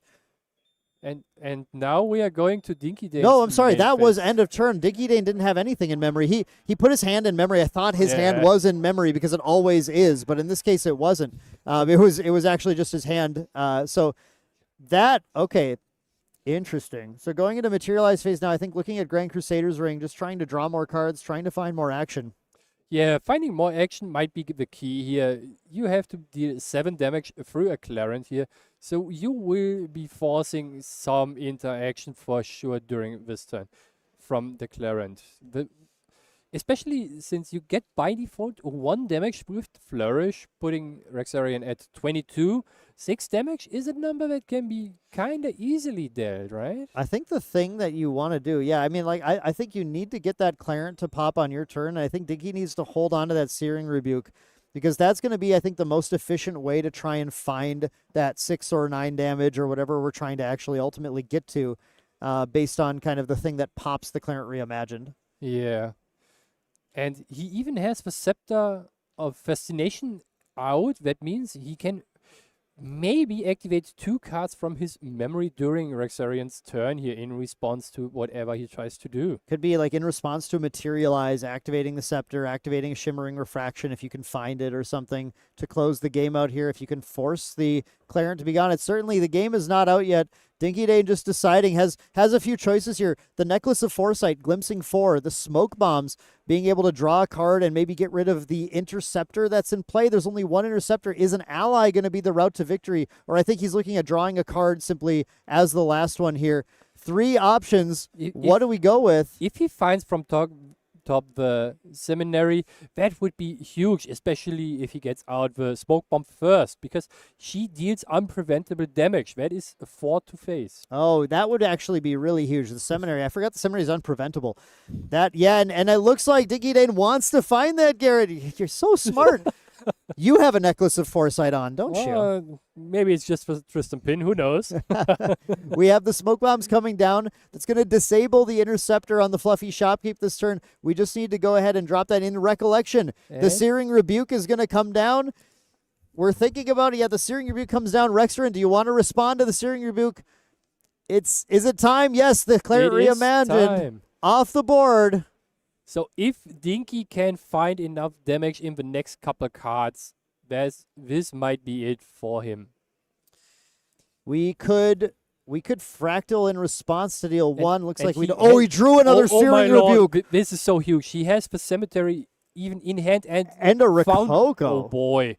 I feel like Dinky Dane might have found what he needs to be able to push the damage. I don't have the line figured out, but there's the Scathing Seminary. That's 4 damage in That's total. unpreventable damage. 2 unpreventable damage, followed by the Rococo swinging. There's 1, and that is Whoa, going to be the this game that is going all the way crazy. to Oh my lethal. God. Dinky Whoa, Dane whoa, whoa, whoa, takes it over Rexerin, all the way over Lorraine Crux Knight, level 3. What an insane find. All of those cards, exactly what was needed in order to secure that victory. This is crazy. The seminary, I always Scathing Seminary. You're not going to forget the name after this. I know what the card does, very sad. But the Scathing Seminary is one of the very strong cards in the deck. Unpreventable damage in a fire deck is nothing to joke about, right? Right. I mean, a lot of the ways these decks are trying to stem the bleeding and not end up losing is through damage prevention effects. And we have cards like the Infernal Vessel now to prevent recovery, but obviously, like we said, Lorraine doesn't do a lot of recovery. She's relying entirely on the Claret Reimagined. And the way this Dao-Chan deck is so powerful is just its ability to play around all of that interaction. Yeah, all those interaction and all those increments of damage that get put onto your champion that needs to be dealt with, right? That was one of the key pieces. Dinky could force every turn durability counters from the Claret Reimagined, and it seemed like 5 aren't enough for Rexarian here. I mean, we saw a total of 6, 1, 2, 3, 4. I guess, yeah, 5. It was 5 total because of the Hone by Fire, right? Then it was and, no, even and then the more. last one. So the 6, the 6 durability counters. This was Dao-Chan winning against a 28 life Lorraine through 6 uses of Claret Reimagined. Yeah. If that amount of damage doesn't impress you, I don't know what will. You are correct. It might not be a Rending Flames for 20, but it is 20 times 1, and that is at times good enough. Yeah. It's all you need at times. Yeah, I mean, a crazy game where Rex definitely was in a position where winning was within his grasp, but it was just too much pressure, too much power, and that does mean that our Fire Dao-Chan player is going to be progressing, is going to have one more match to win in order to get to day 2. Unfortunately for Rexerin, going to be missing out, I believe, on that day 2 now, taking that 3rd loss. Yeah. Gonna be a bit tough here, but that's just how it goes sometimes. That's why these aggro decks still make it into that top cut. Yeah, and those aggro decks are nothing to joke about if you have not paid close attention to the last game, right? It is not only Fire Diao-Chan with the aggro deck, but also all the Diana decks that are creeping up recently out of the woods. Yeah, she is slinging all those spells at you very quickly. Powerful turn 2 decks, and we didn't see any sort of turn 2 action happening here. Of course, Warriors make that tough. They have extra life. There's Dao-Chan isn't as much of a turn 2 deck as often as it is sort of a prolonged constant damage, constantly drawing back into memory, and it's more of a siege that you have to make it through. And in this case, Lorraine, even though she's a seasoned warrior, this siege was a little too much for her. You are correct, especially with all those influence gained back from Diao-Chan with the Firebloom Flourish, the Shimmering Refractions that we have seen, and Dinky's clever use of those abilities, right? Just playing the Fanatic Devotee just to get more and new cards into his memory. that already is very good and shows us that he is a very seasoned player, actually. Yeah, definitely a fantastic Fire Dow Chan player. So we'll be excited to see if he makes it into day 2. But before that, I think rather than hearing us go ahead and glaze him up, why don't we head over to our interview with Clem and Dinky, the winner of round 7 with that Fire Dow Chan deck. Let's go see it. Hello, everybody. I'm here with Dinky Dane, the winner of round 7 Hello. of Ascent London. How are you doing? How are you feeling? Suddenly a lot better since I went 4-2, so I got 2 losses. I had to win a game to go to day 2, so now I hope my opponent wins to ID, so I can go home. Yep. That's nice. I did not think I was gonna win that game though, because Lorraine is a really tough matchup Yeah. for me. Because they have Clarent. He even refreshed his Clarent. Yeah, that was crazy Uh, to see. I've not seen a lot of people do that. I've seen people be ballsy enough to tuck their Clarent and then bring out Prismatic Edge to try and kill me, and they succeeded. But no, not this guy, I guess. Yeah. I got super lucky. Like both times I materialized Smoke Bombs. Yep. He picked my Ignis Deus, which is like It was. it doesn't do anything. So and I keep drawing that card after I level, the entire day, the entire day. So it was like, okay, I just have lethal. Yeah, I mean, you know, if as long as the Ignideus is gone somehow, Yeah. it doesn't matter. It's the card you want to get banished, like you said. Yeah, I have enough discard that I can just get rid of it. Yeah, But, absolutely. yeah. That was a very fun matchup. So, is this your first Ascent, or were you at This Utrecht? is my first Ascent. I started playing in July. Well, officially in June, but I made my Omnidex in July. And then in DTR season, I managed to win a regionals. Congrats. And thank you. And then I topped the regionals last week, so I'm set to go to Prague. Oh, Yay. congrats! See you Thank there you. then as Thank well. you. Oh, you'll be there. Okay, nice. Yeah. So a lot of That's exciting amazing. stuff. So you're not even like that established in Grand Archive at all. Did you No. immediately pick like the Outron and an aggro deck, or were you like looking around? So I think the story is kind of like I have a good friend who got me into the game, Raymond. Ray. He's judge Oh, right yeah, now. he's awesome. Yeah, he's love that guy. And he just asked me if I wanted to play the game that he loves. So I said, okay, sure, I'll try it out. I started playing with some other Belgians.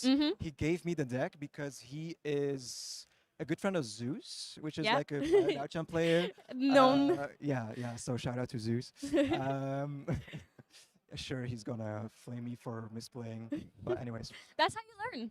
yeah, that is how I learn. I learned a lot from him actually. So thank you. Yeah. So yeah, I took it to my first locals. I just a loner deck, right? Yeah. And then I didn't even have an Omnidex yet, and then I just took the locals, like I won that one, and I was like, okay, this game is fun. If I can, if I can win, I'll play this game, you know. All right. So yeah, I just stayed with Daochan. I tried some Razor Gale. I tried some own Daochan builds, but nothing feels the same as just Yeah. fire aggro. I mean, it's beautiful. It's very fun to play, especially if you have that Fire Yeah. Bloom third one. yeah, exactly. Like my first 2 rounds today was like, okay, I have 2 Fire Blooms in opening hand. Pass turn. Yeah, all right. Yeah, that is the dream opener as the Well, Outchan. yeah. It did not. No, it's not. Like you can deal 16 damage by turn 2 If you but don't have the Fire Bloom. if you have 1 and then some other cards, but but 2 Fire Blooms is nice for the grinder matchup. So definitely for Lorraine, because if you have 2 Fire Blooms, they have to pop Clarent, and Yeah. you burn through their Clarent instantly. So yeah, I mean, you still won without the 2 Fire Blooms here. So Yeah, there is a lot yeah, of different ways. yeah, it works. yeah. I was really lucky. Yeah. yeah. It was awesome to see, like, going of an aggro deck going into a deck with Clarent has and Home by Fires and everything that gives it extra durability is really nice. Were you afraid going into the matchup? Yeah, because we were just having some banter before the stream started, and I mentioned I was on Fire Diao because there were the wrong deck lists Yeah. present. Of course, no, and my opponent was just kind of silent, and I was like, "Wait," I just told him what I'm on, Hold up. and so yeah, then he reveals that he's Lorraine, and I saw like a Home by Fire, so I was like, maybe it's Sword Saint's Vow, because that's better for Yeah. me. But it was not. He goes to Crux Knight, and I'm like, shit. It was Embarrassed cooked. myself on stream. Yeah, but then you won. Yeah. So, So I'll yeah. be sleeping good tonight. Yeah, I hope you can. I hope you find the ID. Congratulations on winning this round. And you. I will let you go and rest up and drink and convince whoever you see next to ID. Yeah, I'm only allowed to ask once, otherwise it's intimidation. All right, and we'll be back for the final round very, very soon. Yeah.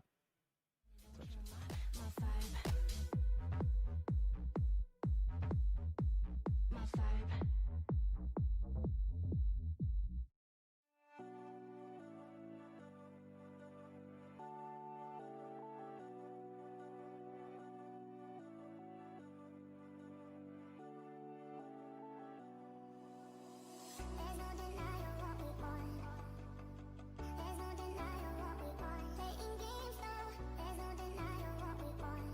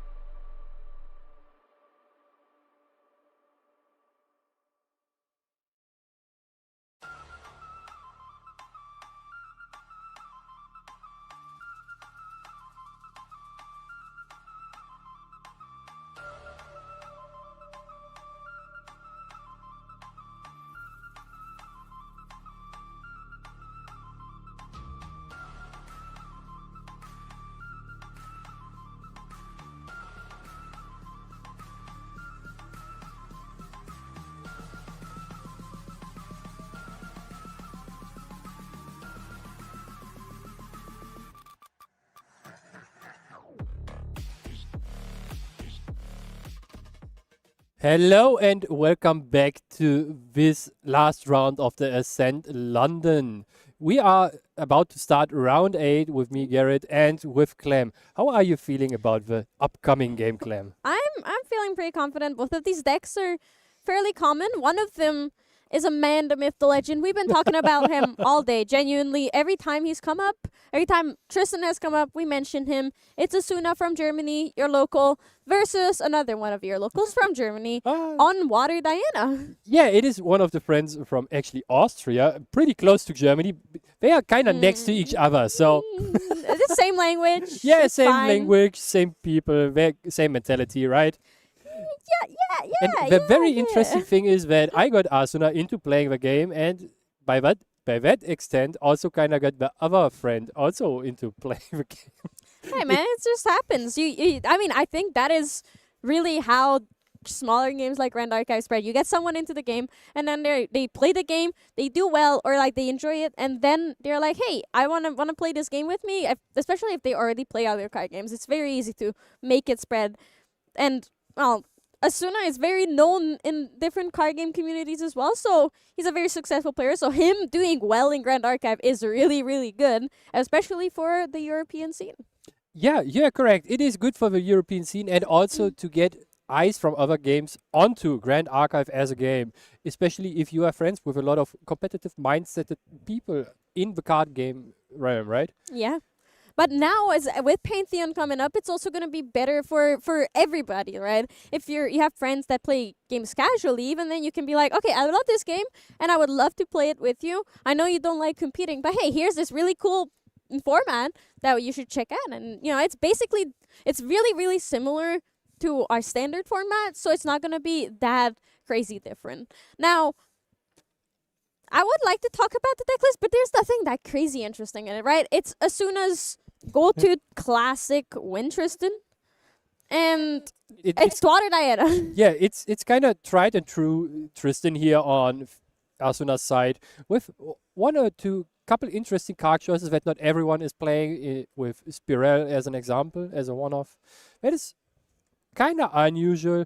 And then we have Water Diana with all the good stuff that you would expect, right? It's a normal Water Allies Diana that only plays level 1.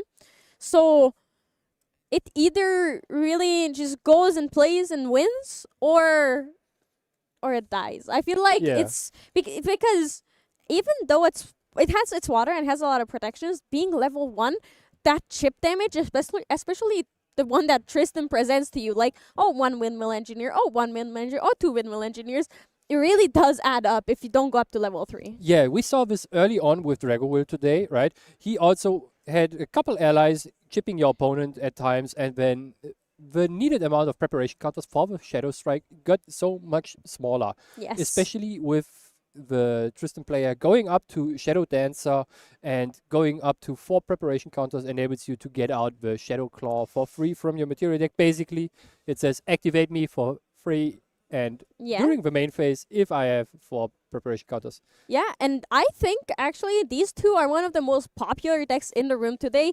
alongside Serio.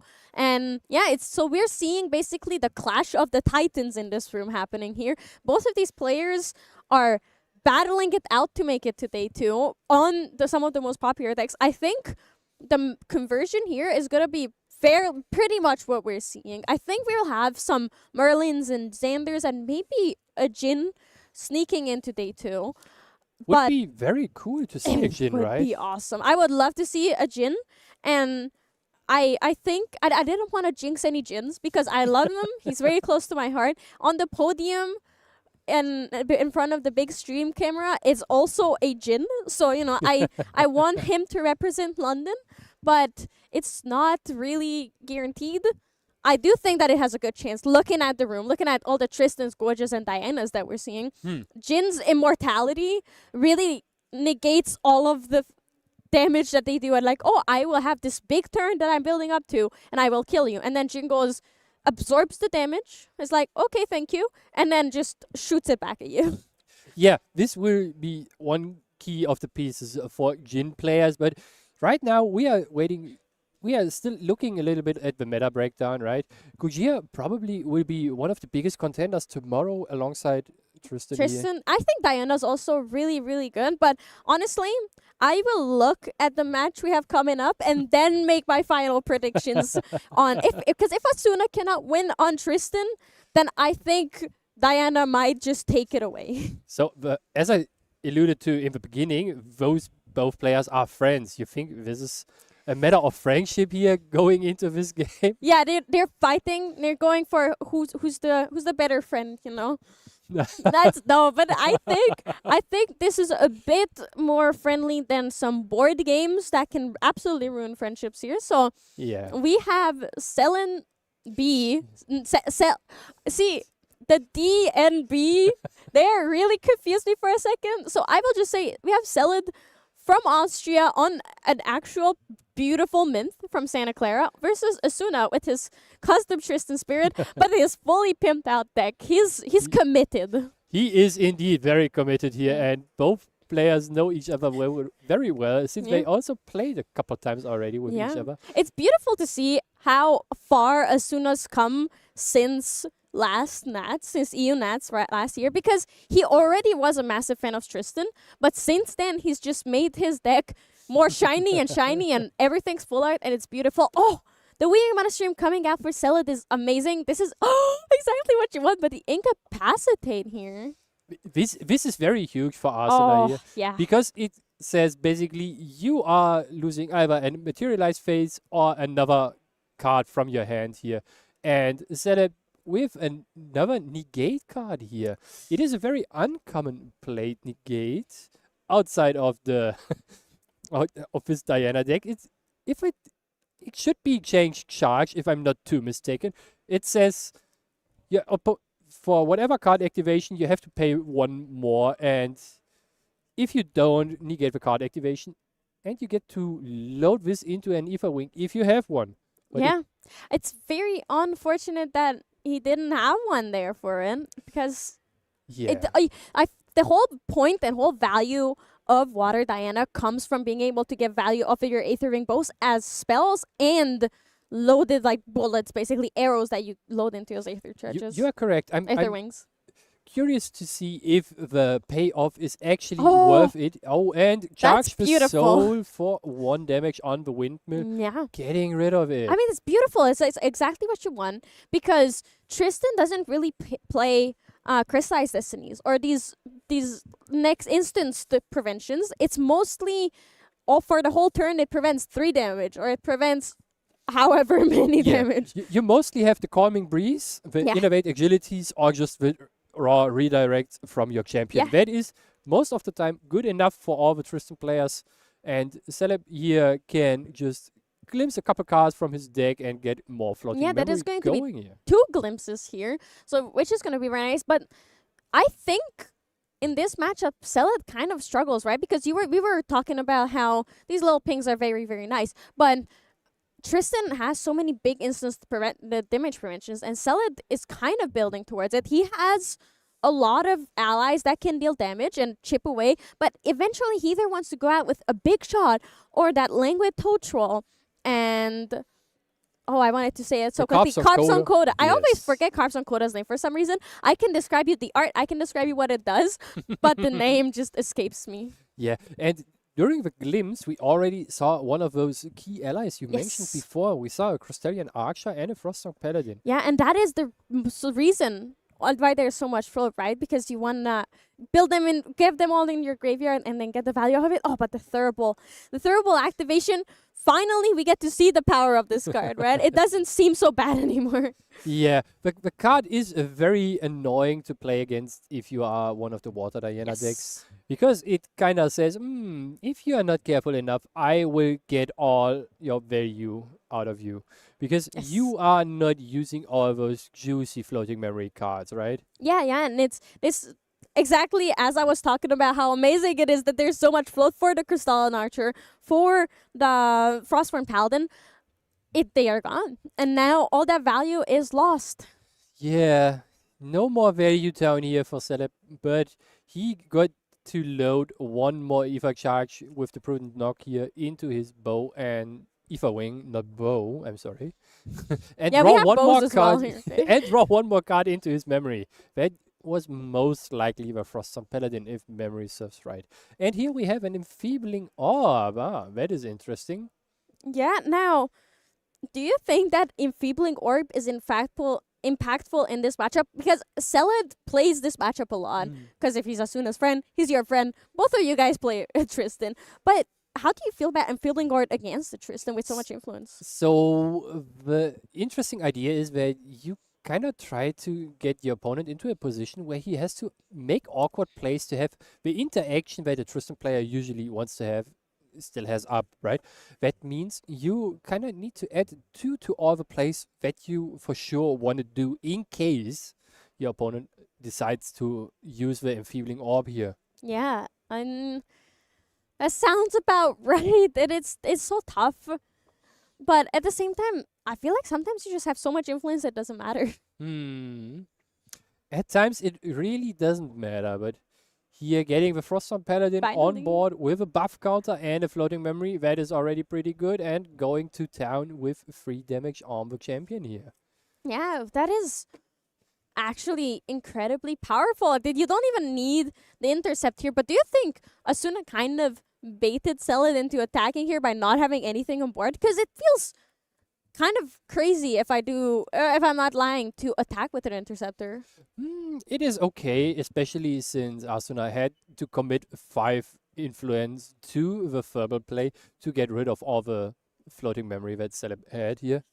That's true. That's very true. But he did get 1 card back. He did get to draw a card off of it. And now he had to surveil the Vins as well. Pre-rec, which is the dream. It's exactly what you want to do when you level up to Tristan. It is indeed the dream. But he is behind on tempo here and on damage counters. 11 is a big number, but if you consider getting one of the Languid Toad Trolls into your graveyard here, Oh, true. that might be very devastating very quickly. because Yeah. That proposes at least 6 damage from Yes. Capstone Cobra combination. And then you have Frostworm Paladin. You are most likely going to have at least 1 Aether Charge. So that is going to be a significant amount of damage. That is 10 if you only have 1 Aether Charge. Yeah, you are correct. The only difficult part for Celeb might be here to get the Languid Toad Troll into the graveyard. Yeah, I don't believe he has any way to, at fast speed, get those cards in there.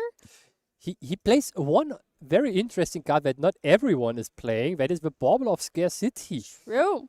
If he has it in hand, which I honestly cannot tell you if he has it or not. If he has it in hand, he could Bauble of Scarcity and protect himself a bit, because Asuna will have to discard and get that Languid Treasure. So you're right. It's probably the only way. And do you think we can tell from his materialization what the plan of Extern is? We might be. I'm pretty sure I saw both cards at least in some combination of Glimpse and Hand already for this combination. So he's ready. He knows what to do. But it's also still not quite 11 damage Dungeon Guy coming out from Asuna. So the plan is ruined. I don't think there is a way for Seled to win next turn, but 11 damage is nothing to scoff at. It's not like if he deals 10 damage next turn, the game is gone. It's over because Asuna's not dead. It's just that it's annoying. Yeah. So the interesting part here is now if Asuna has 2 I contact saw generations. 2 Servil the Winds in his hand, I believe. So here's one. I think he does have the So second one. I think a very good play here would be for Setup to just use the Enfeebling Orb so that Asuna doesn't get to draw 2 Yes! cards out of There this. it is. Oh boy. There it is. This is so annoying as a Tristan player, I can tell You saw this and you were like, oh damn, I saw this. I was like, that is a genius play. But like, I understand. It is definitely really annoying to see. It's almost like a staggering strike. Yeah. It is kind of like a staggering strike. It is for sure staggering indeed. Yeah, like your heart stops for a second when you see that and you're like, oh, wow, I didn't expect that. And a reposition coming out for Seled as well. So now he has the distant and the float. So and the Ranger strikes. the Ranger strikes, oh my god. He is going for it. Wait. Is he full sending it here and hoping that Asuna doesn't have anything? This might be lethal. Or is he just trying to look for new cards? So the Ranger Strides are by itself ranged 4. On Diana, if she already has ranged 1, we are at 5 in total. In Yeah. combination with the Aqua Mirage Whisper, we are at 6. With the Froststorm Paladin, we are at 9. And at least 1 Aether Charge, we are at 10. So we only need 4 more damage from Celet, and his influence is really big. There's a Crystalline Archer in his hand, but there is no float in the graveyard yet. But he has a big Alright, swing where he alright. might just find whatever he needs. Yeah, he has the glimpse here. Etheric Calibration, glimpsing, he just needs that floating memory, but that hinges on Asuna not having anything, which with a 2 influence, it's not there. There's not much, right? 2 cards in hand, it's not much of a chance of him having anything. You are correct. And Is this lethal for Celet? this might be it. And we see 2 cups, 1 Capstone Coda, 2 more Archers, and 1 card with floating memory. It might just be Charge for Soul here. Actually, yeah, it could just be. I think the play is keep the float on top like he's doing. Attack, glimpse. We're like, okay, this And, is what's in our see what graveyard. happens. But he has the Crystalline in hand. Couldn't he just play the Crystalline? So what you first want to make sure of is what you see in the top cards, and after that, with all the damage, you can think about what your opponent might be doing or not, since you will be hitting for quite the number here, going up to 15 damage. That's a very big swing with the outcome measures. There's so many cards there. Celed, you're right. He does still have to think about the future just in case he cannot win this turn. But so glimpsing that much, basically 1/5 of his deck is in his hand because he's glimpsing through it, is really healthy. Yeah, and one of the key issues here is if your opponent, as a Tristan player, is playing Calming Breeze with the influence that Arsenal has in hand, the Froststorm Paladin's attack will be negated. So you kind of gambling on what your opponent might have. Yeah, but The Crystalline Archer will be hitting for 4 if you get to banish a floating memory. So the Calming Breeze doesn't matter for this one. it matters to see whether it's lethal or not. So you're really right. Oh, and it goes through. That means this is lethal. Yeah, and That means it's exactly perfectly lethal. This is indeed very lethal here. And no Stifling Trap from memory here. Oh, there is. And we have a Stifling Trap That from is memory. Oh, beautiful. boy. This was like the one play that could have stopped the lethal line, but I think you have to push it no matter what here. You force the card out. Now, if Asuna needs to level up here, he has to banish 3 cards. Yeah, he does. And he is only left with, at best, 2 preparation counters if he levels up at all. That Oh, means 1 redirect at best. I didn't pay enough attention here for Celeb. Whatever he put on top of his deck, outside of the 1 floating memory. So we might see a Toad Troll coming, and then you have the be. Carp Song hitting. Yeah, it really could be. I'm not quite sure what he glimpsed, but I saw from Asuna he had a Heavenly Guide. This is a wrong kind of guide, unfortunately.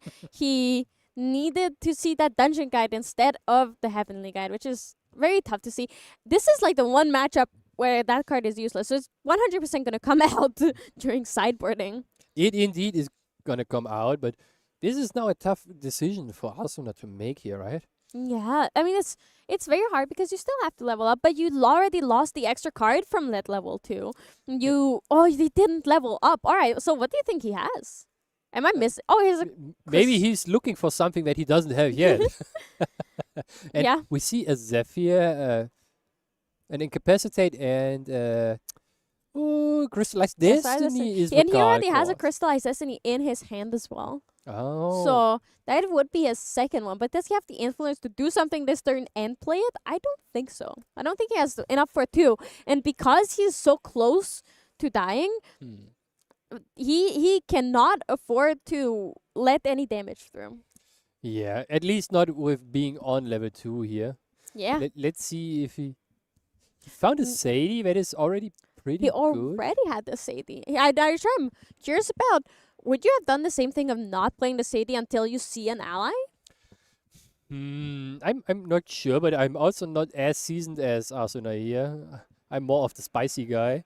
Yeah, I mean, you can still have personal opinions. Obviously, Asuna knows better than us, so Yeah. he definitely didn't play it for a reason. Probably it's just he knew that he has to be more defensive, Yeah. but he's just playing the. Okay, he's not playing the heavenly guide. No way, he's really. Because like you said, they are friends. So you sometimes joke around with friends.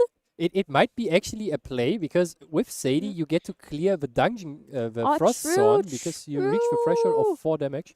Get to pick up 3 cards from your memory. And Agility. you have the incapacitate now alive again. Yeah, you're absolutely right. That is a genius play from Asuna. And look, this is why he is one of the best Tristan players in the world, because he knows the tricks and tips and how to play this deck properly. Now the question becomes, what is Celeb materializing here? The Bauble of Abundance would be very huge because, and he's going for it. So what is going to happen now Scarcity. Bubble uh, of Scarcity coming up here yes, to discard it, right? To discard the frog. Yes. So he is going to be discarding the frog and also disabling the incapacitate from Asuna here, and he Oh, is running true. away with the game with that You're- decision. You're absolutely right. As soon as face is like, oh no, this ruins my plans. My agility 3 is absolutely useless. Yeah, and that is kind of what I said with the enfeebling orb in the beginning. You kind of have to extend the amount of influence that you need for the whole turn. And Asuna is now debating what to do. Do I just use the Survey the Winds here just to get a preparation counter and draw a card that I have to discard anyway? Yeah, I don't think the gambling is worth it. I Yeah. think you would rather probably just get rid of the Zephyr. But so the thing is, either way, you're done for it, because the whole point of the Bauble of Scarcity is to discard that Toad Troll, and then Celed is just going to play Yeah. the Carps on Coda. So that is game 1, going to Celed. Asuna going down to his friend. It would be honestly, it would be kind of poetic, because in the NA Nights at EU Nats, Asuna played against Henki. I think he won for game 1, and then he lost. So if that same thing were to happen, then we could be on track for Celeb to take over as the best EU player. Sorry, Henki. I respect and love you, but Celeb is for sure going fishing with his deck here and the Toad Yep. Trolls in the pond, right? I mean, he didn't really have to go fishing that far. You know, he just threw a spear in there, hit a frog, and was like, "All right, now I'm cooking." Yeah, he for sure was playing a very good song with the Cups on Coda. Yeah. So let's look at these sideboards. Honestly, I don't think that is that interesting from Felix. He has a couple of cool things. So one of the more interesting cards for Asuna here is the Abnegation. So he gets to recover a lot of health points. That is pretty good. Nocturne's Oblivion is a card that could come into the play for him to get rid of the couple allies that you are not able to clear off that easily. Yeah, it's basically the Excalibur for Umbra. It indeed is. The dark side. Yeah. Come over to us. But I genuinely, do you think Abnegation is good in this matchup? If you get to level 3 and get to recover out of the lethal range, it might be the key, because you get to bait your opponent into plays that might make him commit too much to actually run away afterwards. That's true. In this game, it would have saved Asuna. You're right, because he was on that 4 damage away for a whole turn, which would have been enough for the Abnegation if he had chance to level up to level 3. Yeah, that is correct. One of the very key pieces in this Tristan matchup is if you get to text them a couple times for just 1 or 2 influence with the chain charge that Setup did in the beginning to negate this one key piece card, that will give you the edge. And maybe we are just seeing a couple more chain charges here. Does Setup run of them? No, he does not have any on sideboard. However, there's a lot of cards that are 100% coming in. We will have the Snow White. We will see the Staggering Strike, obviously, coming in. And I think that Unbroken, Appear Beyond as well. But I think that Unbroken Mustang might come in as well, just in case, because he's on water. And if there is a Viridian Protected Trinket on the other side, he's not having a fun time. Yeah, you are correct. He is not gonna having a fun time. A very interesting side deck choice is Overlapping Visage, but is this actually how you pronounce it? I'm so bad at this. Overlapping Visage, I think. Oh, Visage. It's Okay. English is a funny language. for how we make fun of French, it's always English also has some interesting pronunciations. You are correct about that one. But this is also a very interesting card because it forces both players to sacrifice an ally on board. And if the Tristan player goes to level 3 and only has the Shadow clones, the Ominous Shadow tokens out, you are in for a tree if your opponent has to suddenly sacrifice one of those. Yeah, you're absolutely right. So it's probably going to be that. And Seled also doesn't play that many allies, and we saw that they don't survive that long even if they are there. So that could end up with Asuna being forced to sacrifice a shadow without much else, because it's not hard to take care of these windmill engineers and these tiny chip allies. One interesting thing that you can also do with that card is that you first play the Languid Toad Troll, right? Yep. Have it on the board being obnoxious as it is with a 0/6, so that needs to be dealt with. And then suddenly, if you say, oh, I have a couple cups on Kodas, let's play the song here. You first sacrifice all your allies, your one Toad Troll, Yeah. and then suddenly the 6 damage is live. Yeah, you're absolutely right. So even if you have something big on the board, it's not that terrible because you can still use your allies. Indeed. And for the beginning of this game, we have a rather quick start for Arsenal here, going up to level 1 very quickly. That is, It's very interesting though that he did dare put down that the Calming Breeze. Calming Breeze, yeah, because it's such a good card in this matchup, because there oftentimes Seled in the beginning especially is not doing more than 3 damage per attack. Yeah, you are correct. The downside is, though, that the longer the game goes, the worse the card gets. And if you get rid of it early, you might not even be tempted to Yeah, but play you around still right? need to get to level 2 and level 3, and I feel like it's still relevant even at level 2, and level 3 is where it's like, all right, now I have a lot of other ways to protect myself. So I feel like obviously we were proven wrong the moment, we were proven wrong. We were proven, like, it was proven that Asuna is a really, really good player last game immediately the moment we said it. They started talking about it. So I trust that this is actually a very smart decision. I'm just trying to figure out what the thought behind it was, because he also knows Celad's deck really well. Better than anyone, probably. So probably the idea is that the only ally that by default, or the only source that deals 3 or below damage by itself is the Froststone Paladin buffed with a floating memory sacrificed from the graveyard. But it's an interceptor, right? So it's Yeah. gonna be up. Yeah, most of the time you're just hitting face in the water ally, in the water Diana deck, right? To put a little bit of pressure on, and most of the time the Arcra Mirage Whisper is hitting for 4 or more to just get a big glimpse in. And also the Crystallian Archer is hitting for 4, so you're already past the threshold of 3. That's true, but oftentimes I feel like in the beginning that Aqua Mirage Whisper is just hitting for 1 or 2 just to start glimpsing and be able to set at least your next turn up. That is surely a thing that if you are aware of playing against the Tristan, especially with Calming Breeze in the deck, you are trying to stack all your Ether charges, especially since you only need 2 by default. The first turn you go distant. Yeah. Oh, wait, never mind.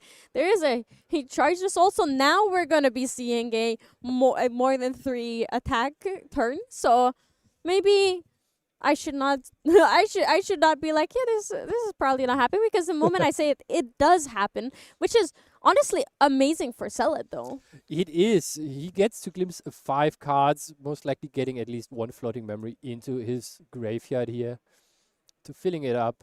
And did I just see a Carpstone Coda there in his memory? I'm not entirely sure, but he might just be going for the raw damage and not for the the Carpstone Coda play. Maybe we can take a glimpse here with him on the top 5 cards of his deck. 3 going to the bottom. Undercurrent, Visage, Dark Crystal, and Archer keeping on top is really, really good. The undercurrent advantage is pretty good. And milling it here to get one more floating into his yard. So he is starting off very strong. Oh, and the Froststorm Paladin. He is no breaks all gas, as it seems. Yeah, he's definitely, his foot is on the pedal. He's done to draw the cards, and here is the attack. No attack, so he is No? keeping it up to intercept. Uh-huh. But oh wait, no, he's probably. Alright, obviously. The Sadie is. I didn't quite see the Sadie immediately, but the Sadie is there. So the Frostborn Paladin is staying up to retaliate into that Sadie and be like, either force Asuna to pick it up, or force the trade of like, alright, do you want agility or do you want your Sadie to survive? Yeah, this is a very nasty play for Celeb here, actually, because as a Tristan player, you are always tempted to just attack into an interceptor to force the retaliation and just bounce the Sadie back to your hand to get one more preparation counter and also having force for retaliation. But then you are kind of in a pickle to get rid of it because the 2 damage from the attack didn't happen at all. Yeah. Yes. And also, I feel like Seled knows this matchup better than to just keep up an interceptor for funsies, especially when Azuna is only level 1. His hand is so bad, though, arguably. He does have the double incapacitate, but he has double dungeon guide as well. And a reclaim, I believe, which is not really good with a Sadie on board. And here we see the sensor of restful piece for Asuna hitting the board, Good. disabling the floating memory for Celeb here. That's a really good play from Asuna, making Seled go for it, like do his best to get there. And especially if earlier he was like, all right, I have a Mustang, but I don't really need this Mustang for now. It's really bad. Yeah, the Mustang would have been pretty good, or maybe some other card like a Fracturize, but he knows 2 cards on top of his deck. So basically 1, since we know the Crystallian Archer is on top there. And true, yeah. Maybe he finds a way to enable all his floating memory here again. Yeah, he needs to dig deeper. He doesn't really have a way to take care of that sensor for now, so he has to play it safe and just play it for those Diana attacks and rely on that Frostborn Paladin. And here we have the Inert Sword, a very interesting card in the Diana deck. Did you actually know that if your champion is ranged, it doesn't matter with what he attacks to get the bonus? It makes the sword longer. You just throw the sword, or you're like, all right, I see you there, and I think I'm just going to do this, and magically your sword becomes so long that it slaps them in the face. So what you are saying is that the Inert Sword became a long sword? Yeah, definitely. It's a warrior's longsword. It does get +1 as well, so I'm not even that far off. and here we see, is this just a pass angle for Celeb? I think he's thinking about how to play it, whether he should be like, all right, you should have the Calming Breeze, get those allies down, because we did know that he has the Crystalline Archer. He has a Fracturize in his hand, so all right, there it is. he is going to Fracturize the sensor of Restful Peace, enabling all. But Asuna has 2 incapacitates. you kind of need to force it here at this point if you are the Water Diana player. So no fall done here, and he shows it incapacitate. Oh, it's the funny version. Okay, what I'm gonna do? It's a pretty version. It's not a funny version. It's a very beautiful version, Gareth. Thank you very much. Of course, we all like Shira, right? Yeah, and it's just a pretty card. It's an Ascent promo. All Ascent promos are really nice. Like the Gwendolyn Reclaim that we got for this event is amazing. Yeah, you are correct. Those promos are one of the not one of the key reasons, but one of the big reasons why you also want to attend those events, right? Yes. Because they look amazing and stunningly. Yeah, even like there was fireworks display for a couple of events, and I'm not the biggest fan of playing the card because it's fire, but I really like the art, so I do have my little collection of it at home. Yeah, and here we see Asuna going to level 2 Tristan with banishing 2 cards from memory, and one of them being a dungeon guide. And here we see he is activating Fairy Whispers to most likely dig for a couple cards that generate influence here for him in the long run. It's also good to be able to see the cards that are coming up, even if he doesn't have the 4 prep counters. it's kind of imperative that he does go up to level 2 here, because you never know what Cell can pull out of his back pocket. It's a lot of damage that can happen out of nowhere. You already have 9 damage on you. You never know, because Carpsa Coda only cares about the health of your allies.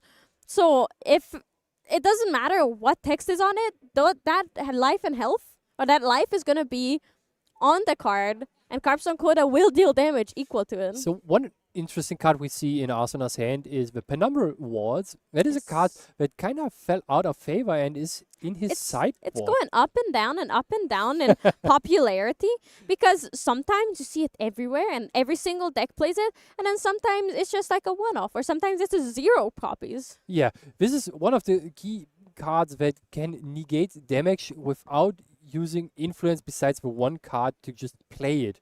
Yeah. It is one of the cards that also taxes your preparation counters, but if you are in the position where you need to use it, you can prevent at the very least 3 damage, and if you use at worst 3 more preparation counters, you get to summon 2 more Ominous Shadow tokens and prevent a total of 6, right? Yeah, I mean, if you think about it, it's a 0 cost, prevent 3, get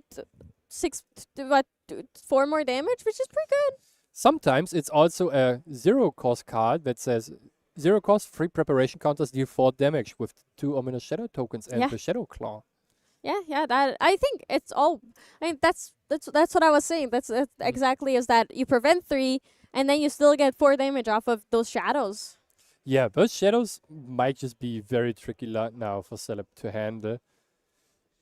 Because if he doesn't get to 7 damage with his attacks, the shadows just soak it up for quote-unquote no reason, or just 2 preparation counters.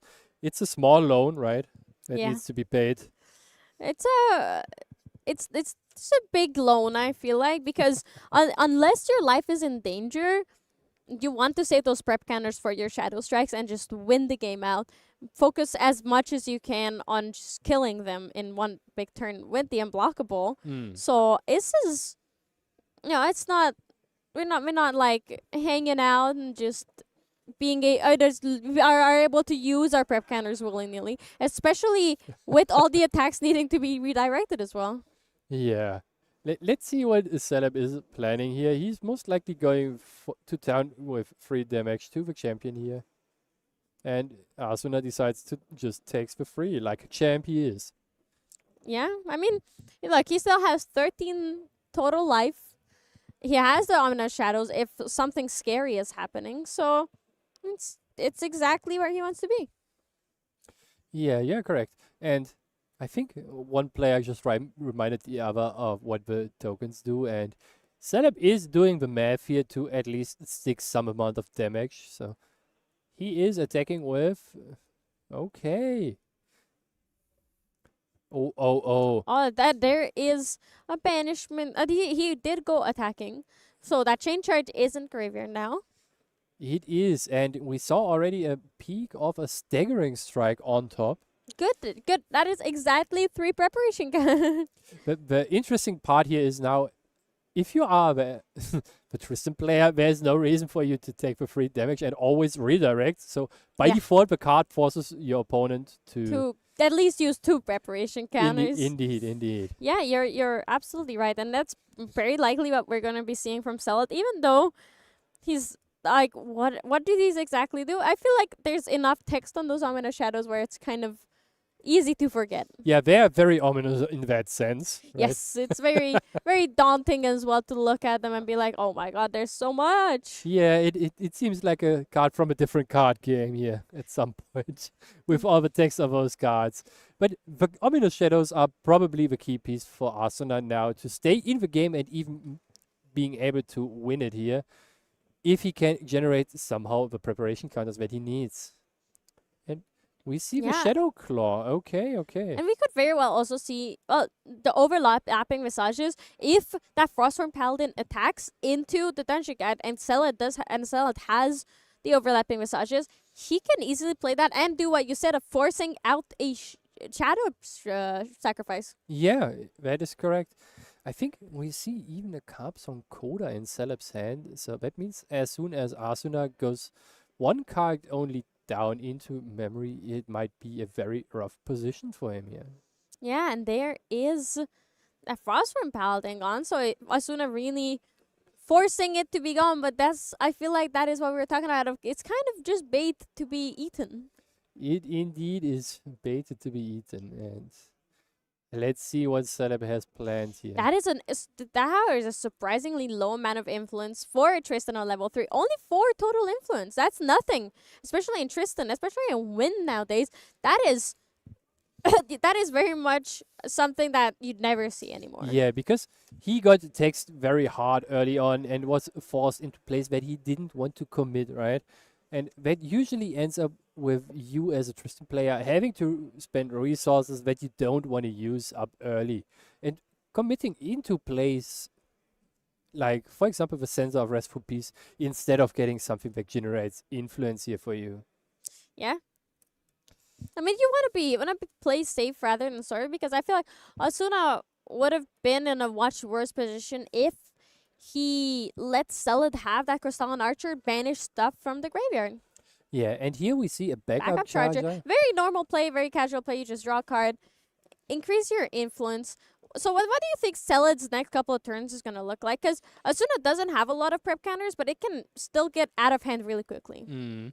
Yeah, correct. It can get out of hand very quickly, and he is most likely just trying to force the preparation counters being used here to some degree.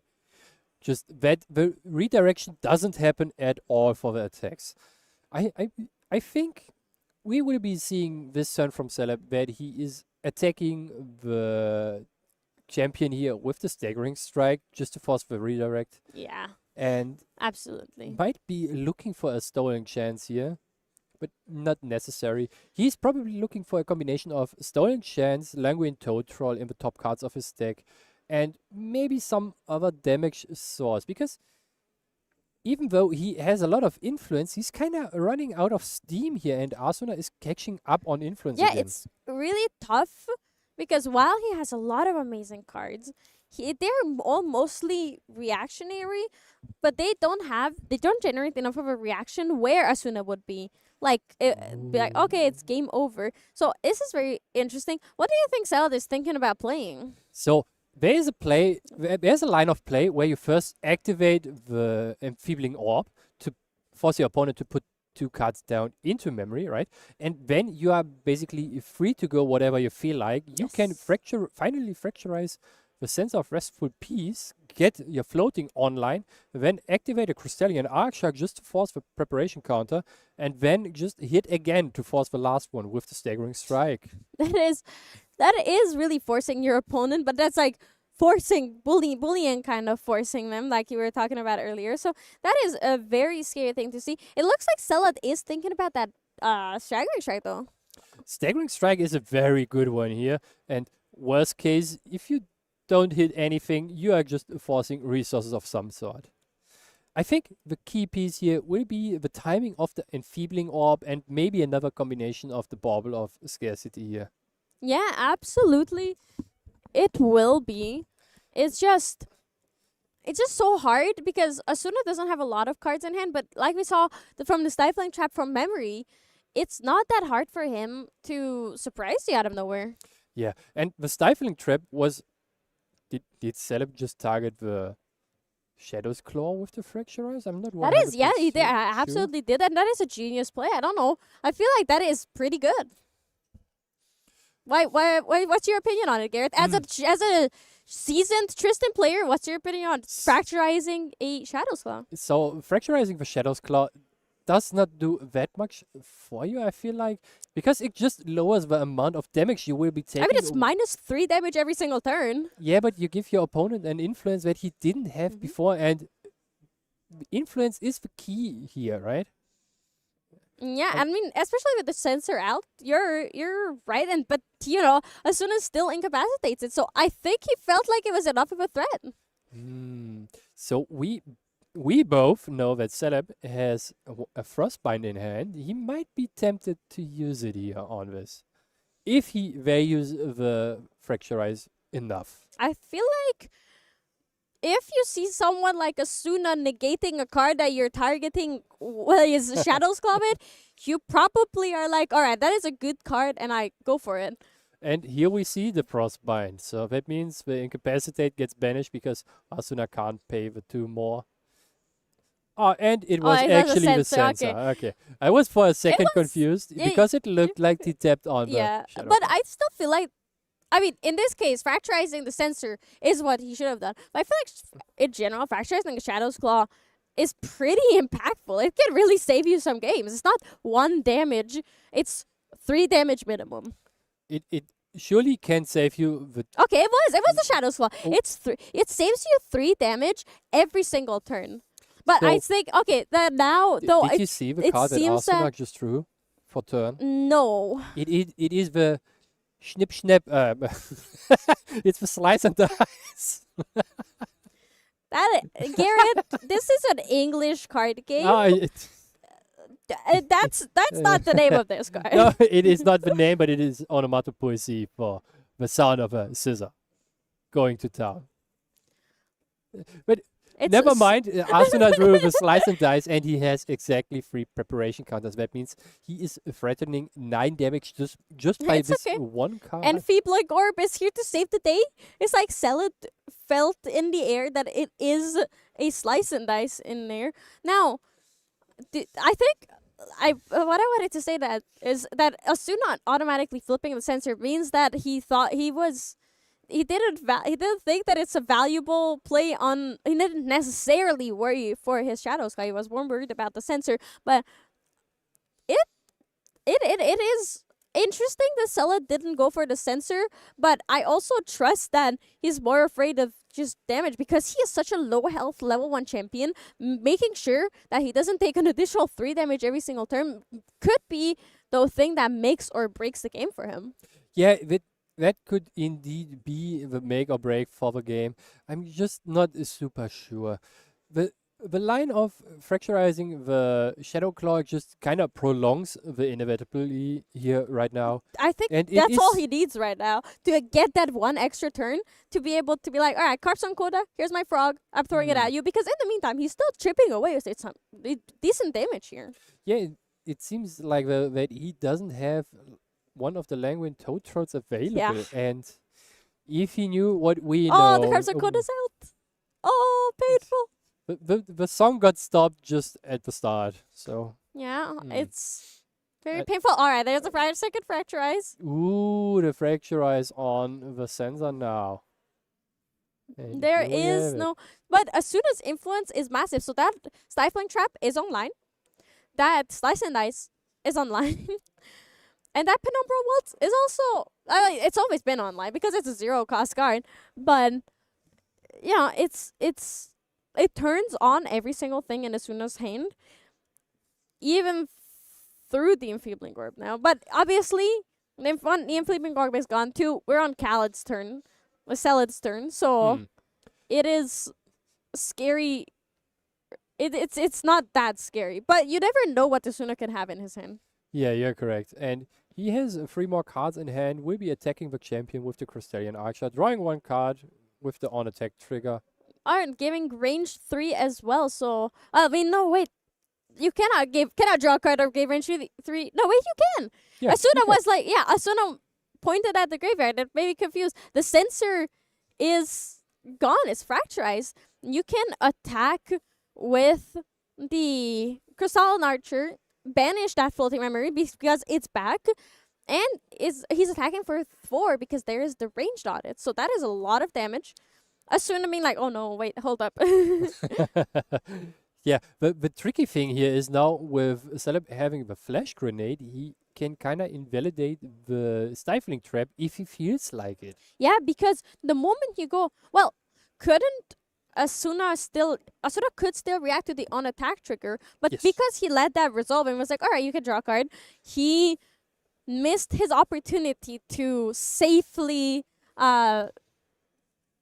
kill that Crystalline Archer. He kind of did. Inert Sword, forcing Asuna's hand to either use those preparation counters or take the damage to face. But then that makes him dangerously close to Carps on Coda range because then even a Frostborn Paladin is enough. Yeah, and it seems like that Celeb is playing game of chicken here and tries to see who first puts the trigger here, right? Because Literally. yeah, it indeed is literally here. If he just says, "Oh, I'm now gonna go distant with my champion for the next turn cycle to first of all enable my damage bonus from the ranged and also getting the flash grenade live," that might be it. And here we have one pretty old good friend of the Tristan deck, the Blinding Orb. It is Love an to see it. enfeebling orb on steroids for assassins because it allows you to draw one more card into your hand from your deck.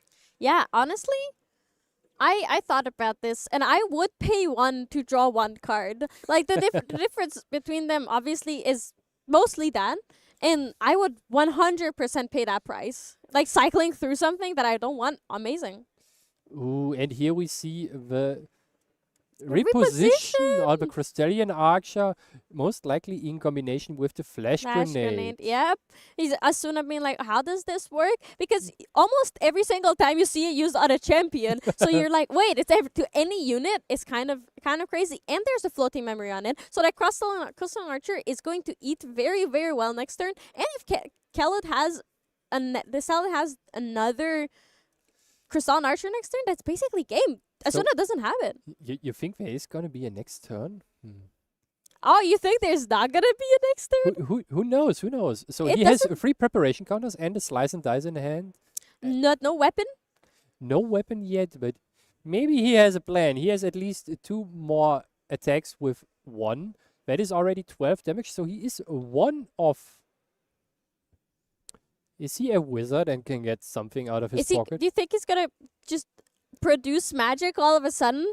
With he's not getting the agility trigger, which signal. So him going for the agility trigger kind of signals to me that he does want And going for the kill. I say that he does want the agility trigger, or he just wants that Crystalline gone, which did happen luckily. yeah, and he was forced to activate the stifling trap on the Crystallian Archer. Yeah.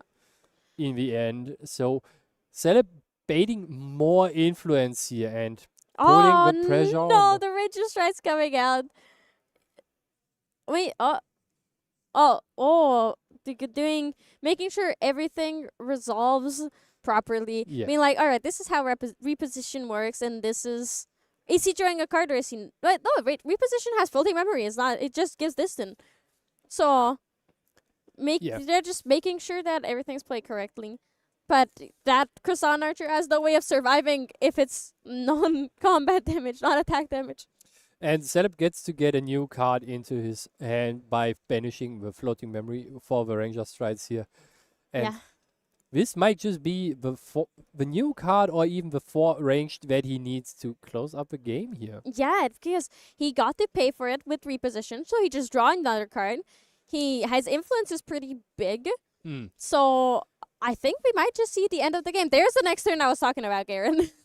Yeah, there is indeed the next turn. I'm not sure if he has another Crystallian Archer. I kind of can't see his hand very well here. Yeah, he just needs... backstep. But wait, does he have enough to redirect the attack and then still deal enough damage? Because I feel like Asuna, knowing that Diana deals exactly lethal amount of damage here, which is 5, a bit over, but he would absolutely just go and redirect the Diana attack. So this does still need to deal 5 damage, regardless of how much his Diana deals. Yeah, you are correct. And here we have Chain charge. Oh. No, wait, not. It's drowned in yeah, ether, drowned in giving ether. I forgot.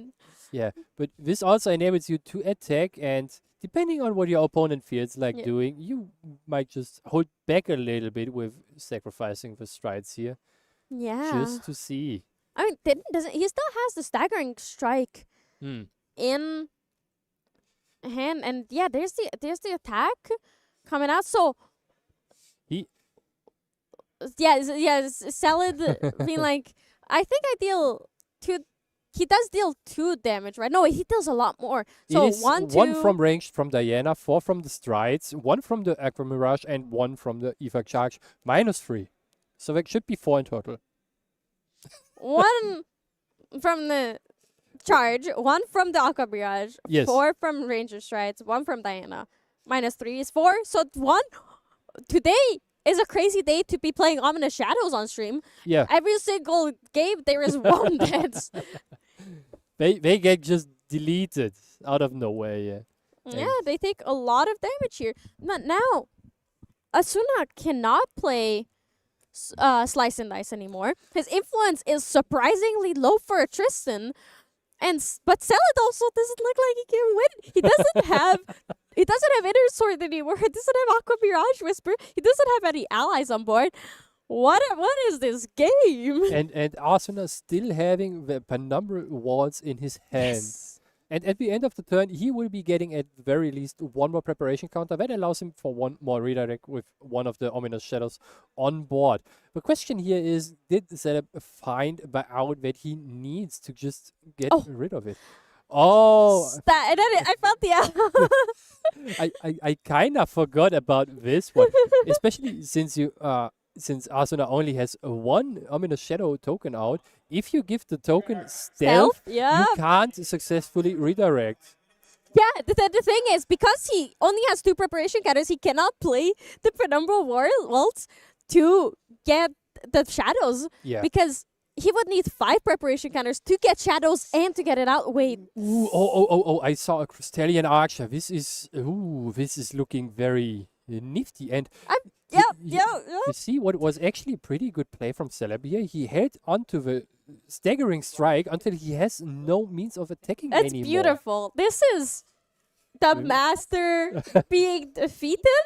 Is that what we're going to be seeing here? The master being defeated by his disciple. Yes, the disciple rising above. Because look, there is the Crystalline Archer played and attacking. Does Celid not have any? Okay, there is. He does have the floating here, and we see. Is it the wards for 5? Waltz? Yeah, it has to be the wards for 5 here. It is preventing the next 5 total damage that will be dead. But that is, I mean, only 5 damage, so preventing 2 here. Yeah, that means that Celeb has to deal a total of 10 damage to Asuna here to close out the game. 4 being 1 from the Crystallian Archer, so 6 left. We know there's 1 charged the soul left. And maybe he has more means outside of the staggering strike. But I unfortunately don't think there is. That was a tough thing. But Asuna has no preparation counters anymore.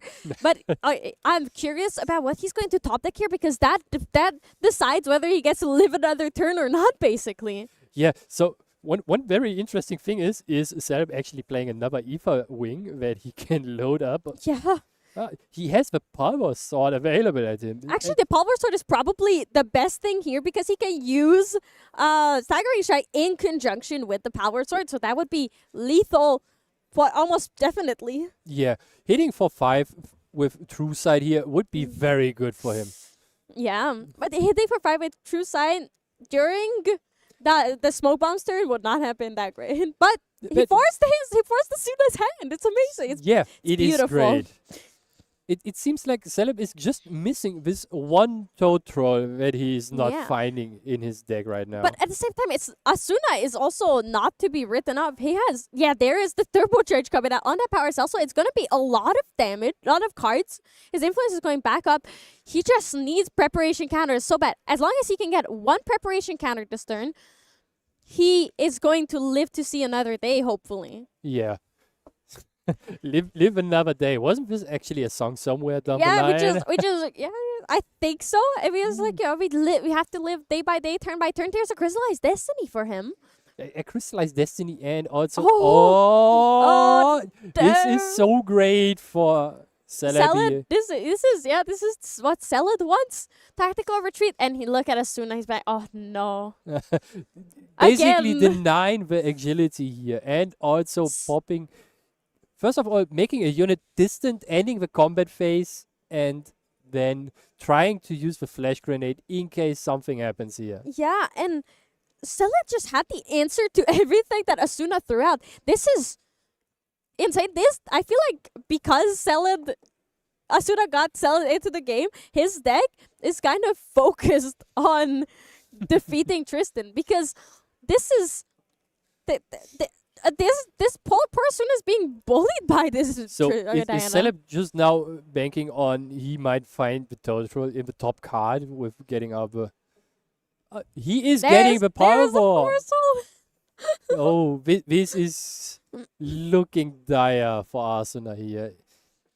The Power Sword is a card that says, on enter, if you are level 1 plus, you banish the graveyard of one player with the current count of cards. And it is a 2 attack, 2 durability sword. It just enables your champion, in this case, to hit.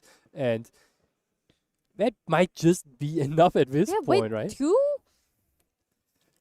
Oh, yeah, wait. Two count, two. That is perfect. That is perfect for Asuna. He probably survives another turn. But wait, doesn't Celid have a chain charge? So he has Charge the soul, sorry. 2 ways to threaten lethal here with Charge the Soul and the Crystallian Archer on attack is Yeah. total 5 damage. And then Diana.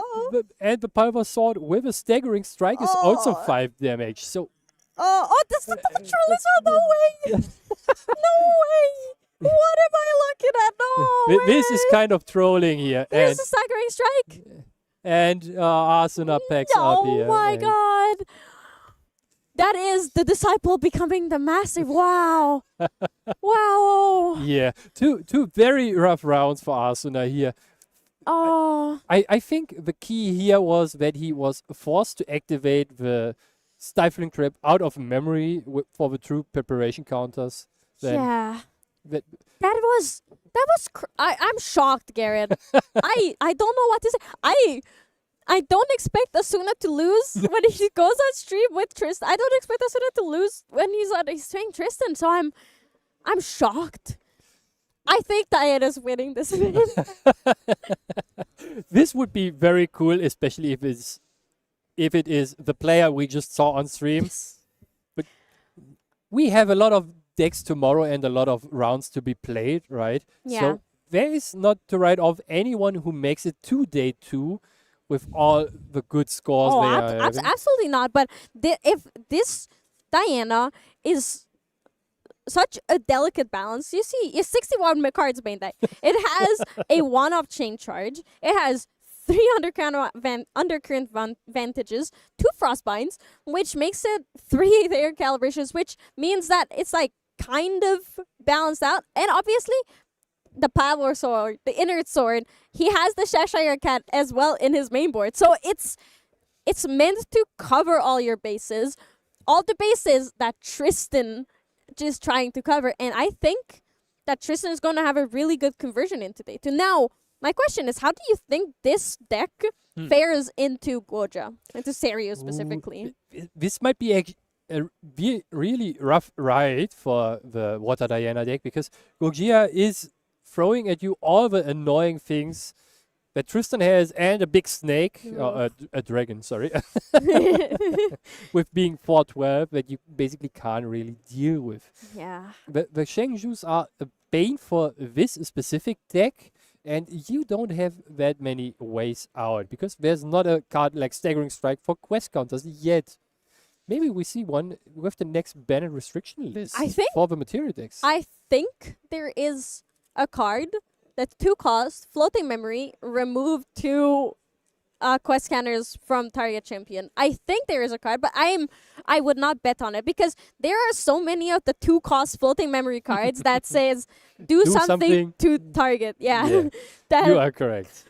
basically every set has one, I feel like. So I would not be surprised if we had it. It might not be strong enough, because 2 quest scanners is basically 1 turn for Goja. Yeah, one of the good cards in the Water Diana deck against the Gogia deck is Tactical Retreat, and also, what is it called? Song of Frost. Song of Frost, yeah.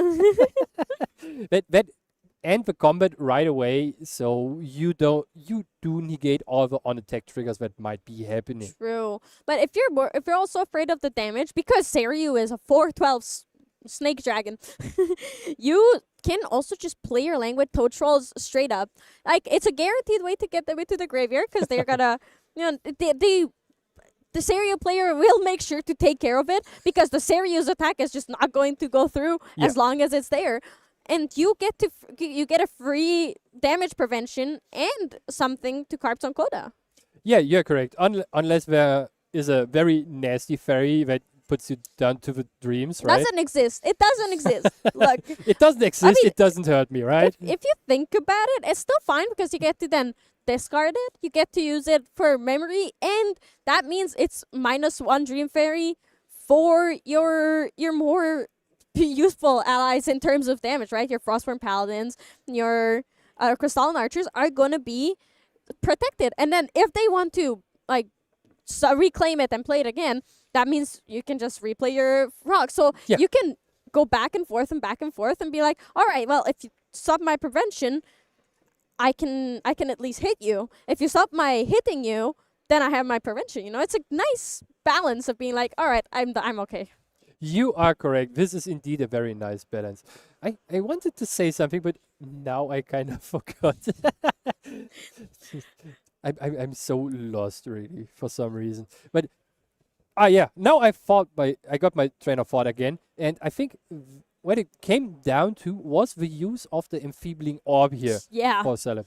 It is a very strong card used in the right moment to just deny your opponent opportunities, not in a sense of being allowed to play a card, but being able to pay for the cost of those cards, right? Yeah, it's basically a preemptive negation. It's like playing incapacitate without anything on the stack. Yeah, you could even go the distance and say it's a Frostbind on a material deck card that doesn't negate the card, but says you just pay 2 more, if at all. That's very true. That you know what? That I like that as well. Oh, and it messes up your future plans of being like, all right, well, I'm going to be going up to level 3 now. These are the cards that I would like to risk. Like, let's say it's 4 cards, and then okay, these are what I really need for my next turn.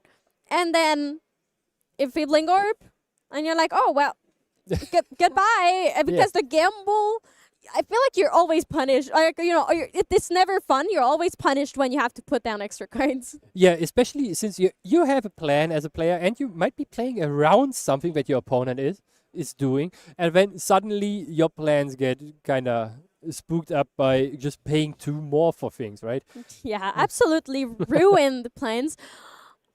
In the end, do you think that Fracturize onto the Shadow's Claw was worth it? I'm not sure, honestly. Even though he won, and even though he survived, he was on, I believe, 10 damage. And that Shadow's Claw was Fracturized for 3 turns. So, you know, it's prevented. Sorry, go ahead. The Shadow Claw had 2 durability counters, so it kind of prevented 2 turns of damage from the Shadow Claw. Yes. But in total, it would just be around 3. But it was a lot more than 3 because Tristan couldn't attack, right? If the Shadow's Claw was there on the board, then Tristan could attack, and then it would be 6 damage, right? It would be 6 damage each turn, but because Tristan didn't get to attack, there was 6 damage prevented in the end because was no other way. And that's what I was thinking in the end. It's like, it is 3 damage on paper until you realize that Tristan doesn't play any other weapons, really. Yeah. Not playing that many weapons in Tristan is always a kind of annoying and downsidey thing overall. And maybe we can get Hanky to innovate something new with the Looking Glass and the Power Sword. Thank you, Hanky.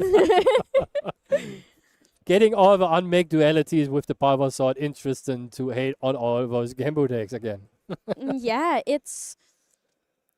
they're gonna be coming up. 100% we're gonna see more Genbu after this event because it really comes down to the fact that there aren't many nullifying lanterns. So I think it definitely has a chance of being, you know, Hanky innovating. Maybe Hanky and Asuna going into the testing booth again. Yeah. Play out a fun deck. Yeah, talking of testing booth, I'm curious of how Khaled was testing into Asuna. So I'm really curious to hear about it. So let's go to a quick interview with him and Main Deck Dan. All right, everyone. We are here with the winner of round 8 of Ascent London. This is Sela or Yabi. That was crazy. Yeah. Hello, everyone. It was a very interesting game and an interesting matchup because my opponent, Asuna, is like the guy who got me into the game. He told me, "Oh, please, I play this game. I travel for it a lot because we actually know each other from another game." Yeah, and he told me I should try it. And this is actually my first tournament, basically. Yeah, your first tournament. Your first tournament. Obviously, you did really well. You made day 2 after Yeah. winning that, which is crazy. And you were up against the player who got you into the game. And who was practicing with me and yeah, basically got me to this point. He also lent me the deck. So Yeah, but let's be clear too. Not just any player who Yeah. got you into the game, but this was Asuna. This is a player who has multiple top 8s, just tons of high-level accolades behind his belt, and ended up going into winning in against you, and you pulled it off. yeah, I think there was like a combination of me having a bit better draws, and I think his mental was also a bit off during the day. He like said he misplayed a couple rounds before, and I guess sometimes you can capitalize off that. I'm pretty sure I also didn't play cleanly, especially game 2, but yeah, it was also first stream game, blah blah blah. We did our best, and it was enough. Well, that's what happens here. Obviously, Asuno's played in Worlds. Asuna is an incredible player, but everyone gets tired. Everyone gets Yeah. exhausted as the day goes on, and Yep. the matches sometimes get even spicier and even more interesting when that starts to happen, because both players end up going like making maybe slightly suboptimal plays, and then Yeah. just trying to figure out, okay, how do I come back from that? Yeah. How do I I think how do I recover from making those plays that I maybe missed the easy line. Now I got to find Yeah. the hard one. Yeah, and I think it's also like more maybe like some people don't like watching these like scrappy games, but I think like the scrappy games are always very interesting to watch and also like interesting to discuss afterwards. Like what could you have done better? It's something I really like to do in games in general. Is like go over certain lines. Like if I'm testing, I will write down decision points, and then I will check. Okay, I will discuss with my opponent if he's fine with it. Like if I do this, how would you have reacted? And I think this is like a really important thing for like learning and getting better at the game. Yeah, and for like all your testing with Asuna, is that kind of how you approach the testing as well? Is that how you got to making day 2 on an Ascent so fast? Yeah, I think so. I think it helps to have like other card game knowledge, of course. Sure. I've been playing other TCGs for like more than 10 years. Yeah. But it obviously also helps to just like practice with a good person that can also help you a lot and teach you a lot. And you can discuss like, I think it's quite